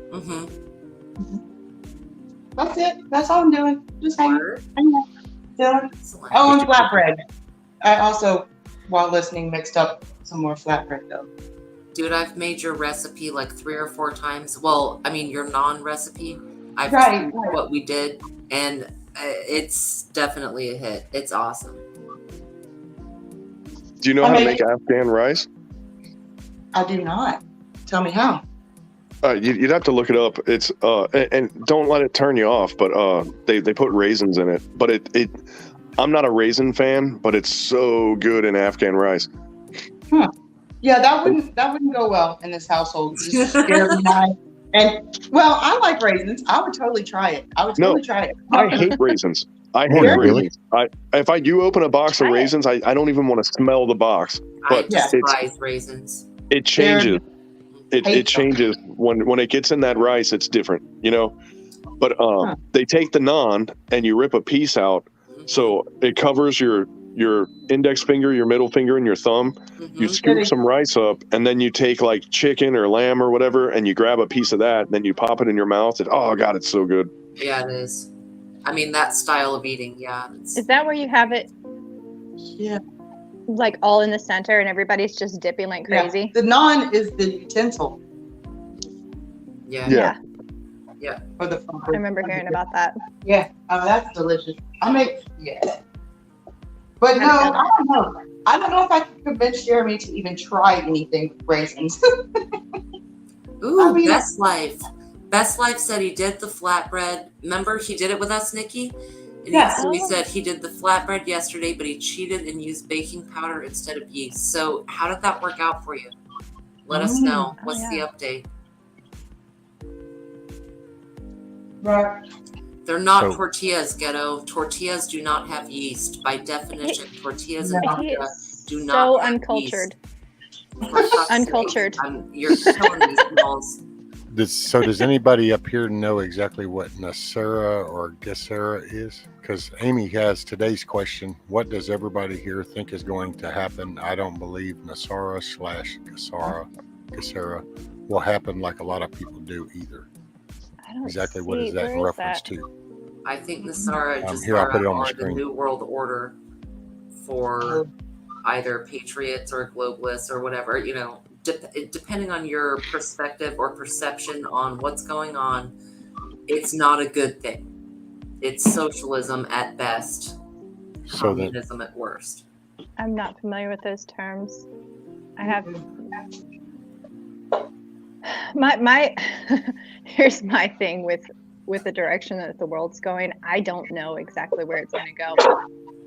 2020 really woke me up to the fact that I was not as aware as I thought I was for the potential of what could happen. And as people keep talking about the various situations that can happen in our country and worldwide, I've realized it doesn't actually change what my main objective is, my goal. And so I try not to get too much in a flap about everything. I pay attention, but I'm not going, so that you can kind of, you have a path, but sometimes you have to swerve around some obstacles or maybe take a different little path to get back onto your main path. But that's what I just keep doing. I try not to stress too terribly much about it. I think that's wise. You can drive yourself crazy watching headlines and news and everything. Like, I'll take days where Ghetto sent me something and it had, or us, you know, and I saw it and I was like, you know what, I've been just taking a break. You know, if a nuke drops on my head, then yeah, it was a great life. But otherwise, I'm just gonna keep trucking, you know. Yeah. Well, I looked it up, and the GESERA, it stands for Global Economic Security and Reformation Act, and then the NASARA is the National Economic Security and Recovery Act. The whole concept is wipes out debt and wipes out it puts us in a flat system. Everyone's equal.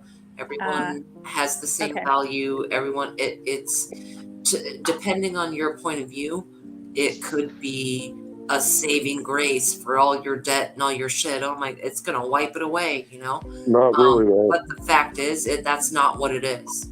It's UBI. yeah, a bug, that's one aspect of what it would be. Yes. Well, I just read through it, just highlighted through, and I ain't claiming to be. I just skimmed through some shit, and it just seemed like it goes right in the whole world order kind of thing. It's like yeah, going into for sure. the whole Yeah. unity type shit. And here's the other And thing. I ain't too. knocking no other country. I just think that countries need to maintain their patriotism, Integrity. their nationality. Yes, their Yeah. integrity. You need to be your identity. You know, it's like you can be an awesome person, but that means you need to get your house in order and clean up your freaking yard before you worry about somebody down the road. People who Here's the believe huge thing with these college kids that really love these ideas, and there's a lot of like, you know, adults that like these ideas too, but you really hear the push for this in the college age people, you know, the educated class of the young, you know, but they always want this equality thrown into it, but there will never be equality. You can guarantee equal circumstances, but you could never guarantee equal results. And equal results is what they're looking for, and they'll never get it. They'll never get it. They think everybody's going to be the same, you know, and they don't take into account that they're going to put us all on this zero scale, and there's going to be that one person that doesn't waste their money, that puts their nose to the grindstone, that works extra shifts. They're going to be sitting on a mountain of money, and the other guy that blows his money on new cars and shoes and chicken wings every day, you know, like that guy's not going to have a pot to piss in, and he's going to look at that person once again and say, that's not fair. Why does he have all that money and I don't have anything, you know? Exactly. And then they'll issue out some debit cards or the food cards or some way to go ahead and distribute this so that way you don't have to put in any effort. You don't have to be accountable. You ain't got to man up. I mean, we already have a luxury where we don't inherit debt. That, believe it or not, was kind of a new concept because you used to inherit the debt of your family. So if your father or your grandfather was pretty dopey when it came to money and they made some mistakes and they were $500,000 to $100,000 in the hole and they died and you were the head of the household, well, guess what? You just inherited a $500,000 debt. Now, you know, where was this? Think medieval Europe, pretty much. You know. Oh, okay, that's over there. Fuck over there. I don't care. Well, don't we have that here? That's what became here, though. You know what I mean? Like those were the roots that we came from, as far as our societal structure goes, and that was one of the things that they made sure wouldn't occur here. You know, I mean, that alone is a saving grace and a reason why we probably don't want to dabble with the balance that our Constitution has provided us, because like we run the risk of losing some of this stuff that we didn't even know we could lose. Like it's such an inherent right to us that we can't even imagine that we would lose it. Like, could you imagine back in the day? Like, I remember in rescue, I know you're a little older than me. Do you remember when people joked and made jokes about bottled water? Do you remember that? Oh, yeah. When they were like, who would buy a bottle of water? Like, you can just go right to your faucet and just get a bottle of water. Like, what kind of open up the dumbass water would- hose? Yeah. And now it's like, man, I'm a water bottle buying mofo. I live on bottled water. And it's just, you know, the sequence of how things change and how it goes away. Look at water rights. You know, you can't collect rainwater. Who would have ever thought that would have been a thing, you know? See, that I've never understood how that state keeps getting worse, though.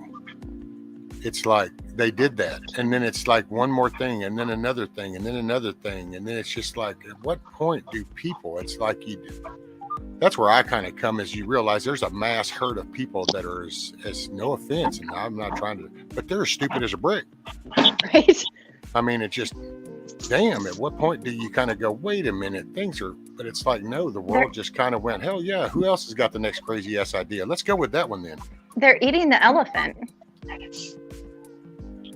You know? Yeah. It just, and that's the way that they get away with it. That's why you don't see people standing up and doing stuff, because it hasn't touched them hard enough yet. One day there will be a tipping point, and you'll see the wheat separated from the chaff. But thank you. I know. But bugs me a little bit because I feel like at that point it may be too late, maybe not, maybe I'm just going to be part of a fringe society, you know, with a secret handshake. Yeah. Wink, Well, wink, I know. Tug, tug, tug. I know. Bug Out was talking about these college level educated kids that have no life experience per se. Educated. Yeah. I know, Well, dude. That's becoming an oxymoron. Right. I know. I love ain't lying there. oxymorons. You are not College lying education. on that What? It's military Yeah. intelligence. What? one. College indoctrinated. Simply complicated. Yeah.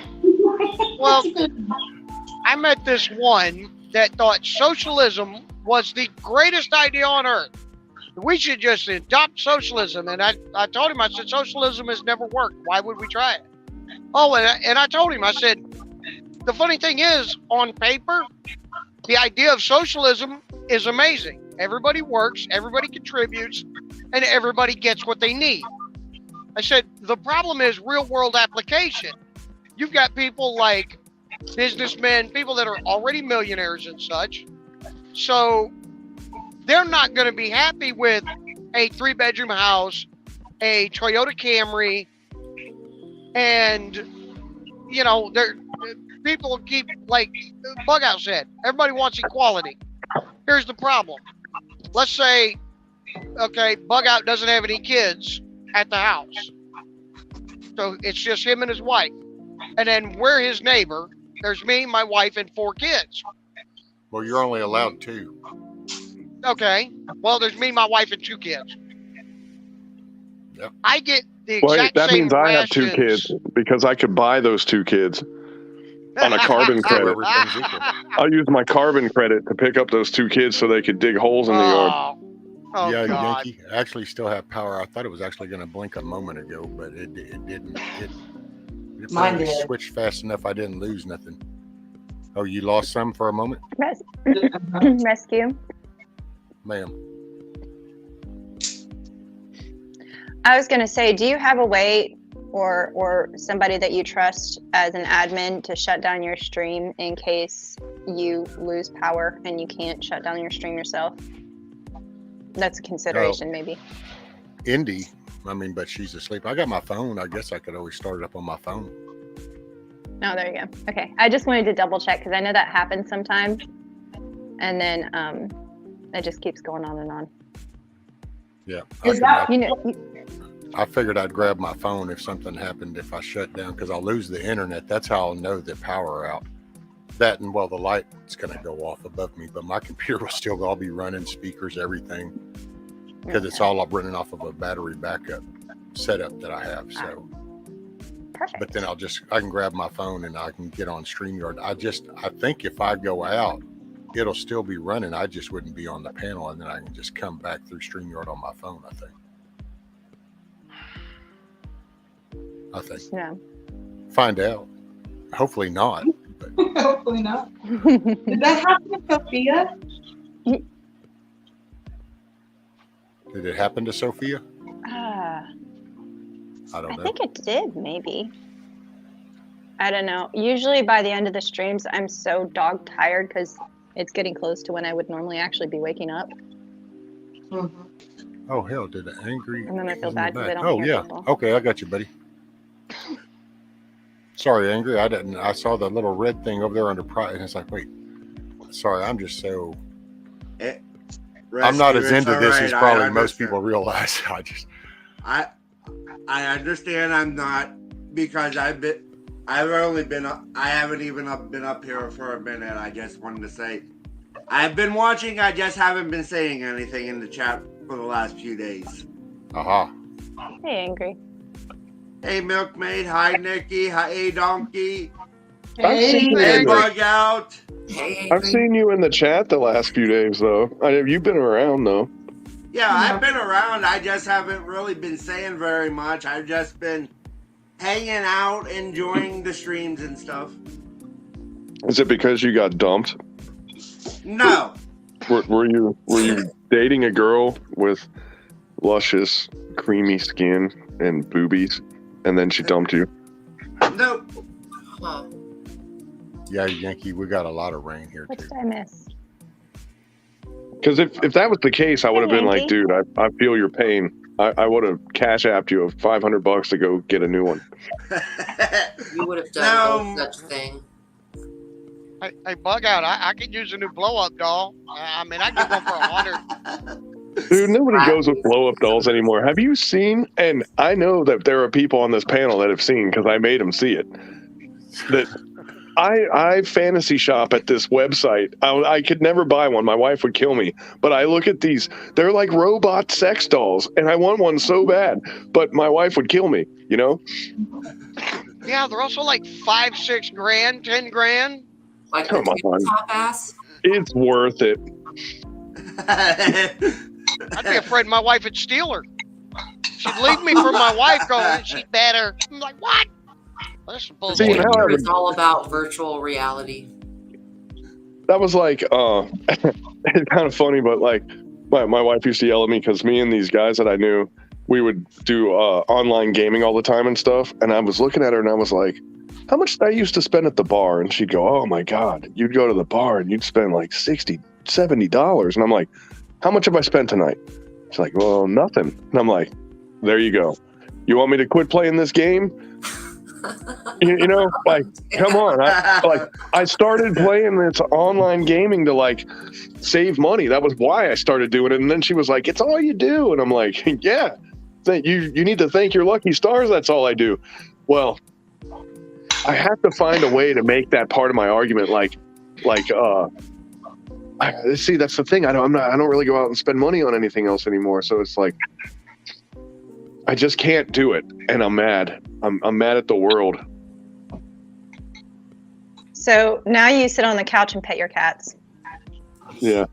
I'm still confused as to whether or not you're investing in tabletop ass. I don't know what that means. I don't even know what that is. It's ads that are played into a tabletop. Tabletop ads. You're right? Tell them, donkey. My God. The house ass would How do know. you people not know this shit? Right? Wait, explain it again. I'm busy doing stuff. You take an ad and you place it on top of a table and then they resin coat over it. Once they get all the ad spaces filled on the table and it's on the tabletop. Like local small businesses, tabletop ad. We used to do that. Actually, I did a tabletop with a guy where we used brass and like old wore out fucking gun parts and like old bayonets and shit, and we put it on a tabletop. It was really cool. But yeah, I guess it's not as cool as that. I don't know. Not quite the same thing. Actually, no, I would Oil love brass. to do one of those tables like that. Old wore out gun $110 parts. bill. Well, you got to fill the Don't brass with understand resin before you put it in the table. We learned that the hard way. You have to what? You got to fill the empty brass before you make a like resin table out of them, because then the bubbles will get stuck. And But you can see maybe it. the bubbles look cool. No, well, it didn't in our case. Oh. That reminds me, I saw this really cool video of this guy who pretty much dug out a cave and built this home, right? And it just reminded me because his countertops were, what? What's his name, Pete? Breaking up. Or I'm breaking up. No, I don't. What's his name, Pete? No. I don't think. Okay. Wait. Did you send me that? That was a Or did person somebody else prepper send me joke. that? Oh, Pete and Repeat. I didn't get it. Sorry, y'all. I need more coffee. I haven't even had my first cup yet. I missed the truck stop. I'm claiming baby status at this point. That's why you should have a coffee pot in your truck. I do, That's but what I'm I out of was coffee. thinking. I chose to spend time with my family fishing at the beach instead of going and doing my last minute grocery shopping. Shame on me. Oh, that's fun. I get it eventually. See, I've got coffee, but it's cold. No, Nikki, I didn't get it. It's all good. Oh, wait, maybe I did.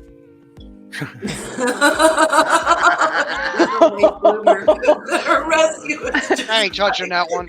Ain't fucking touching it. Just had a light bulb.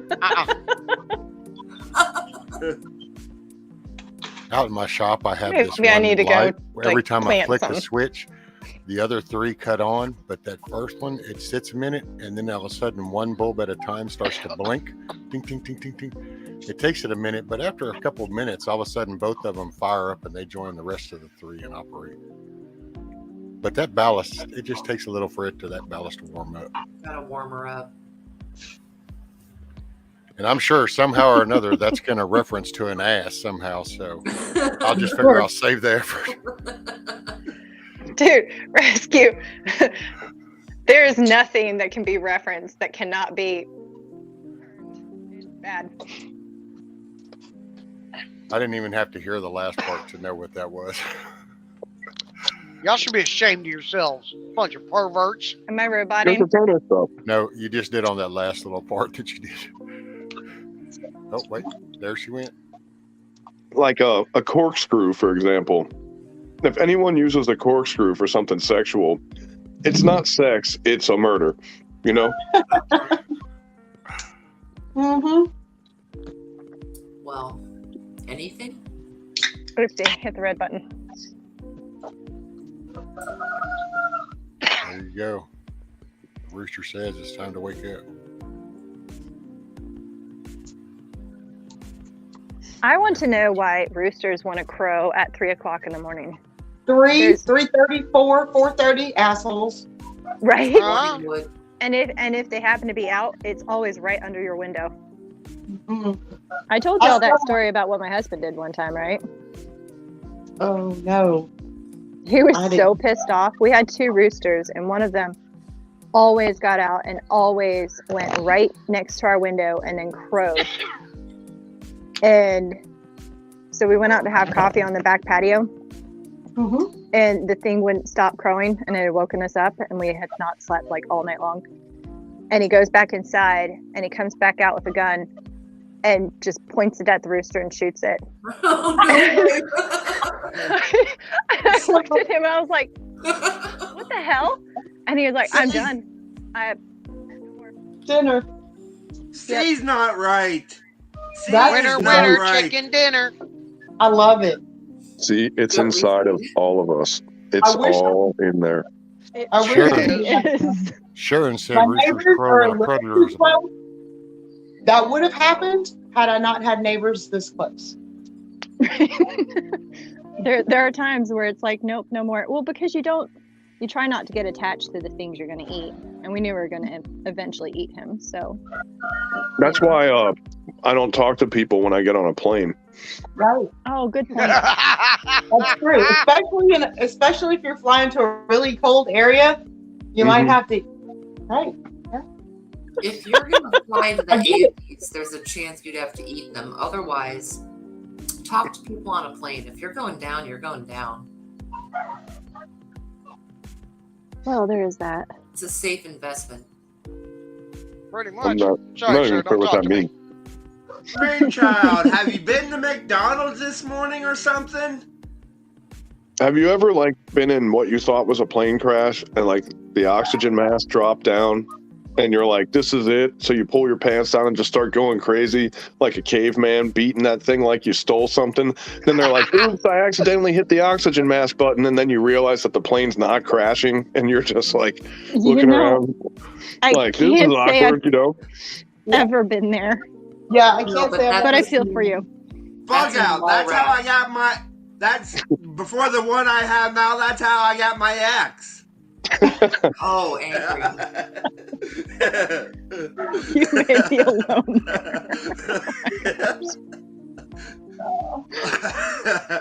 Wow, look at the time. I've got something. I'm sure I've got something I gotta do. No, Fluffy's like, yeah, I feel you. Been there. I'm not talking about it. Apparently, it's not okay to fondle yourself while driving naked. DOT frowns upon that, I guess.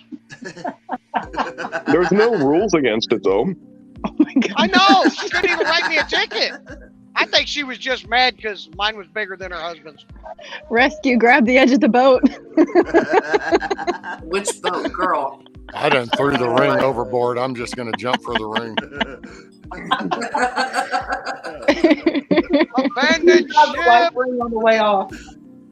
Hell, I'm reaching the point where it's like, fuck it, just let the sharks eat me. I don't care. See, when I get pulled over, when I get pulled over, I just tell them I'm a NICAP, naked in-car attracted person, and then they have to let me go. Is that what you say? It's a right. Oh, that is. They're like, no, I'm not a degenerate. I'm not a pervert. I am a naked in-car attracted person. It's totally different. Right. No, bud. Angry's writing it down right now. It's like, yes.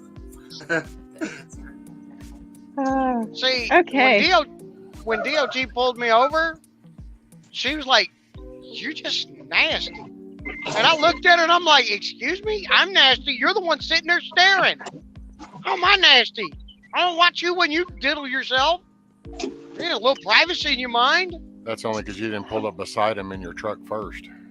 Well, that's Hey, beside Bug the Dude. point. No, Bug Dude. No, Bug Dude. No, Bug Dude. That was a very bad choice of words, sir, and you reminded me of that the minute I saw that. I liked it. What do you say? Oh, my wife did too, but that wasn't for the topic of discussion. Felt impressed. Oh. Okay, I am going to mute this because it might get loud, but I am going to let the chickens out. But I have a stand today where I can film it, not fumble with. I know. I heard your comment. I was listening. Bug out. Yeah, I might actually be the one to jump on the bomb or the grenade. You never know. But I didn't, with a freshly broken foot and trying to carry the camera, let the chickens out and feed them all at the same time. But whatever. I was listening. I'm going to mute it. She's going to release the Kraken. No, a bomb. This was a different live, and I was like going to feed the chickens. He was like, "Take us out there," and I'm like, "I can't carry the camera, carry the containers, and limp around." And he was like, "She's not the one. She's in your group. We know she's not going to be the one to jump on the grenade or on the bomb." But I have a not funny story, but I do have a bomb threat story. Whatever. I might actually be the one to jump on the bomb.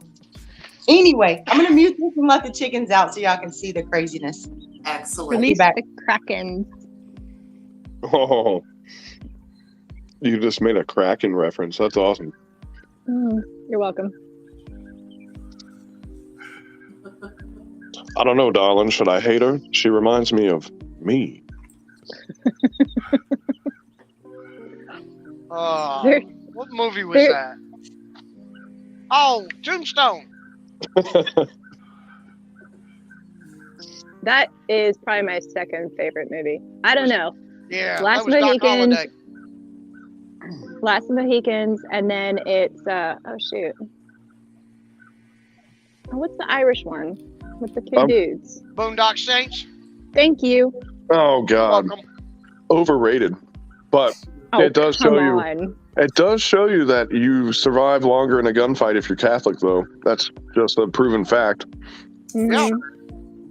Represent. There's that level of protection. And then Just saying. Tombstone. And Princess Bride. The Catholics are pretty much the Marine Corps of God, Like everybody hates them. Everybody hates them, but they're better than everybody else, and they hate them because they know that they're better. So that pretty much makes them like the Marine Corps of religion when it comes to America. No, here's the thing about the Marines. They also Marines have the are coolest so uniforms. cocky. They have the coolest uniforms of all other religions too. So they're definitely the Marine Corps. Okay, the Marines have earned their cockiness, okay? First in, last out. No, we were never the last out. That was the funny part. Like you're like still like trying to stitch We'll go up back your and get the leg, bodies later, donkey. and these army cats show up and they're all clean and stuff, and then they tell you like we're leaving, and you're like, what? And you're like, wow, we were at this place for like 9 days and we got chewed up and we're leaving and they're going to turn this into a 13-month duty station for some pogue, you know? It's like, yeah, later, idiots. You know what I mean? Yeah, those were the days, man. I love being on the Mew. God, that was so awesome. The glory days. Like right when it started getting boring, you just left and went and blew up another country. You know, it was, oh man, it really was. There was nothing like it, man. Get back. All right, General. Now it's like Afghanistan, Iraq, and you're like, my God, we've already done this. Like, let's go somewhere with a different language anyway, or something. Let's attack somebody new. Right. And how come they never? Hey, I know. Let's go attack Russia. Like, and just hear me out, okay? We'll play and it it's off just like a it's serviceman perspective.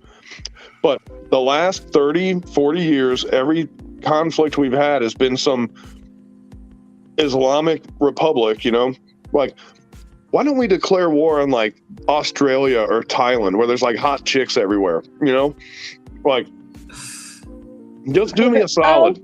Ukraine, you know? There's tons of hot chicks in Ukraine. And all the dudes just left. Oh, draft me to go to Ukraine. Oh, don't make me go in the briar patch, whatever you do, you know? Oh, man, that would be... Look, it's CB. Here, Olga. I wouldn't have to buy the robot sex doll if I went to Ukraine. Hey, Bug Out, I got a question. I got a question for Bug Out. You're at the house, right, Bug Out?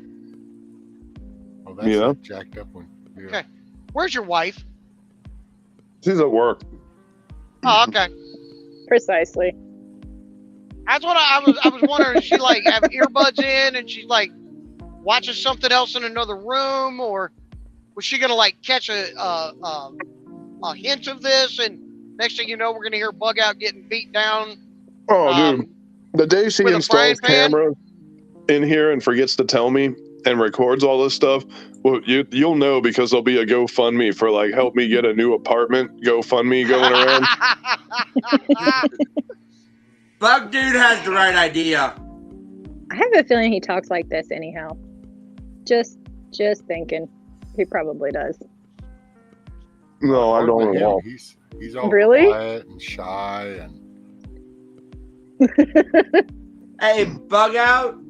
I think Bug Dude has the right idea. Of course, I haven't met a Marine that's quiet and shy either. What's the idea?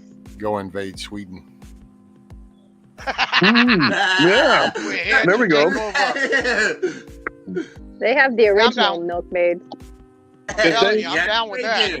We invade Sweden and then I get drafted, but because I'm old, they put me in the 477th Hot Tub Battalion, you know? And I'm like, oh, darn, you guys go fall on those bayonets and I'll just be over here maintaining these hot tubs for all these depraved, stressed out victims of war over here. I'll just do my best to comfort them.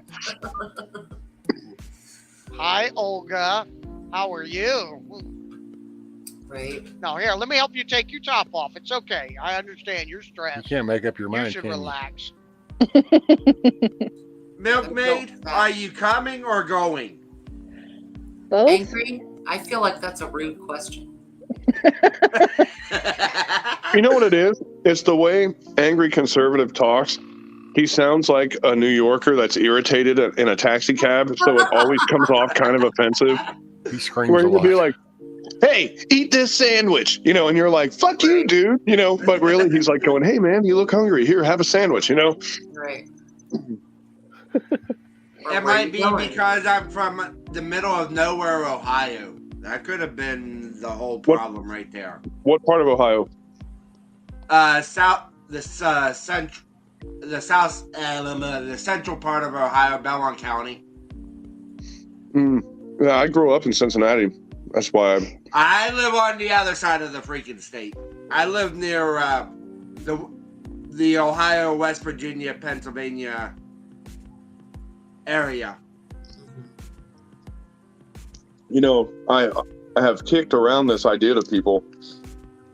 If ever we decided we wanted to buy a giant, enormous shit hit the fan compound, West Virginia is on very high on my list. because it's cheap and it's sustainable. And The terrain. yeah, the terrain, it works for you instead of against you. Ohio, the part of Ohio I'm from is a lot like West Virginia. So They basically, just passed. Oh, go ahead. Sorry. basically, you want to do a prepper nurse thing. And we all know what Prepper Nurse does because you can't get him out of your notifications. Even if you're unsubscribed. I unsubscribed to him because my whole feed was him. I unsubscribed. It will email me on my email account when he does something. And it won't email me about anybody else. And I'm like, did he pay like $1 million to YouTube to just be like all up in people's feed or something? I don't get it, man.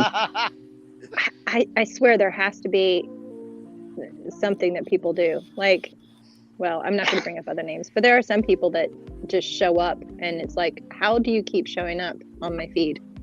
I don't understand it. The people I want to see on my feed, I don't see. I miss everything now. And like the algorithm will push, things will come and go as far as that is. But Prepper Nurse has been in my feed for a solid 2 years now. And I was subscribed to him, but then I was like, well, let me try unsubscribing because it would literally be like his last 6 months of videos would be in my feed and I'd have to scroll through him to find new stuff, you know? Mm-hmm. And I don't know, it's just bizarre. It's really crazy to me. Did you go select the unnotification thing before you unsubscribed? Oh. I don't know. Otherwise, you'd still be getting notified even though you're not subscribed.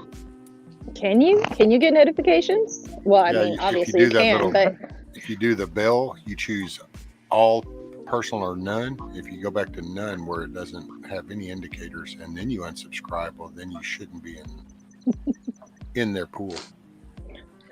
That dude kills me. He has the best comments in chat. I swear to God. It's the best.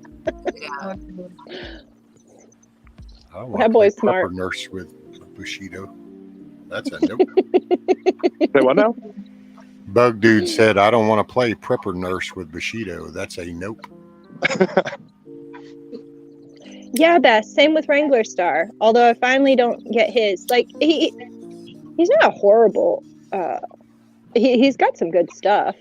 It's just, I don't know. I try not to throw the baby out with the bathwater, but there comes a point where I realize.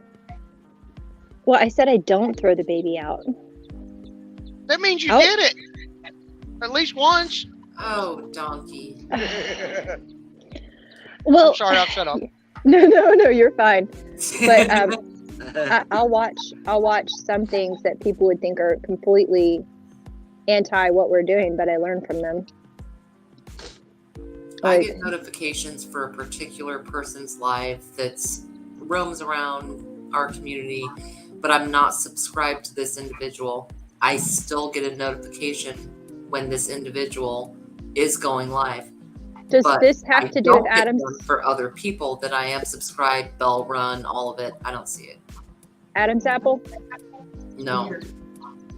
Okay. Just a insignificant individual and I have no idea why it always pops up. I'm sitting right here. You know, you don't have to call me. You know what's really messed still up, hear you. Donkey? I'm not subbed to you. That's what the funny fact is. What the fuck? Hell no. I have very few subscriptions and I don't go through and watch a lot of people a lot, so I feel bad. I just don't, but I don't have a long list, and yeah, I'll confess. I'm not subbed to you, man. But if now you have me wondering if I am. Jeez. Regardless, I'll pop in there. Give it a whirl. Well, I have 500 subscribers, so I'm kind of a big deal. That's because me and Mama Red and a whole bunch of other people pushed the hell out of you. So Rescue dedicated like a week to it. That was the only way that ever would have happened.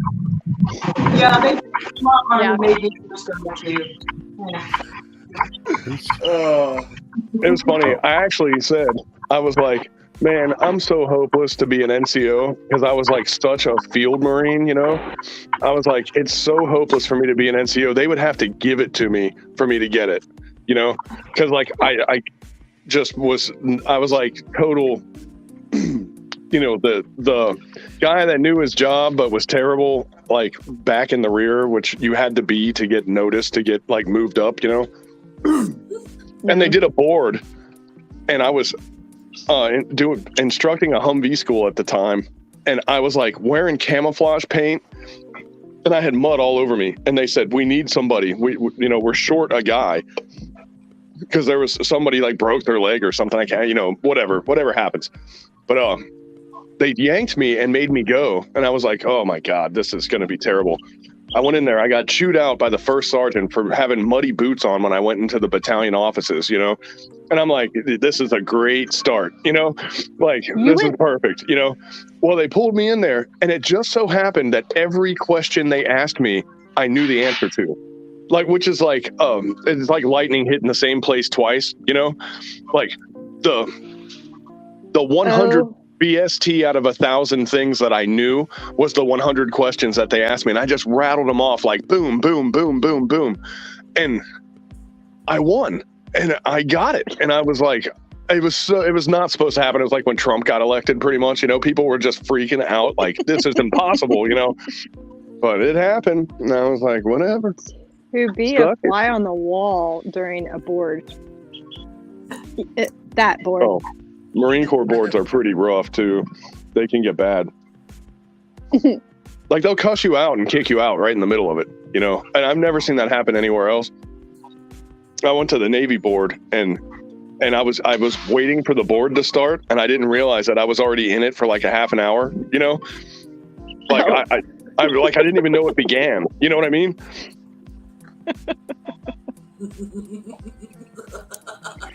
Of course you didn't. I did, dude. It's killing me inside. Like I died a little bit inside. I went to sub to him right away. You have a new subscriber, house ass. I still enjoy the nickname Fluffy. Sorry, you're just Fluffy to me. Right. That's fine. Can y'all hear me? Frozen. At least he's smiling. We can hear you, but we can't. You're not moving. Well, no, because I've got to set up my fueling on, and that's on my phone. He's staring deeply into the camera. Yeah, he is. He's like glaring. Fuck. Okay, let me get the damn thing. Bell. It's like, so Virginia didn't sub to me? I got a little baby. Oh, damn, look at Nikki. I'm going with I got a little baby. Oh! Yes! Turn it sideways. It doesn't work. It works eventually. Setting is not set up. Oh, okay. So your plants are coming up. Excellent. He needs to turn that auto rotate on his phone. Well, I haven't even started planting stuff yet. That was I had a Dragon Cayenne that got damaged by frost, and the actual pepper got all like blasted, and it was all brown and nasty looking. So I split it apart, and the seeds look good. So I stuck them in the cup, and looks like the seeds were still viable, I guess. And these Dragon Cayennes seem to really grow here, and they're drought tolerant. Like that's one of the keeper peppers I've noticed for this area. Poblanos, believe it or not, are horrible for here, and I love poblanos, but they don't do it here at all. Oh, that sucks. I grew so many poblanos last year. Oh, I could live on poblanos. I started some poblanos last year, and then I never. I kind of gave up on my garden at a certain point. It was just too much. Not this year. I'm going to push hard. Yeah. Oh no, Virginia, you're leaving? Yeah, in about 100 seconds. I've got some baklava on the counter I'm going to tap. Oh my gosh. Yum. Oh, did you make it? No, but a friend of mine who does make it brought it over, so it's pretty freaking legit. Oh yeah. I love it. Oh my God, that's crazy. You have friends? Oh, come on. For fuck's sake, Bushido. So what exactly is this?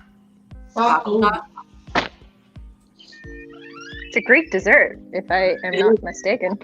It's a lot of butter, phyllo dough, walnuts, brown sugar, honey. What else? Now what? So what is the basic cake?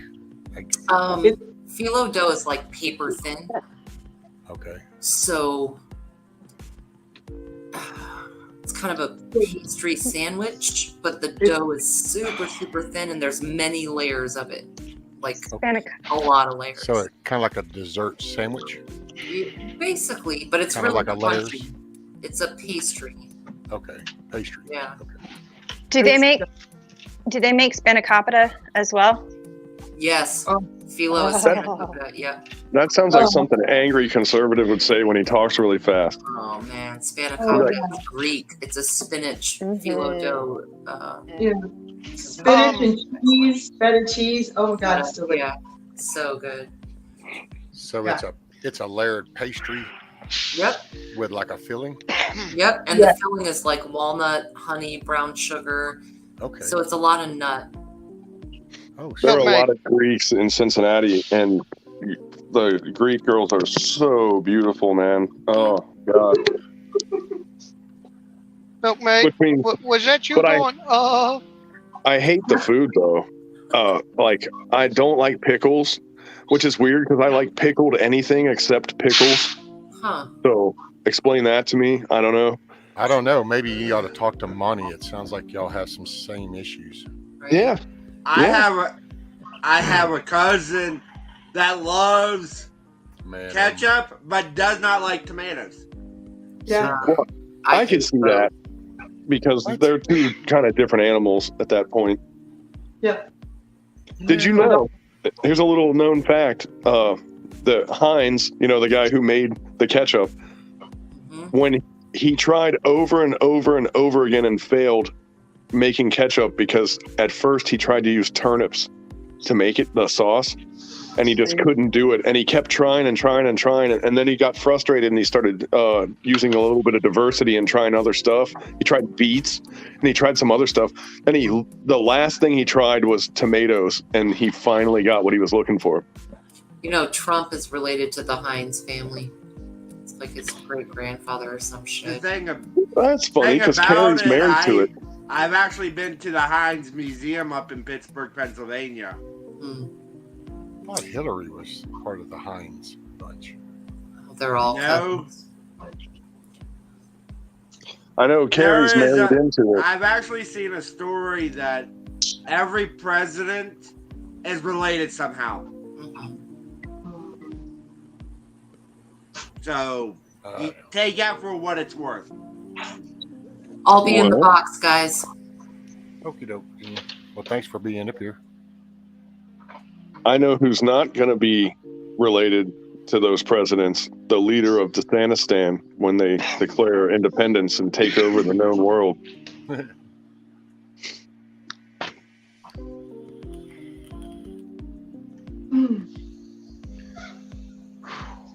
That's heavy stuff, I know. Hillary is what she was saying. So Bug Dude said that Hillary is your aunt, Bushido. Bushido, is that true? Morning, Gmo. God, I don't know. Are you a part of the Clinton crime family over there? That would make me a Rodham if she was my aunt. That's true. That is very Which is worse? Probably, yeah. I have a confession that I think I've only ever confessed to maybe one or two people. My mother's maiden name is Carter. Oh God, y'all see where this is going, right? Carter. In other words, she loves peanuts too. John Carter. Speaking of presidents, or Carter, the guy who found Carter. King Tut's tomb. No. Oh, I thought you were going with John Carter from Mars. Yeah, that was my first. Carter, Yeah, one of the that's- worst presidents ever. Jimmy, apparently is a long lost relative. Great. Well, Nikki, let me address Jimmy Carter for you. I did this one time on Rescue Stream, and I bitch about Jimmy Carter a lot, but Yeah. let me do the preface though. As Okay. far as people say worst president ever, he actually, believe it or not, he was the best president ever. He was just really bad at being a president. Like, as far as the quality and caliber of the man, he probably was the most what's that word? Morally like pure president that we've ever had, you know? He was a really good man. He was a retired officer. Thank you. He had the pedigree. He deserved to be a president. You know what I mean? Right. He did not know how to deal with the Islamic community. He had a little bit of a break there. You know what I mean? He put his own values in front of himself, which is a sign of a good leader, but he failed to adapt when dealing with the Iranians, and it cost him. You know what I mean?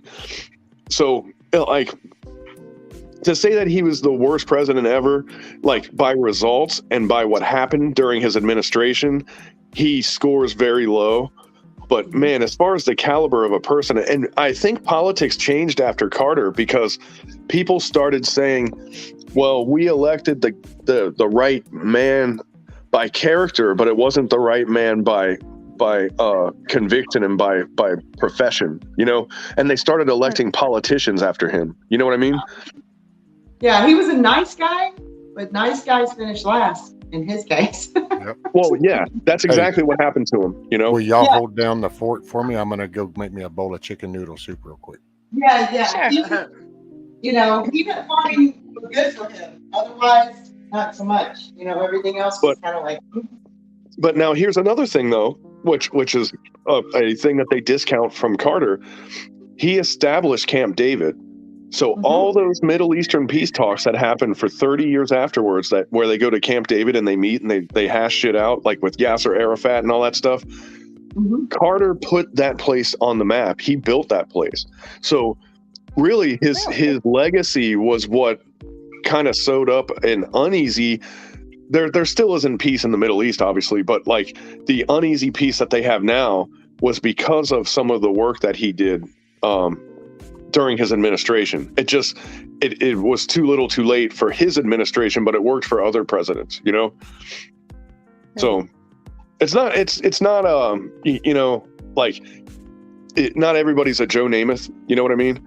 And some people's contributions kind of go unnoticed because, like, for example, Trump will be the first one to tell you, I did this and this is really good. Listen to me. This is awesome. And Jimmy Carter, like, he meant well and he did things and he stayed true to his convictions. But if he maybe would have even been more of a showman, he wouldn't have looked as bad in the long run. You know what I mean? Yeah. But he didn't do that. And that's actually what I respect about him. But man, you know, $5 a gallon gasoline in 1976 or whatever, like, it's kind of hard to look the other way on that, you know. But look, we're about to hit it right now, you know, and I don't know what this idiot's excuse is going to be, you know. Like, here, he's gonna blame Putin. Well, no, check this out. He's closing down the Russian pipeline because he wants to hurt their economy, right? And he said that, yeah, I'm doing this. I'm going to hurt their economy. I'm going to get them right where I want them. Now, can you tell me why, one more time, he shut down our pipeline? You know, like, he knows exactly why he's shutting theirs down, but he doesn't know why he's shutting ours down. But I think he kind of accidentally told us, he tipped his hand a little bit, you know? This dude's not on our team. No. Never has been. Never will be. Biden is like the rest. Go ahead, donkey. I'd get on a podium on the other side of that dude any day. I would do Anybody could. In my robe and my boxer shorts, like the dude from what's the show with the dude, the movie? God, I forget. I can't. The Great Lebowski, you know? Yes. I would just Great Lebowski. Like some dudes could just put a hood on my head and throw me in a car and just drop me off, and I could just have a debate with him and just beat the tar out of that guy. I mean, forget, are you smarter than a 5th grader? You know, are you smarter than a kindergartner? But how Are I you would smarter win. than Joe Biden? The game Well, how I show would needs to beat be, are you smarter than Joe Biden? That Yeah. should be the game show. Well, that's And everybody. I really think how you would beat him in a debate is just to agree with everything he said and then ask him to elaborate. You know, that's how you would win. Those You go, I'm debates going to were do this. painful. Oh, man, that's a good idea. So how would you do that? Well, I would do this. Well, you just said you weren't going to do that on the last issue. Oh, no, but we'll do this to do this. Oh, okay. So really, I won the last issue because you just contradicted yourself, you know? Kill him with kindness, which is the name of my Mossberg 590A1 shotgun. You named it Kill 'em with Kindness? No, just kindness. The kill him part is a natural occurrence. Right. Just a byproduct of, kindness. Premature discharge.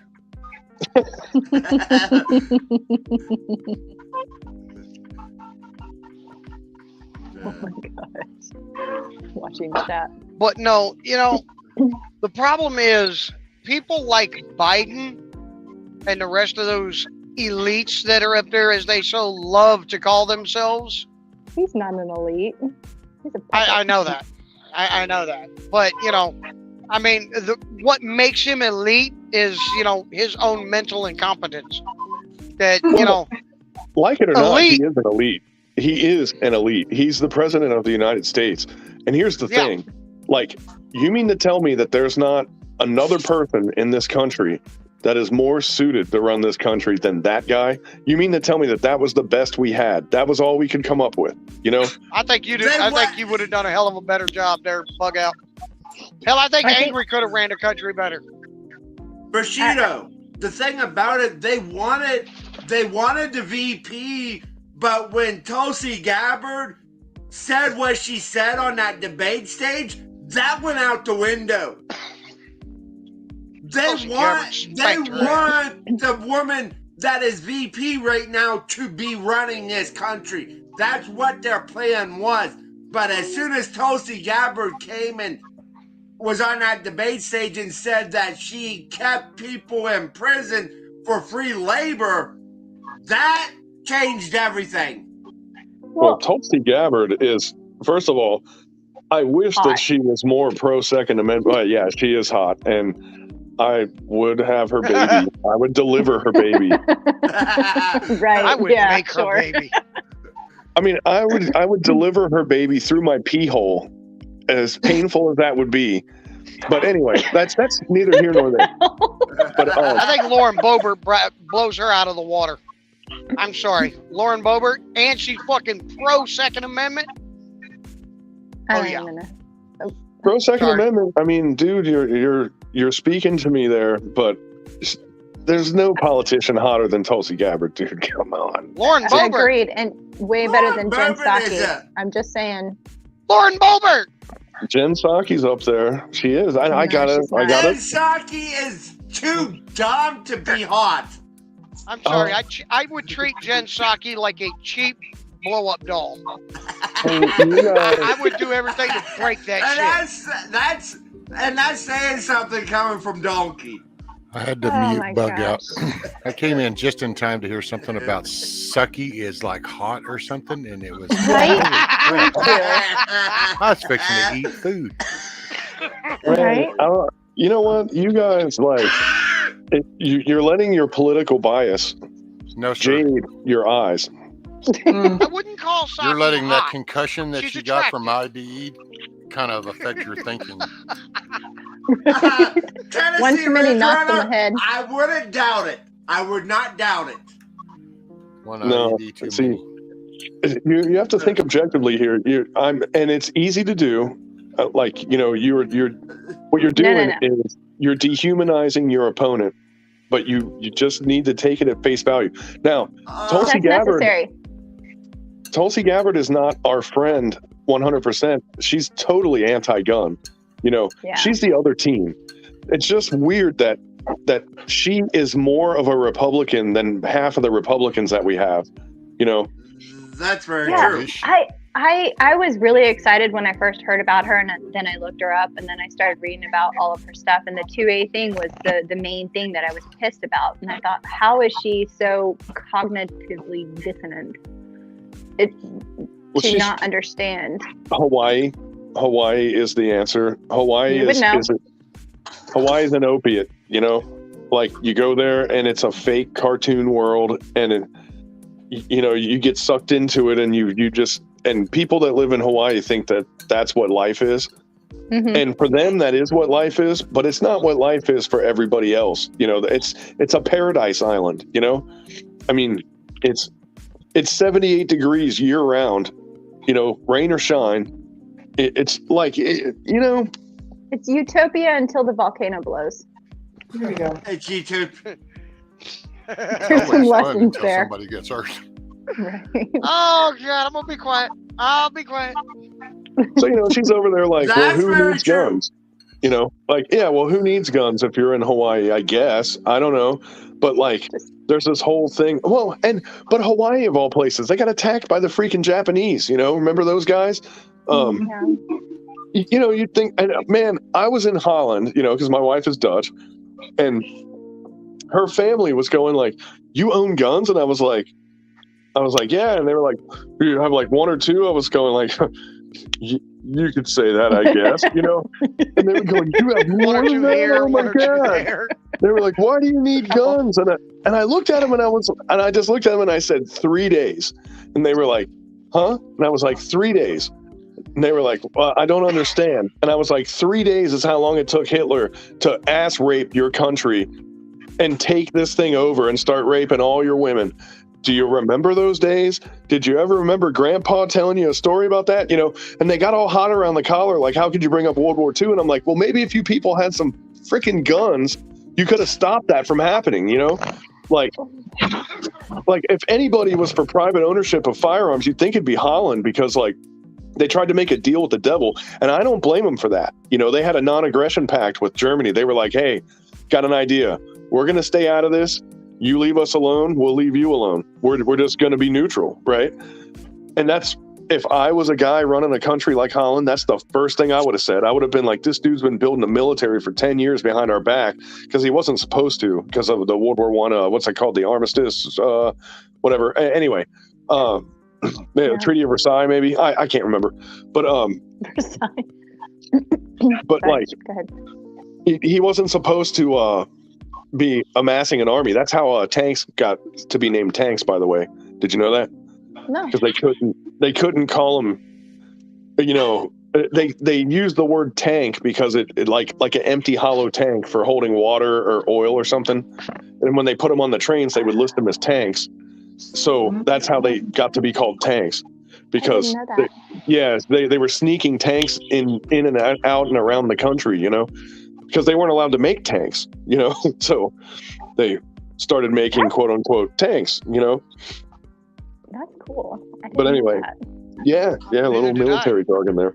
But Tulsi Gabbard, if she would have been more pro Second Amendment, she would have been the perfect Democratic president, and I would have loved to have lost to her if the Democrats just had to win this one, you know.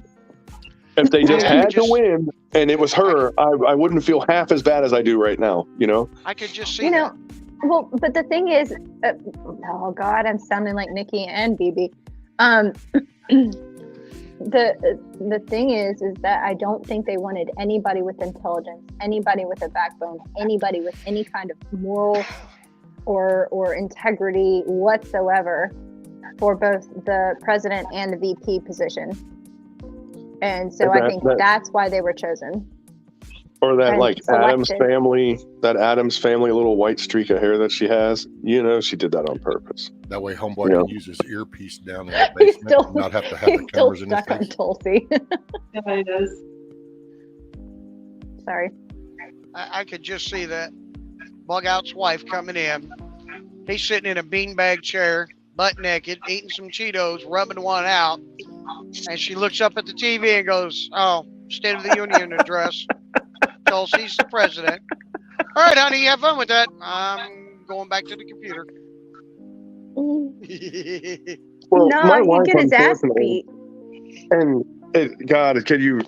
I feel so sorry for her, but my wife, she knows me, which is terrible. And Poor woman.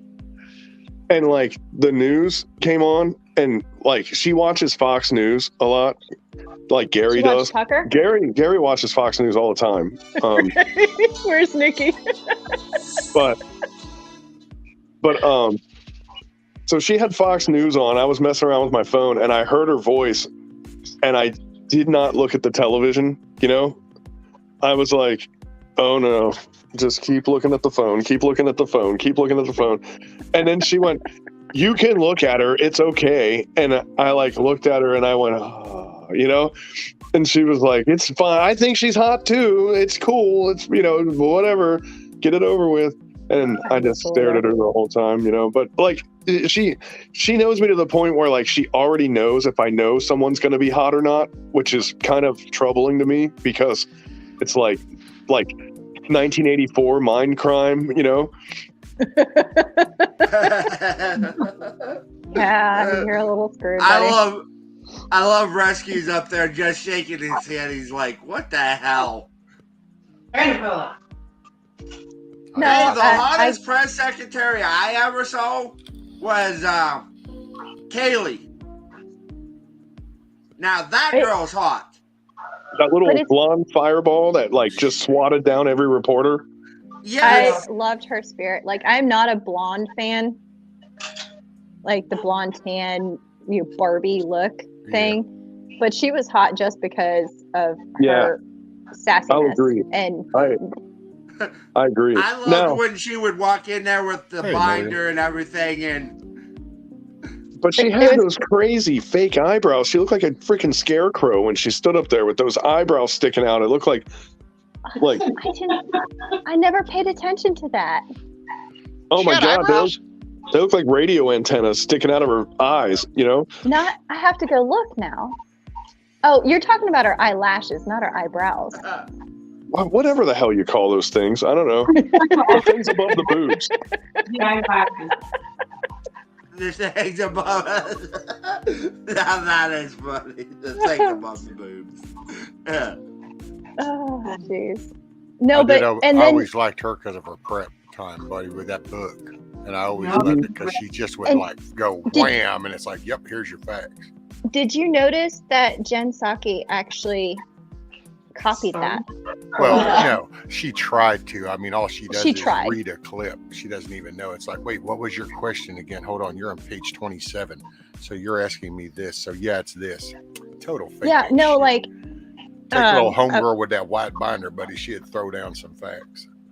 Whatever her face was, the blonde chick they would be asking a question and she'd be flipping through to the section where she had the information, and it wasn't like it was a script. Maybe it was a script. Honestly, it could have been, because I am of the she always opinion came that across Turing same bird.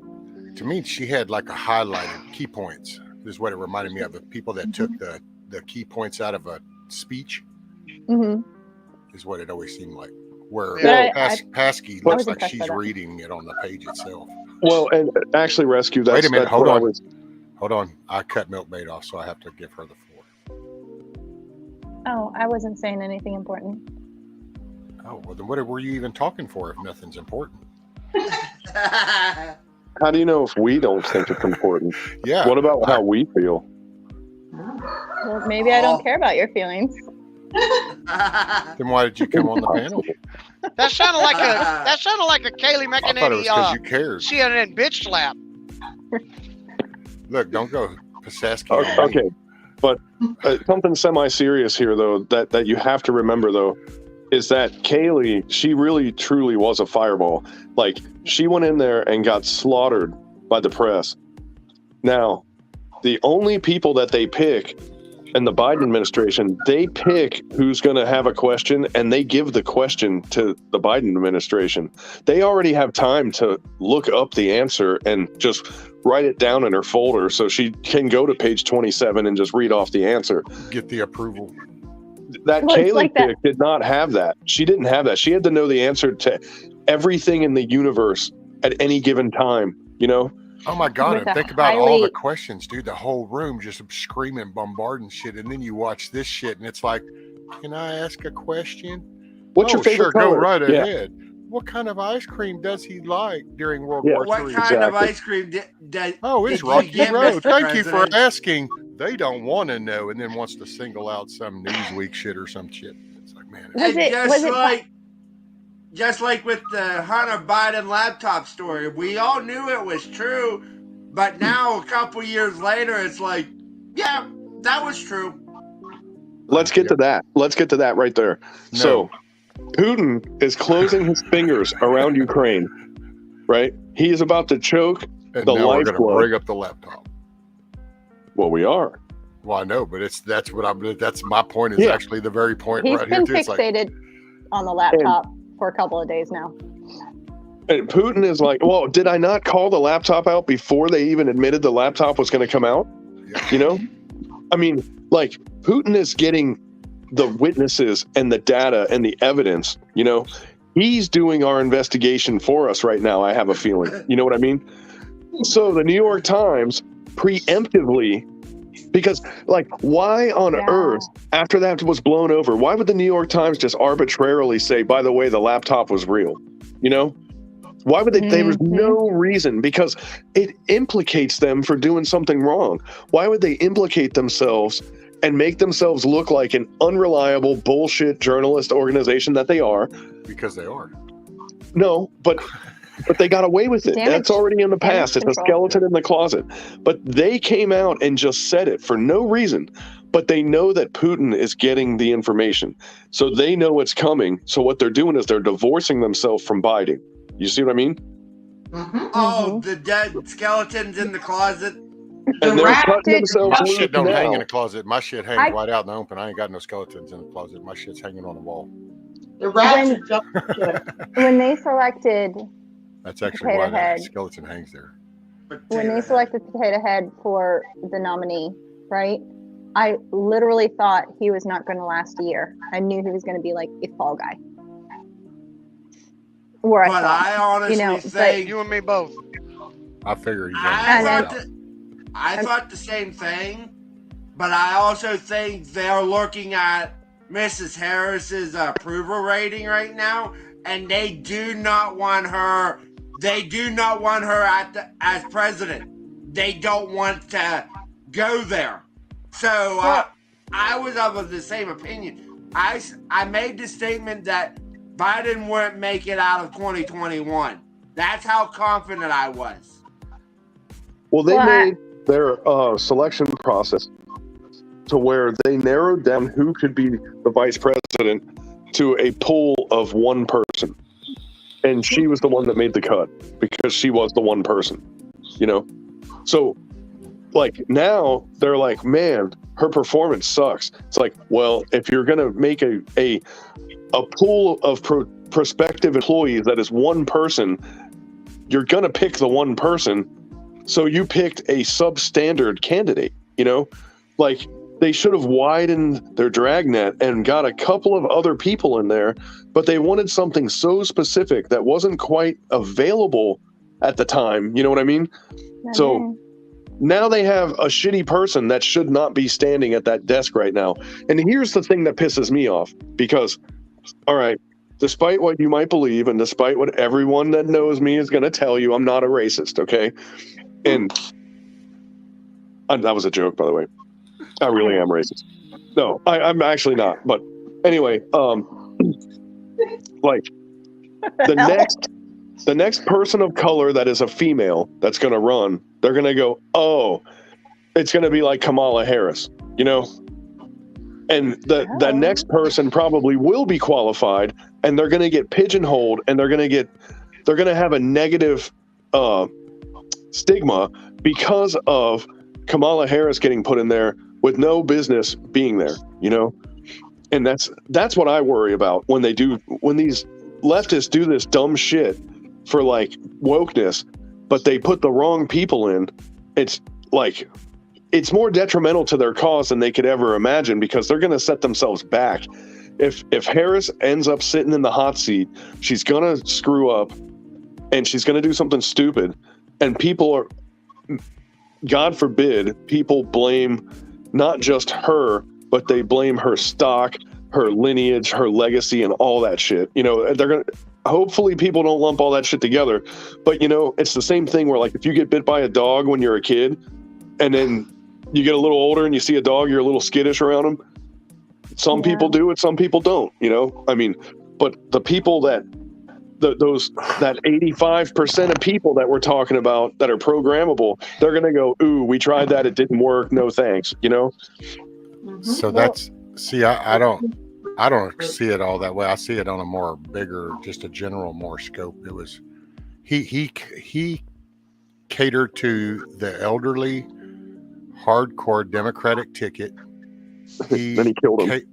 Well, yeah, but I mean, he catered, that image was the long-standing politician that knows how to operate in the political realm, has experience. Look, he's got stature.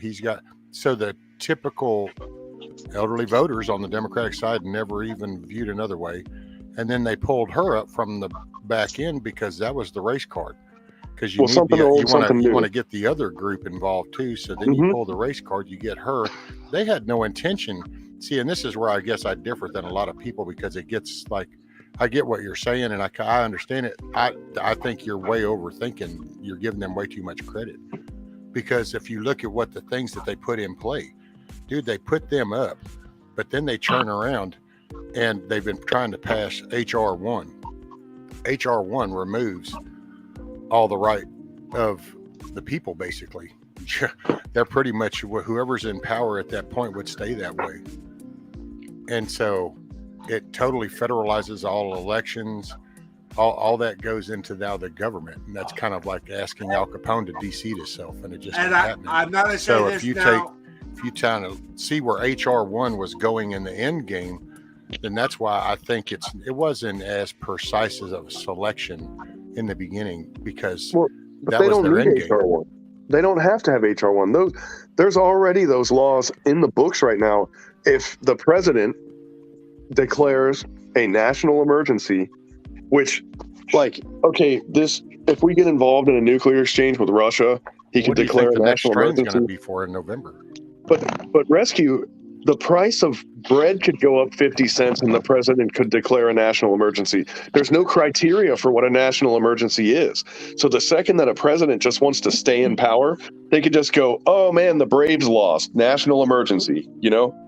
And he could declare martial law and just lock the whole country down. Yeah, but that's got to get an approval too. No, not a national emergency. No.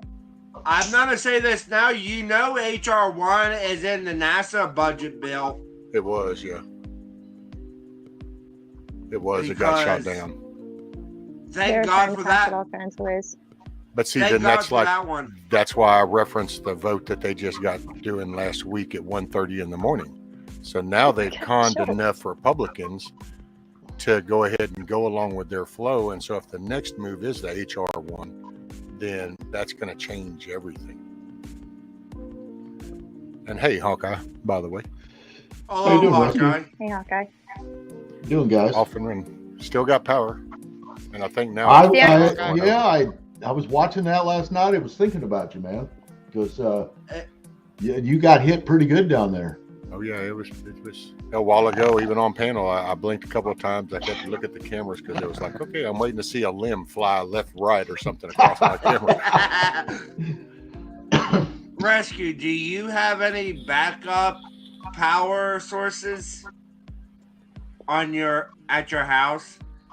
I mean, on my computer is set up all on a battery backup. So all I'll do is, like right now, if power went out, I'm going to lose the ceiling fan above me and I'll lose the internet because that means power is out on the pole. But my shit will all be sitting here running. I have to kind of go, okay, let me start closing shit down. And then as far as that, yeah, I have oil lamps. And I have a fire pit out there, and I have cast iron stoves, and we've used it for 40 years. Every time the power goes out for a week or two or whatever. It's not so often nowadays. These past 15, 20 years, we've actually put a lot of money back into the plant. So that's the benefit of being on a co-op, just throwing that word out there. So all the people on municipalities, that's why it sucks for it to be you. Right. Mid-South. They get on that stuff quick. The co-op is But way, I and already- Chico, Mickey knows about Chico. Like where I live, I have, if my electric goes out for more than if I know it's going to be out for more than an hour, I'll just turn my freaking solar panels batteries on. That's what I have for backup. I have enough where I flip a switch and everything in the house runs. That's cool. Rescue, I buy all my oil from at the restaurant, all my natural gas from Texas. Hey, am I back? Yep, you're back. Oh, But maybe not. yeah, I don't I'm know. just Who's in the happy backstage Rescue's now? all right. Oh, is that really Mr. Billy? Sure enough. What's up, sir? How you doing? Off and running, sir. I was going to lighten up the meter. The hell is that? Oh, Let's see if y'all can see this. Can y'all see that? There's a little bit of It's pretty dark out there. Oh, there you go. Now, wait, no reflection on the window. It looks like a ghost. All right, let me does look like a ghost. let me step out. Uh-oh. Going Let outside. me see if I can sneak out back. It looks Oh. like a ghost, a fat ghost in a pantsuit. What was it, Billy? I got to turn the sound down. Some deer out from. Oh, sweet. Oh, little white-tailed thieves. They weren't survive very long here. Just saying. oh Jesus! I got a dozen of them that go through my yard every day.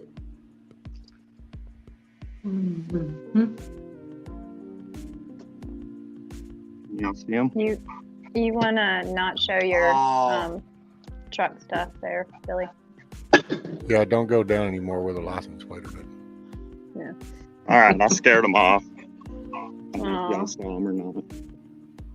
Oh, See, That's okay. To see you go out, every time you see them, you need to go out and just kind of stand there and then make some click sounds. Because then, when that moment comes when they're kind of more beneficial, they'll have that pause and they'll hear a click and they won't think nothing about it. And then all of a sudden they'll be Thing with- backstrapped laying on the ground saying, "Come get me." Dude, a friend of mine, and I think he's in Texas, believe it or not. But when I lost my Facebook, I lost contact with him. But a contractor friend of mine, he found a doe, a little baby one, and he bottle fed it and raised it back to health, you know? And it went out, and he slowly would let it out. It would come back in the house. Then the next day it would go out, and then it would go longer and longer, and then it would be gone for a day or two, and then it would come back. Well, this thing is like a full-grown deer now, and it's had babies. And he'll come home one day, and her name was Olive. Olive will be on his back porch, and he'll open the door, and she'll walk into the house and just chill with him for a minute, and then she'll go, "All right, sorry, see I you was later," trying and she'll to leave. charge the headphones because the ones that were up there weren't charged. There you go. I think she was talking to somebody else. That's cute though. Yeah, animals will do that. But it blew my mind, man, because he would send me photos, and it legit was like a deer with two babies in his freaking living room, you know? Yeah. It was wild. That sounds like some shit my wife would do.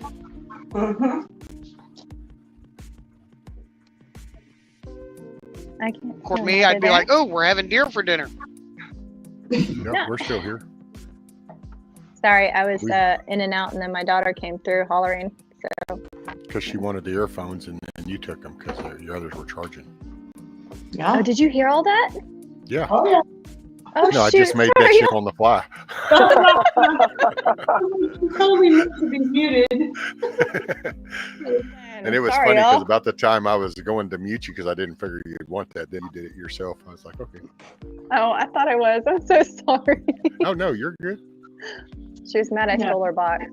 I would have started saying something really loud and got over to mute you if you had gotten a little more info. Well, at least I didn't flush a toilet or something. Right? Oh, milk dad, come Who on. was that? Is Monty on panel? Dude, Billy, Right. that's cool. Yeah, it is. You Is got this a your nice, property, pretty Billy? place. Yeah. Yeah, I ran them off. Let these guys out. Oh, here they come. What's up? Every time I see you in chat now, I want to call you Bill BQ. Yeah, for real. Look, I'm still. Dude, he made I'm that not throwing happen it because away. he was joking around about, I got the Sawzall, I'm bracing this thing up with my foot, and I'm like, I'm probably going to cut my hand off, on camera. And he was joking around about that. I think he invoked his shirt catching on fire by doing that. Oh, is that what It's like happened? totally, that's how it happens, like if somebody like trips in front of the shopping mall, you're like, who does that? And then like the next time you go to the shopping mall, you're gonna fall down in front of the door, Yeah, I wish I would have got it on film. I was sitting there grinding, and I'm like, man, what's that smell? And I look down, and my shirt's on fire. I'm like, oh, damn. So it sparked your shirt and caught it on fire. Or when you believe that a We welding didn't know. blanket is fireproof just because it says fireproof on 6 different tags sewn on the edges of it, and you're like, yeah, fireproof is not as fireproof as it used to be, I guess. I don't know. Well, notice the key word, it's fire suppression. I was going to say resistant, fire resistant. Yeah. Fire retardant. Fire retardant. But they put fireproof on the labels of those blankets. I think it's like the company that makes them is called Fireproof or something. I don't know. But I just remember laughing because I was like, it says fireproof right here on the label and it's burning, John. And I guess we lost Billy. I feel like there's no such thing as fireproof, bulletproof, waterproof. Now, straight up leather, I would say as fireproof as you're going to get. Yeah, but you're gonna. It's a good insulator. Yeah. Yeah, but you're gonna cook inside it. That's totally different. Well, actually, if you have a fire safe and you line it with leather, you'll up the fire rating of your safe for I don't know how many degrees, but it's a lot. So your papers don't get burned, inside. Right. Well, the old fire helmets, the whole back that covers your back off the helmet was all leather. Yep, for all your flash. Everything, yeah. That's your flash Did- protection. Yep. Did he say put leather on the inside of the gun safe because my internet kept cutting out? Is that Yes, what he we were said? talking about different protection, and I said leather as a fire protection. He said, yeah, you can actually line your gun safe with leather, and it will increase the fire rating of your Okay. safe, help protect paperwork and stuff. Sorry, I just wanted to catch that without having to go back into a stream. Go back.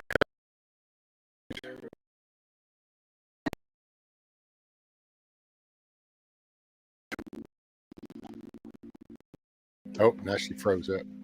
But yeah, they did a study, and wood and leather does better in a house fire situation for insulating the stuff inside than the metal fire safes do. Old wood. The problem is that, your old heavy wood. Yeah. But the problem is that if the house fire gets out of control, the wood eventually will catch on fire, and then it incinerates whatever inside and kind of turns it into a char box, So I think the answer, honestly, would be if you had a fire safe / gun safe, if you cased it in old wood and leather, and then had the fire safe inside of that,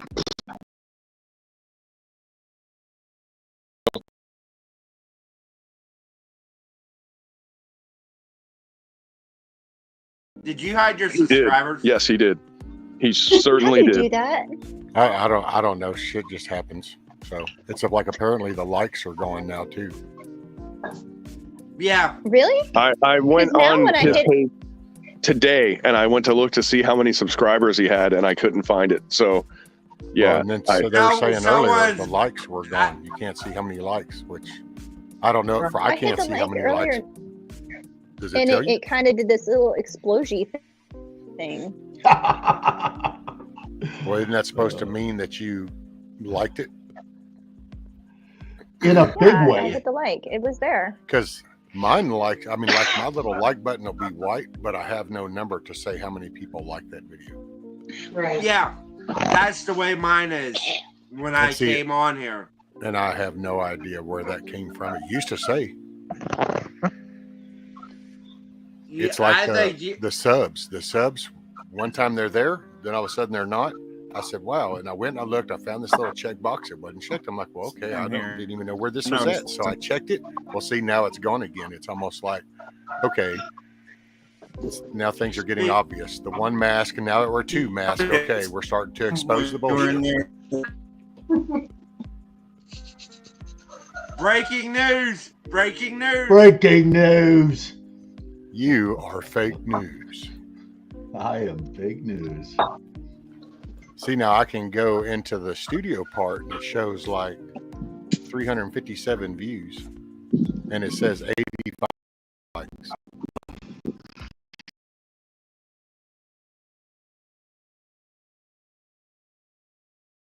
It's like you have to create podcast and StreamYard. You have to why it doesn't that way. I have no idea. Again, they're so woke that they don't know their ass from a hole in the ground right now. Yeah, but if you don't go subscriber mode, you get all the bots and shit, right? Yeah. I get it. Yeah, did you see the Babylon Bee got knocked off of Twitter? Yeah, that was crazy. Oh. I couldn't believe that. But why was hilarious. You couldn't? Yeah, exactly. Uh-oh, I'm breaking up. You know, it might be fixing to lose internet. They gave, I forget the name, Lynn something, but they made it Man of the Year for getting Woman of the Year.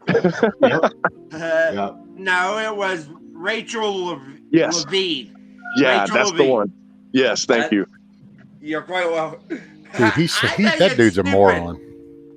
I think it's stupid. But to get Man of the Year for winning Woman of the Year is like pure gold, you know? It's the best Babylon Bee ever. Yeah. But the thing about it, think about this. Biological men have won beauty pageants as women, has won Woman of the Year. Well, you know, Are men better at being women than women?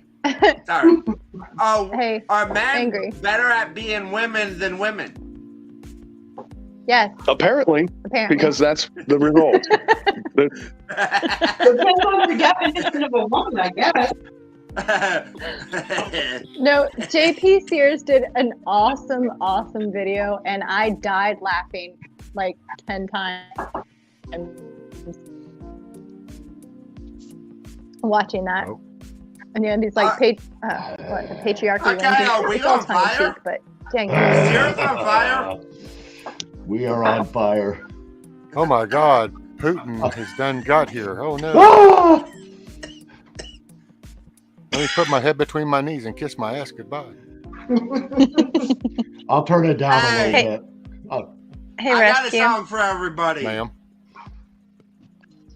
I'm probably gonna have to hop down because my internet is so freaking bad. I can only hear like not even half of what you guys are saying. So I'm gonna pop into chat.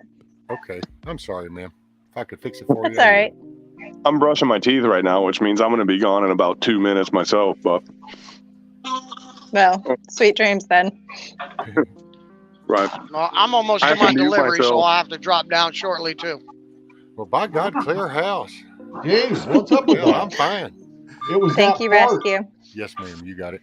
Okay, Thank bye. you for being up here. Bye. Good to see y'all. Hey, Great seeing you, Milkmaid. I know Donkey's heard this one, but I thought I would share it with you. I don't know if you've heard it. Fuck it all, fuck it all. Don't give a shit anymore. Fuck it all, fuck it all. Flip the table, screw you all. Wow. Yeah. Okay. Yeah, I hadn't heard that. Yeah, no. I know Donkey's heard it My because I neighbor played heard it that. with them on a stream.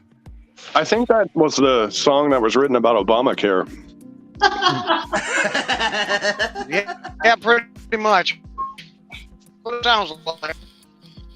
All right, y'all. It's that time for me. All right, Donkey. Be safe, brother. Keep the rubber on the road. On? Later, If you're Donkey. still on? Absolutely. If you're still on, I'll come back up. Okay, brother. Later, See y'all. how it goes. Later, brother. Be safe. Later. But yeah, we're all. I thought.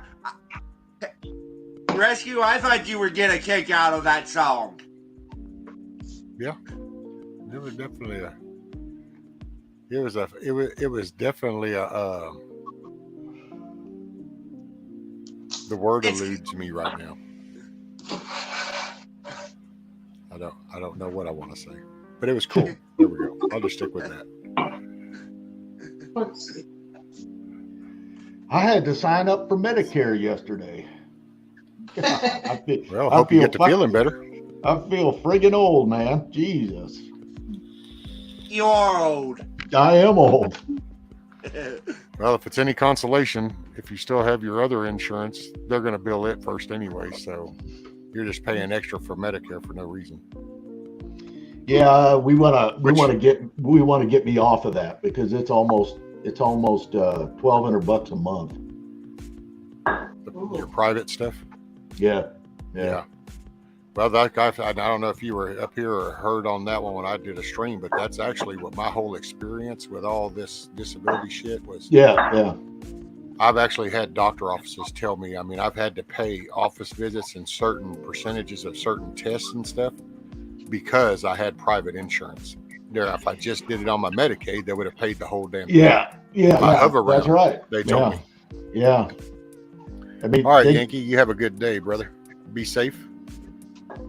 Looks like it'll be some limb cleanup later.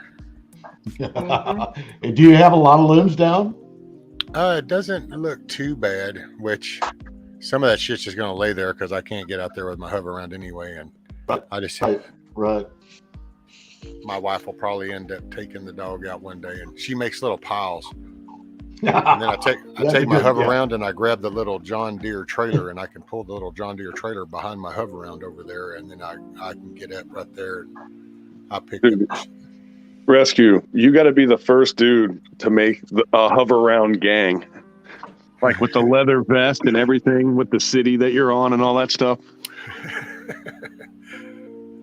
Get me a little vest jacket for the back of my seat. It's the hover around gang. And it's got to have some like badass biker name, you know?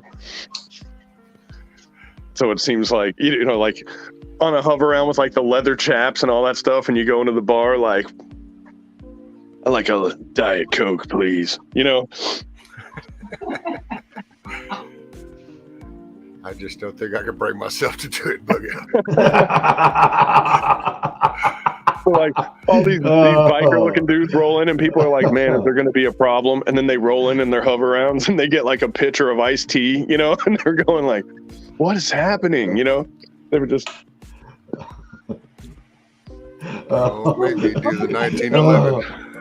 It reminds me of that movie with the guys who, the movie where the guys go on a motorcycle, the friends go on a bike trip and they pull in and they're like just chugging water. Oh, what the hell is that movie? Oh, Wild Hogs. And the one where he blew up the biker Wild bar. Hogs. Wild Hogs. Yeah. And Nikki, That's Amy a wants funny to know movie. what you're making. Flatbread. Hey, Nikki, can you see my picture on the screen? Remember I was telling you about those old Leo weapons that I bought? Yeah. Those are those two stainless. It's tiny on my phone, but yeah, Those used to be the carry of choice for a lot of guys back in the 80s. Is that the Smith? That's the Smiths, yeah. Yeah, they have such a high bore axis. They're kind of weird to shoot. If you get used to them, they're fine. But if those are the ones I think they are, they felt so tall in my hand when I was shooting them. You know, they're very large. The grips are really large on them. The top one's a 9 and the bottom one's a 45. Amy Nikki is making flatbread. Oh, yeah. I love flatbread. And then there's these goofy people that think they're like tortillas, but then that's, I guess, because they haven't had real tortillas. So then they would know that there's a difference between flatbread and tortillas. Nikki, you know they call it footbread over there, right? Do they? I'm not doing it. They don't use a rolling pin. They just step on it and walk all over it. Yeah, I'm not doing that. It tastes better when you do it that way, though. JoJo said you could call it wild rovers or wild rollers or real rollers. Hey, Monty. What's up, Monty? No, flatbread's just thicker. It's. I mean, it has like a pita. Yeah, like pita bread. Yeah. Yeah, Where exactly. Tortilla is real thin and it's a tortilla. A tortilla is non-leavened bread. A flatbread has yeast. Well, that's also a lot thinner as a tortilla. So, Nikki, do you add sugar in with that? I add a tiny bit of sugar with the warm water when I put the yeast in, just for the proofing. Yeah. That's it. You can't taste the sugar. That's just for the yeast to feed on for the proofing. You could call it the scooter rounds. Brian said it's easier to smash sliced bread with a hammer. It is. Okay, y'all. I'm gonna hop off, man. I gotta go to sleep. I'll talk to y'all later. I had fun. See you later, everybody. Brother. Later, be safe. Get you some rest. Alrighty. Later.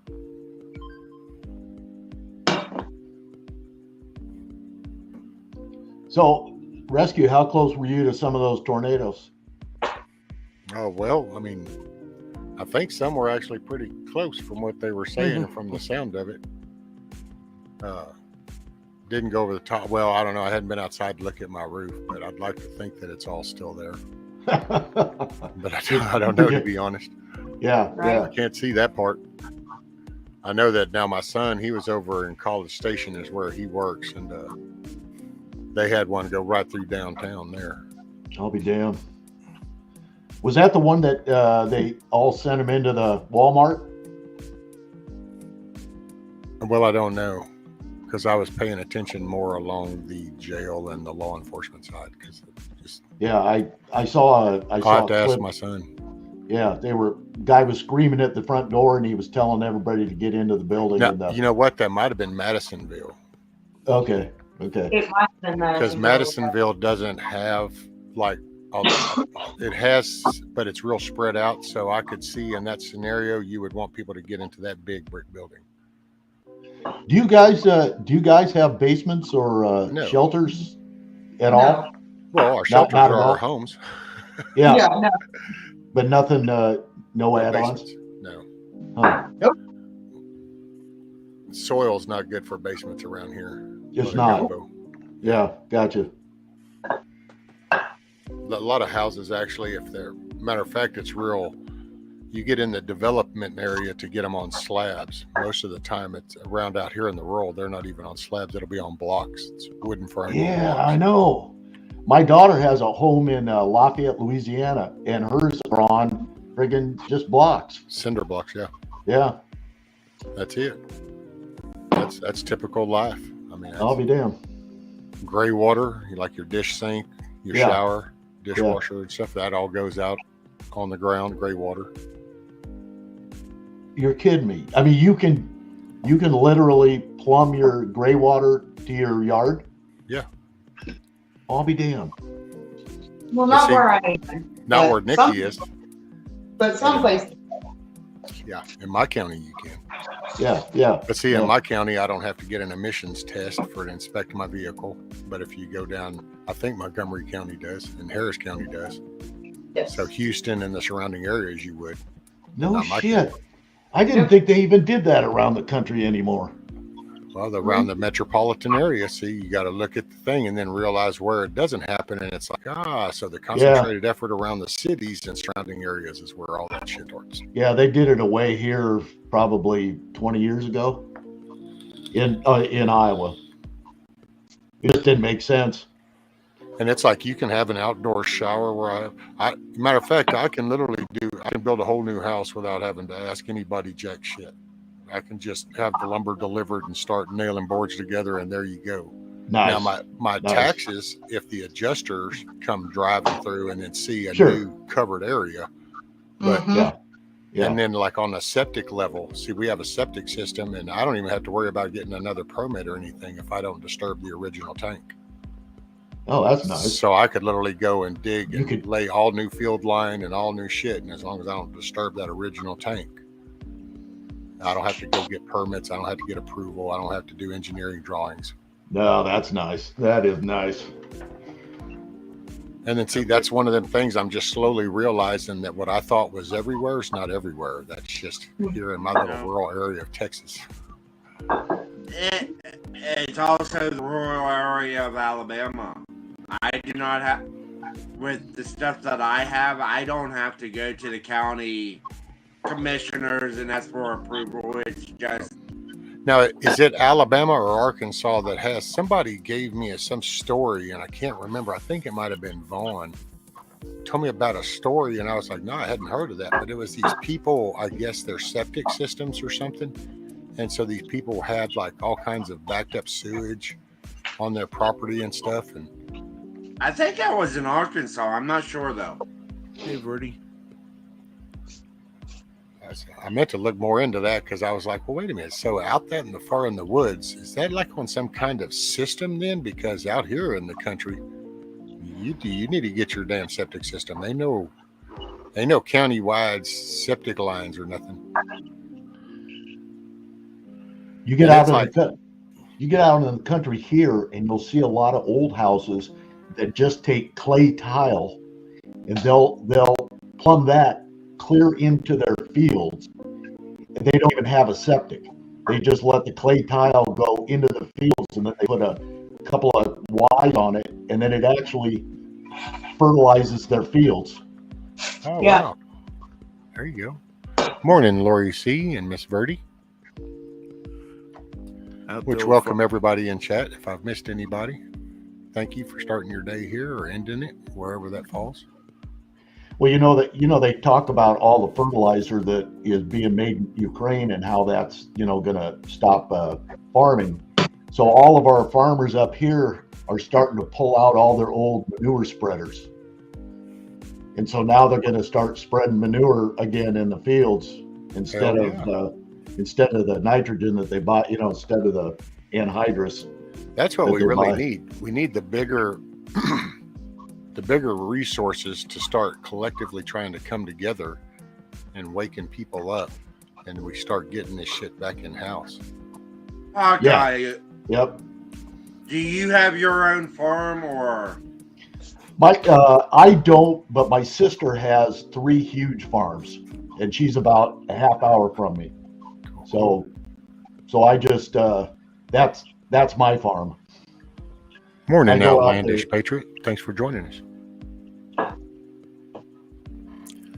What I was getting ready to say is out there at the old farm where I was raised up on, we had an old cellar we used. It was just 5 or 7 feet right out the back door. It used to be used as a food cellar, pantry. You know what I'm saying? What we used to call the root cellar. Yep. Well, and houses used to be made with cisterns. You'd have huge cisterns coming off the house, and that was typically clean water, because it was filtered through the ground, and now there's nothing, Now I don't even know if you can put a cistern in anymore.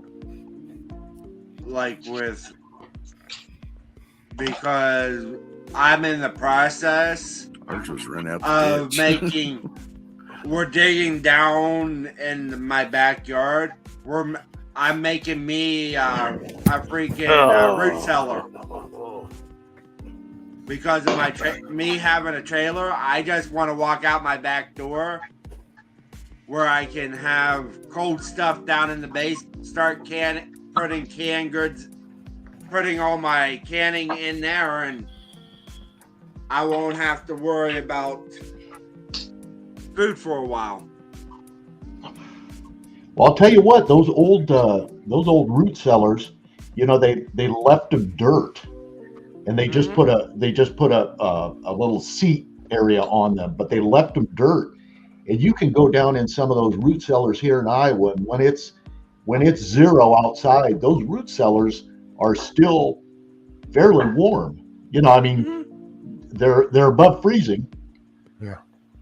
Hey, Sharon, you talking about like Rid-X on when you said yeast in the septics? You're talking about like the Rid-X? Down around here, we put Rid-X in our system. Yeah. Little bugs, little septic bugs. Oh, glory. They love to eat that poop. That's it. Yep. Waste it all. You all right, Money? No. Yeah, why? Nothing. You're all them grunts and noises, and wasn't sure if you were. Yeah, I forgot to mute. That's okay. That's okay. We've been there. Got to eat. Oh, so I'm gonna take a leak. Sure, and you're saying.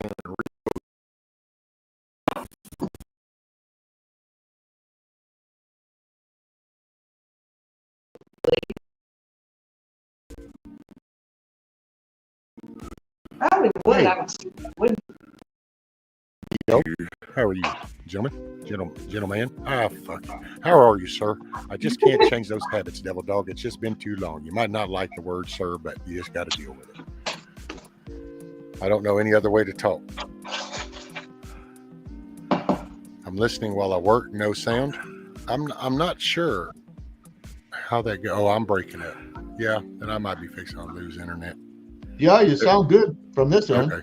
There's my purple crayon eating buddy. Well, yeah, I was saying good morning to Devil Dog. I was going to say good morning, sir, but I knew he hated the word sir, and then I just have to suck it up and go with it because I don't know any other way to talk. And then I noticed Sharon said I was breaking it. See, sir was my dad's name. I knew that was coming. It's like, well, welcome to your dad's shoes. Well, for one, he was in Marines, and when you're typically in court, you either call the judge or the attorney sir, and he doesn't.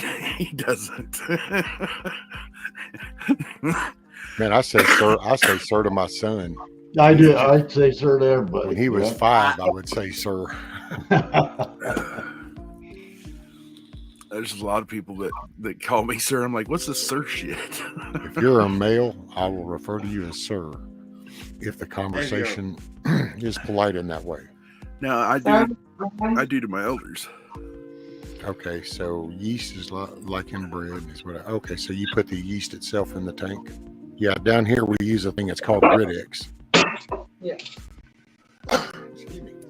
I'll tell you what, yeast is getting harder to find. Nope. Well, I wonder where that comes from. Yeah. Yeah, I wonder what happened there. Yeah, where does that come from? Ouch. Wonder who's our major importer. Right. Hey, there's a yeast plant down here in Alabama, not too far from me. By the way, Hawkeye, do you ever get any Cisco food in? Cisco used to be our prime vendor, and now I just get a pittance because their prices are so friggin' sky high that you can't even buy from them anymore. I guess that was their way of trying to edge out the little guy too. Well, there's too many big players. There's 4 big players, And they tried to edge everybody out, and the other players just got bigger. I know what you mean, Devil Dog.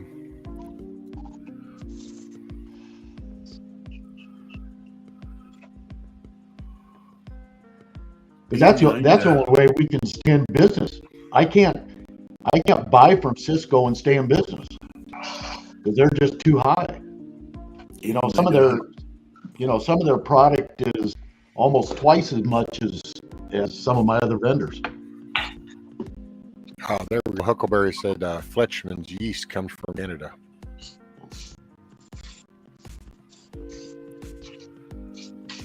The nice thing about yeast is you can make more of it.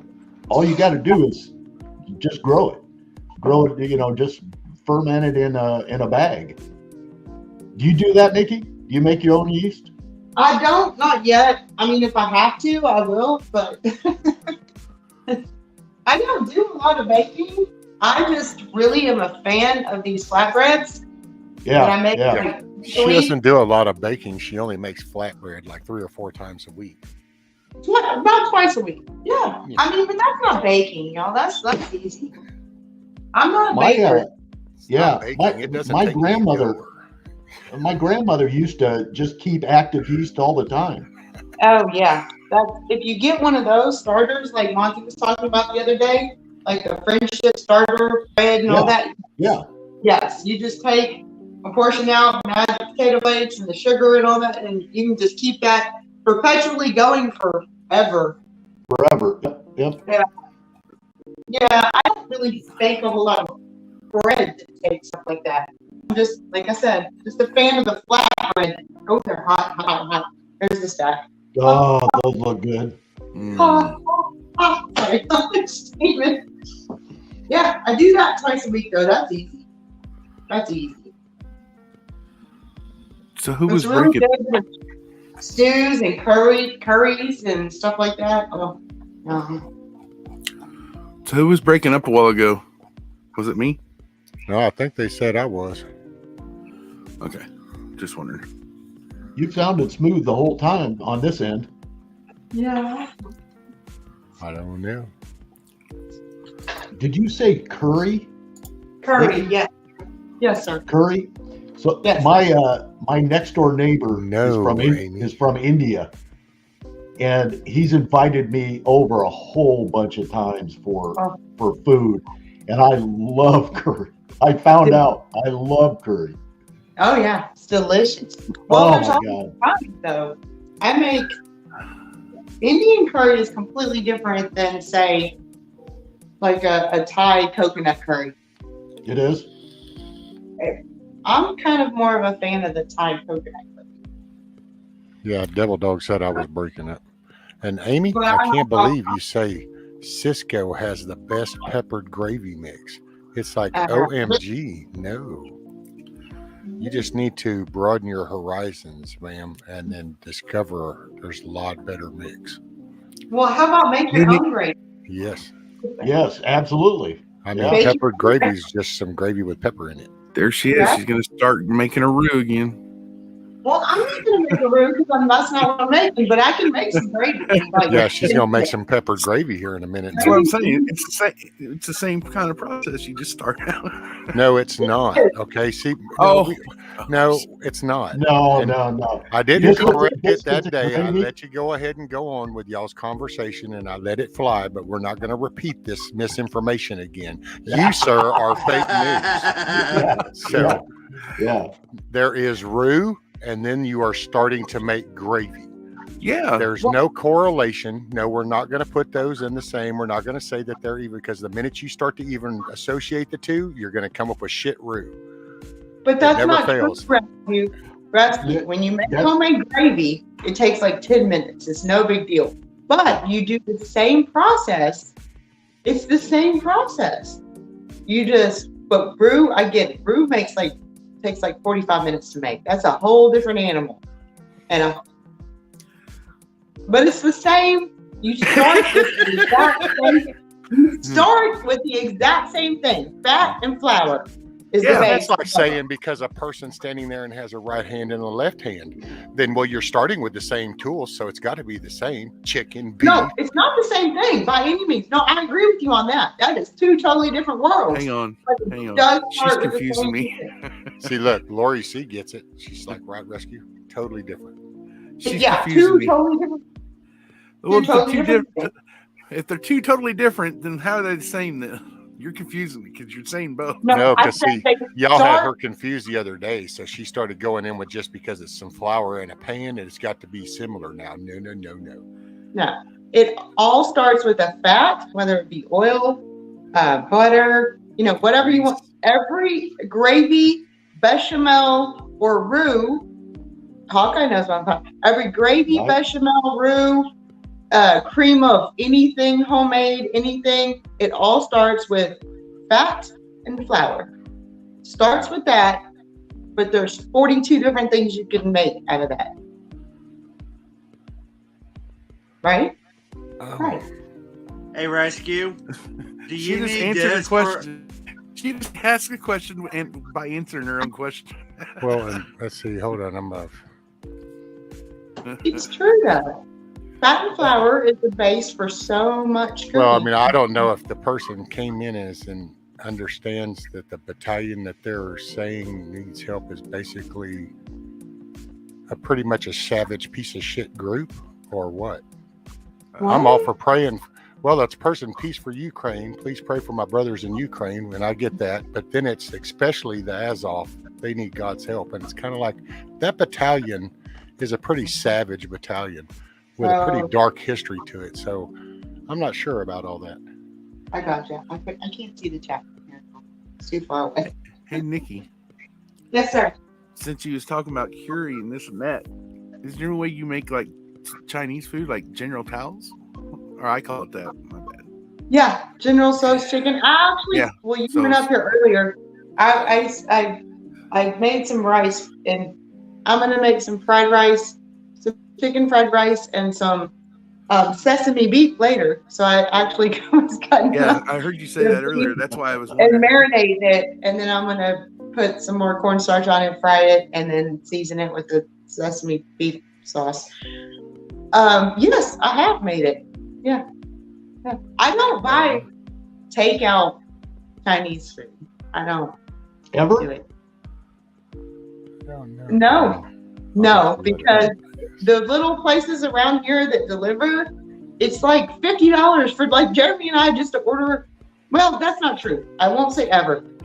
There are certain things that if I'm sick and I don't feel good, if I'm actually sick and I'm not cooking, Jeremy's like, do you want some soup or some, shrimp egg rolls or whatever? I'm like, yeah, that's fine.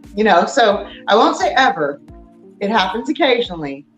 But anytime I've ever made sesame beef or sesame pork or sesame chicken, sesame beef is his favorite thing to order, from any given Chinese restaurant.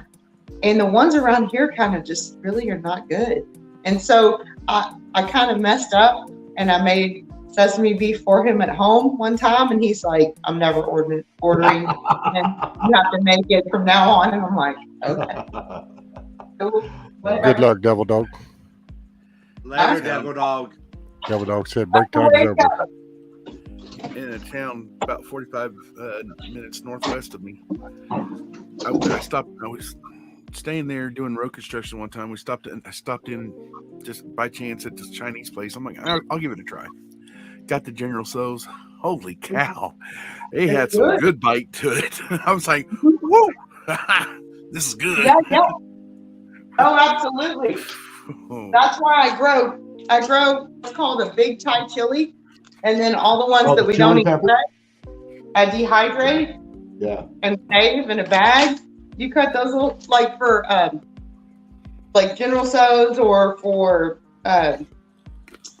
well, I pretty much put them in every kind of Asian stir fry I make. But what is the one with the peanuts? Kung Pao. Oh, I love me some Kung Pao chicken. Yep, delicious. Extra spicy. That bottle you just see me throw away is that Airborne Extra Supply C. when I started getting sick last week. There's 22 servings in there. Gone. It's gone. Gone. That's how much extra vitamin C I was.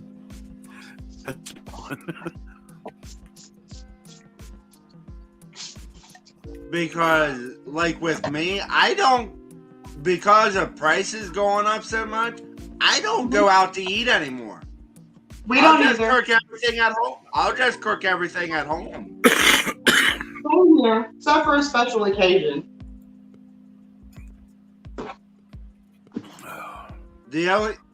But I need to get a good recipe for some gumbo. I want some shrimp gumbo.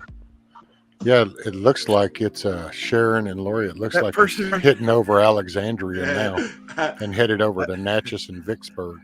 That It's lady heavy right on Monroe too.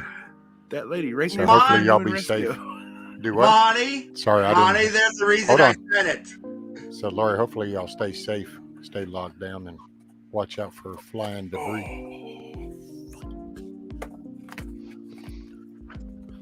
Monty, there's a reason why I said it with her up here. Because I know I've learned enough about. The whole problem with that and me is that I do not have a recipe for anything. Man, this morning's not my flipping this morning. And It's all in your head.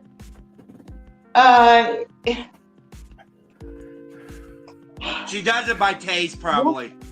She I doesn't. do, yeah. I literally don't do recipes. You won't. I mean, I have recipe books and I think they're cool and awesome, especially the old ones. All right. I just nostalgia, but I don't. Everything I cook every day or regularly, I just do it by taste. You taste as you go. You know. Hawkeye, she does a little bit of. She does a pinch or a dash or.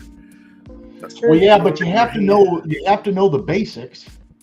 I mean, Well, of course I know the basics. the basics with soda, baking soda and baking powder, and Well, I'm not a baker. I don't do a whole lot of baking soda. That's right. Yeah, you're right. You're right. I make You're right. flatbreads. But with gumbo, you start with, you make your roux, and you do the mirepoix or the Holy Trinity, depends on, your region and whatever. The bell pepper, onion. Is that what mirepoix is? Mirepoix. Yeah. Mirepoix. Mirepoix. But that's the fancy French term. Who needs that? They call it the Holy Trinity. Yeah, They call the it Holy Trinity. Holy Trinity in Louisiana, right? Yeah. Ryan Hall is going to be going live at 11:30 Central Time. So Sharon or Lori, anybody over Louisiana, Texas side, if you're interested, he'll be covering that.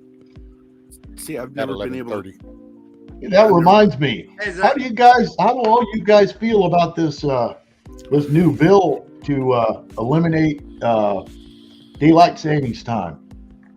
I'm for it. Oh yeah, let's get that over with.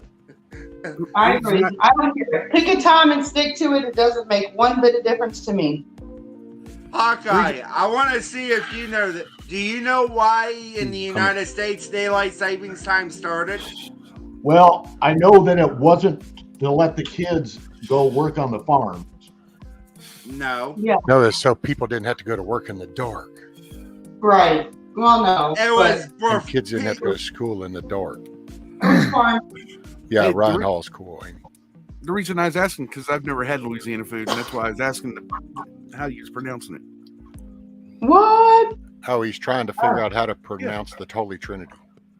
Oh no, mirepoix is a French, I guess, French term or whatever. But Right. I in grasped Louisiana, that.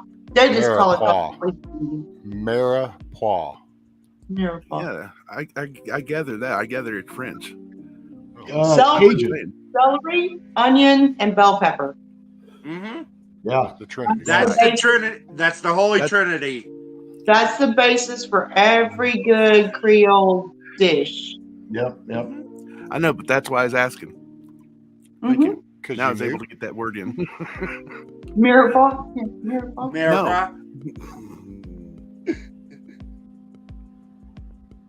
So we did corned beef. You know, we've got the restaurant, and then there's a sports bar in our restaurant. So it's like two separate restaurants. And my wife bought 120 pounds of corned beef. It's just like, are you shitting me? And we're still eating corned beef. Get the I was gonna say, how did that go over for feedback? We're our sports bar is called Flanagan's, so it's an Irish sports bar, and I'm Polish. You know, I'm Austrian, Czechoslovakian. I'm from Bohemia, so yeah, I'm like the last guy. You know, I'm red, they're green, but all my kids, all the people I married, are all Irish, right? Irish Catholics. You know, so you'd be making pierogies instead of corned beef. We do a lot of. Do tell. Yeah, right. We do a lot of Reubens. You know, or that. So. And for brunch, our chef had a whole bunch of this sitting off to the side, and he made little tiny cubes of potatoes, and he made corned beef hash. Oh my God, it was the best. Oh my God, I ate a plate. I ate probably 3 helpings. Oh yeah, I love corned beef hash. It's so funny to hear him say that, because he was like, I mean, you know, look at Hawkeye's age and everything, and it's like he just went to a new country and discovered a dish. It was really is. Yeah. He cut these little potatoes in cubes, and then he put that corned beef hash, and it was like, well, yeah, you mean you didn't eat that shit when you were a kid growing up? I mean, that was like, that's typical stuff. Oh, well, yeah, you guys have brisket, don't you? Yeah, he's talking about legit home corned beef. Well, not home, but if you have some legit corned beef or corned venison or whatever, and you actually cut it up and you make it. I mean, don't get me wrong. The corned beef hash in a can, I love that. Eat it all the time. That's nasty shit. Oh, Jeremy loves that. I could make that for breakfast every morning and he would eat it. But I'd rather eat. Count me in, potted man. meat. Count me in. My dad used to. He would eat it every morning. But some legit homemade corned beef hash, oh yeah. Oh God, yes. I was sick. I ate so much of it. Oh yeah. Well, and then he made it in this huge pan. You know, we've got the huge restaurant pans, and he made it in the pans, and then he put you know when you make the eggs and you make them in water, so that the tops of them are almost the yolks are totally uncooked, and the whites are just cooked through, but they're cooked in water. What do they call those? Anyway, he laid those on the top of that corned beef. Poached. Yes, exactly. So he had poached eggs sitting on top of all this corned beef, and then you just kind of scooped it. Oh, Jesus! I was like, and the yolk becomes the sauce. Oh, it was heaven. It was heaven. See, that's the thing. You know, a while back, I don't remember which episode, which live stream or whatever, but people were talking about the division in the country and this and that, whatever. And I know that we had a whole different episode where we were talking about music. And I said it that episode when we were talking about music, but I thought about it the other day when somebody mentioned all these people, we all, you know, everybody's so divided and divisive and this and that and other things and whatever. And somebody the other day mentioned, you know, we can all find common ground with somebody else. No, we're not going to think the same way, do the same things, live the same way, none of that. But you know what? And I've said it before, and I'll say it again, and I'll swear it up and down until I die. Common ground with most people is either food or music. Right. Yeah. Food or music. Correct. Yep. Food or music. Grumpy said, I am so gonna lean on my wife to make homemade corned beef hash and can it for the pantry. It's delicious. Okay, so up here we've got Mexican restaurants, and we've got real Mexican restaurants, because we have a Right. large population that has moved into the area that's working at a lot of the packing plants and that kind of stuff. But we also have what's called Tex-Mex. Right. And I love Tex-Mex. So Oh, what's the difference? What is Texas about Tex-Mex that makes it so good? Well, I mean, God, just with every other food anywhere. I mean, you can go to a certain region, even when we're talking about Cajun cuisine or Louisiana or gumbo, or, whatever, and you can have gumbo 5 different ways in Louisiana, depending on the region, right? Same thing with, whatever. Tex-Mex is just this, it's kind of like we were talking about Kung Pao and General Tso's and, sesame beef. That's not real Chinese food. Just like Tex-Mex, what we consider Tex-Mex is not real Mexican food.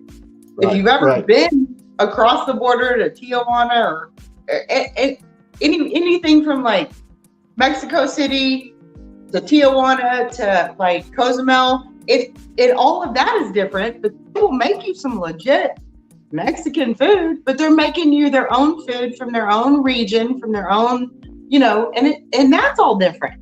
But Tex-Mex is the simple stuff like enchiladas and just the burritos, Mexican, tacos, the chimichangas and the enchiladas and the that kind of stuff, and it's delicious. But then you go to New Mexico, like my sister-in-law is from New Mexico. Like the tacos that I make here are completely different than the tacos she makes because she grew up in New Mexico. So, it's just food is so fascinating to me because of that, because of the variety. You can't just lump it all into we do. We lump it into Mexican food or Chinese food or Japanese food or, Indian food or whatever. But just when you delve deeper into it, it fascinates me.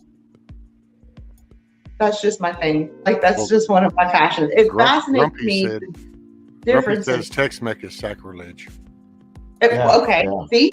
Yeah, I mean, it depends. I mean, I get that. I mean, I love Tex-Mex, but I'm here, So I lived next to a guy, this was before, that owned a Mexican restaurant, and he was from Mexico. So we went over to his house, and his mother was living with him, he and his wife, and his mother was making the food. So they brought out the food, and it was basically tacos, and the meat was really familiar to me, but I couldn't figure out where it was from. So I was eating it, and I loved it, and I said, Raul, what kind of meat is this? He said, this is the best meat ever. And I said, what is it? He says, it's tongue. Oh, la lengua. Tongue is a delicacy in Mexican food. I mean, that is the food, and I ate that. My family raised beef, so beef tongue was always my grandfather. That was his favorite part of that, and the liver was his favorite part. And so he brought out some tequila, and we drank tequila in these little tiny snifters. Yep. Straight. I mean, we sipped it straight. Cold. And I lived about probably 100 feet from his house, and I was so drunk I couldn't even get to my house. Right. My wife had to come help me get to the house. I was and that's how I found out that I can drink a lot of tequila, and I just don't remember it. It's the only alcohol I can drink that I just forget everything. I don't care. I fall asleep in the winter. Tequila is not a good idea for me. There's some right there on top of the fridge, but it's not a good idea. But I do it anyway, occasionally. Not a good idea. Kind of like that Joel Nichols song. Tequila. I makes love her tequila. clothes Oh my God, I fall love off. tequila. Nikki, the question I have for you Yes, is sir. the country song Tequila Makes Her Clothes Fall Off. Is that true for you? Well, yeah, but it not in a way that y'all think. And it's not always just tequila, but and if you listen to the song, it does totally make sense because it's not like somebody's trying to purposely take their clothes off. It's kind of like Hawkeye having to have help walking across the. You listen to the song, You you get know, so toasted you don't know what you're doing, and you don't Right. you're remember. in the bathroom and your earring and you lose your earring and you're like, oh, it's hot, and you take your whatever off and you're like, oh, this sucks, and so it's not the way most people think, I guess. It's more of a but kind of. Yeah. Jose Cuervo, Okay. you are a friend You of are a mine. friend of mine. That's a good one too. I like to drink you with a little salt and lime. That's So- a good one too. So my wife can't drink at all. On the floor, did And I every time she drinks, she gets sick. So I've got a collection. I swear to God, I've got a collection of pictures of various trucks I've owned with the side of the truck just covered. Yeah. Oh, just covered. I've got to go out there with a hose and I take a picture every time so I can remind her, honey, this is how the last few nights have worked out when you started drinking, and it never fails. And it doesn't matter. It's beer, wine, anything. It comes on the side of my truck eventually. Tell her I'm so sorry. Maybe she needs to build up a tolerance like I have. The last time that happened to me, I've done that. Hanging out the side of my own car, having somebody else drive me home. But see, true confessions. Here we go. But I was a teenager.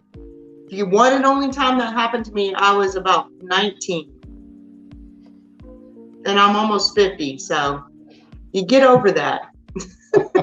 Well, you know the little on the side of on the inside of your truck, the little areas down below that are kind of like a glove box that holds stuff on inside on your door. Yeah. So the last time she got sick, she didn't want to lean out because she didn't want to get the outside of my truck. So she thought she'd be smart, and she opened the door to just puke out on the ground. It went straight into that. It went straight into that. And it doesn't have any drain holes in it. No. So you just got to get in there with a spoon and just oh God. Oh God. Yeah. Oh no. Nope. Like go ahead and go out the window, honey. It's okay. Shop back in a water hose. Shop back in a water hose. Yeah. Yeah. Oh. Knock on wood. But I'll tell you what, before she pukes, she is the funniest ass woman in the world for about a half hour. She is the best. She is the most fun to be around for that half hour before that. So she's happy. She's a happy drunk. That's good. She is. She is. That's good. That's good. That's a good thing. Yeah. Sorry, rescue. We went straight off the rails. Sorry about that, man. We did a whole cooking series and a whole, I don't know. Well, Billy said he came back into this awesome convo. I know. You missed the cooking and the food talk. Our Billbecue, he enjoys food talk, so he missed that. Dang. Billbecue. Oh, it's a video. You should go watch it. Billbecue. I'm gonna have to go watch it. That is Billy. I can't see the chat, y'all. Maybe from here, maybe not. I'm just kidding. I have it on my TV, so I'm looking over to the side to see what the TV is, what everyone's saying on the TV. Is Indy still awake, or did she take a nap? She took a nap. Indy's still Now awake. she woke up. No, Okay. She went and took a nap earlier. I was gonna say, man, she is super tough if she's still awake. Yeah, she laid down earlier while she was listening. Okay. Now she woke up. I was like, Maybe dang, woke up. I don't know. she's a beast if she's still awake. Indy's a good person. Oh yeah, we love Indy. We do. I was just going to be impressed if she was still awake because I couldn't do that. Okay, what are we cooking now? Now I'm in a cooking mood, y'all. I don't know. I don't either. Well, it's been rainy. You know, that's what are we cooking? I want to be outside doing gardening stuff, but for a day and a half, it's been raining and it just totally ruined all my plans for the, you know. Now, did you just put chicken in the dish and put it in the oven? Or what was that you were flouring up? Oh, earlier? Yeah. Oh, I was cutting some pork, some thin slices off that pork butt, and then I was seasoning and putting some cornstarch in there and garlic and stuff to marinate it. And it's going to sit in there and marinate, and that's when I'm going to cook my sesame pork out of later. Okay. Nikki, I've been following your gardening out there in that new area that you cut in, that you turned. Jesus, Well, that's what I wanted to do the last 2 days, and I was so bummed yesterday. I was so mad.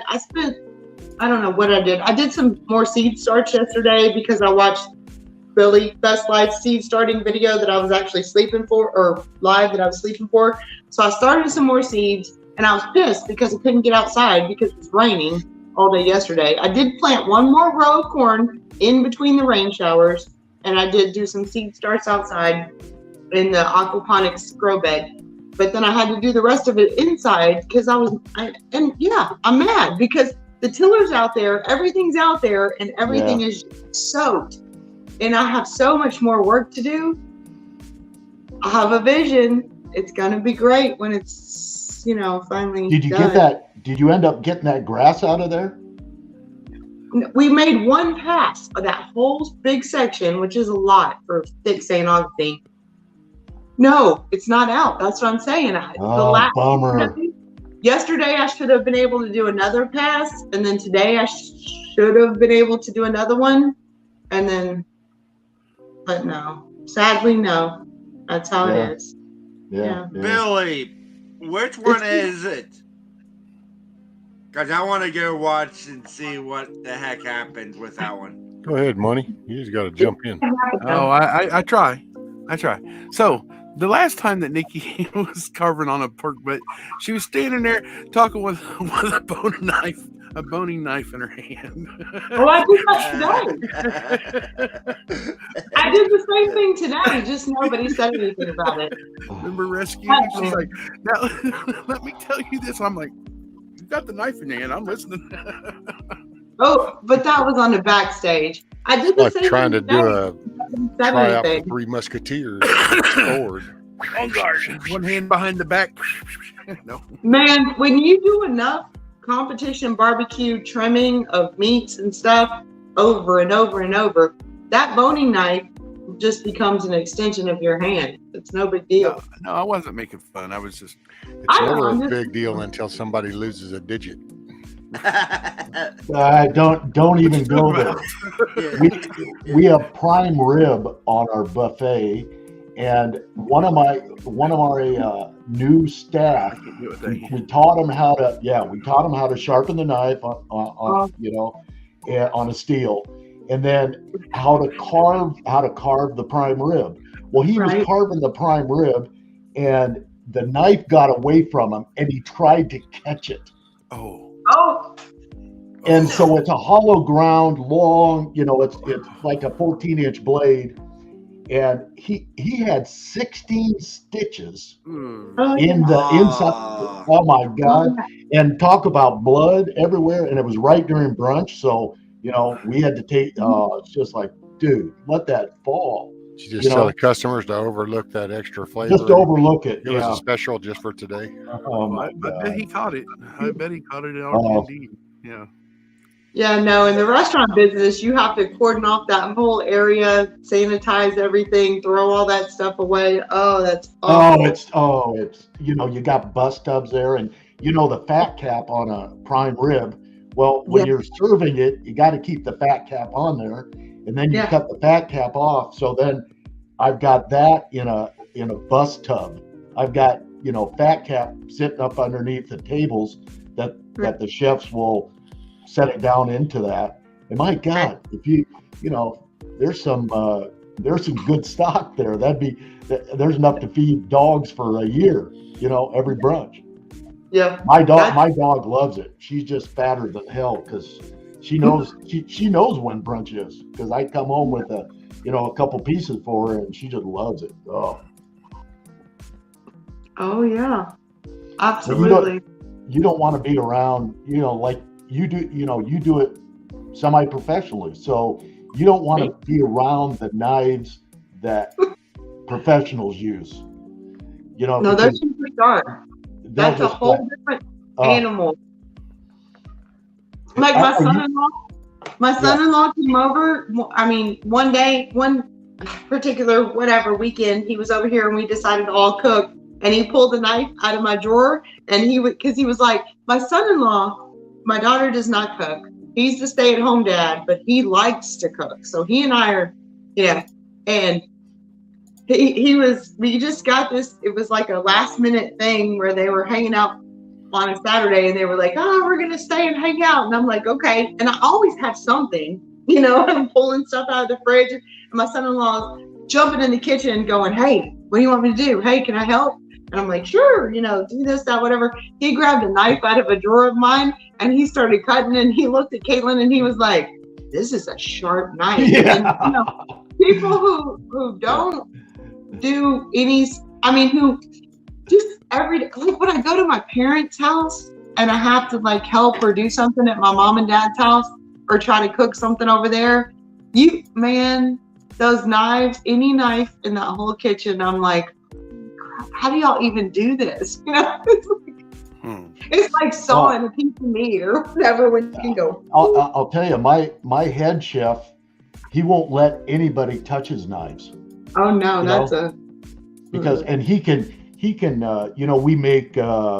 we turn radishes into mice, and we do apple birds and that type of stuff, and he can cut those apples where you can read a newspaper through it.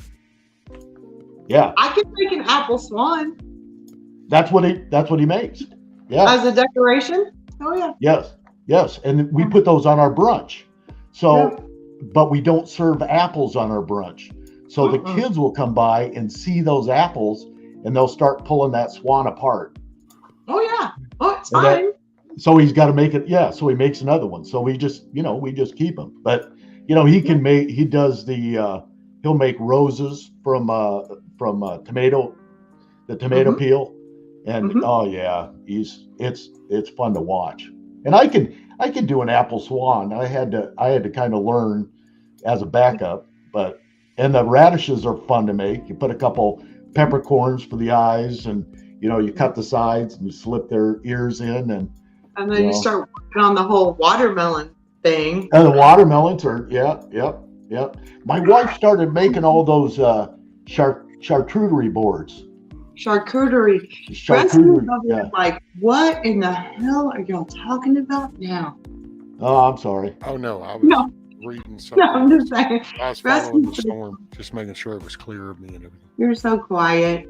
But yeah, it's funny how you get different people, the ebb and the flow of your panel. You get certain people up here and they're talking about one thing, and you get other people up here and they go off on another thing and another.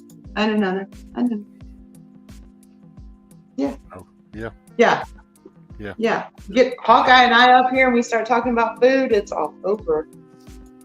Well, food's not so well, and then my daughter was over the other day and saw that gun case for that new rifle that I bought. And she looked at me and she said, "Does Mom know you got another rifle?" And I'm like, "No." Said, "Please keep that quiet." I know, and she doesn't need to know. That's funny. Does Mom know? Yeah. You know, I made beef liver and onions last night for dinner, and that's probably not. I meant to say that earlier. Yeah, Rescue's shaking his head. It's so weird because I love liver and onion stew, you know, and some people it's just an acquired taste, I guess. I stopped eating chalk when I was a kid. That was overcooked. I cannot stand it. It's probably the best piece of meat for you, though. My dad loved it. I came but out I just can't fine. stand it.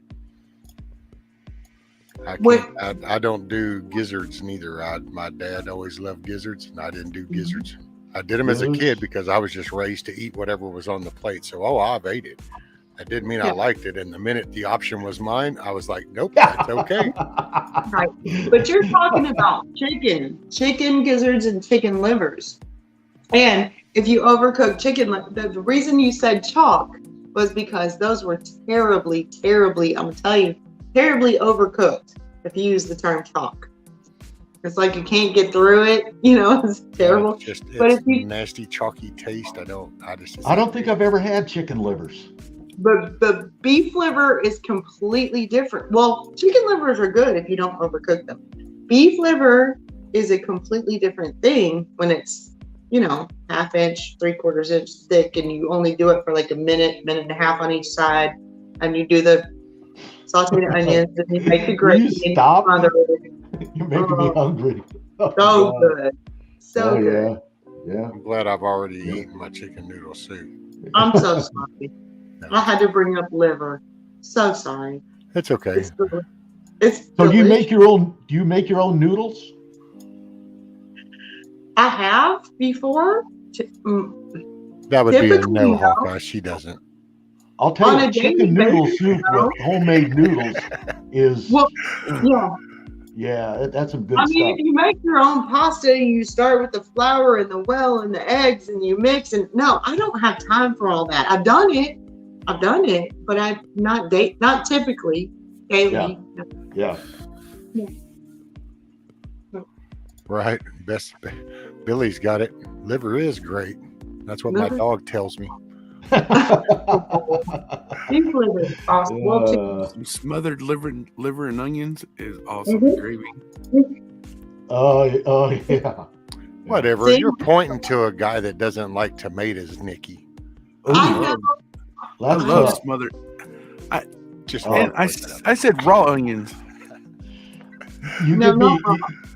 Give me a little salt shaker and a tomato, and I'm in heaven. That's it. Yeah. Eat it like an apple. Yeah. See. Oh no, Monty's like, oh no. I know. It's okay. You will forgive. Man, you know what? I don't like cantaloupes, and I don't like sweet potatoes, and I don't like baked beans. I love sweet potatoes. Yeah, I love sweet potatoes too. Can't stand them. We're trying to be friends. Well, that's what I'm saying. I can forgive Milkmaid for not liking Reese's peanut butter cups. That's fine. I know, but you just had to go name off 3. I can forgive Monty for not liking fresh tomatoes. That's just one thing. Mine's liver, just a one thing. You have to go and hit all 3. No sweet potatoes. Dude. Sweet potatoes? Unless cantaloupe. I mean, what the hell? Cantaloupe, that's good for you. Okay, let me throw one out there. Nikki, what kind of apples do you down here in the bottom row with me now? Apples, if I have to, I'm in Texas, so clearly I do not do well with growing apples. I tried to seed an apple and try to grow it, but that's not going to work out for me. I like Gala apples. I like Honeycrisp apples and Granny Smith if it's for a recipe, depending on the, recipe. I gotta have, I gotta have Granny Smith, and that's just to eat them straight. Oh, with peanut butter? Oh, heck yeah, they're super tart. You dip them in the peanut butter and you eat them. That's what I'm saying. Gala, what did I say? Gala, Honeycrisp, and Granny Smith are my 3 favorite apples. Golden Delicious used to be pretty good too. Yeah, back in the day. How about pears? You like pears? Oh, Hey, yeah. I do. I do. I can't do pears. I love pears. My husband too. My husband hates pears. Yeah, He's I like can't the do pears. texture. It's a texture thing. It's a texture. That's exactly right. And my sister loved them. And we had, you know, we had pear trees and apple trees all over the place on the farm. And Bartlett pears are good. I like them crispy though, not soft. I like them when they're a little harder. I don't care about the texture, but when they're a little more firm and not soft, I like them like that. Damn. So I got a question. I Yeah, remember Michigan going. girl, she doesn't like cantaloupe or sweet potatoes either. It's like some kind of ganged up effort. Man, but you know what? You know what though? Rescue, just for you. Never mind. I do not prefer to eat them. I don't prefer to eat them, but look what I'm doing. Hang on. Come out. I'm a team player. I am a team player. I am growing or have grown sweet potato slips. Oh, nice. That I'm going to plant in my garden. These are sweet potato slips, and they are crazy. Anyway, Oh, I'm man. gonna plant Sweet potato fries, those are really good. Oh, yeah. Oh, yeah. Oh, yeah. But I grow sweet potato slips and give to my neighbors, and grow sweet potatoes for my mom and dad. All my family likes them except for Jeremy and I. I will grow sweet potato slips, give them to everyone, grow sweet potatoes, do all of that. But you know that sweet potato slip, the sweet potato leaves and the stems and the slips are edible and delicious in Asian stir fries. Oh, really? Go ahead, Monty.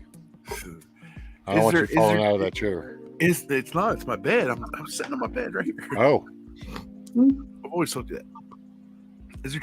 Is there different kinds of cherry trees? Like I remember picking the regular cherries, and then there was the ones that we picked. It was the darker ones. Yeah.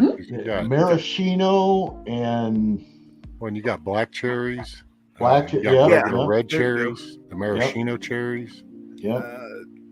Well, it was just the regular cherries. That's all I remember, and then the dark ones. Black cherry trees and that wood, black cherry tree wood, is very expensive wood. No, that wasn't. Yeah, it is. Yeah. That, though. Yep. I was maybe 5 years old. And I don't know how, that might even be like a rare thing. I don't really know. I know like black walnuts, that's not just every walnut tree. No, we got tons of black walnut up here in Iowa. You see down here, we have just regular walnuts. And black huge walnuts farms with black walnut. Yeah. My old saw foreman, he took the paper shell pecan, and he crossed them with. He took two different kinds, the one from Oklahoma and the ones from Texas. And they crossed them, and he had those growing in his place in Springfield, Missouri. That's awesome. He said they got really long and oblong, but longer than a regular pecan like we usually have. Right. What I call a normal one. He said they would get like almost an inch and a half, 2 inches long. I didn't know they could cross them and splice them. Yeah. Absolutely. That's why they were so long. Paper shell pecans get really big. Yeah. See, I'd never seen ours is just the regular pecans around here, but different regions grow different fruit tree or trees. God, my dad's mom used to put walnuts in everything she baked, and I hated walnuts. I love almost every other nut, but walnuts. Okay, later. He had to leave. He said a friend needed help with his vehicle. So my grandma used to make a pecan pie and then mincemeat pie. She every holiday she would make 3 or 4 different kinds of her specialty pies, and oh my goodness, it would cover up. It would cover up two card tables at our family dinners. Oh. Billy likes sweet potatoes.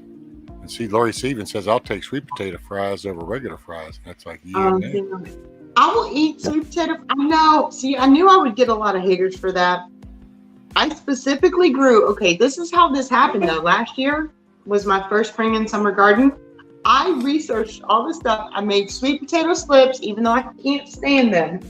The sweet potatoes themselves.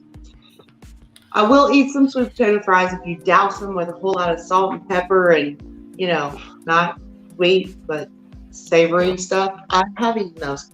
But I grew the slips. I tried to grow the potatoes, but the deer ate them all. But I gave some of the slips to my neighbor, who him and his wife and his cousin and his cousin's wife, who are both neighbors, planted a garden, and I gave them all my extra stuff. They brought me back. I still have some. This is ridiculous. Some sweet potatoes that they grew last year from my sweet potato slips, that now I'm growing sweet potato slips again from the potatoes that they grew from my slips last year. So that's how you build a community. Like it's a team effort. There you go. But I still have I know, Huckleberry. Sweet potato casserole. Slice up the sweet potatoes, put them down in the baking pan, sprinkle some brown sugar, put some slices of butter in them. Then you put another layer of potato slices, sprinkle a little more brown sugar, some more butter. Oh, then you put God, other yes. slices, Oh, put it in yes. the oven. After about 35 minutes, then you pull them out and you sprinkle some marshmallows over the top and put it back in the oven for another 15 minutes. And it's like freaking paradise. Oh, No. yes. Are you Oh, talking yes. about candied sweet yams? potato casserole. Sweet potato casserole, sir. Yeah, these Isn't are that not the same even thing as in. the sweet potatoes you It's, make during it's Thanksgiving? the same thing as what Yeah. up here they call it candied yams, but Yeah. it's a Candied yams. casserole. Yeah. Yeah. Gross. Sweet potato casserole. My buddy takes that with brown sugar, like you were saying, and takes pecans, sprinkle, and puts them on there. Oh my goodness, That's it. Oh, And I love Billy. So, I've never eaten breakfast as much as I do now, watching y'all every morning. Do you grow sweet potatoes in mounds like you do regular potatoes? Do they grow in a, or do you set them up, or do you grow them in a row? Like so, do you have to build up mounds like you do regular potatoes? No. Sweet potatoes, you just set them in like strawberries. Sweet potatoes are not actually potatoes. Hawkeye's sitting in a tree. Yeah, they're not actually potatoes. So that's why you have to grow the slip. You can't. What? Did I miss something? I was Bonnie bow said he hunting. looks like I he's was sitting in doing a a tree. little So Oh, because of the background. His tree branches moving. Sweet potatoes, you don't just put them in the ground like you do russets or, Yukon Gold or whatever. You don't grow them from the whole potato. And this is one that he grew from the slip I gave him last time, but it's from. Anyway, you have to grow the slips first. They're, what are they? I don't know. But they're not actually potatoes. They're just the root bulb out and you eat them. Well, no, I don't eat them, but y'all eat them. Is that where you take the toothpicks and put them in the potato and You start them can. in the glass? Yeah. Yeah, a lot of people do that, but I've tried that and also just either putting the whole potato like this in a pan with dirt or soil around and watering them, or cut it in half and put those in the pan. Those work way better than trying to stick it in a glass. I mean, the ones I showed you in a glass were the ones I pulled from a pan that I have in there in soil. So those work yeah, better. Nikki has a channel that's in between prepping. Yeah, but I don't even do. Somebody done mind throwing her link up. No, She just Lori, walks was- around and feeds her kids. But it's great. She's been It's doing some good. gardening. But I don't actually make videos of all the stuff that I'm actually doing, which I probably should. You know what? The people like y'all that I hang out with on lives, y'all are the ones that get to see the actual stuff that I'm doing. But I Hey don't. man, go I'm out just my way host to the do it. channel. Don't hold me accountable. I just host the No. channel. No. I'm just saying. Like the flatbread making and the whole thing. Y'all get to see more of the stuff that I actually do constantly, day to day. And I don't take the time to make videos and put that on my channel. So I'm one of So the, what are you gonna one of do? the, So I watched your last video. What are you gonna do when that new house comes in? Well, I'm actually hoping, to be quite honest with you, I'm hoping the way that all the other empty lots and stuff in the neighborhood are going, they put up a house in like 2 months. Great. And then they put a privacy fence down both sides. I'm hoping they do that, to be honest, because the way that our setup is, we had deer that came through here and through Terry and Missy's yard, like through the neighbor's yard, and came through the back, and those are the ones that ate all my sweet potato tops, all my, you know, like they'll eat whatever on their way by and go through the back of the pond, because we're on the very south side where it narrows all the way to the point of the pond, and they go across.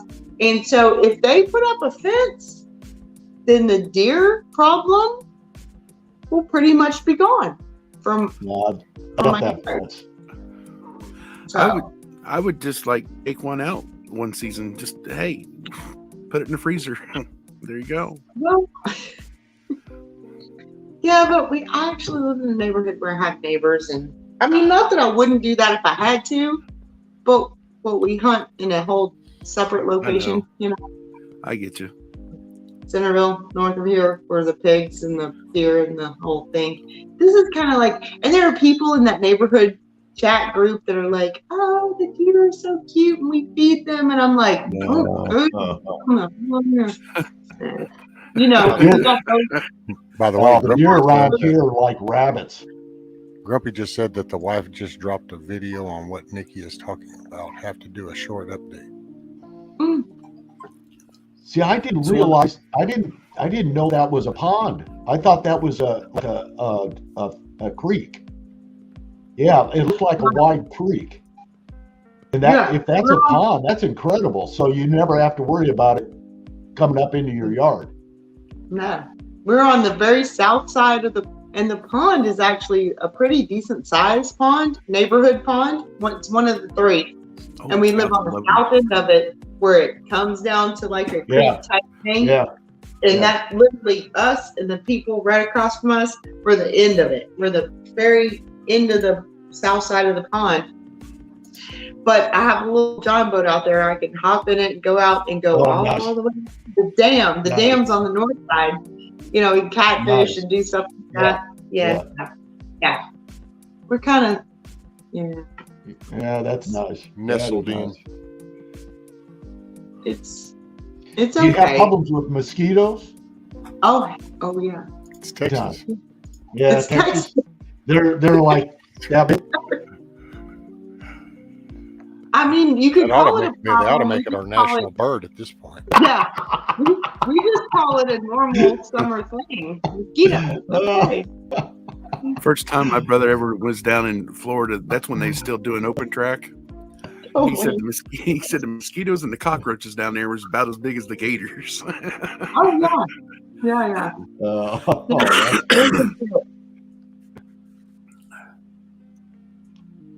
Yeah, it's a legit thing. Mosquitoes are ginormous down here.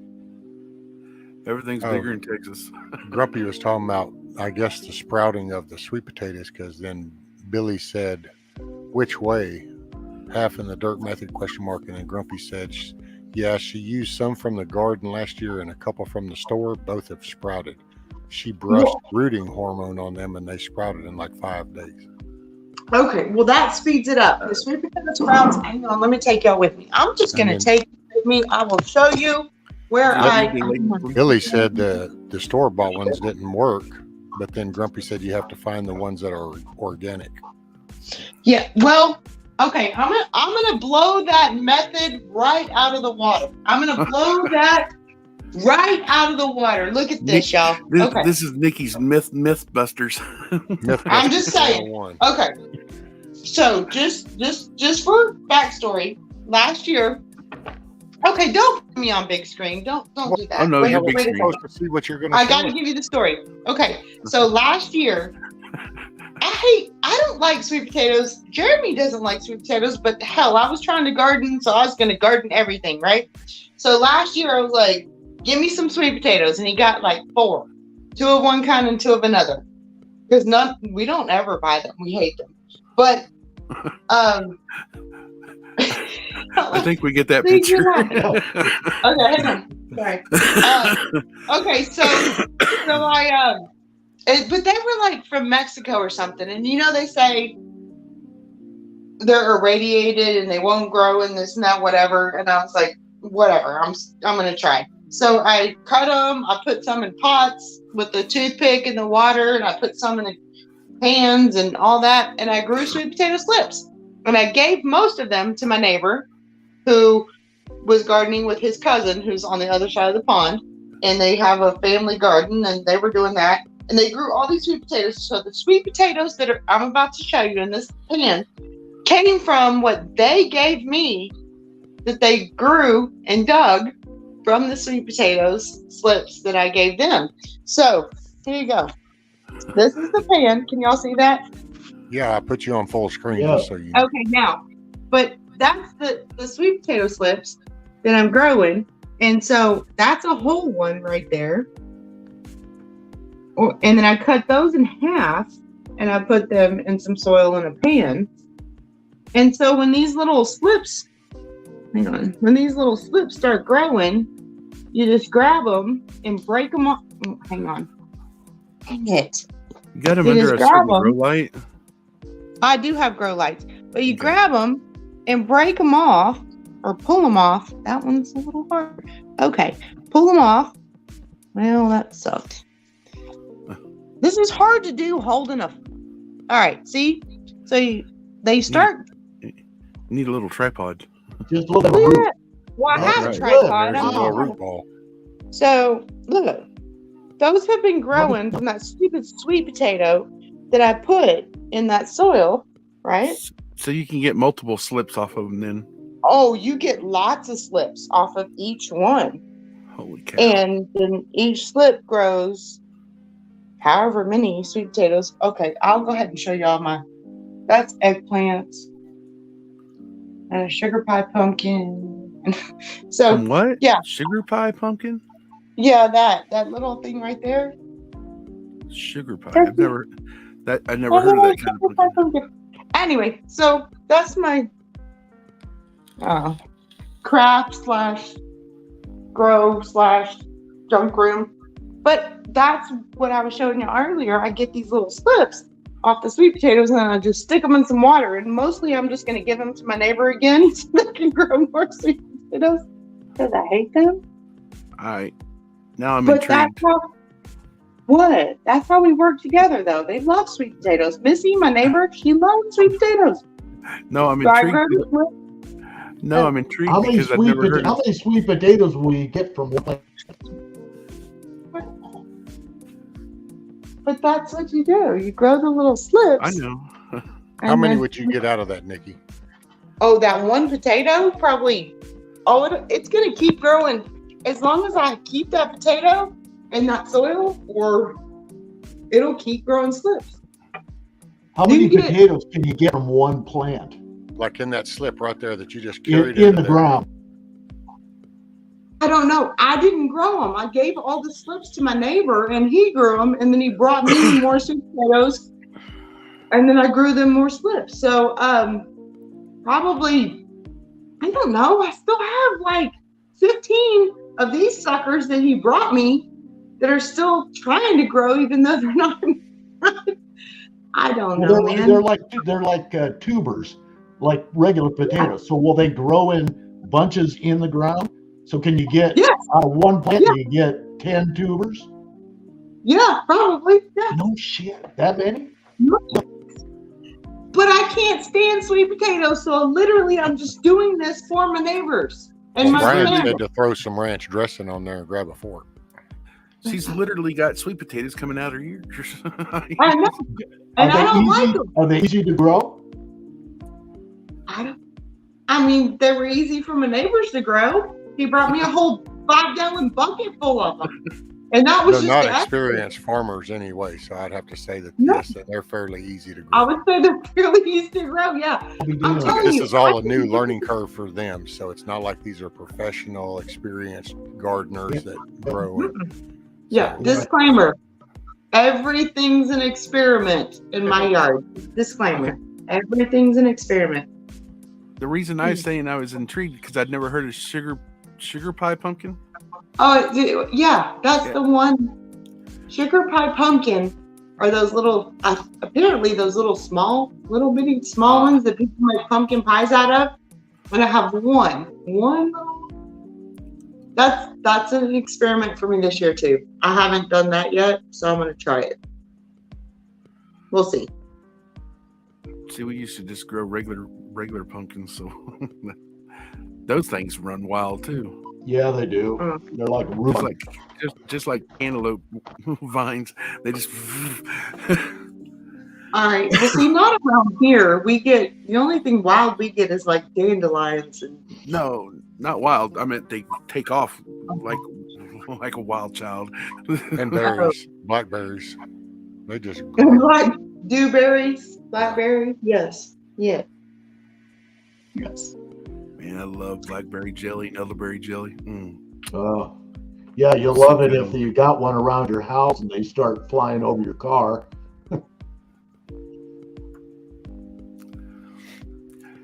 They Grumpy loves your attitude towards gardening, Nikki. My attitude? Yeah. I'm a rebel. Okay, I don't know, y'all see all these canning videos and canning channels and canning this. I'm not talking about like my friends. Like the canning people that I can with, they're kind of crazy. But you see all these legit canning channels that follow all the rules, and then you see this occasional, right. And you see this occasional rebel canning channel. I have adopted the rebel gardening. I'm just gonna call my gardening style rebel gardening because I am not following any kind of sort of rules. I thought it was so funny listening to all the canning. I had to ask because it was like, so these canners that y'all are ordering, the canners, well, then I've been watching. And as I keep looking on people's thing, I'm like, see, my mom has something like that, but that's not no canner. That was called a pressure cooker. Well, then after talking, well, see, that's the same thing. It's a pressure canner. And it's like, so now in 2022, we just call them a canner, but that was a pressure cooker. It was just what your parents did. Hell, you might have a gumbo in it one night and then can you some shit the next day. It was just a pressure cooker. That is totally accurate. A pressure canner, you can pressure cook in a pressure canner. And so it's used for both. It's a dual, yeah. Say what? Mm-hmm. Yeah. We've always had just a separate pressure cooker and then a pressure canner. It was the same keeps all the thing with the lock and nutrients. lid. It keeps all the nutrients right there in the canning canner. strawberry jam tomorrow. That was just the way it was. That is totally accurate. A pressure cook, if you have a pressure canner, you can absolutely just pressure cook meals in a pressure canner. Now you can't pressure can in every modern pressure cooker. Yeah. Right. But you can pressure cook in every older pressure canner. Your guys is like the jiggler I seen in the ghetto had the other night. Mm-hmm. So on the jigglers that I remember that mom and dad had for theirs, it was different. Stuff, it was different weights. If you get what I'm saying, it was one that had different holes all the way around it, and so yeah. Like on my mom's, you adjust that depending on how much pressure you're wanting inside. Is that part right there? Because then that's the jiggle. When it reaches that pressure, it releases. Yeah, that's the old school stuff. Brian Griffin. No, you're right.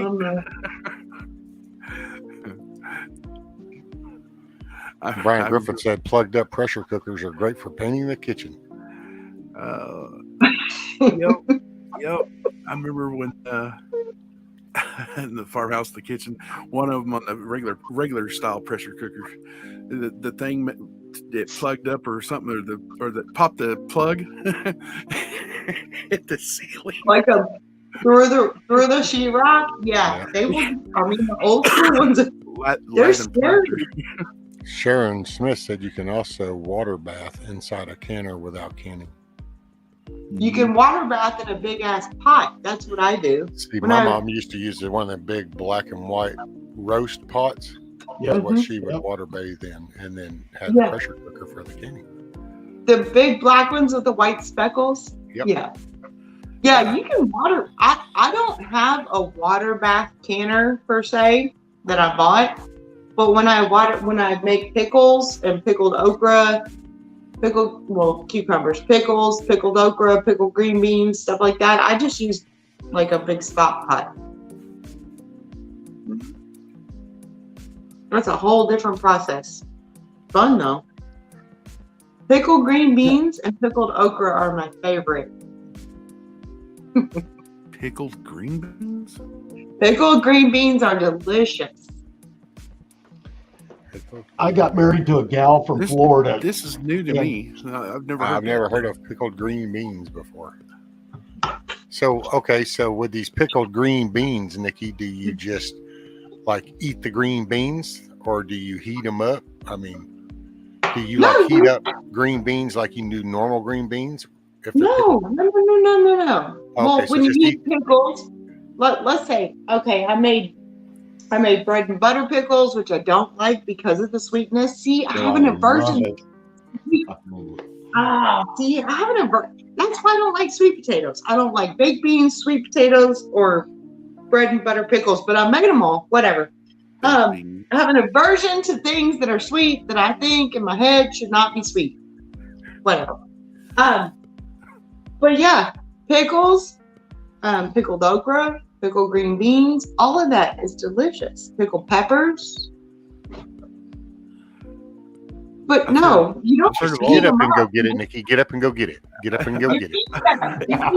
I've heard of made everything 3 except- attempts to go get it. Just go ahead and go get it. I know.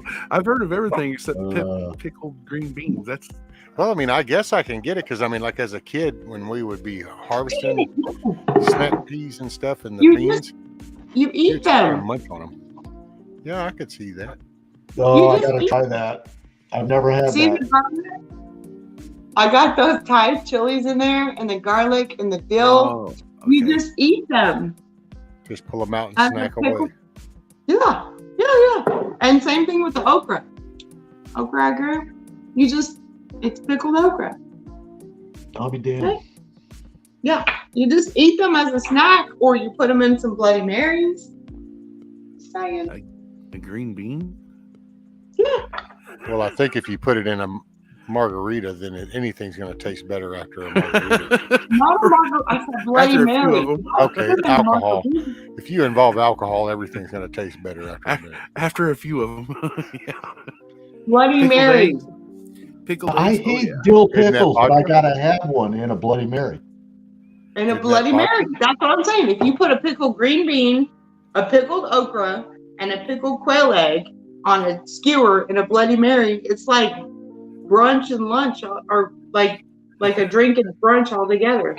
Supper and shuckatash. I've had a pickled quail egg and I've had a pickled egg. Y'all are making fun of me now. Okay. No, I'm just saying. And huckleberries now quail egg. pickled pig's feet, and no, sir, that's never happened. Never did understand that. Used to be fascinated as a kid every time I looked at that jar, going, "Who in their right mind reaches in here and grabs out one?" Could you imagine the poor little when I was little seeing that? I'd That see is who that's did get around not cutting off the happening. pig's feet.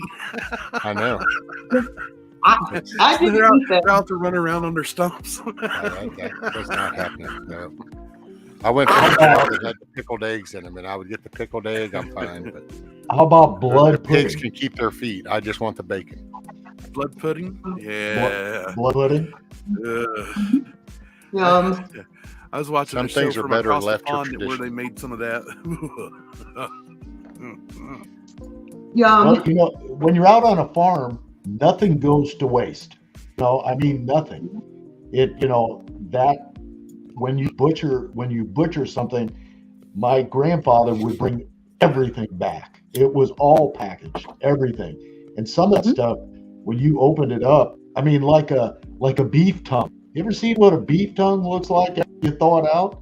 I mean, it looks like a friggin' tongue, but it's about 50 times the size. It's just, you see the taste buds and everything, And we used to go to the locker when I was a kid. My grandfather had this big, You know, back then you didn't keep free. You had freezer on your farm, but you had so much meat, you rented a locker. So they had these huge lockers, and my grandfather would go there with, he might have 1,000 pounds of meat and put it in the locker. And my dad would go to that locker and he'd start pulling out food, and he'd go home and thaw it out. And it's like, oh my God, you open it up and it's like, what the hell is this, Dad? See, my mental process of that is I get stuff, and then if you find people that want to eat it, and then you just give it to them, and if not, then there's wildlife that needs to be fed. So we need to do our part for the natural cycle of life. So we got to give the possums and all the scavengers something to eat on. Yeah. But like my grandmother would, she'd render lard. I mean that. Yeah. She'd get these that's a useful overall tool. Yeah. So that's different, but like the pig's feet and cow brains. I mean, don't get me wrong. I grew up around people that ate that shit. Just wasn't. I know. I couldn't. When you see, oh yeah. Yeah, but see, that's good for all kinds of stuff. I mean, it's just bad for you. Well, no, it's not. But see, you know why it would be considered bad for your heart is because we're lazy nowadays. But if you actually got out and plowed your field, pulled out stumps, and you were really outside working, then all that food was really just fine. It gave you all the extra shit you needed because you were burning energy. Now we eat that food, but we don't burn hardly anything. My grandfather ate bacon and eggs every day of his life. And there again, I'm a meat and potato man. I grew up that way. See, that's kind of like I didn't have it. Both of my grandfathers died before I was born, but my great uncle was kind of like a grandpa. Two of my great uncles were kind of like grandpas to me, but one of them, eggs and salt pork. My great aunt would cut the salt pork and fry it just like bacon in the skillet. It was just like what we call bacon today. It was salt pork slices, thick cuts of salt pork slices, and eggs and coffee. And he would pour the coffee and let the whole cup get cold, drink the whole thing down, and my aunt would pour another cup and he would let it sit there and get cold. I still like cold coffee. Yeah. So, not me. So my dad used to say as a kid, that he used to love the sweetbread. Now, some people call brings sweetbread. So no. Okay, that's a gland. Sweetbread is a gland. All right. So then I misunderstood someone else the other night in the chat. Then. No, I think someone in chat said they thought someone was bringing over sweet. Oh no, that was somebody that I knew personally. Never mind. Sweetbreads it's a gland. Well, it depends on what animal you're talking about, but in the cow, it's a gland. Yeah, it's a gland. That's what he was talking about. I think just about any soil will work for that, Billy. He said he wants to grow some bacon this year. I think most moist, muddy soils will work for that process, and just a good scrap bin. You won't have a snake problem. 80% of all bacon, or 80% of all pork in the U.S. comes from Iowa. So go up with it.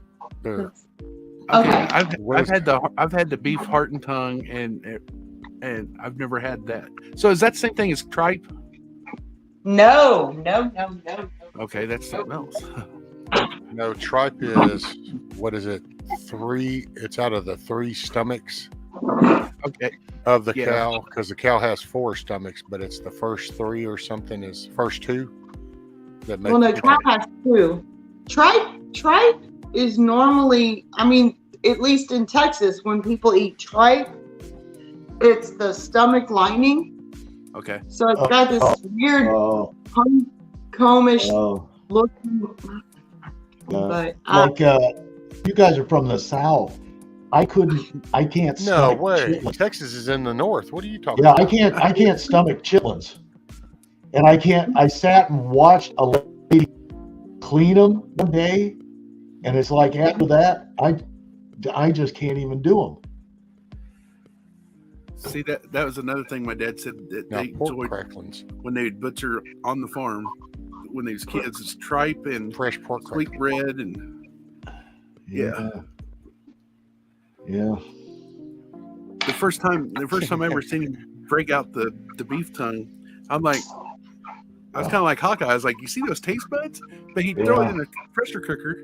Once it's done, you let it cool, and then you slice it and you just peel it off, and then you just slice it across like a brisket.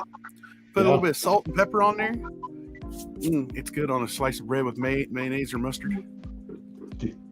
Grumpy planted a bacon tree right next to the tater trot tree. That's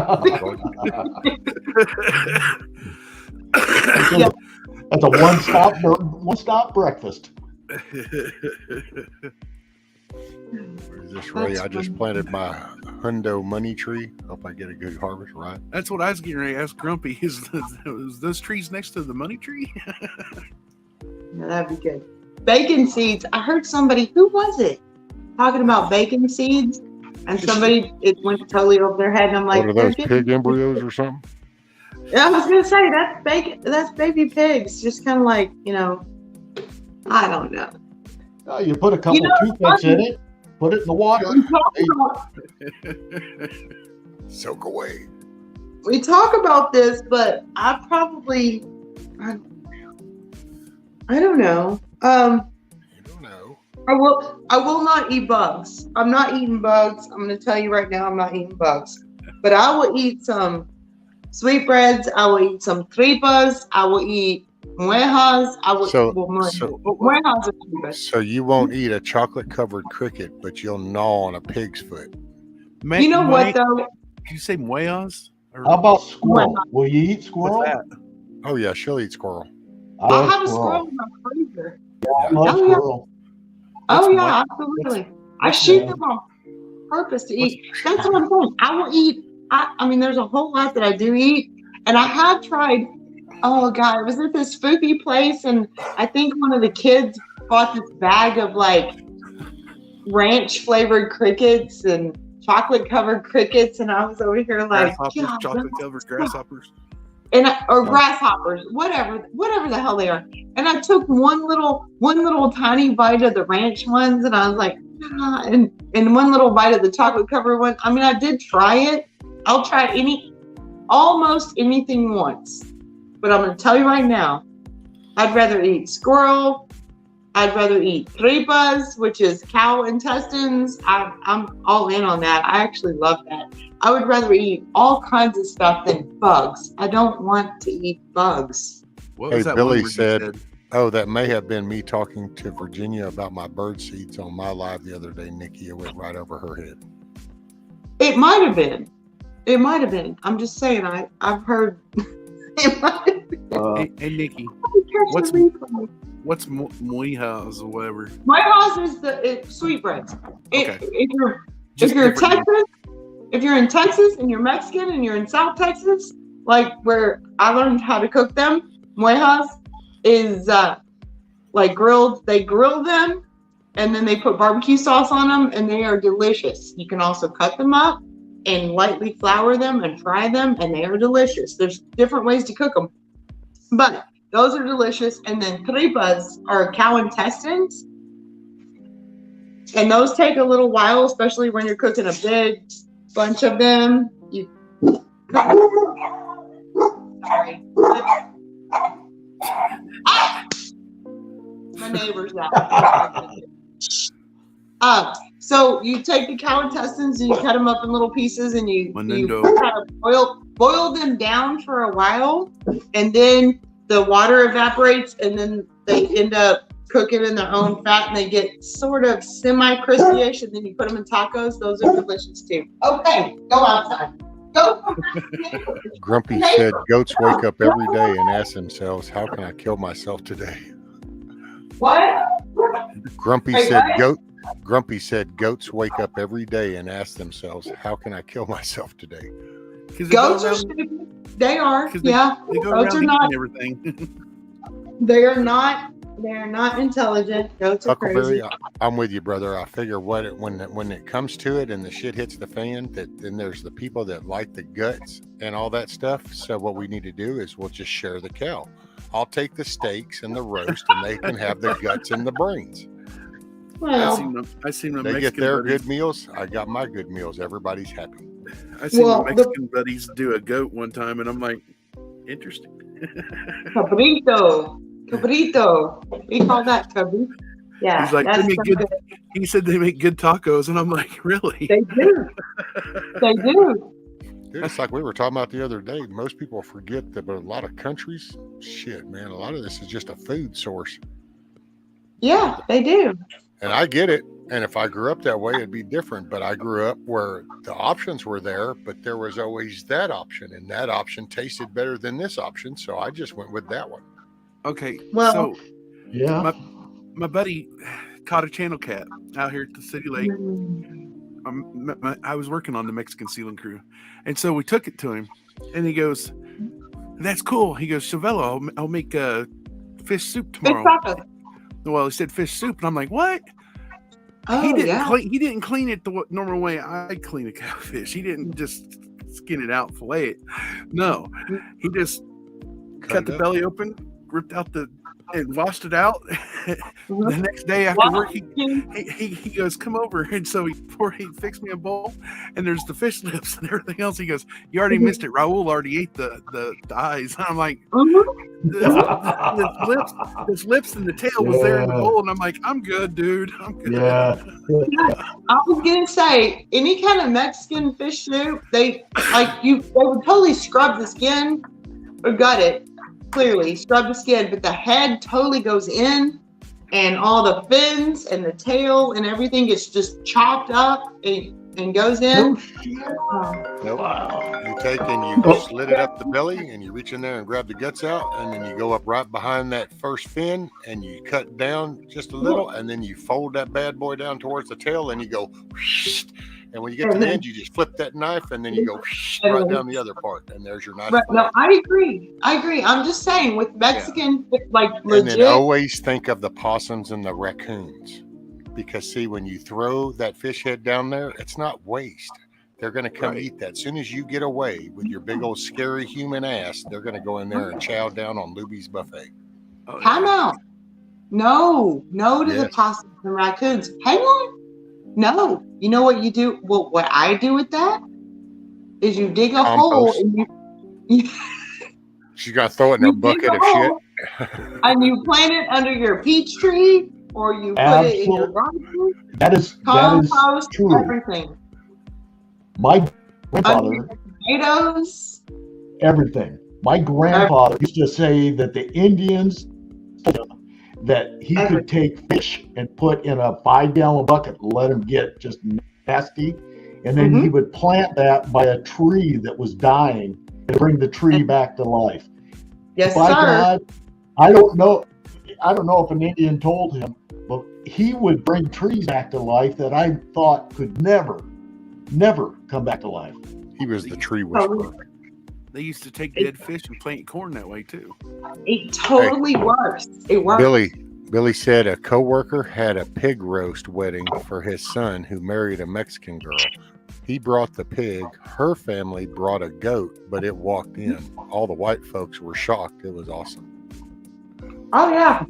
Oh yeah. They were going for That's fresh like meat. a effort. Fresh. Everybody. Fresh. Yeah. Well, ain't no point in toting coolers in on this. We're just going to let his ass walk his ass in here himself. Shit. All that Well, extra work. that's kind of why I'm doing what I'm doing around here. I'm looking at y'all, but I'm looking at chickens over my wood chip pile, and they're scraping it down, and I'm looking at a stupid chicken on the porch and all that. I got food just walking around all. I'm sure that's pickled sweet peas. Green beans. I opened them. I had to open them. They were in my pantry, and I still. Whatever. So I'm Raul- looking at chickens walking around. There's rabbits over there. If I want dinner, I can just go. That's it, Ellen. God loves us all. So Raul's papa was the one that had me try the baby octopus, and I watched it. I watched it when he put it in the pan. It turned right side out. I'm like, what? And then after it's cooled down, and everything, he cut me off a little piece, and I'm like, hey, that's not too bad. No, and I guess if I ever get to our starvation level, I know where to go. I'm going for some of that. Octopus is delicious. Oh, but I'm still surrounded by plenty of deer and cow. I have no need. But I still dug my boss's homemade chili Colorado. Oh, that was so good. Good twangy bite to With it. the mole sauce. I watched that video too. Mole. Right. Mole. Yeah. I've come across some places where they use extremely too much mole sauce. he actually made mole chicken, but food on the hoof is the best prep one can have. Let's just walk on into that stall, please. Thank you. But that chili Colorado, one little solid thump, just lay over. There you go. My boss would take the serrano chilies and jalapenos and stuff, and the oxtail and everything. He'd let it simmer all day long, and oh my goodness, it was so good.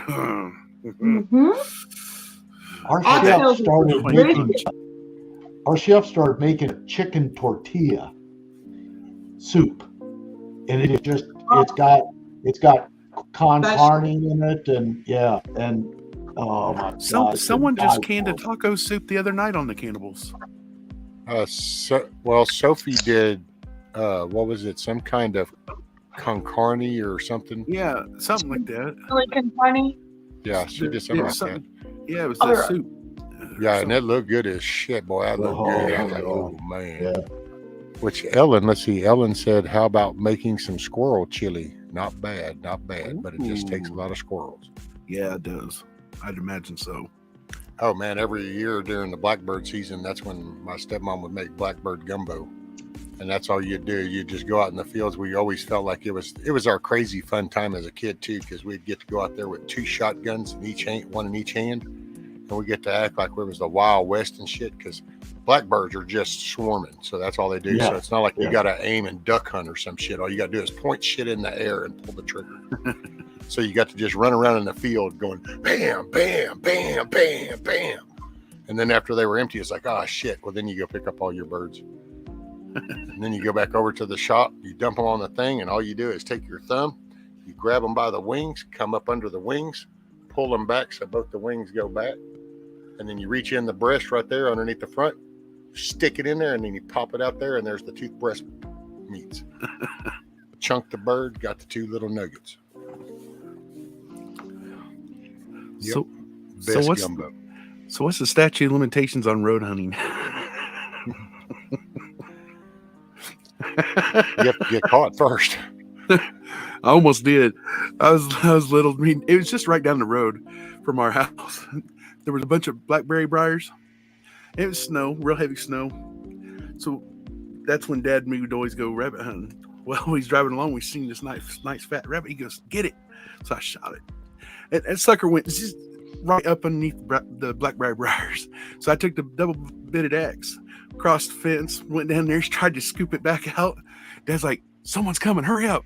So I pushed snow back over as much as I could, so that way they wouldn't see the blood, and come back over there. And it was game warden. He's like, "What are you doing?" I was like, "Cutting a tree." He saw me crawling back over the fence. We took off, waited, went down a couple country miles, come back, crawl back across there, did the fence, tried to get. I knew right where that rabbit was. I couldn't find it. It was gone. I was like, "Oh no!" He got it. He smelled that gunpowder. He probably knew what you did. They don't let you're not allowed to road hunt in Kansas? No, because we was only like about a mile away from the state reserve. Well, and do they got, like, I noticed, because watching the game warden shows, apparently they have like distances off the road you have to be in order to shoot certain game and shit like that. Mm-hmm. To be honest, I don't know. In Texas, I couldn't tell you the actual legal laws, so don't listen to me at all. I've had one fishing license my whole life. And that was Yeah. only because I got a ticket for not having a fishing license. So I went and got one because it was cheaper than paying the fine.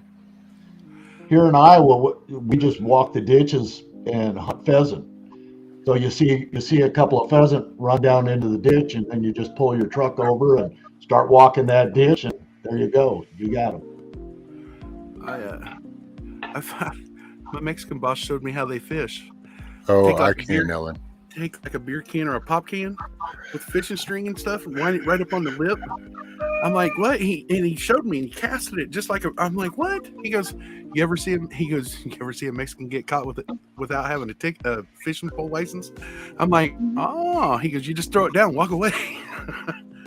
I'm like, good grief. Texas, it don't work so well because usually in Texas, if they already are wondering, that means they've actually already used binoculars and spotted you from the other side of the lake, and they're just now coming around. And when you go, no, I'm not fishing, it's like, yeah, you were. Yeah. No, I wasn't. Yeah, you were. No, I wasn't. Yeah, you threw it right over there, and it's like, oh. Well, it's like, yeah, I kind of been watching you for the last half hour. Oh, that's true. And it's Somebody mentioned frog legs. yeah, we or could frog forget all legs. about those.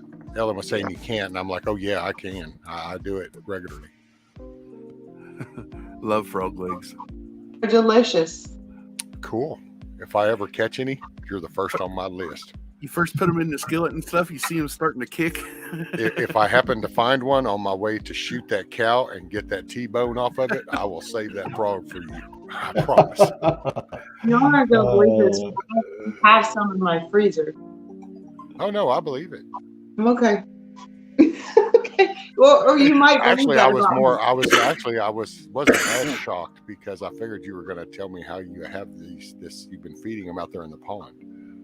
Oh no. I mean, that's where we got them, but Yes, I don't no. feed them on purpose. Now Ellen is on the right track. See, now we're at rabbit stew, so now Okay. we're at regular game. I gotta say this. I do gotta say this disclaimer for my own little thing. I just said this was over about 40 years ago, so I'm just making that perfectly clear for Right. any prosperity. Statute of limitations is gone. Yeah. This was not recent. This was a long time ago. Right. Yeah, see, apparently in Louisiana, that's not a good road hunting place because Huckleberry said a game warden can and will ruin your life doing road hunting. Mm-hmm. I'll be damned. I want to say in Texas, just off the top of my head, I would say not so good just because we had a neighbor a long time ago. We used to have a neighbor that the game warden would chase. And it was so funny because we could just watch at night and you'd hear this dune buggy come flying in down the road and it'd be like, shit. Oh, I know who that is. And sure enough, you could wait and then I'd be watching and sure enough, you'd start seeing headlights coming through the trees and it'd be like, what? And then it'd go over towards around that house and it'd be like, oh yeah. And they were steadily looking and then finally one day got close enough behind him that he knew it. So when he went there, because here in Texas, I don't know how it is anywhere else, but you want the number one law enforcement officer in the state of Texas, it's a game warden because all he has to do is think that you have something in that house and oh, he's coming in and he can look wherever he wants. Yeah, it don't that's make true. shit. Yeah, And, that's true. He walked up to that door, the garage door, and was like, yeah, he raised that garage door and what come out and you could hear him going, hey, what the hell? And he goes, I think that was you. And he walked over to that dune buggy and went tss, on the exhaust. He goes, yeah, that was you. Mm-hmm. And that was the end of that. Needless All to right. say, those nighttime bow hunts stopped. Yeah. Actually, Game wardens are legit. They can walk into your house at any time, house, camp, this, that, whatever, anytime, any moment, look through every fridge, freezer, everything you have, and they have the right to do so in dude, Texas. if you have the wrong feather, you have a wrong body part. Oh, I was yeah. given a red hawk claw one time. And the guy took and mounted a marble in it. So it was like the little marble with the claw thing, talon, and had it laced up and shit, dude, I thought that was cool. I'm like, hell yeah, man. I hung it on my rearview mirror and I drove around for the longest time. And then actually what got me was as I was going down a farm market road, this vehicle in front of me, an owl hit the vehicle and it bounced off and I saw it land. Well, it was still kicking. I'm like, oh shit. So I pulled over. And I thought, man, I'll try to save it. So I put it in the back of my truck in a tire. And I went down to the vet place And they're like, yeah, we can't save him, but we'll have to turn it over to the game warden. I said, okay, well, that's a shame, man. Couldn't save him. That prick walked up, and as he come out the vet place and we were talking, I go to walk in my truck, and he looked over, and he come walking behind me, and he goes, is that yours? And I said, oh, yeah. I said, a friend of mine gave me. He goes, let me see that. I gave it to him. He goes, you know, if you hadn't saved the owl, I would write you a ticket. But since you saved the owl, I'll just take this. And I'm going, but hey, and he goes, no, illegal for possession. And I went, okay, it's all yours. Yeah. They're no joke, man. They have the most power. Dude, I've watched people get a ticket with a feather in their hat, have the wrong feather poking out of their hat, thinking they're all cool looking. And it's kind of like they look at that feather and it's like, wait a minute, it's like an eagle feather? Oh, yeah. Get an eagle feather dangling around. Don't go there. Shit is fixing to go south fast, dude. You'll think you were some cartel drug runner coming up the highway if they saw that thing. Yeah, if you're not on the roll or in that nation, like in Oklahoma, that's. Well, no, it's just in Texas, the game wardens legit have the most power over any law enforcement, any law enforcement anywhere in Texas. The game wardens have the most power and jurisdiction. Period. Yeah. Yep. That's why I was trying to meet him and make him my friend. But what I'm saying is, if any kind of eagle feather, no. Unless you're Indian and on the roll or down there in the territory. I was gonna say, see here, I don't think even if you're Indian, you have to stay on that reservation with that. No. Well, because they use them in their ceremonies, is what I'm saying. Right. Oh, that's yeah, the only dude, time that's the only time they're legally allowed to have them. Look up Alabama Cushata. They have the big Alabama Cushata Indians. I've never heard of them. They have a humongous. I don't think it's so big actually nowadays. It seems like about the last 5 to 10 years it's slowed down. But oh man, they used to have one of the biggest annual events. Oh yeah, dude, massive. I mean, tens of thousands of Indians would be gathered, and they'd be doing all the dances, have all the hand skills, the woven shit, all the stuff, the headdress. Yeah. So the Kushata, is that the actual name of the Indian, or is that the actual name? That's the name of the tribe is Alabama Cushata. Yeah. See, Alabama Cushata. Yeah. Cushata. Okay. Yeah, I'd never heard of that, and I've heard that must be a rare one of the rare tribes, because I've from Potawatomi to Sioux to in our area. So when you were a kid, everything else. When you were a kid, did you have a whole year of Native American history? We did here. So when we were a kid in grade school, we learned all about all Native American history around, I thought that was interesting as hell back when I was younger. Not understanding the whole, No, we didn't have a whole year of it. I'll put you a link in private and in open chat, Monty. Yeah, I don't remember having that. Mm-mm. Okay, yeah, I've seen that written, but I've never heard it pronounced. Okay, gotcha. Yeah, I didn't know that's how you pronounce that. I had seen that out on one of the old native maps that I've seen. Well, okay, so apparently it's previously two tribes, now united as one. The Alabama Cushata tribe of Texas boasts a unique story dating back to before the 1700s. Our tribal citizens are very proud of our history, from our migration to what is now Texas, to our role in aiding Sam Houston during the Texas War of Independence, to the federal government's official recognition of our nation in 1987. That is awesome. Huh. That's why I say I think things here, a lot of things are just viewed and seen different, and just, I don't know. I'm going to bookmark that. Ours was mainly Sioux here, but the Tama tribe was really big, and they have a reservation here in Iowa, and the Tama tribe put a casino on it. And now the Tama, they split the money among all their tribe, and they're some of the richest people in Iowa. Mm-hmm. See, around here we had like the way back in the day. It was the Potawatomi, the Kansas, the Ottawa. There are several of them. I mean, it's just I like reading up on it.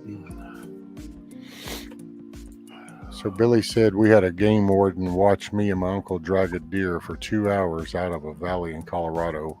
When he told us he was watching, my uncle started yelling at him, "Why didn't the F you come help?" Help us drag this deer out, right? That sounds about right. Ellen says, I got 2 friends that are high up in the game rangers, so whenever they get me, I always get some.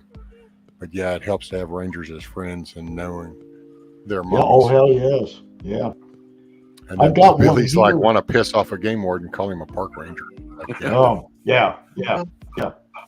I got one here that I befriended, and I deer hunted, I bow hunted this area, and he was the warden in that area. And I used to go in the morning, and he'd be setting up his duck blind. And so one day I said, "You need any help?" Because it was starting to rain a little bit. And so I helped him set up his decoys in his blind. And he said, why don't you come out and hunt with me sometimes? And that was my whole opening to hunting duck. It was cool as shit. And when you hunt with a ranger, you're pretty much safe. Golden. Yep. Yeah, you're pretty much golden when you hunt with them. Oh yeah. And then my sister it's had cool when I a got big to farm down in Sigourney, and the DR ranger down there started buying cattle from him, from my brother-in-law. So now they're best friends, and they're, and now I go down there to hunt, and he's the first guy I check in with, Oh, the game wardens are, I mean, and that they can be really good and they can be really bad. Sure. Most like of them, anybody else. I know in Texas, most of them we have are pretty good. There are some, and they can get, I don't know. I say it, a lot of it seems to be up to the environment and what they have to deal with, because it's in the acceptance thing. Everybody goes to griping about them, but they really do have a value point, because it's just like we talk about if shit hits the fan, it's like, okay, and all of a sudden you have 100 million people out here trying to go hunt that don't really know how to hunt. They don't know how to clean the animals. That's the worst. So there's going to be so much waste. Well, that's the kind of stuff they prevent, Yeah, it sucks if they catch you. Like I said, I've been popped for fishing with no fishing license, and I didn't get mad at him because I knew what I was doing when I did it. I just got mad I got caught. And so then I just don't go fishing on the state lakes anymore. I fish on my private ones, and I don't have to have a license for my own shit. So yeah. But most people think that they're just asses out to try to stir up shit. And it's like, no, actually they're part of the wildlife management. And so if they weren't overseen, if they weren't a threat that you were worried about, then the devastation would be a lot worse. Well, my wife doesn't like to fish. She likes to lay out in the sun. So, but here in Iowa, you can have 2 poles. Okay, so I got 2 poles in the lake, and all of a sudden, and one of them sitting over by my wife. So all of a sudden, I got a hit on one, and I'm pulling it in, and I see the other one down, and I told my wife, I said, just look, So here she is, lay it out in the sun, and she rolled over, grabbed the pole, set the hook, and then just set it back down. The game warden came over to me, and he said, "Do you have a fish license?" I said, "Yep." And so I showed him, and then she asked my wife, "Do you have a fishing license?" And she says, "No, I'm not fishing." He said, "I just saw you set the hook on that one," and so I got fined, and I couldn't believe it. It's like, are you shitting me? Just because of that? That's my fishing pole. There's 2 of them out there. Well, I saw your wife try to reel it in. Okay, I'm not going to argue with you. What's the fine? But see, it's like a speed limit sign, though, Hawkeye. You have to have an end somewhere. So there has to be a line. Yep, that's right. This is right and this is wrong. And people always hate it when they're right at that line, because then it's kind of like, well, but, and it's like, well, you can't but I know. maintain. I know. And I don't know, Taught Grumpy, me a that's a lesson. good question. Grumpy said, should I be able to claim ownership of animals on my land, or does the state own it? I mean, I guess I don't know. I'd have to say if it's fenced in, then it would be yours. If it's not fenced in land, then is it really yours if it travels across it? If it butts up right next to a state park, it's a total different story. It's kind of like what Craig's land is down there in Louisiana, I think. One side of it butts up right there, I think, if I remember right. But we're allowed to go over any fence to pick up something that we've killed or something we've shot. So we can even go on somebody else's private land to do that. We can go on public land. If you come hunting in Texas, don't do that. Yeah. Now you don't want to go there with a gun. I mean, I'm not. No, you don't want to just go whopping off in somebody's property around here. Here it doesn't. You'll want to go find the gate to that property somewhere and see if you can find somebody or a number of who to call. Yeah, you and would then be like, typically hey, want to do that. I tagged one over here. We saw it hop the fence and went over into yours, and then they're like, okay, go ahead. Yeah. Because then they're also going to make sure that you didn't go over there and field dress that thing in their shit and leave it while you take the rest. Because that's another problem. People like to field dress their shit on other people's property. Yeah, that's not good. No. Yeah. And so, I don't know, Grumpy, to answer your question, I'd have to say it just depends on the animal. And if it's open land, then I would say no, just because it's wildlife, hence the word wildlife. Yeah, you can check with your state. They'll have regulations on all of that. They do. There's rules and regulations. But yeah, it just depends on where you are in the state of Texas. When you shoot something and it like a deer and it runs a little bit and you have to hop a fence to go, a lot of times you can do it depending on your area without any problems, and the neighbor doesn't even know because you shot it, and you're retrieving it immediately. It's not a problem most of the time, but it's a legit thing though. Do not go on somebody else's property without permission. Well, and you just never know. The best thing I can tell anybody, you just don't know. You're going at it from your perspective. You have no idea what that hunting lease has had to deal with in the past. So their mindset might be at a total different level. Yeah. You might say, well, it just hopped over and went 20 yards over there. But come to find out, for the last 3 years, they've been fighting meth labs off of their shit. So all of a sudden, when they see somebody hop the fence walking 20 yards in, they're like, hey, what the hell are you doing here? Blah, blah, blah. That's why. So you I would like to think that wherever you're hunting, you're going to know your area and kind of the surrounding. Yeah, absolutely. I was going to say, and that's a good, different perspective that I didn't have, because where we hunt in our family property, we know everybody that lives around the area, so it's not a big deal, but it varies from place to place. It's a different perspective. I mean, hell, I know of a certain place that was always real nice, and I lose track of time, probably about 8 or 9 years ago.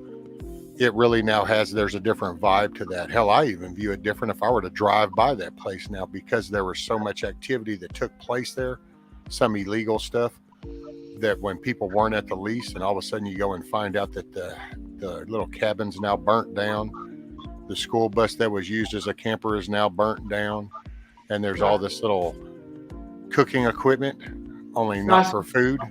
And so then all of a sudden you have a different awareness of when you see people or tire tracks going into that, you go into a different mindset.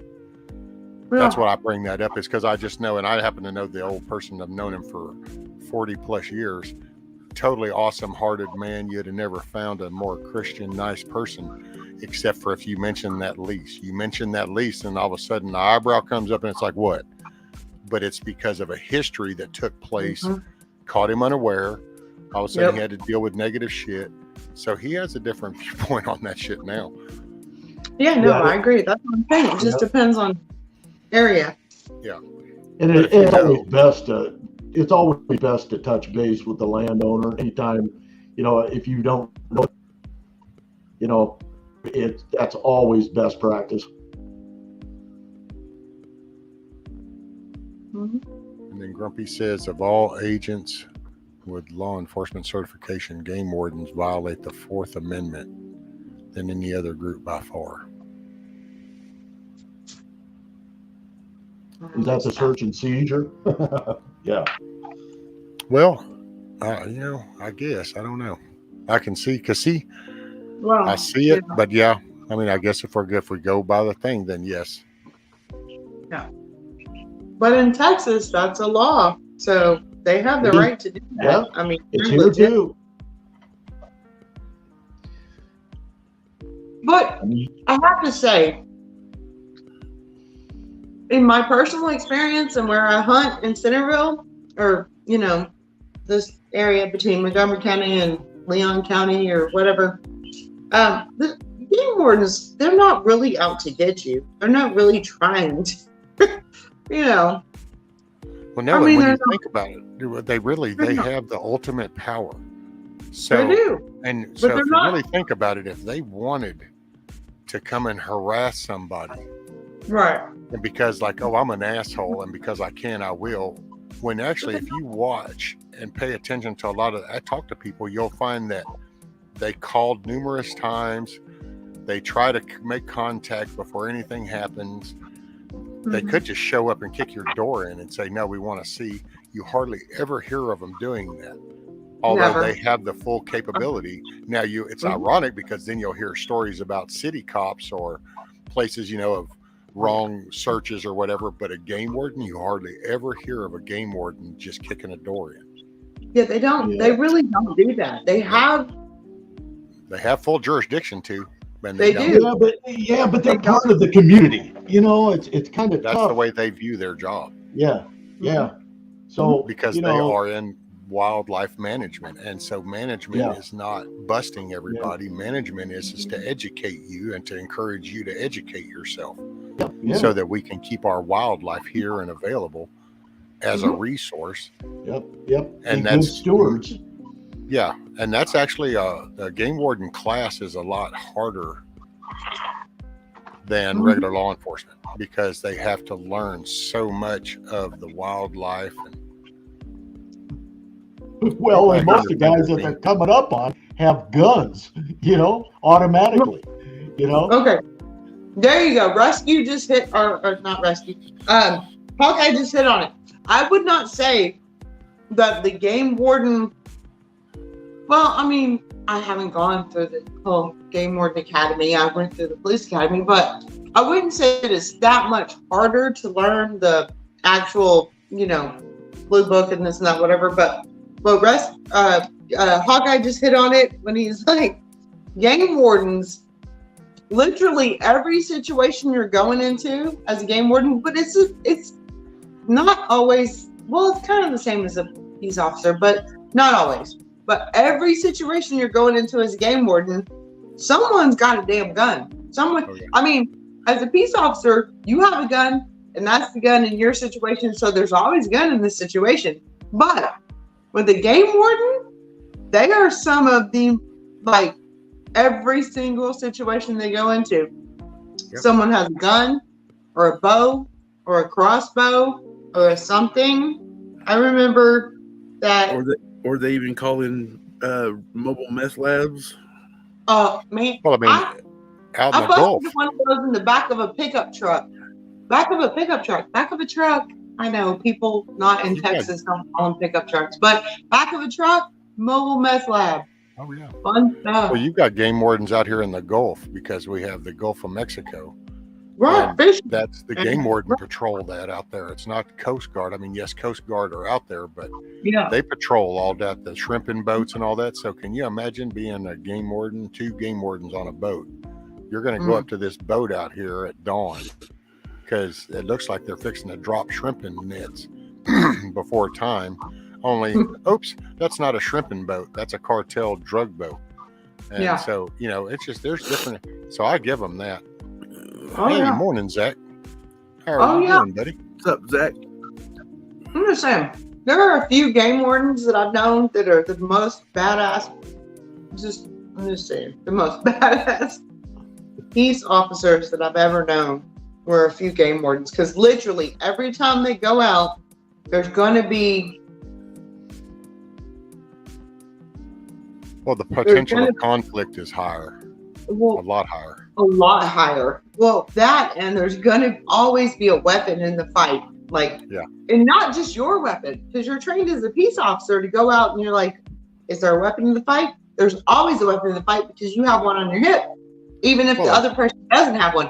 But for a game warden, there's always multiple weapons in the fight. So Then you sit there. Well, you're going into a hunting camp and you're talking to 1 or 2 people. Only there's 6 to 8 people that showed up. Well, where are the other 6 people?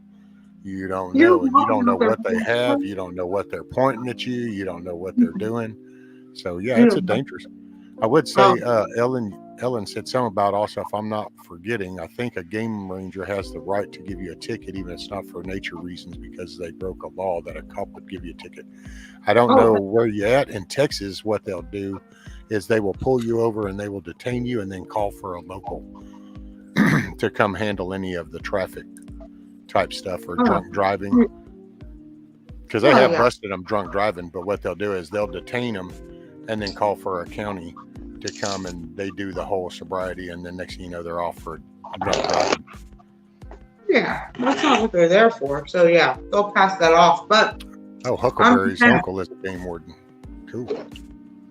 If a game warden walked up to my door right now, to my door and said, I want to come in and search every refrigerator, freezer, back room, storage, this, that, whatever you have, they have full authority to do that right now. For no reason. No reason. In Texas.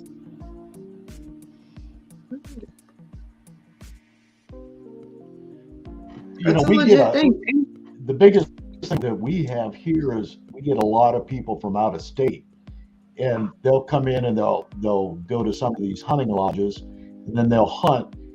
And the game wardens, the ones that I've talked to at least, a lot of these people from out of state may not know all the laws within the state. So that's where they run into problem. But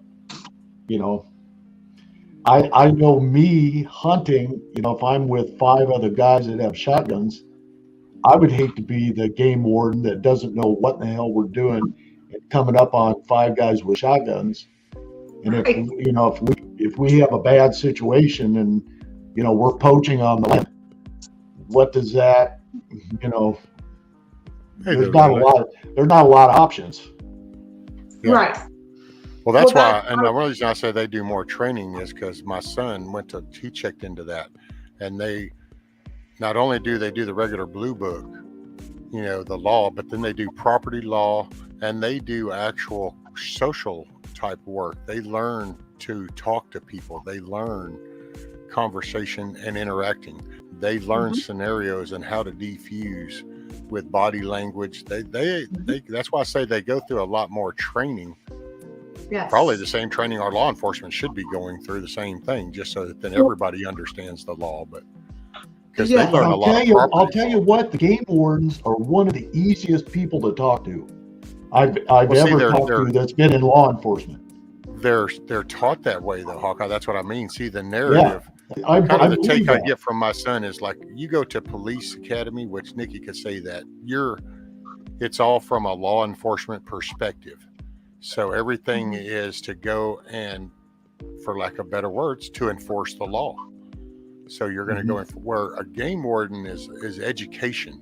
So it's in enforcing, but it's also wildlife management. I mean, you need to learn the species. You need to learn the habits of that. So you're learning some hunting, and that's it. I don't know. Whenever he checked, because it's the time range for that is even longer than typical law enforcement. Yeah. And so I got mad respect for him. It's just kind of, I don't know, man. To me, it's like the First Amendment. I love the First Amendment, but it's like you do have to have some caveat there, because just because you can doesn't always mean you should. So it's kind of like with everything else. If you like the outdoors, what better job could you possibly have? That's got to be, that would be the ultimate. It's like I had a cousin that was in forestry, and he was out at Yellowstone for for years. It was like his dream job. And he had a degree in biology, and then that's how he got into the forestry department. And he loved the outdoors, and God, he would send, that was back when you sent pictures, but he'd send pictures. It's like, my God, that's not even a job. That's just camping every night. How much fun would that be? Well, it can be I'll give them that. They do some shitty nights because they do the mud laying and shit to scope out stuff. But I don't know. It's one of those. It's kind of like Grumpy said it earlier. There's good ones and there's bad ones, and you just hope you got a good one. So like around here, we got a real good one. He's awesome. You can flag him down. You can ask him questions. We in the private lake, we had a gator. After the last hurricane, we ended up with a big ass gator, and it was like, holy shit, dude. I mean, like, this isn't a lethal thing. This does not belong here. He's going to be arrested. And we could make a phone call, bam, comes out and gets him. So it's, but it all depends. It's just like anywhere else. There's good and bad, I guess. And luckily, I've been good enough to be around a good one. Yeah. Me too. I got a friend that's up there in Colorado, one of the top boys in that area. Pretty cool guy too. He knows his areas. Yep. And that's another thing, boy. You want to know around to get around in a county somewhere, just ask a game warden. Hey, I'm really looking for this. Oh, I could tell you right where that's at. Yep. You want to go in off the blacktop? You want to go in off of the logging trail? You want to go in off of a walking trail? How you want to get in there? Yep. They know all the top fishing spots too. Yeah, they don't usually disclose those. You're right. That's a private.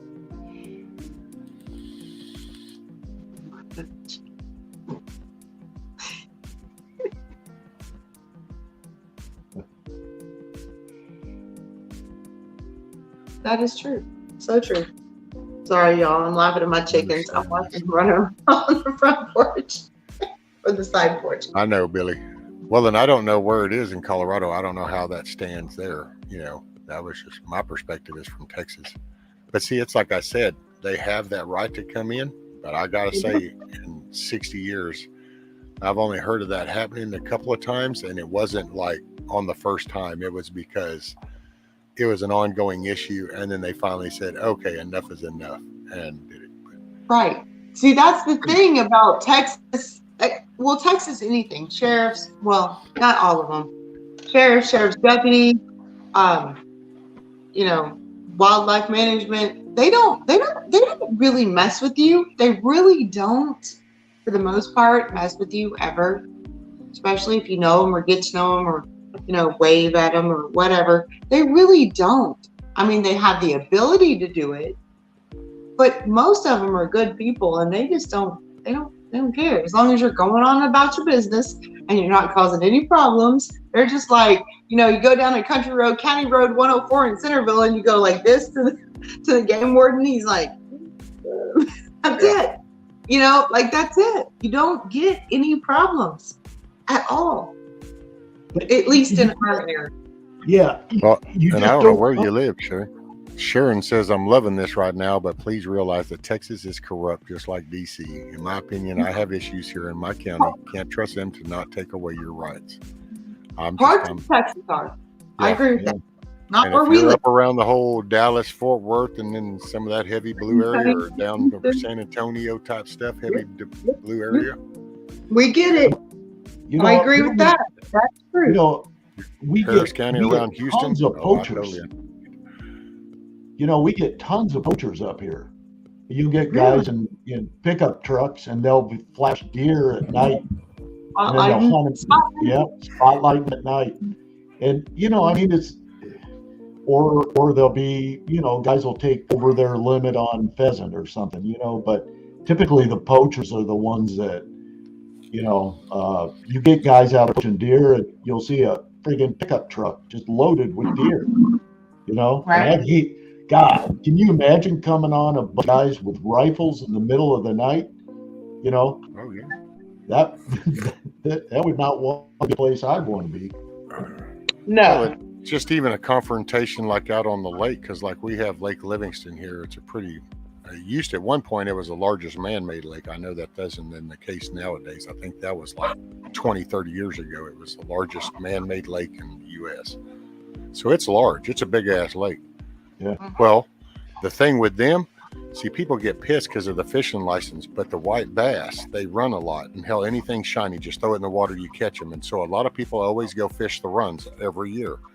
The problem is, and the best way I explain it to anybody is they manage the license part and the fishing of that, because if you don't, if they weren't a threat out there, then there would be no more white bass after probably about the second year. Yeah. Because they go out and hit it so hard. Restaurants hit it so hard, fish vendors hit it. So that's what keeps shit in check. So that's why it's kind of you gotta give a little to get a lot. And so to always have that resource there, every year the white bass run, every year you can go out there and fill a cooler full. And the reason of that being is because they monitor that every year. Otherwise, it would not be there every year. It's kind of like bass. You enjoy catching largemouth, smallmouth bass. Well, that's because there's limitations on them and people are watching, so they're a little more cautious. We've got huge trout hatcheries up here. And what they do is they grow the trout and then they release them in the stream. Well, a lot of guys that fish don't realize they have to have a trout stamp on their license. And so they'll go out there and fish thinking that they can fish in the trout streams, and then they get, and fishing trout without a trout stamp, it's like a $500 fine. It's just crazy. Well, see, they're trying to prevent and that's probably, I guess I could give them that flaw too, because they should probably broadcast that more, the fines, because that's why they're going to hit you that, so that it discourages you from ever wanting to do it again. Oh, yes. But if they would have just told you that up front, then you wouldn't have wanted to do that to begin with. It's like if you knew, if I go fishing in the wrong. There. Even in Texas, I've seen documentaries on the way they collect the roe of the trout and they farm them and then they put them back into the streams and all that. I've seen those documentaries. I mean, it's out there. It's just people don't give a shit. They don't. Well, in the area, because watch some of the game warden shows like where he's at, and that's people know exactly when they're fixing to dump those, and they go downstream a little bit and just wait for it. Yeah. So I can see that, because matter of fact, we actually with our private lakes, we have to watch that whenever we buy fish, because we'll go to stock the lake, and then everybody wants to come up that next weekend, and it's like, no, give them time to acclimate and maybe reproduce some. I mean, otherwise he'll just go to the freaking store and buy your supper if you're just going to fish them out as fast as you can put them in. That's the problem with down here, but we don't have it so much now. Now people are starting to come to terms with, this is the only reason they're here. Because as a private lake, you can go fish whatever. You can keep the 4-inch catfish or the 4-foot one. It won't make a shit because it's private stuff. Well, and the DNR has some fun things. I got to be in on a turkey catch one year back when I was in my 30s, and they take these cans and they shoot this friggin' net and they catch turkeys. And what we had to do was we were taking wild turkeys and we were relocating them to other areas. And so here we are with the DNR. The DNR knows a lot of us in the area, so they ask for volunteers, and we go out there and volunteer, and then we have to take these friggin' turkeys and throw them in bags, and then they just take them and release them, somewhere else. And some of the stuff the DNR does, like the DNR needed some bass habitat, so we went to the DNR garage, and we took 5-gallon buckets and filled them with concrete, and we put plastic plants in them.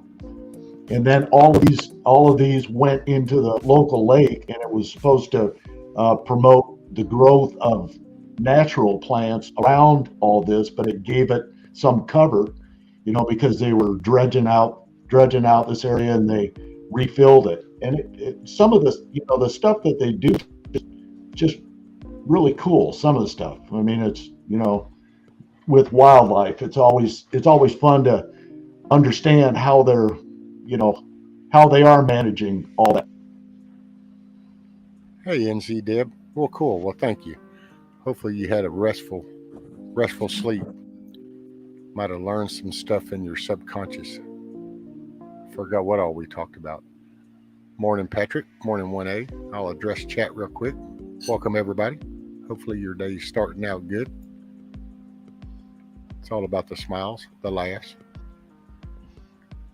positivity. Well, it was starting out good. Well, I still let you up here because I figure there's hope. It's still flipping raining here. No, I just kind of got a little annoyed with a comment Nikki made about game wardens that they just showed up at her house. She couldn't stop them from searching. What happened to your civil right?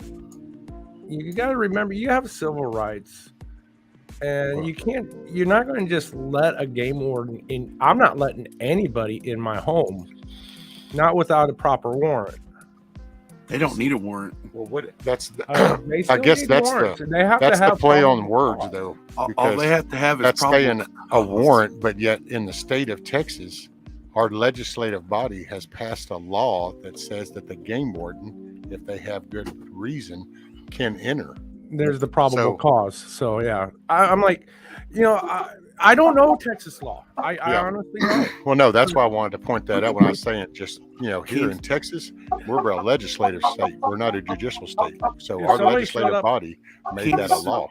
If anybody just showed up on my property and said, I want to search your house, first thing out of my mouth is going to be, where's your warrant? Where's your probable cause? Well, see, in Texas, they would look at you and go, I don't need a warrant. Or you have something to hide? And you would go, well, you're going to get a warrant. And they'd go, sit down right there. And then they're going to go in and look. But if you were to address them and go, yes, sir, no, sir, I don't have anything. You're more than welcome to look. Probably going to walk over to the freezer and they're going to look around. And because they're educated and very knowledgeable, they're going to go, I'm not really seeing any hunting gear. Well, let me look in here, and I don't really see where you package meat. You know what? So what about, were you over here? Oh, okay. And then they would move on because there's no reason. See, that's why I wanted to point out that while our game wardens can, in 60 years, I might have heard of it happening twice, and it was because it had a long history before it reached to that point. Because they have the power, they just don't exercise it. I'm in the law of Texas. Our only game wardens can do that. Game wardens can literally walk into your garage, your house, your freezer, your refrigerator, and you cannot stop them. Anybody else, though, I'm with you on that. Anybody else shows up at your door, knock, knock, knock, you better have a warrant. I mean, don't get me wrong. I'm not saying be, you know, Johnny Badass and say, no, you're not coming in. You know, make a stink of it. Yes. Make it verbal and do it only verbal. Let them do whatever they're going to do and then deal with it on the back end in court and whatnot. I mean, I just didn't know the laws in Texas. I will fight you in court after the fact, guarantee it.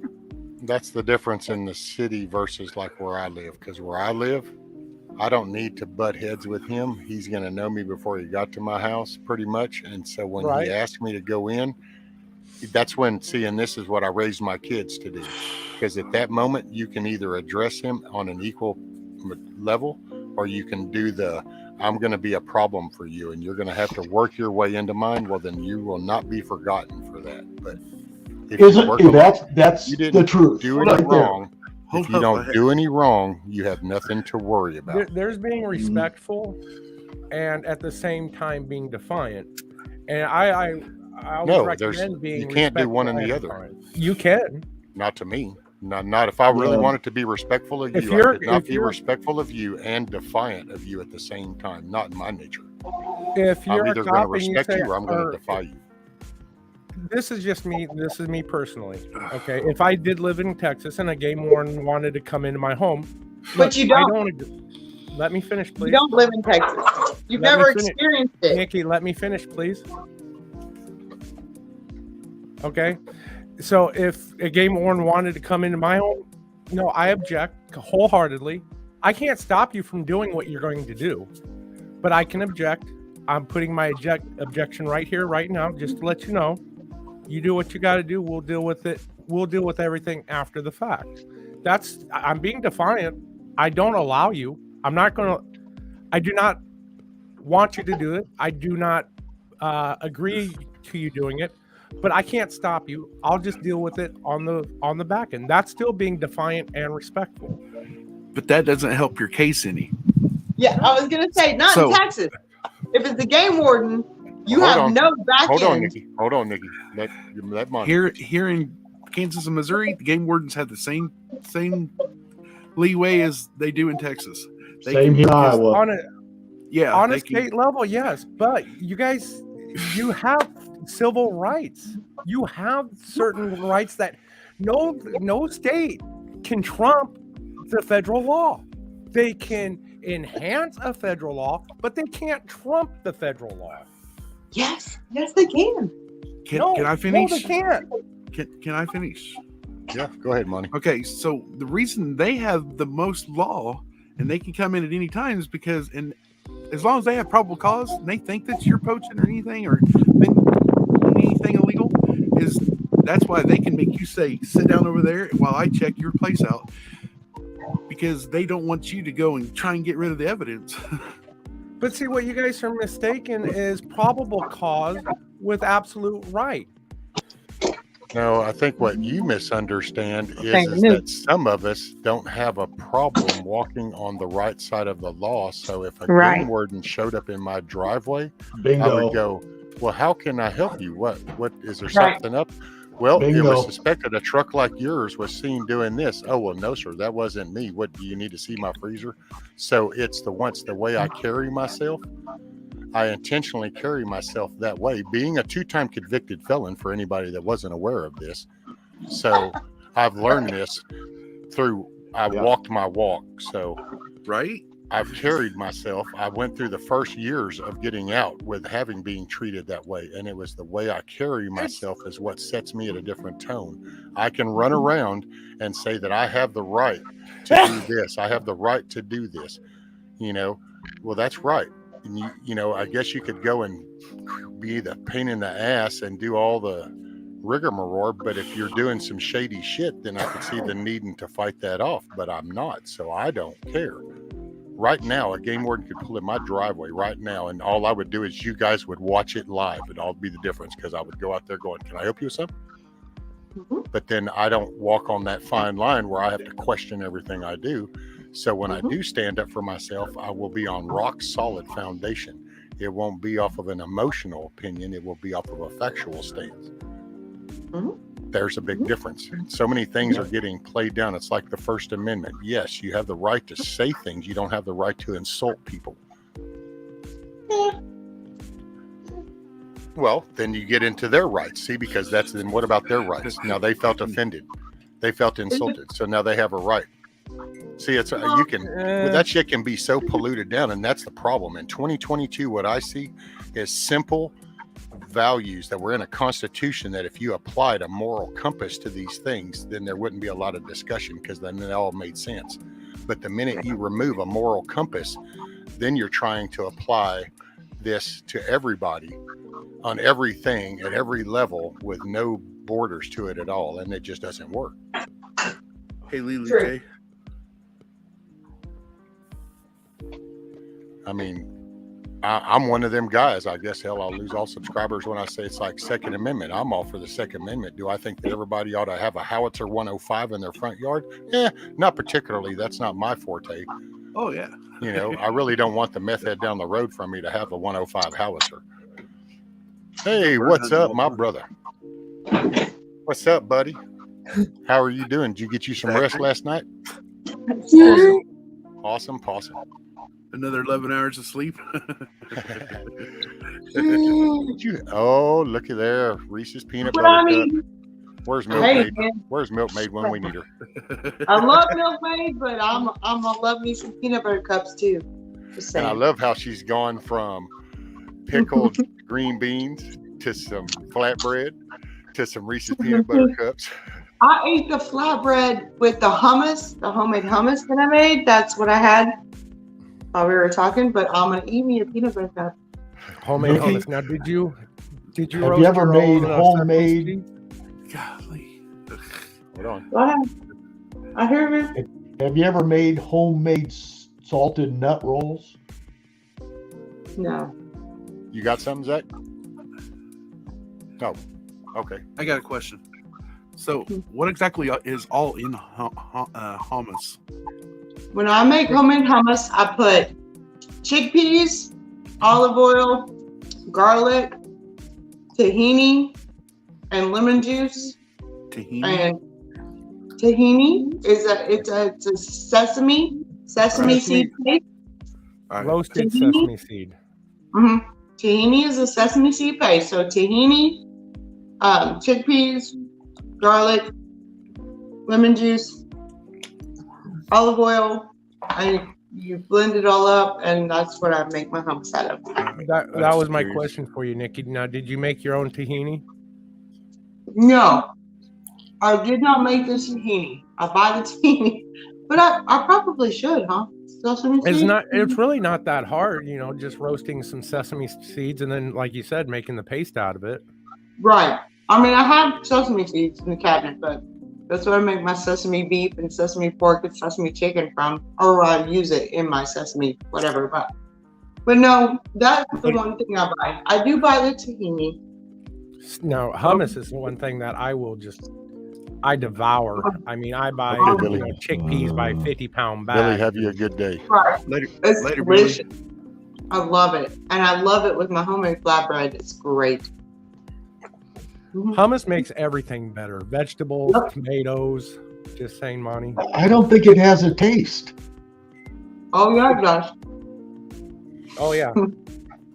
Oh yeah. Got something now, Zach? You can All right, hold on, guys. Zach's got something.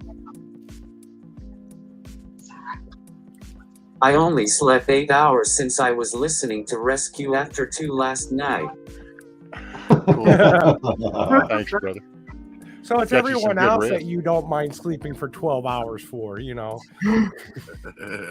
Rescue good is conversation, special. huh, Zach? Kind of kept him going, gave him something to listen to. That makes me feel good too. I love it when y'all tell me that. It's like I get people that tell me going, "Oh, I fell asleep listening, and then I woke up listening," and it's like, hell yeah! See, that's what it's all about. About 3 nights ago, though, I think that's when it was. I think it was Zach's show, and he got tired. He left Jeremy there to cover for him. He went and got like 11 and a half hours of sleep.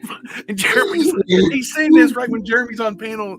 We was on Christina's or somewhere, and he's like, "Really, Zach?"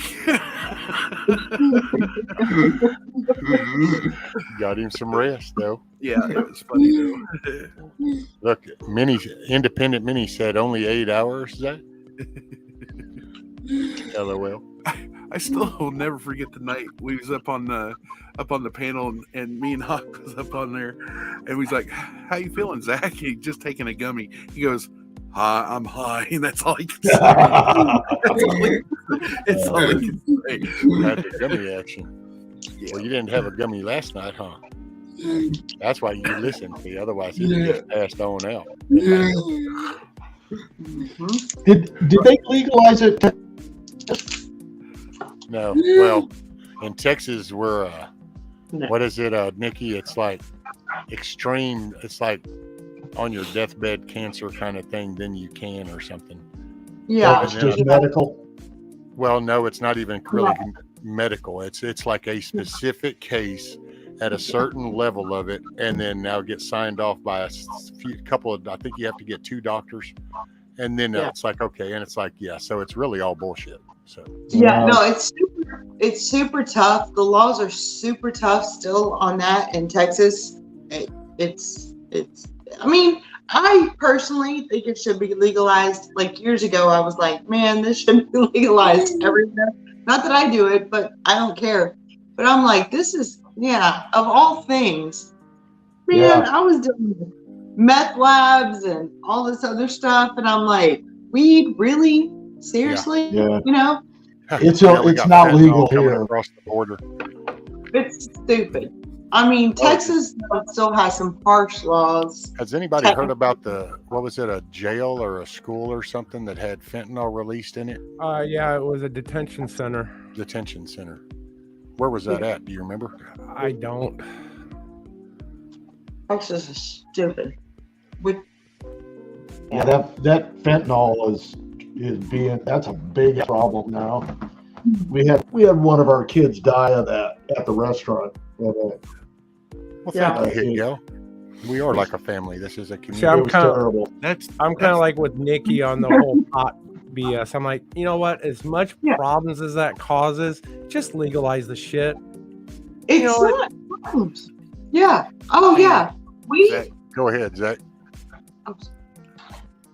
Medicinal is better for the body. Honestly, it relaxes my palsy. Yep. That's the one thing I wish that they would just, I wish we could have a medical board that could come across, be honest, and then actually look at that, because there are certain properties of that literally go in and help the central nervous system, help specific parts. Just federally legalize it. Add your damn federal tax to it, like you do cigarettes, and everyone's happy. Yeah, see, they can't, because you grow it in your yard, you grow it in the woods, so that's their biggest problem. Like the kids that have grandma's seizures and stuff like that. You know what I'm saying? Not only do the CBD and everything that helps them, that should automatically shouldn't be taxed for kids or people that's suffering through cerebral palsy. I don't think. Rescue, Look at the alcohol. You sit here and make alcohol in your living room, sit there and get drunk on the weekend, wake up on a Monday, and you know what? Nobody gave a rat's ass. So you ought to be able to grow a pot plant in your living room if you want to, and then pop a bud off and smoke it if you want to. And as long as you're not affecting anybody, it should not matter. Yep. But I agree. they just don't let it. Yep. I agree. You got something, Zach? Okay. But I don't think it should be. I don't think it should be taxed, especially on medicinal purposes for that. No. You know If you purchase it, look, all I'm saying is if you purchase it in the store, yes, let it be taxed. Now, no offense to your statement that they'll never make it legal because you can grow it in your own home.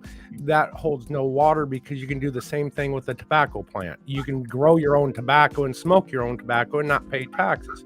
But if they you know buy that's it in not a what you're store, addicted fine. to, because of those 400 chemicals that they've been spraying on them cigarettes is actually what you got hooked on them cigarettes. But still, if you can grow it, in your home, fine. You're not going to get taxed on it. Just get rid of the freaking law. Quit making it a Schedule I drug. Hell, That's you never the did biggest enough thing. research to make it a Schedule I drug. Well, that's the biggest thing. It literally has a higher classification than heroin. And it's like, go figure that shit. Go ahead, Zach. Go ahead. Honestly, I get a discount too because my sister works at a dispensary. Oh, hell yeah, brother. Look at you. You got the hook Right up. on. Shoot, Zach, when I'm in Colorado, I'm going to come look you up. I know. Know where to go now. Hell, I could say Colorado to my wife. She'd be like, just fine. Let's go right now. She loves Colorado. They used to do vacations there all the time. Let's see. Lori C says, I have neuropathy so bad. I'm on gabapentin. I don't like it. Medical legal here. Just have to find doctor. I would try it. Yeah, because that's another thing too. Oh, and TJ, yeah, alcohol does more damage to the body than marijuana. Amen. See, me smoking cigarettes, I never realized what it was like being a non-smoker smelling me smoking cigarettes until they legalized pot here in Arizona, and I go around, I smell people smoking weed. Weed to me, it makes me sick to the stomach. I Me will too. hurl at the Me smell too. of it.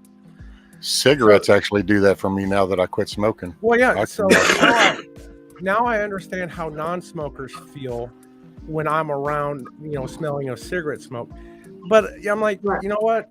Now I have a little bit more appreciation for, people that do smoke weed. I just kind of remove myself from that situation. There You don't have to smoke it. There's edibles. Go ahead, Zach. Oh, sorry. I quit alcohol January 9. Hell Right yeah, on, brother. Zach. Right on, my man. I would, but I still need some vices in my life. Nikki's like, hell yeah. I agree. We- well- Cigarette and alcohol. And I'm an advocate for legalized marijuana. I've said that for a long time. Even when I was working on patrol, and I pull over like 16, 17-year-olds in a car, when they had the law was I could take them to jail on a misdemeanor B, which was completely ridiculous to me. Misdemeanor B for any usable amount, and I would just pour it out on the ground, like in the gas station parking lot, and like go get your ass home, whatever. You're like, nobody wants to mess up some kids, right? Nobody wants to mess up some kid's life over that. You just pour that shit out and tell them to get home, man. They should have legalized. Not that I like it personally. It makes me sick. The smell of it, I hate the smell of it. And I've tried it in the past. It makes me throw up, and I don't like that. That's not a cool thing. But hey, it's not my place to, it's not my place to, but of all drugs, really? Well, see, Nebraska has some really screwed up laws in regards to drug and drug paraphernalia. Oh, okay. Rolling papers could get you a paraphernalia charge. Yes, that was the same thing here in Texas. Yes. So Flying Ryan says that Stryker, Ohio is where it was released in the air vents. So it was in Stryker, Ohio. Yeah, rolling papers were considered paraphernalia at one time. Rolling, like zigzags or whatever. I'm like, really? Yeah. Are you kidding me? Legalize all that. Oh, not all that. Not like heroin or anything, but legalize weed, and we would, cut out like half of our job. When I was managing Subway, my assistant manager, which she'd come in the morning, and there was a running joke between her and I. I'm like, have you woken Boke yet? No, I haven't smoked any yet. I said, go out to your fucking car and get high. I ain't dealing with you today unless you're high. Gmall's got it. Go out and get high. Gmall's gets it. Non-smokers generally don't care. It's ex-smokers that smell. No, there's a lot of non-smokers that it bothers, and I understand it. I don't know. Most non-smokers, to me, they're all accustomed to the smell. It's the ex-smoker when they stop, because I know with me, I can now smell it in a car in front of me if I have the window down. Yeah. I was gonna say, I think GMA means even maybe more cigarettes than whatever, because non-smokers, people who used to smoke cigarettes, even not just not weed, but cigarettes, they're the ones that are the most about cigarette smoke after they quit. And to go back to what Monty was starting to say about gummies and edibles and that. Monty, I almost took an edible once. A friend of mine went to the dispensary and got some gummy worms, edible gummy worms. And she gave me one. I was too afraid because of what I know my experience with that is. I'm like, nah, I'm just not really going to try this. Me too. Same here. And it's just, again, because my personal experiences with that particular drug.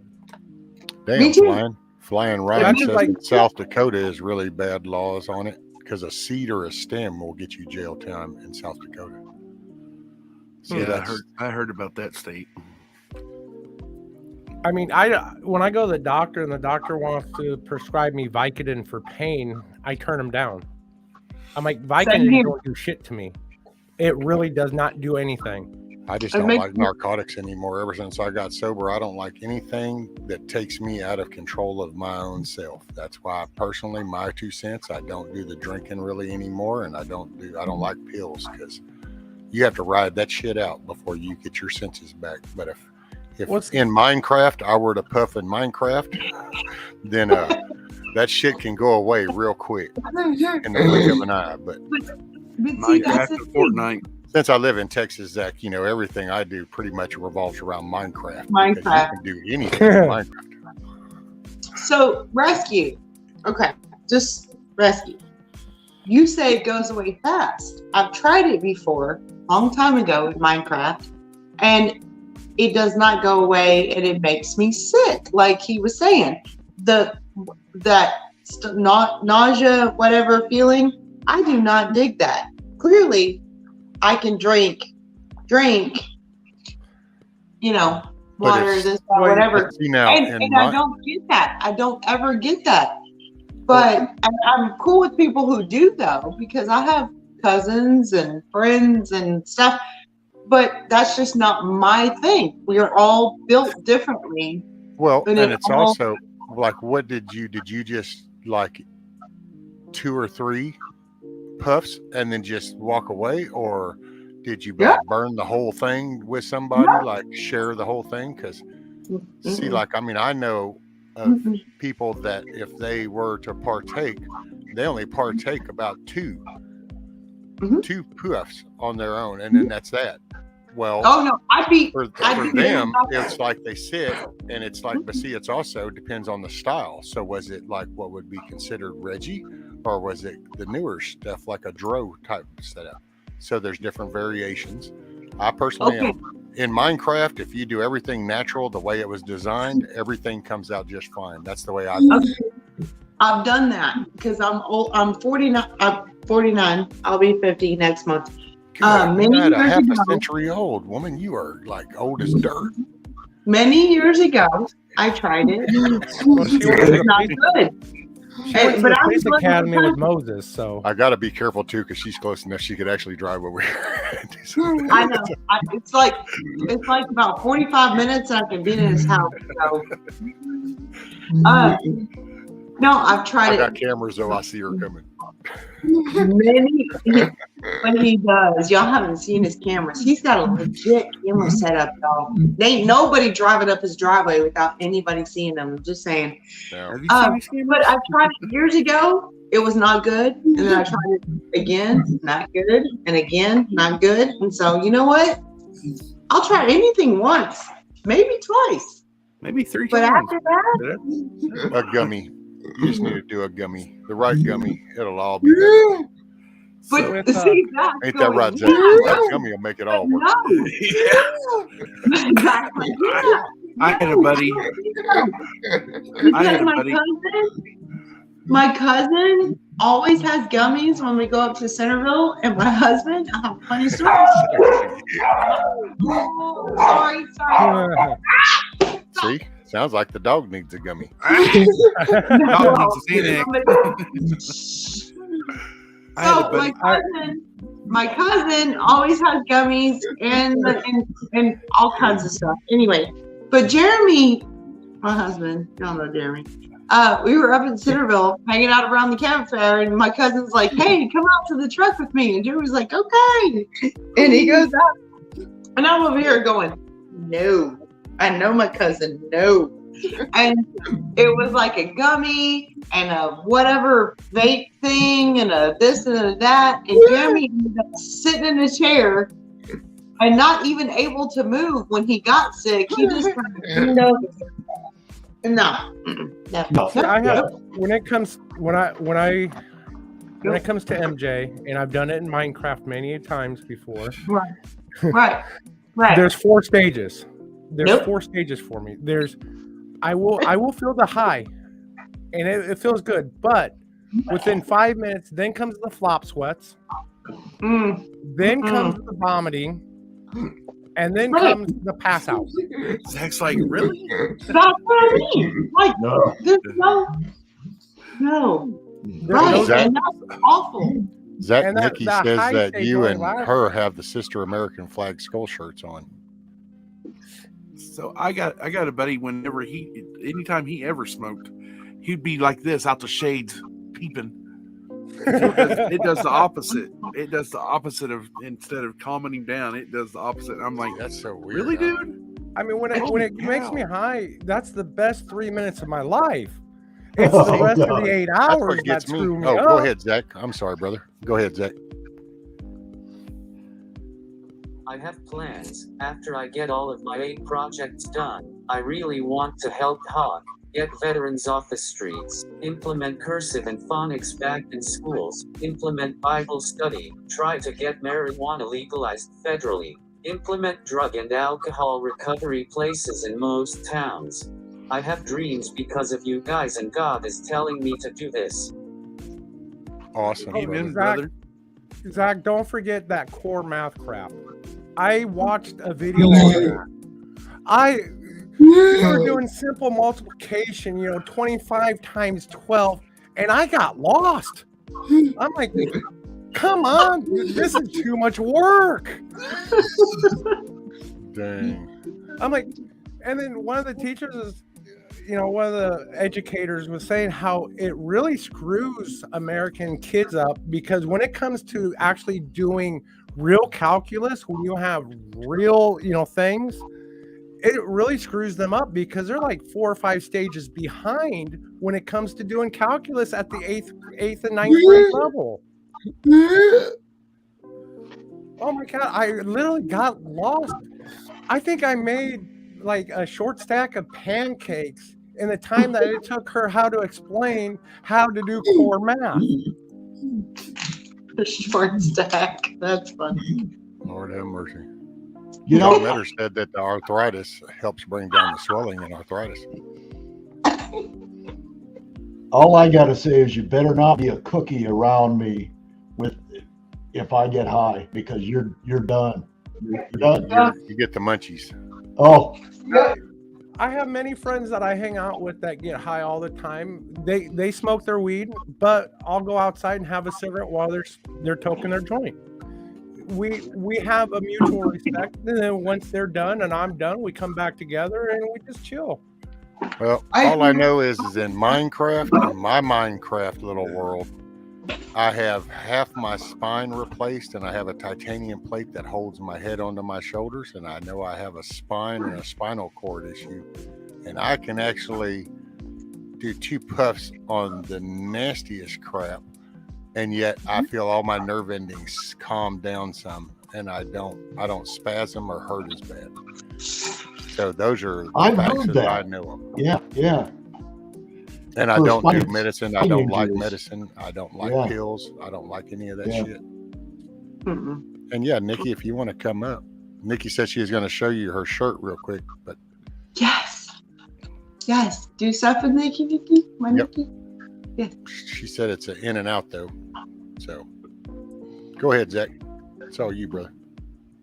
I only take 5 milligrams of THC because if I take 10 milligrams, I giggle. Giggle? Yeah. He was doing that one night.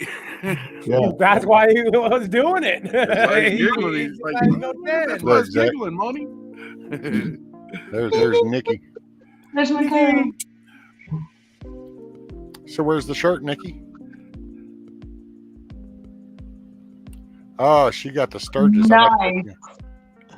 There you go. 81st Sturgis. Woo woo. Hell yeah. Nice. 81st angle. Love it. Hell yeah. Yeah, she doesn't have a mic. That's why she was in and out, she said. Oh. Her mic isn't working, so she can't talk.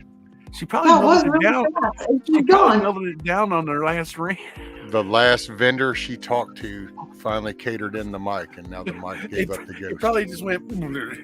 You said I thought she was picking up the hand receiver now. Damn it, I'm not done with you. I thought she had another mic on the way or something. She did, and it melted. Or it might be on one of those tankers still floating out, one of them cargo ships still floating out there in the ocean. Well, gosh darn. Well, Mike doesn't last long with Nikki. I can send her that one headset that's Bluetooth it has a built-in mic with it. I'm not using it. Oh, did you send her one, or you will? No, I can't. She just have to tell you where to send it. I got this quartered one. Oh, I got new mics. I've just been busy last few days with a big graphic order. Well, I haven't been on. Okay. Oh, okay. I was kind of wondering. I just figured maybe you were mad at me or something. I might have done something. I never know when I was going to say or do something. So You know, it's funny. This morning I was thinking the same thing. I was like, Nikki hasn't been on the panel in a while. But I'm like, I know she's always on because I see her in chat and stuff.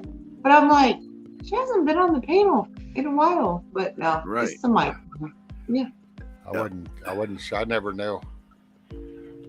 Don't get paranoid. We all love you. Oh no, it's just there's I've made some mad and it's unknowledgeable, and then I probably have pissed some off intentionally. But Hey, you know what? shit happens. The ones that you make mad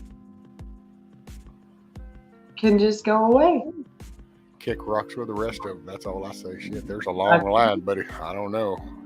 That's Just right. go ahead and cut in line in the middle. Otherwise, you got a long walk to the end of that line. I agree. I That's forgot right. about the bill collectors. Kind of like what you was telling me that one day. I don't do bill collectors. Everything's paid for. They can just leave me alone. Right. Go ahead. What you got, Monty? No, I was just saying, just like that one day you was telling me about. Yeah, just exactly what you just. Yeah.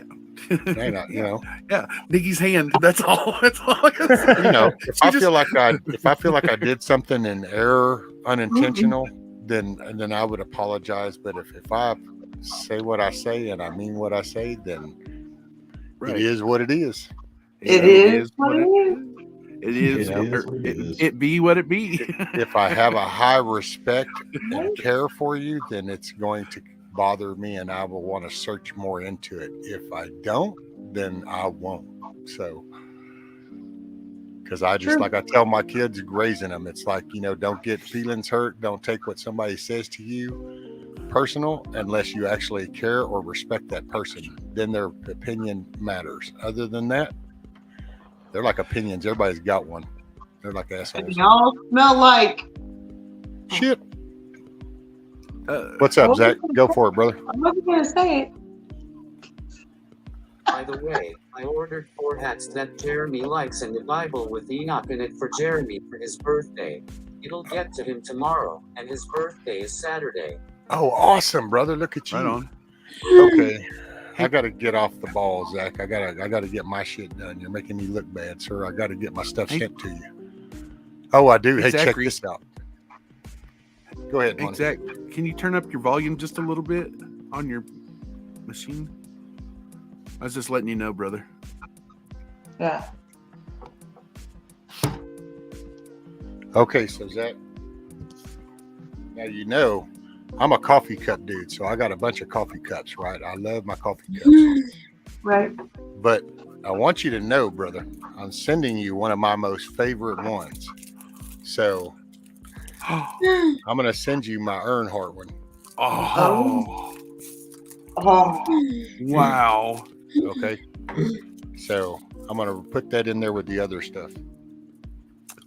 Wow.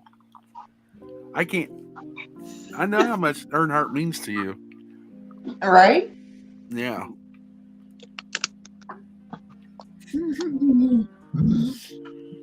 Oh, you'll get a kick out of this.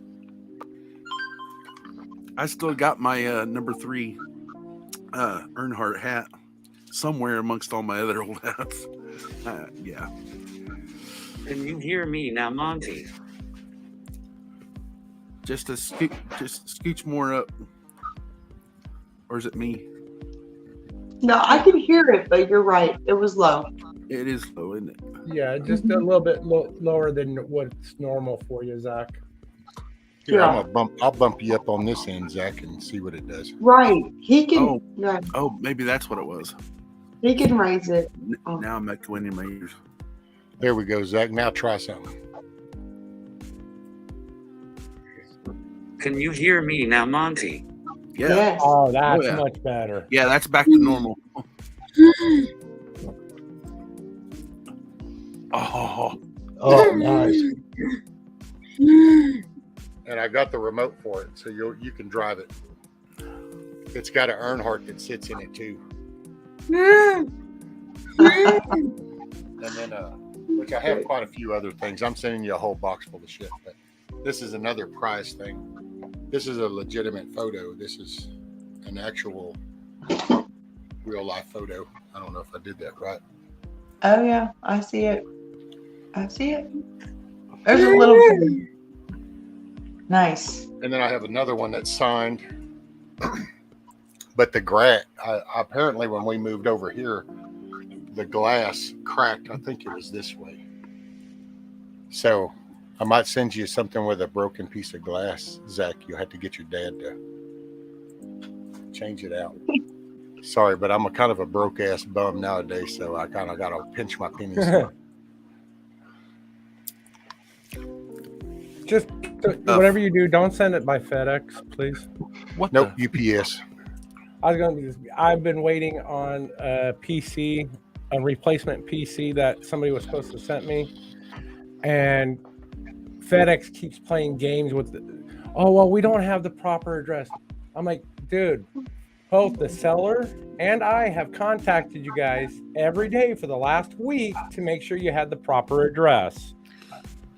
They done lost your shit and trying to figure out a way out of it. Go for it, Zach. Rescue, do you want to see a picture of my dad in his racing suit? Shoot, yeah, sir, if you don't mind.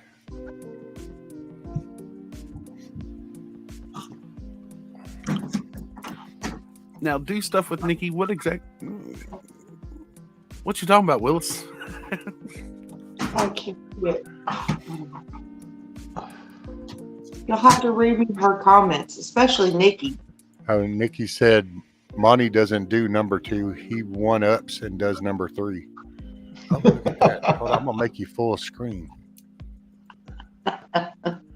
Oh, look at that. Also now, that's you your look dad like in the him. red, right? That's awesome, brother. I know you're Nikki. proud. You got a cool dad, Zach. Mm-hmm. What did he race? Was Stock he car. stock car? Yeah. Nice. Oh, Zach told me he's won a lot of stuff. He was a real good stock racer. Sweet. NASCAR wanted him to come. I think if I remember, and Zach will tell me if I'm wrong, the NASCAR wanted him to come there, but he basically gave NASCAR the finger and said nope. I'll be right back, y'all. I have to go and feed my chickens again. Go feed the chickens. Are we going with you, or are you leaving us here? We like to watch your chickens. She just muted and she's like, dang it. I did mute, but it's because they were coming back. I mean, I always throw them stuff when I first let them out. I have some scraps from like dinner last night that they absolutely love that I haven't done yet. So I will take you with me if you want to go. It's going to be loud. Okay. Why, you can just mute the phone. Why can't you mute the phone and take us out? All I'm going to say is eight piece bucket of chicken. So see, it doesn't have to. I have like cabbage and rice and stuff, scraps from like dinner that I always save and feed them, and they love it. But You could probably throw some chicken pieces in there and they'd be going cannibal too. oh, they do. I do Good throw enough. chicken, Okay, chicken Zach, go bones, for it, brother. pork bones, and all kinds of stuff out there, and they love it. Okay. Cool. All right, Zach, it's all you, brother. Go for it, Zach. He won 12 state championships, and NASCAR offered him twice. Yep. Damn. Won 12 championships, and NASCAR offered him up twice, tried to get him twice. That's awesome, brother. And he told him to kick rocks. Yeah, his dad's done some cool shit. I used to have a PlayStation game that was NASCAR, and one of the tunes on there was They Call Me the Breeze, right? Oh. So anytime that I've ever watched NASCAR from there on out, that song always comes up in my head. Call me the breeze.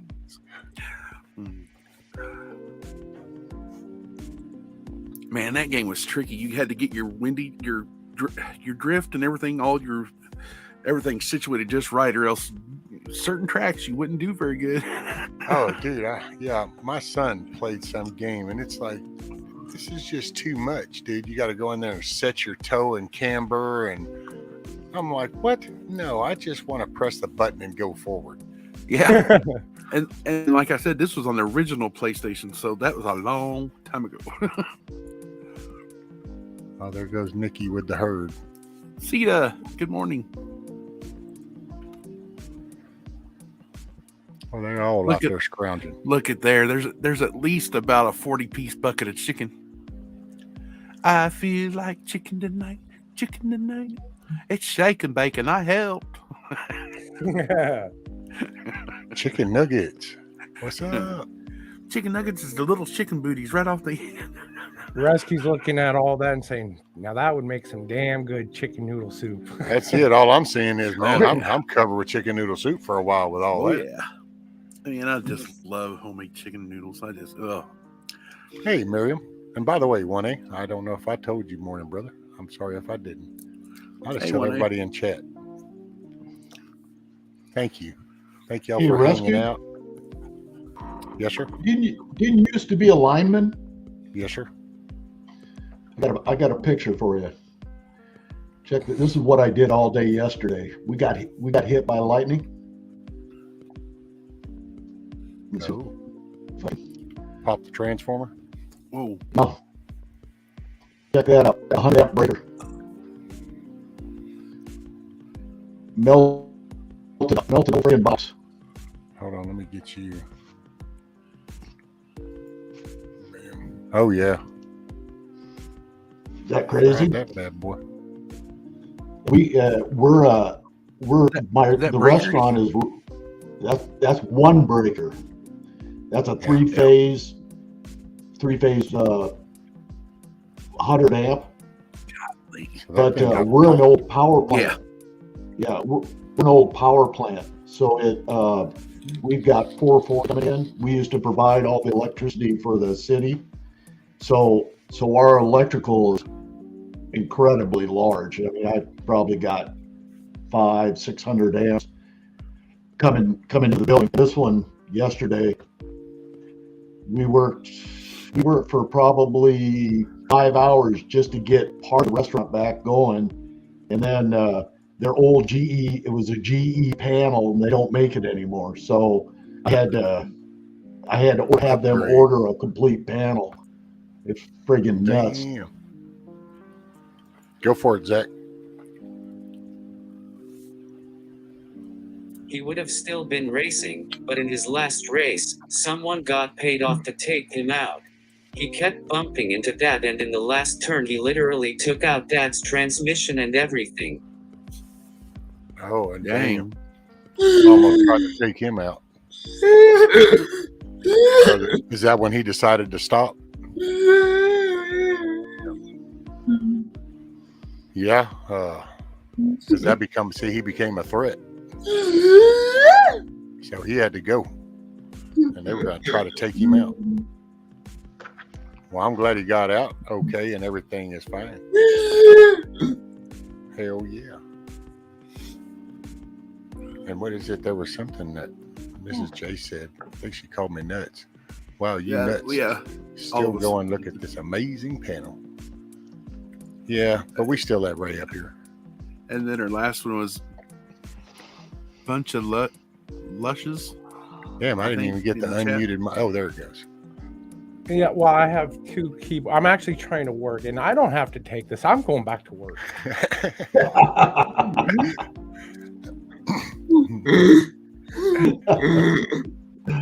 Chingawe. The abuse that I take from Rescue. I mean, jeez. What abuse?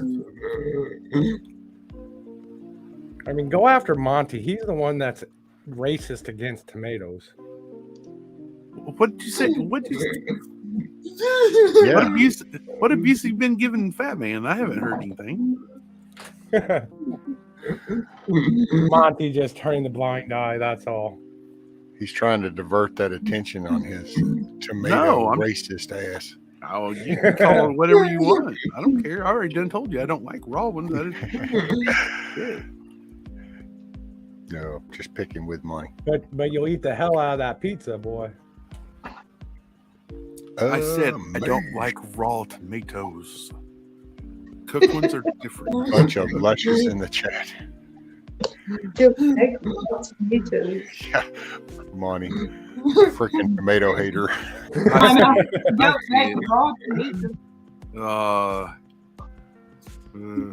Are you still listening? Hey, like I said earlier, it's okay. Monty doesn't like raw tomatoes. I don't like sweet potatoes. You know, somebody else might not like something else. It's okay. It's all right. It's okay. Oh, I'm okay with it. You know, I come to terms with it a long time ago because I wouldn't be as awesome as I was if there wasn't for people like you. But we all got to come in agreement. So chocolate and milk chocolate and peanut butter go together. I know. I don't know where Milkmaid's at, but that was still that's the best candy made. Don't forget the bacon.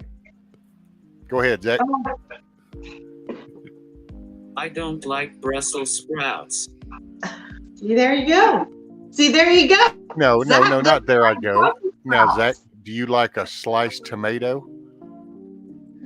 Yeah. Oh, I'm sorry. Yes. See, thank you. Yeah. Do you like sweet potatoes?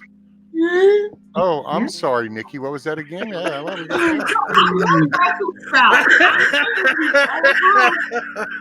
I'm just saying we all have something that we don't like, and that's okay. My buddy likes sliced tomatoes, and my buddy likes sweet potatoes. So you don't like liver? I like liver. I love liver. Do you like liver, right. Zach? Yeah. Yeah. See? So it's all good. Everyone has something that they don't like, and that's okay. Okay. It's okay. Hell, I'm sitting right next to 2 sweet potatoes within arm's reach. I hate these bastards. I know. You just need to rescue. She just called them sweet potatoes, and you need to slice them up. But I have them. I thought at first she's calling us. She's sitting in between 2 sweet potatoes. I'm a sweet potato. Yeah. I'm gonna have to buy some now. Now those sorry, things I can take, but those, Karen, not so much. Well, those two are many things. I wouldn't say sweet, but Thank you. they are many things. Right. I'm just saying these fools right here. Indy, my sister. See, she does liver is disgusting. See, thank you. Oh no, liver is delicious. Well, no liver, no organ meat. I'm anti-organs. Oh man, beef tongue and heart is awesome. No. tripas and hearts and gizzards and livers and tongues. Nick, Well, then we've got this figured out. So if the shit hits the fan, and then when we get the cow, you get all those pieces, and I take the ribs and the steaks. You think so? See, you take all the organ meat, and I'll take all the ribs and steaks. What's up, Zach? And I don't like beets because in 6th grade, I was in the hospital with pneumonia, and one day they decided to serve me an omelet with beets. Ooh. Omelet with beets? No, that's so Yeah, wrong. that's not. See, everybody agrees on that. That's just wrong. Yeah, they never said that hospital food was a gourmet meal. I mean, no, that chef needs to be fired. Whoever thought about putting those two things together? Yeah, beets, omelet. That's just wrong on so many levels. Yeah. Well, have you seen hospital food lately? It's wrong on so many levels. I have to say, beetroot, like the beetroot, is, I can't imagine putting that in an omelet. But beet greens, like the beet tops? No, beet. The only thing I grow beets is for the tops. And those are delicious in an omelet. No, or I in think a he was No, talking it about was beef. Yeah. Oh, a beef omelet? Oh, beef. I think he said Oh. beet. Like the I thought beet, not like the the red beet. beet, right? Oh, Zach? the round beets? Yeah, No. the red round That's beets. what I'm saying. Yeah. The root. No. I don't even know why they would think of putting a beet with an omelet. Zach's No. like, "Ugh, gag me." It tastes like dirt. Look It what tastes do like stuff. Look what do stuff with Nikki said. Now the dark side knows how to get money to talk. Tie him up, force feed him tomatoes. It's like messy waterboarding. Right. I can't say that I won't eat beets. Actually, the beets, I kind of like those too. I actually eat them raw and pickled. Just saying, whatever. Well, I've eaten beets, but it's just been off to the side, and it wasn't because I had a breakfast omelet in mind. Yeah. Well, no, I agree. I would not put a beet root in a breakfast omelet. I would maybe put some like beet tops, the green part, and you cut them up with onions or whatever, you saute them, and then you put them in the eggs and scramble or omelet or whatever. Now those are delicious.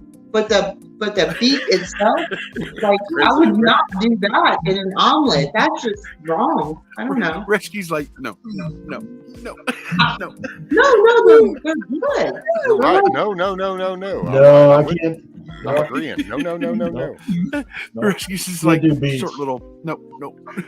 No, I like beet tops are delicious as a green and sauteed. They're good. I'm sure rabbits love them too. Yeah, where's my Nikki? And Where's I'll my Nikki? She's here somewhere. Come on. She Well, doesn't you have know, a mic. Nikki, a lot of people will say that, chocolate covered grasshoppers and crickets are the Yeah. bomb. So What about them that say that stuff's really awesome? It's What? delicacy. You are way behind we already covered this topic once or twice. Damn it, man. Now it's the third time. right? Right? And you've lost Nikki in chat because she got sidetracked. Because Yeah, she's talking about TJ dirty Cat- rice in a thong or TJ something. Katz I don't brought up dirty rice with chicken liver, so all of a sudden Nikki was like, "Okay, you had me at dirty rice." Yes, I'm totally in on dirty rice with chicken liver. That is the No. legit way to cook dirty rice. You have to have some chicken livers crumble up in dirty rice. No. And green onions. Do stuff with Diggy says LMAO. You had me at dirty rice, TJ Katz. Is that like wild rice in a thong or something?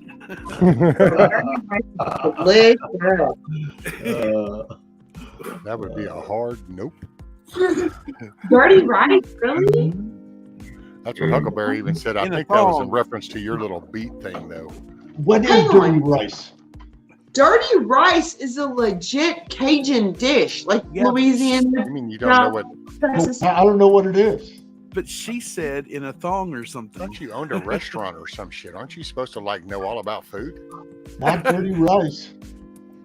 Dirty Yeah, rice? he's from Oh, it's good. Like I said, don't you know No. about food? Dirty Red- rice red- is damn delicious. Red beans and rice, Spanish rice. Yeah. It's good. Yeah, I mean, we have, we have a yellow. Black beans Yeah, and we rice. have a- Oh, it's good. Yeah, we have a yellow rice, but and it has a lot of stuff. But what's in dirty rice?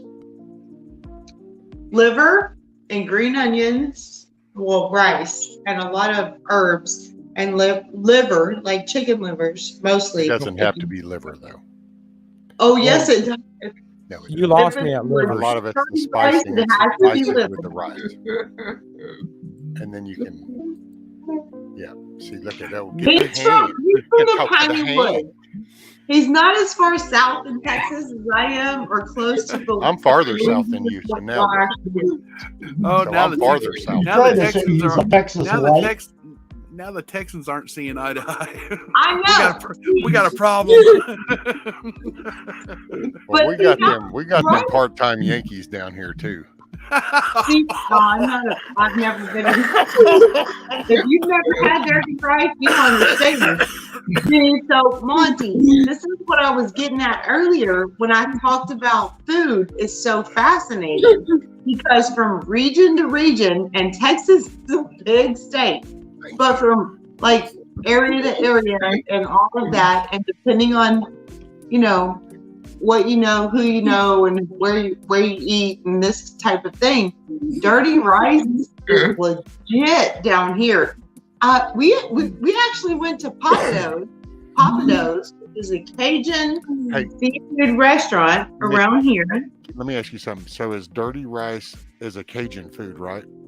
Mm-hmm. So dirty rice is a Louisiana food. Most, yeah. Yeah. Okay. I just wanted to make sure because I think huckleberry's from Louisiana too. Yeah. I was just going to No, Huck's not from Louisiana. I don't think Huck's from Louisiana. But Huckleberry, don't you live in Louisiana? It definitely has liver. That one has liver and it's delicious. Liver and green onions and all kinds of herbs and rice and oh man, it's so good. Huckleberry, Kind of you like live in Louisiana, boudin. right? Kind of like boudin, but you know, just a rice form. It actually looks like the rice we serve, but we don't have meat in it. But it's all that it has all those herbs in it. And Oh, you looked it up? You were like, I looked it up because I couldn't figure out what it is, and that looks exactly like our rice. Dang, With I almost think exception that of Huckleberry. no meat. It looks I like got a Huckleberry typed in that he was born and raised in Louisiana. Oh, But was wait a he? minute. This Yeah, is he the just said same last week. person who said pork sausage for dirty rice, but that can't be Well, so. no wonder I like Huck so much. I'm like, hey, Huck. Yeah, I no know. wonder. I like I Huckleberry was- too. He 'cause just likes said last night the pork Shreveport, sausage so and dirty rice. So nasty. Yeah, boudin. I got a quick question for all you food Dirty aficionados. rice. What is risotto or isn't that like rice? Risotto. It's called risotto. Yeah. Risotto, and you make it with a medium grain rice, and it's a whole damn 45-minute process, kind of like roux. If you want to make legit risotto, you have to have all your stock and your herbs and all that stuff in place because you start sauteing the rice in oil, and then you add stock to it, and you saute it, and you add more stock, and you saute. It's not like legit regular rice. You put it in a pot, and you put the right amount of rice and water, or you know, stock or whatever, depending on what you're going to do with your rice. And you set the timer, and it's 20 minutes, and you're done with rice. No, risotto is a whole different animal. You stir it, and you add stock, and you stir it, and you add stock, and you stir it, and you add stock, and you stir it, and it gets this creamy consistency. But you have to get the rice actually done, which, you know, anybody that's ever cooked rice takes like 20 minutes. But no, not for risotto, because you don't cover it. You don't get me started with risotto. So Risotto- one A said he wants to do a crawfish, crab, and shrimp boil this year, but I don't want to miss a payment on my mortgage just to do so. Oh, holy! I was just asking. if Actually, risotto it's was bizarre, like but rice. shrimp, from our vendors, shrimp is one of the cheapest. It is one of the cheapest meats now. Yeah. Kind of makes you wonder why. Yeah, I know. Yeah. I will totally do a crawfish, crab, and It's shrimp like, boil. is it Oh, real yeah. shrimp? Yeah. You know, And it's where from- are they bringing it in at? I believe it's American. It's domestic. So, but I think it's from farms.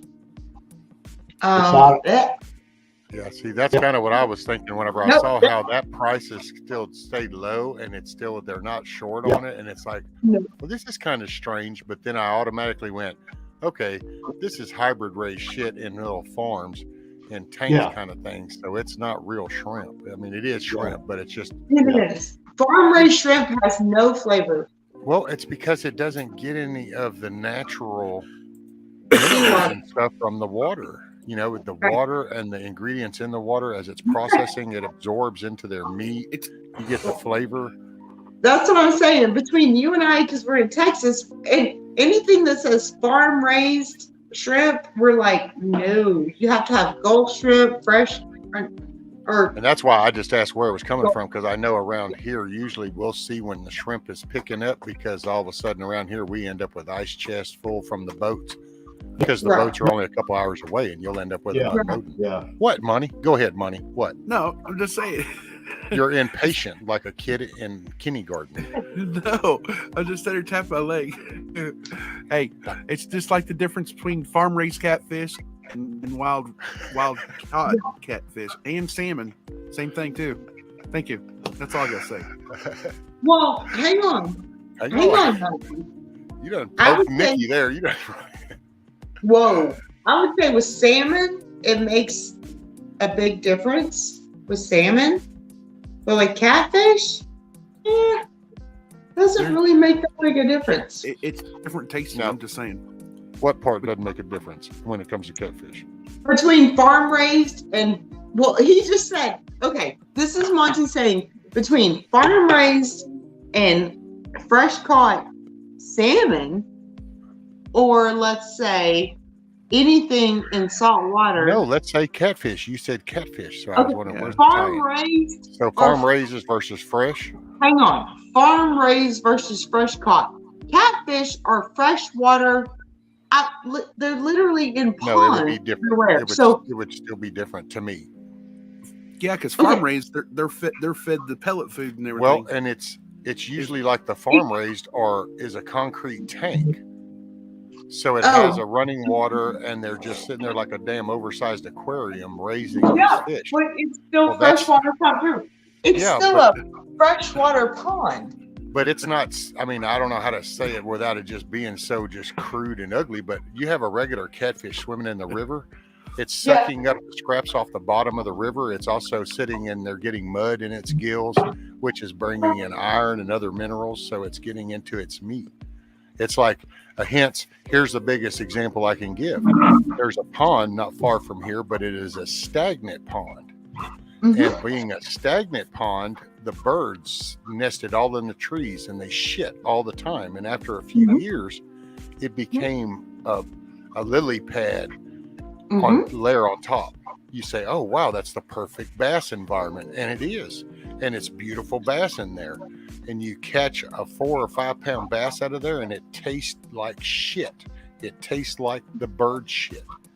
And it's because the water that it's steadily flowing over its gills and that goes in its meat is full of shit. So when you take and you have regular natural river fed, because that's why I bring it up with catfish, because just right here, you have the river with fresh river catfish.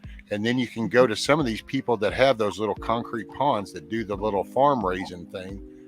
And it just, to me, that farm raised is bland. It's like it's just a filler meat.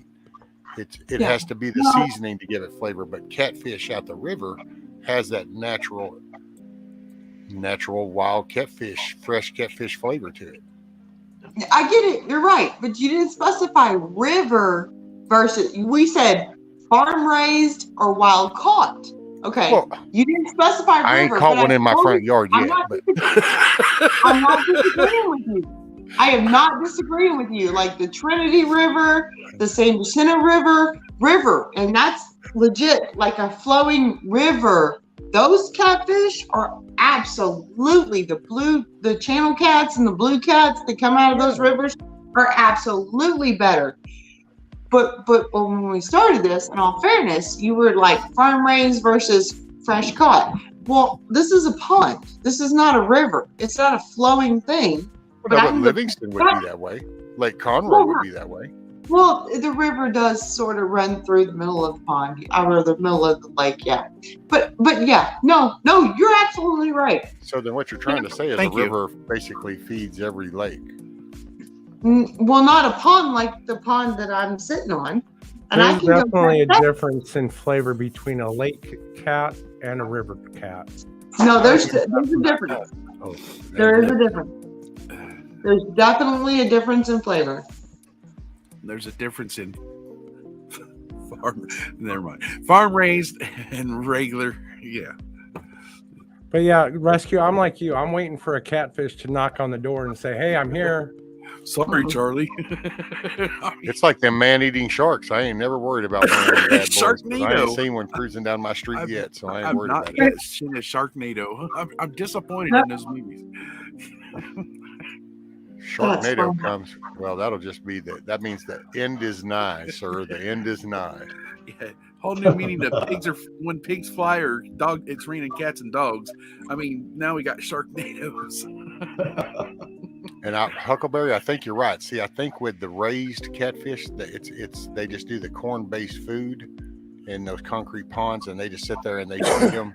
It's kind of like the chickens that they're doing now. They're steroiding up these chickens to make them get beefier, but they're really not beefier. They're faster and everything, but the bones are more brittle. Yeah. Well, and the meat's not. Yeah. I mean, yes, it's meat, but it's not the same. It doesn't have near the proteins and stuff. It's getting to the point where you just might as well eat that vat meat that they came out with. No, that's when you just go over here and pop this damn cow upside the head and get you a damn steak out the deal. I live in Texas, buddy. We got Texas moo deer all around here. Yeah, that's true. There really are some. Like 3 streets over, there's a whole pasture full of cows. That's great. Got some honey right down the road. Mm-hmm. Got some vegetables right next door, actually. Mm. Oh, we have plenty of prickly pear cacti if you're hungry. Hey, if you get thirsty, that's a liquid source. I was about to say nopales. You get the flat cat. That's a legit dish here, man. Yeah. Like, what? Oh yeah, the cactus paddle. You scrape off all the little prickly things, and you skin it. They'll cook it up cut just like them a up. steak. Yeah. They don't even, That sounds sometimes they good. don't cut them up. They just cook them just like a steak, and that's how you eat them. Is like a steak. Okay. Well, where I'm from, we cut them up and put Well, them in a. I mean, no, they do cut them But up. no. Some do. Some, there's different ways of cooking it. Right, that's what I'm saying. Those are totally edible. See, we're blowing Monty's mind right now. Monty's like, "What?" Yes, the paddles on the cactus. Those I know. things that you see on cactus on movies. They're totally edible. Oh yeah. Yeah, I've In a seen lot of cactus. Hispanic communities out here, that's what they substitute meat with. Is Nopales. Well, do stuff with Nikki says, I love mussels, especially if they're attached to one of those firemen that walked through my door last month. Hey, and cactus, I've been to Phoenix and that surrounding area, so yeah, I've seen cactus. Just don't hit a sequoia. You get in trouble for that shit. Totally edible. Yeah, I know. I just never heard that word that you used though. Me? Nopales? Yeah. Yes, that. See, I'm critically Caucasian. I can't pronounce anything Spanish. I am totally Caucasian too, but it's just like no. I mean, I literally cannot speak anything in Spanish. Zach turned on I his hearing. try, and it's funny. Hey, what's up, Zach? I'm sorry, buddy. I'm hoping to see prairie dogs win mayhem. Prepper Steading and I hang out because we would blow them up. Oh, heck yeah. Zach's going to end up having a party that he won't forget. Got Mayhem and Prepper Steady are going to go up. Here's the thing. I want to know who has bail money. Zach's dad's going to probably need to hold the bond money to go get all 3 of them out of jail. Yeah. We were talking about the DNR earlier. Yeah. It's like having flying right. Every time I hear the term DNR, I think about do not resuscitate. I know, right? Yeah. What is the DNR? I know he was earlier when I was doing something. Democratic Natural Resources or something? I don't. Department of Natural Resources, yeah. Oh. Every time I hear the term DNR, it means a totally different thing to me. Do not resuscitate. Well, that's just like BLM is Bureau of Land Management, also as well as right. Yeah, so. I'm just saying. Oh, I know, Indy, right? Indy said that will be awesome, Zach. I'm excited for you to hang out together. Yeah. Oh, yeah. I know Zach's looking forward to it big time. Which I know Prepper Steady is too, because he was even talking. He was winding up about it, talking about what was it? They brought up something about going up there because Mayhem said something. So yeah, I know they're looking forward to it. Hell, if I could afford the trip, I'd go.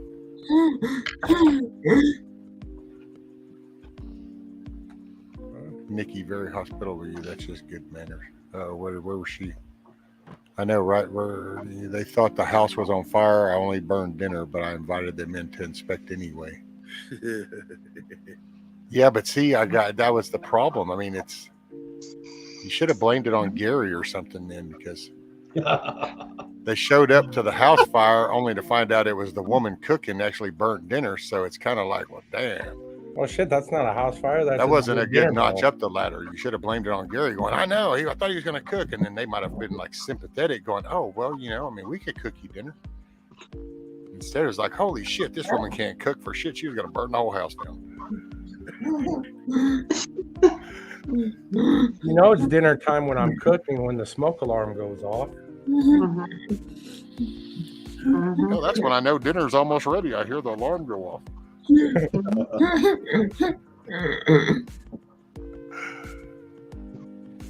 Oh, so Flying Ryan says I knew them as DNR in Minnesota too.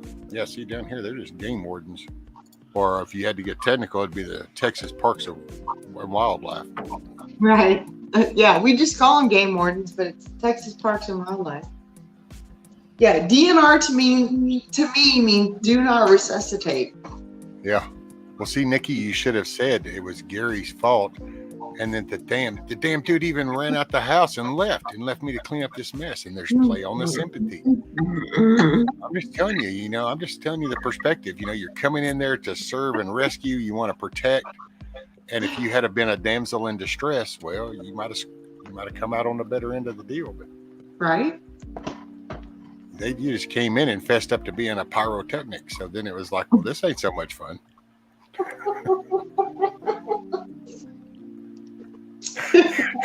Nikki almost choked on that one. Just fessed up to being a pyrotechnic. That's funny, Rescue. Oh, God. Oh, that was funny. Yep. You saw that, Zach? You saw Garrett? I'm still thinking about that message from the Book of Enoch from last night. I feel like I want to cook something else. Oh, God, what am I going to make for dinner? You want to cook something? I feel like I know. She's in her. She's like feeling like Betty Crocker. I'm feeling like I want to cook something. Don't you need to make some roux? I have roux still in the freezer left from the last time I made roux. Because, I make a big batch of roux and then you can freeze it and then what? Well, I'm going to have to try. Do you want me to make some roux? I will totally make some roux. I can do that. It takes 45 minutes, but I can start it in an instant. Oh, what is that? Trying to make out what it says. Oh, here we go. English. I see something about English. Learn English. Oh, here we go. Oh, Lexham. The Lexham English oh, wow. I don't know how to say that word. Septuagint? Septuagint? Yeah. What? Septuagint. Septuagint. Zach, hold on. I got to look that up. Now I'm interested. The Lexham English. Zach just blew us all out of the water. Mm-hmm. Lexham. I think he just did a mic drop. English. Those mic drops, I'm telling you. I know. He's like, this is what I'm reading and researching right now, bitches. Go ahead, brother. It's a Greek version of the Old Testament. Yeah, I was going to say it's a Bible. Go ahead, Jack. I'm sorry, I didn't see you with your hand up, brother. It has Enoch. Okay. Right. It's the book. Got the Book of Enoch in it. Nice. Cool. Nice. Very cool.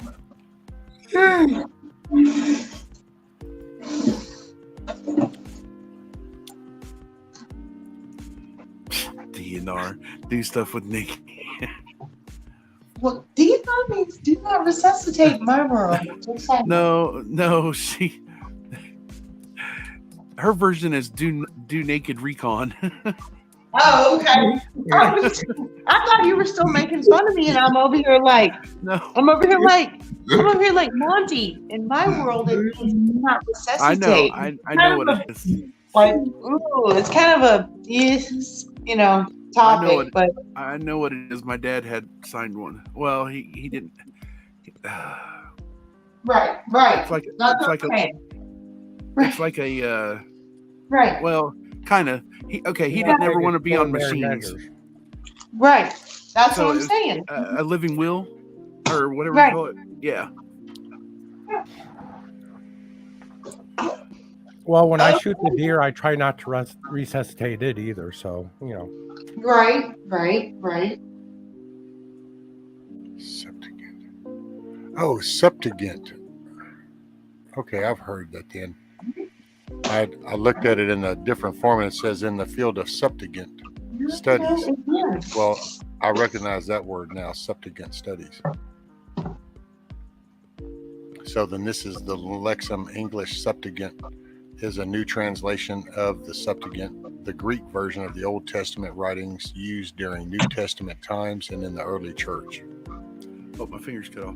Beautifully typeset in a comfortable single column format. Hey, wow, I think it's actually the book that you have that I'm looking at. Is that? Because it's the brown cover with the gold writing. Zach had his hand raised. Oh. This book has about 13 lost books in the Old Testament. Oh, 13? 13 lost books. Really? That'll be awesome, brother. Yeah. Be very cool. well, they're not technically lost, are they? They're kind of withheld from people. Yeah. Yeah, but there's other lost books too. But Well, we even called them like the Lost Sea Scrolls. We even called those lost. Right. Because we just discovered things. And Well, they're discovering more and more too, dude. In the Bible Gateway app on the laptop, I can pick through different versions. There's so many different versions of the Bibles, like Catholic, a whole bunch of different ones. There's certain ones that do have the Book of Enoch in it, and some don't. And yeah, that's all I was saying.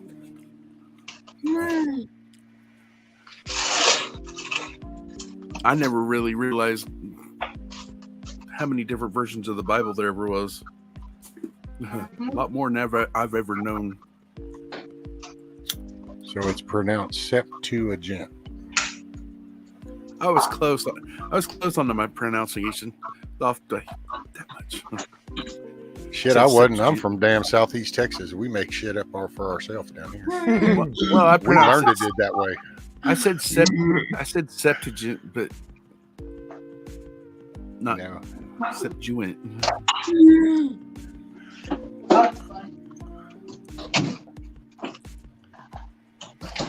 Yeah, when Rusty watches King of the Hill, he knows exactly what Boomhauer's saying, like it was just second nature.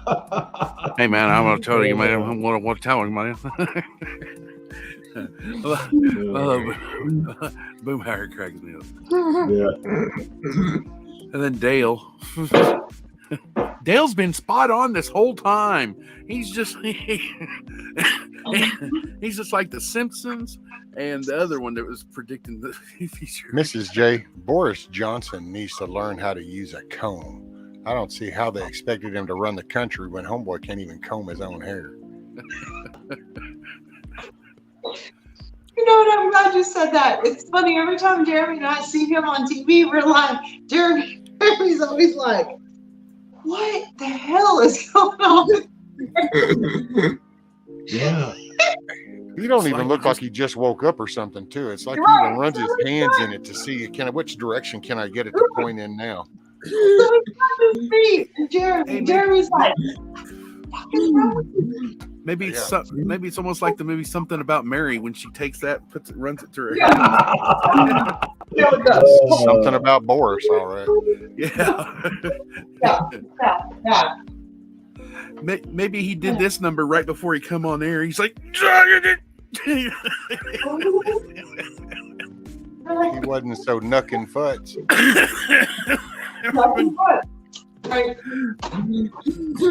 I mean, man, that dude just like, it's like, how can you even look at yourself on a camera and know that this is how the world is looking at you? And you don't want to like comb that down just a tad or something? Tame that beast on your head. I mean, hell, even Potato Head combs his hair before he goes out there. Well, at least somebody does. But at least Boris don't come up there and go, my butt's been wiped. I mean, yeah, no, he's worse though. He can't even figure out how to comb his hair. Yeah, something about Boris. All right. He doesn't know whether to wind his ass or scratch his watch. I don't know which way. Boris needs to channel his inner backwoods. Yeah. He needs to learn how to whip up that comb and go to work. I just like, dude, it's a comb. It's got little things comb through that shit. It ain't got to point in every direction. I just seen Nikki do her Bruce Faba in her version. She's like, okay. Okay. Right. Okay. I was laughing. That was her Boris Johnson prayer. Oh, hell. Watch her. Don't get her excited now. She's holding off a damn. Look at her. There goes the damn. Is that a meat cleaver? SandLot sword. Her katana. That's called a Texas katana. Hang on. Did she just say it's just a knife? Now she's sounding just like Crocodile Dundee. It's just a knife. It's just a knife. Don't get excited. It's just a knife, man. I'm not excited. You're down there in Texas. I know where I'm at. I'm in Kansas. I'm safe. Not in Kansas anymore, Toto. Just saying, Lorena. Lorena. Yeah, Nikki was the middle name. Lorraine's the first name. Hey now. All of a sudden you hear a thump of that thing on the counter going, yep. Yep. Yep. Yep. This is like my chicken 7, 6, 5, 4, 3, 2. What's up, Zach? What's up, Zach? It's just a knife. Don't get too excited, guys. It's just a knife. Don't get too excited. So Indy wrote about Boris? Oh. Boris needs to channel his inner backwoods. That's it.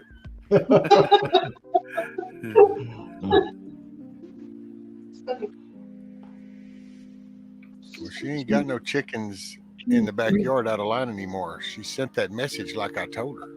That's not true. I have 4 more that I need to harvest. Then I guess the message needs to get a little louder next time. They didn't get the memo. Well, I mean, no, they have calmed down. Don't get me wrong. They're acting better, but I'm still narrowing my flock. So there's 3 or 4 more chickens. 3 or 4 more. Oh, and crazy chicken, the one with the crossbeak, you know? Finally got I by thought the it dust. was a hen. It's not a hen, it's a rooster. It started crowing, and I was like, oh, you've got to go. So I have 3 or 4 chickens and 1 duck that I need to this weekend. Uh-huh. Oh, come on. Let Daffy live. What? Let Daffy live. Did you already get rid of the crazy chicken? No, No. you only have 1 duck. Let Daffy live. Oh, no, I don't only have 1 duck. She's got more than 1. She has a whole flock. Yeah. Well, She has a no, I have 3 out there with 1 female, 2 males, and clearly one of those males needs to go. And I have 3 new ducks, and I have 10 eggs in the incubator. So, yeah, She has a whole flocking flock. I am walking, doing this for real, y'all. I'm not joking. Hang on, let me show you the duck. My I think favorite it's all duck. a joke, Nikki. I think it's all a joke. I think you're doing this just for YouTube likes. That's why. I think you're just trying to get monetized. That's all. Oh, they're so quiet. This So guy's is so cute. Look at him. Aw. Oh. So is that considered a duck nugget? Yes. Well, this one is. This one I'm keeping, I think. I think it's a girl. I think I'm keeping her. Nikki's Oh, gone. they look so delicious. Nikki's gone quackers. Yeah. Gone plum quackers. Great crackers. They were quiet until they got them. Oh my goodness! Look, Hawkeye's punishing everybody with the Boris. You think I'm joking? That's his cleanest hair, I think. That's probably the calmest I've seen it. Yeah. That's when he goes to meet the Queen Mother. Literally. No, that's probably actually when he woke up. It was that before he realized that it was laying flat, so he had to do this before he could go talk to the press again. So, Nikki, did you ever get rid of one rooster that was being troublesome with you? Oh, yeah. Yeah. Oh, yeah. Yes. That one, the one gray one, the main one that was the ass. Yeah. That one plus 4 more went across whenever it was that we butchered them. So, yeah, that's. See this chicken? This bowl? See this chicken that I'm making chicken fried rice with? Yeah. Chicken noodle soup would be better. We dispatched 5 chickens. All right. Dispatched. I like right, that. Huckleberry. We did. And I have 3, maybe 4 more, and a duck to go next this weekend, and some quail maybe. And some maybe not quail this weekend. I have 3, maybe 4 more chickens and a duck to go, and then some rabbits this upcoming weekend. So are you going to be canning all the meat? No, not necessarily. Sometimes I just vacuum seal it, throw it in the freezer, because we eat a lot of what I don't really can it. Canning is more long term to me. So we actually eat regularly, clearly, what we raise and butcher. Are you going to make some duck la orange? You know, the funny thing about that, the 3 ducks that we have out there, there's Lucky and Ducks. Lucky is a male, and Ducks, D-U-X, is the female. And the only other duck out there in the pen, his name is Orange. His name, I actually named him his name is Orange. So you know what? Yes, I will totally make Duck Orange out of him. That would be awesome. I think that would be fantastic. Huckleberry says Boris has that Jimmy Houston hairdo. Oh, no, I saw that Jimmy Houston, and the minute he said that, I went, oh, shit, yeah, he does, too. He does. What? You gotta tell me again. Boris has that Jimmy Houston hairdo.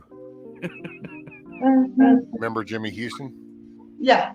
Yeah. I thought I see the man. I'm thinking there's a man where that's a toupee. When toupees go wrong or when toupees go bad,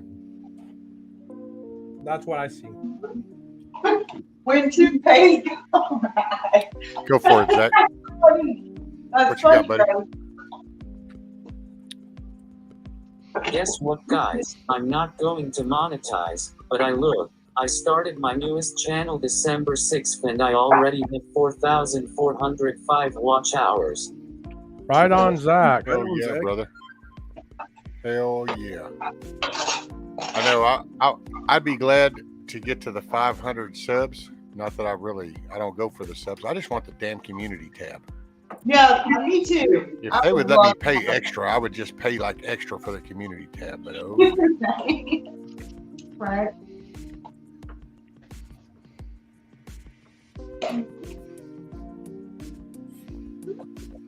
Oh, go for it, Zach.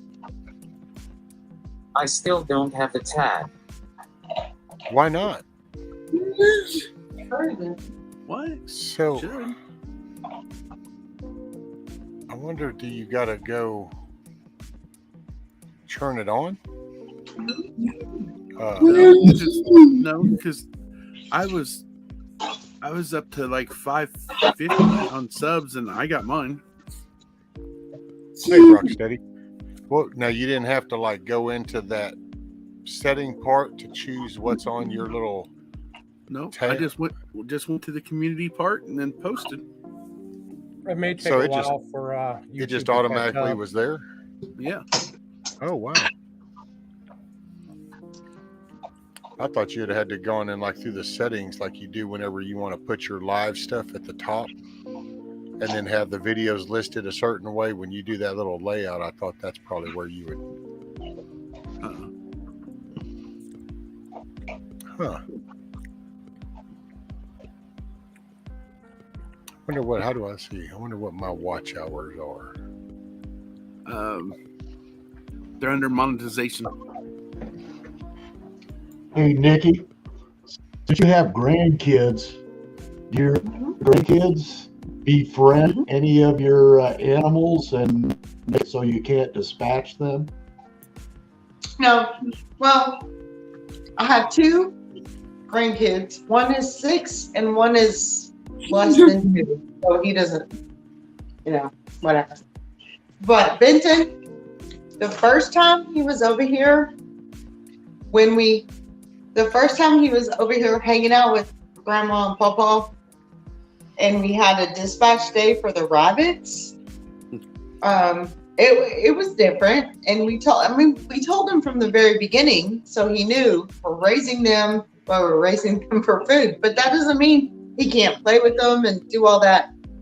But he was over here for dispatch day, and it was kind of like a train wreck.